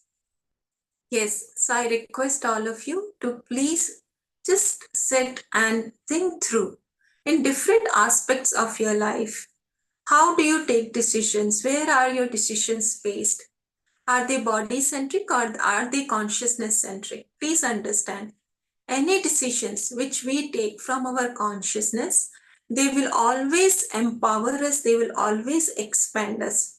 And the decisions which we take based on the senses, based on the which we enjoy through the body, they may limit us. So let us see in different aspects, how are we functioning, how are we deciding and moving our life. And basically, what we have to do is when an internal cognition clicks, when something clicks from internally, that powerful cognition which causes our action is consciousness centric. And when an external situation causes us to take a decision, it is body centric. Like all social media, food, movies, books, stories, friends, all of this which pushes us to take decisions for ourselves are all body centric decisions. And all the satsangs and the conscious practices which all of us do, like attending Paramashivoham and the Living Enlightenment book and all the Bhagavad Gita books which we read, whatever Swamiji is teaching us and telling us to do are all conscious centric. So if any participant, if any of you are having a doubt, please do post in the chat. And if you're understanding, you can post that your understanding in the chat. Yes, please understand, it can be something which gives us the pleasure immediately. It can be right, difference between right and pleasant. Please understand, anything, when we cognize something, yes, it is going to fulfill me immediately. It may be pleasant for us based on our senses, but it may not be the right thing for us. But always the decisions which we take from our consciousness, they are the right decisions. So it can be morning getting up for yoga, right? The decision we take, I'll get up in morning and do yoga every day. It may be difficult for us, but that's the right thing. So doing yoga, doing our daily spiritual routine, doing unclutching, getting rid of our SDHD, getting rid of our patterns, all these are conscious centric decisions. So let us see how we are running our life. Is our life being run by consciousness or through our senses? Let's sit and write down. Let's analyze.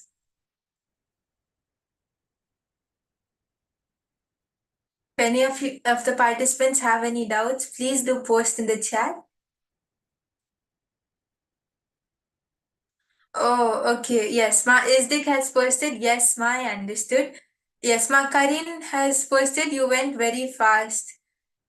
Please, can we read the first slide? I am translating. Okay, yes, sure, Ma. Sorry for going fast. We will be careful.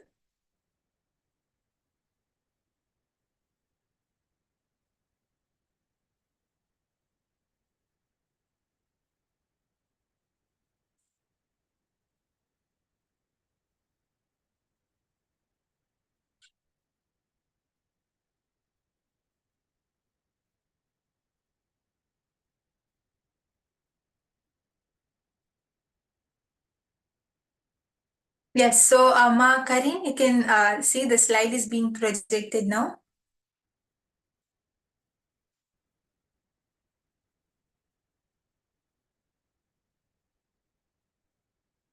Yes, now I request all the participants to please make the table and list down all of your body-centric decisions and consciousness-centric decisions.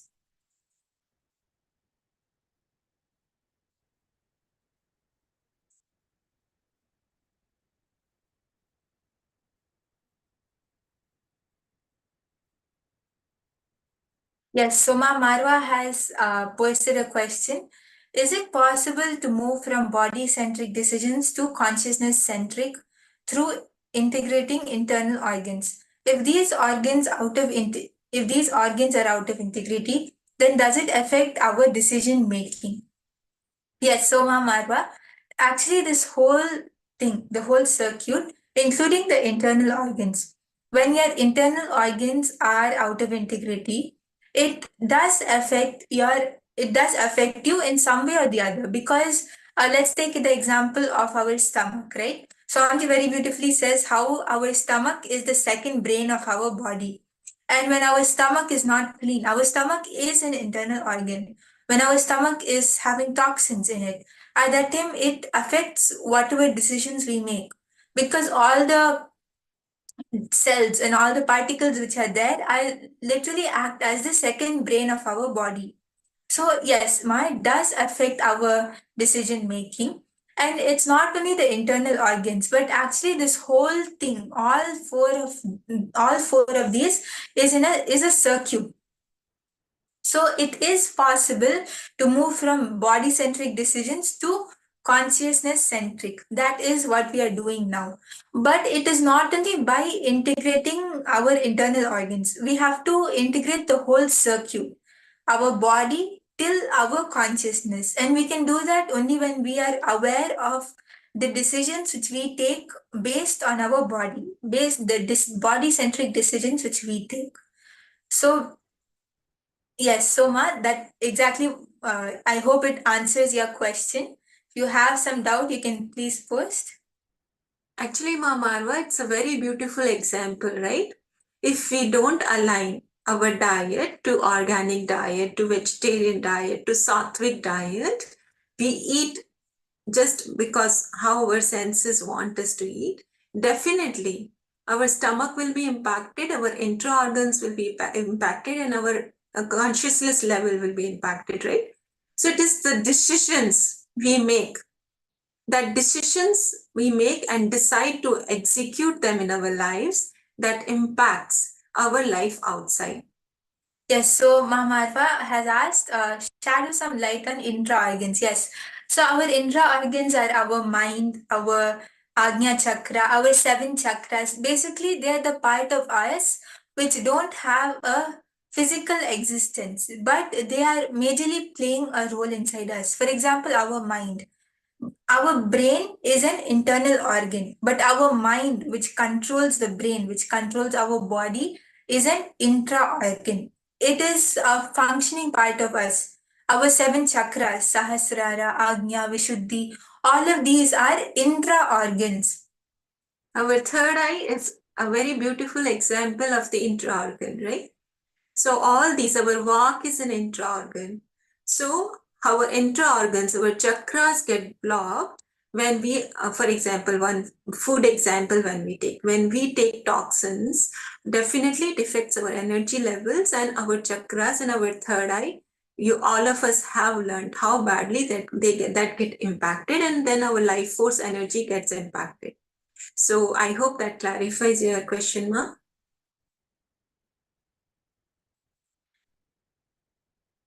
Yes, and Machiran has posted. Could you give an example, please, for this circuit? Yes. Let's take an example.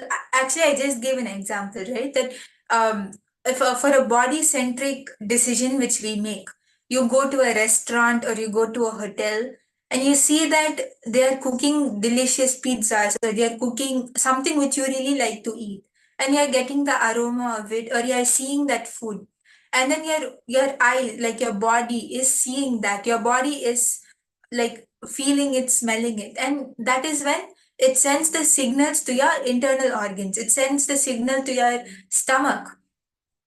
Let's see, this is the food which is being cooked, and in turn your internal organs send that signal to your intra organs, to your mind, and that when it sends the signal to your intra organs, that impacts your consciousness. That sends the signal to your consciousness, and your consciousness is what runs our whole system, is what runs our whole body.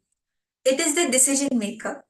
So then our consciousness makes the decision. Okay, I have to go eat now. I have to go eat that food. And you make the decision and you go and eat it. That is a body centric decision. Or for example, you're on social media and you're chatting with your friends and they're all like, oh, see, we have these new shoes or this new fashion jacket. And when you see that, your body sends the signal, which in turn affects your consciousness, and you also go buy it because of the external circumstances, because of whatever is happening around you and outside you. And consciousness centric is when you have an understanding, when you click, when your consciousness really clicks with a truth. It can be that For example, you decide to do yoga in the morning. Then it's a conscious decision. I want to do yoga, right? And then with that decision, you start doing yoga, definitely you will see that your intra organs, your third eye will start flowering, your internal organs will become strong, and of course, it will show in your body. So, that is a conscious centric decision wherein your consciousness decides to live what is right for you, right? So, and if we just act because of our urge to eat, to smell, to listen to good music by any of our five senses, these five senses urge, when we satisfy it, definitely it just impacts till our consciousness, right? So it's either way the impact is happening. Which way do we want to stand in each dimension of our life? So is this clear, Ma? Could you please clarify in the chat? Yes, and Ma Isdik has posted, Swamiji is inspiring me to have more conscious decisions in my life. For example, yoga every morning. That's very nice to hear, Ma. Yes, Ma Karin has posted, third eye is intra. What about the pineal gland? Yes, Ma. Pineal gland is situated inside the third eye. It's part of the third eye.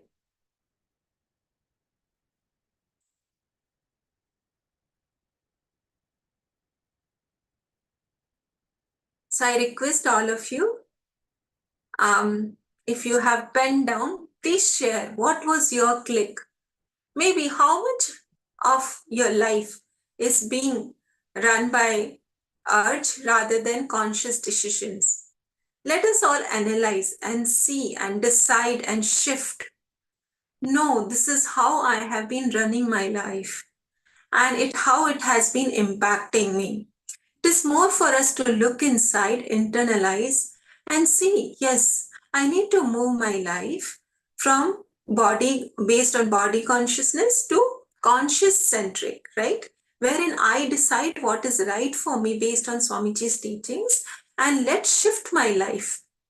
So let's all post in the chat what was your click, what were your understandings, and how do you all decide to shift your life? Yes, so Ma Karin, Shivanatarajan, just for clarification, the pineal gland is an internal organ and the third eye is an intra-organ. Just like how our brain is an organ, it's an internal organ, and our mind is an intra-organ which exists in the brain. The same way, our pineal gland is an internal organ and our third eye is an intra-organ. Yes, Ma. Sorry. Thanks for clarifying, Ma Brahmayuga.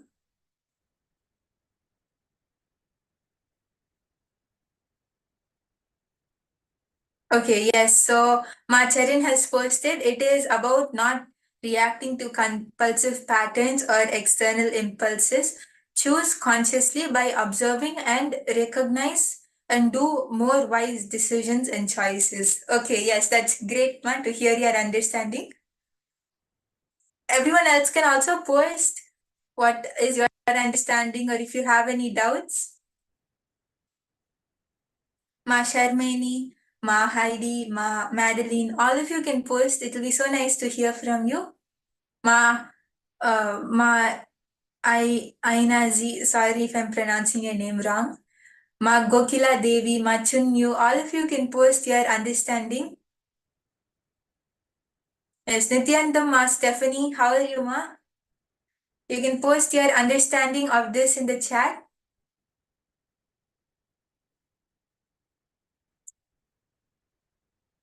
Yes, so Ma Marwa has posted, from consciousness, the space of oneness. It's easier to become more active, manifest inspiration, injects in. Yes, that's great, Ma. That's nice to hear your understanding.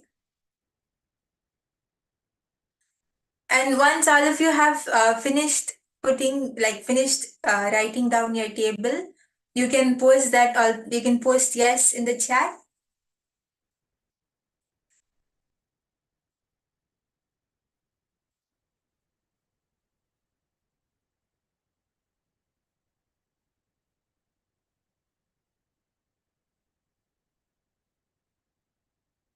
Yes, and if any of the participants, if you are able to find one body centric decision which you are doing in your day to day life, which is continuously happening, or which you are not able to leave, which is there like a habit or like a pattern for you. And yeah, like you can share it in the chat if you're comfortable to, and we can see how we can move it from body conscious from conscious body centric to consciousness centric. Marwa, why don't like you can post anything which you feel. It can be drinking, getting up and drinking coffee the first thing in the morning, or it can be wanting to like go to the movies every day, every weekend. Whatever it is which you feel is a body centric decision which you need to take every day or which you do every day, and you want to see how you can change it to consciousness centric. You can post that in the chat.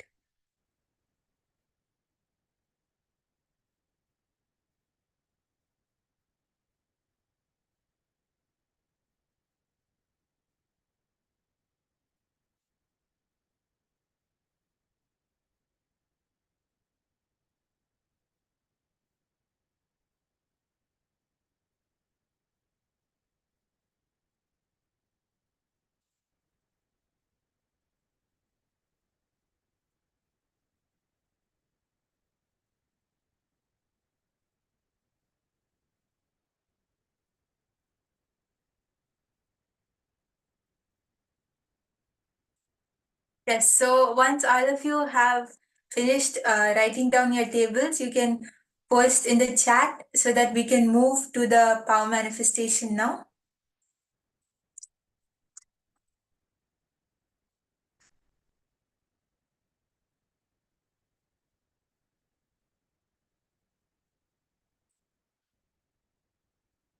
Yes, Marwa, Heidi, Kokila, Devi, all of you can post once you have finished, and we can move on to the power manifestation. We have a very interesting round of power manifestation which we are going to be doing.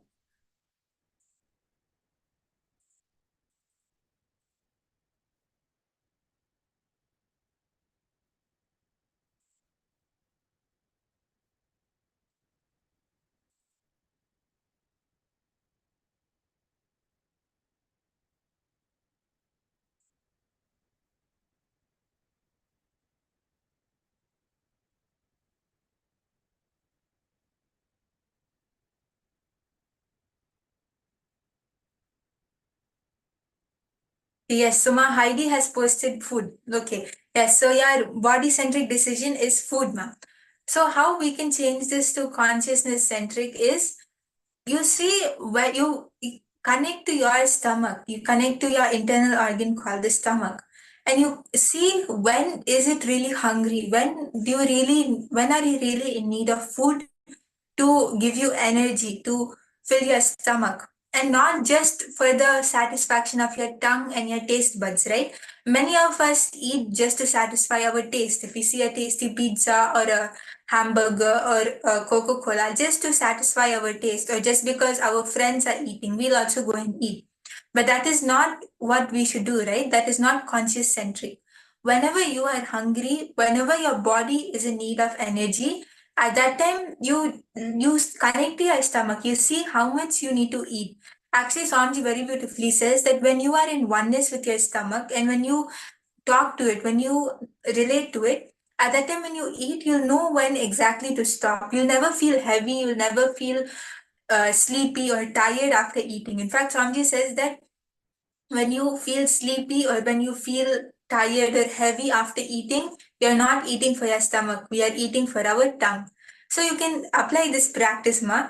You can see how you connect. When you connect to your stomach, you're able to see when exactly to stop eating.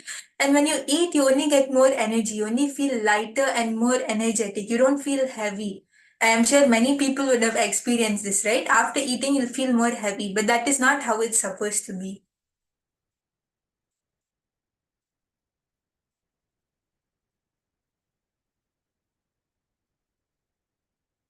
Yes, so now we're going to be moving on to the power manifestation. And in this round of power manifestation, we are going to be manifesting the power of body sculpting, where all of us will be focusing on a specific body part and we are going to be changing it, we are going to be altering it.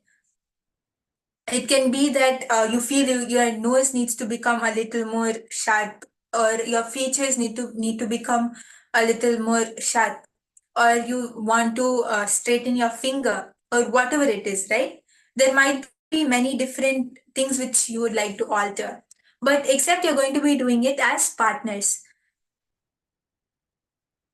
So it can be that you want to make your nose straight, or you want to lift your eyebrows a little, or you want to make your eyes more curvy, whatever it is, with a specific body part. All of you can keep a body part ready, which you would like to alter, and give that to your partner. So now I request all the participants, please connect to a partner.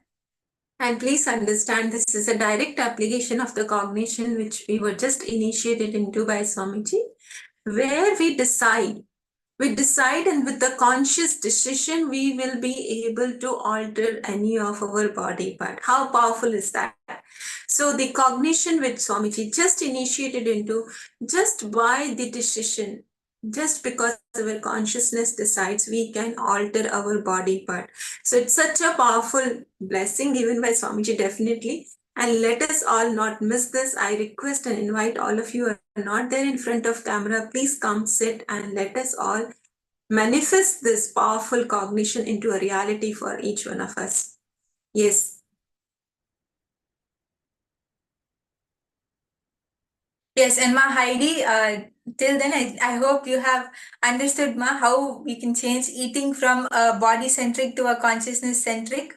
I'm sure it's not only Ma Heidi, right? But many more of us would also have this thing of food or of eating, right? So Swamiji says the action is not wrong, it's the urge, right, Ma? So the action of eating is not wrong. Eating because of urge, just because of our senses are triggered by smell, or just because we enjoy eating a particular food and overeating, that's the problem.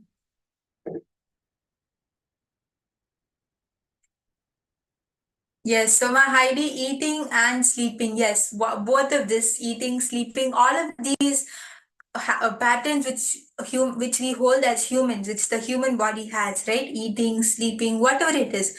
All of this we can easily alter it to a consciousness centric when we see what is really needed for our body, what is the right amount which we need, right? Anything in too much quantity, too much amount, or too less isn't good. We should have just the right amount.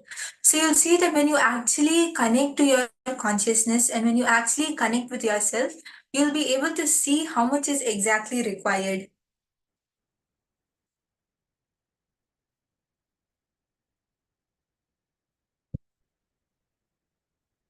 Yes, Ma Virupaksha posted, I am never hungry. I only eat because I enjoy it. And when I was a kid, I had some problems and my mother helped me get over them with some food. Yes. So Ma, you'll actually see just by this process which you did right now, you will be able to easily overcome this pattern. Not only Ma Virupaksha, but I'm sure many of us do have this, right? Every single one of you will be able to overcome this pattern of eating for taste. You'll see how much energy you feel when you eat, when you connect to your stomach, when you make it a consciousness-centric decision. And Ma Virupaksha, you'll see that when you sincerely do the power manifestation now, how much it'll help you, because the power manifestation is just a practical application of what process we just did now. So when you do the power manifestation, when you connect to Swamiji, you'll see how Swamiji said, right? All of us, all the female bodies embody Paramashiva Shakti, Rudra Kanyas, and all the male bodies embody Paramashiva, Rudras. So you'll see that we are in fact doing the power of body sculpting now. So when you connect to Swamiji, when you hold Swamiji's visualization in your third eye, you will embody that space and that form of Paramashiva Shakti. Whether it is your patterns or whether it is how you look, your cognitions, everything. Your body will get sculpted like Swamiji itself, like Paramashiva Shakti herself, right? So I request all of you, please do post in the chat once you've partnered up. And you are going to be writing down the exact body part you want your partner to alter, whether it's your hands or your eyes or your nose or any facial feature, whatever it is. You're going to be writing down that facial feature, and you're going to be sharing that with your partner. You're going to be telling your partner if you want to lift your eyebrow, or if you want to straighten your nose, or if you want to make your fingers longer, whatever it is, you're going to be telling your partner that. And then both of you are going to be connecting to Swamiji and chanting the Mahavakya. And you're just going to be visualizing Swamiji in your third eye. Connect to Swamiji and just request Swamiji to alter the feature of your partner. Whatever your partner has requested you, tell Swamiji, I'm surrendering at your feet. Please alter this feature which my partner has asked me.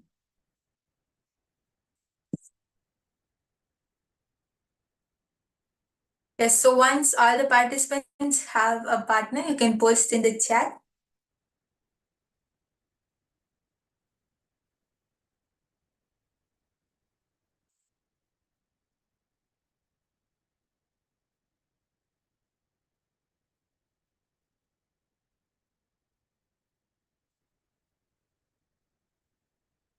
You can even partner up with each other in the Zoom room.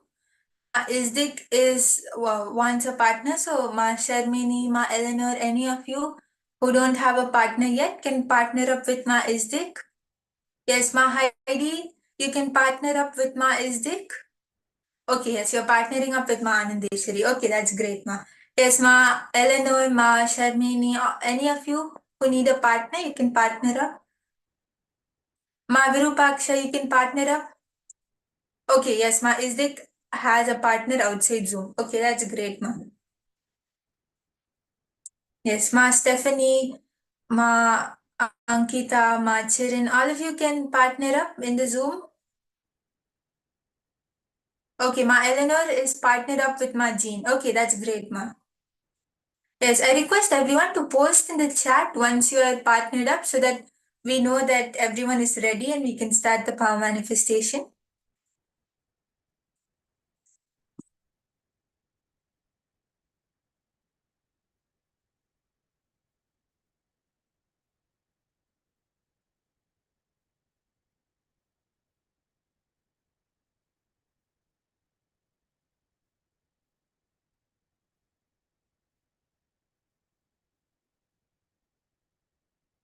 Yes, now I request everyone to chant the Mahavakya and connect to Swamiji.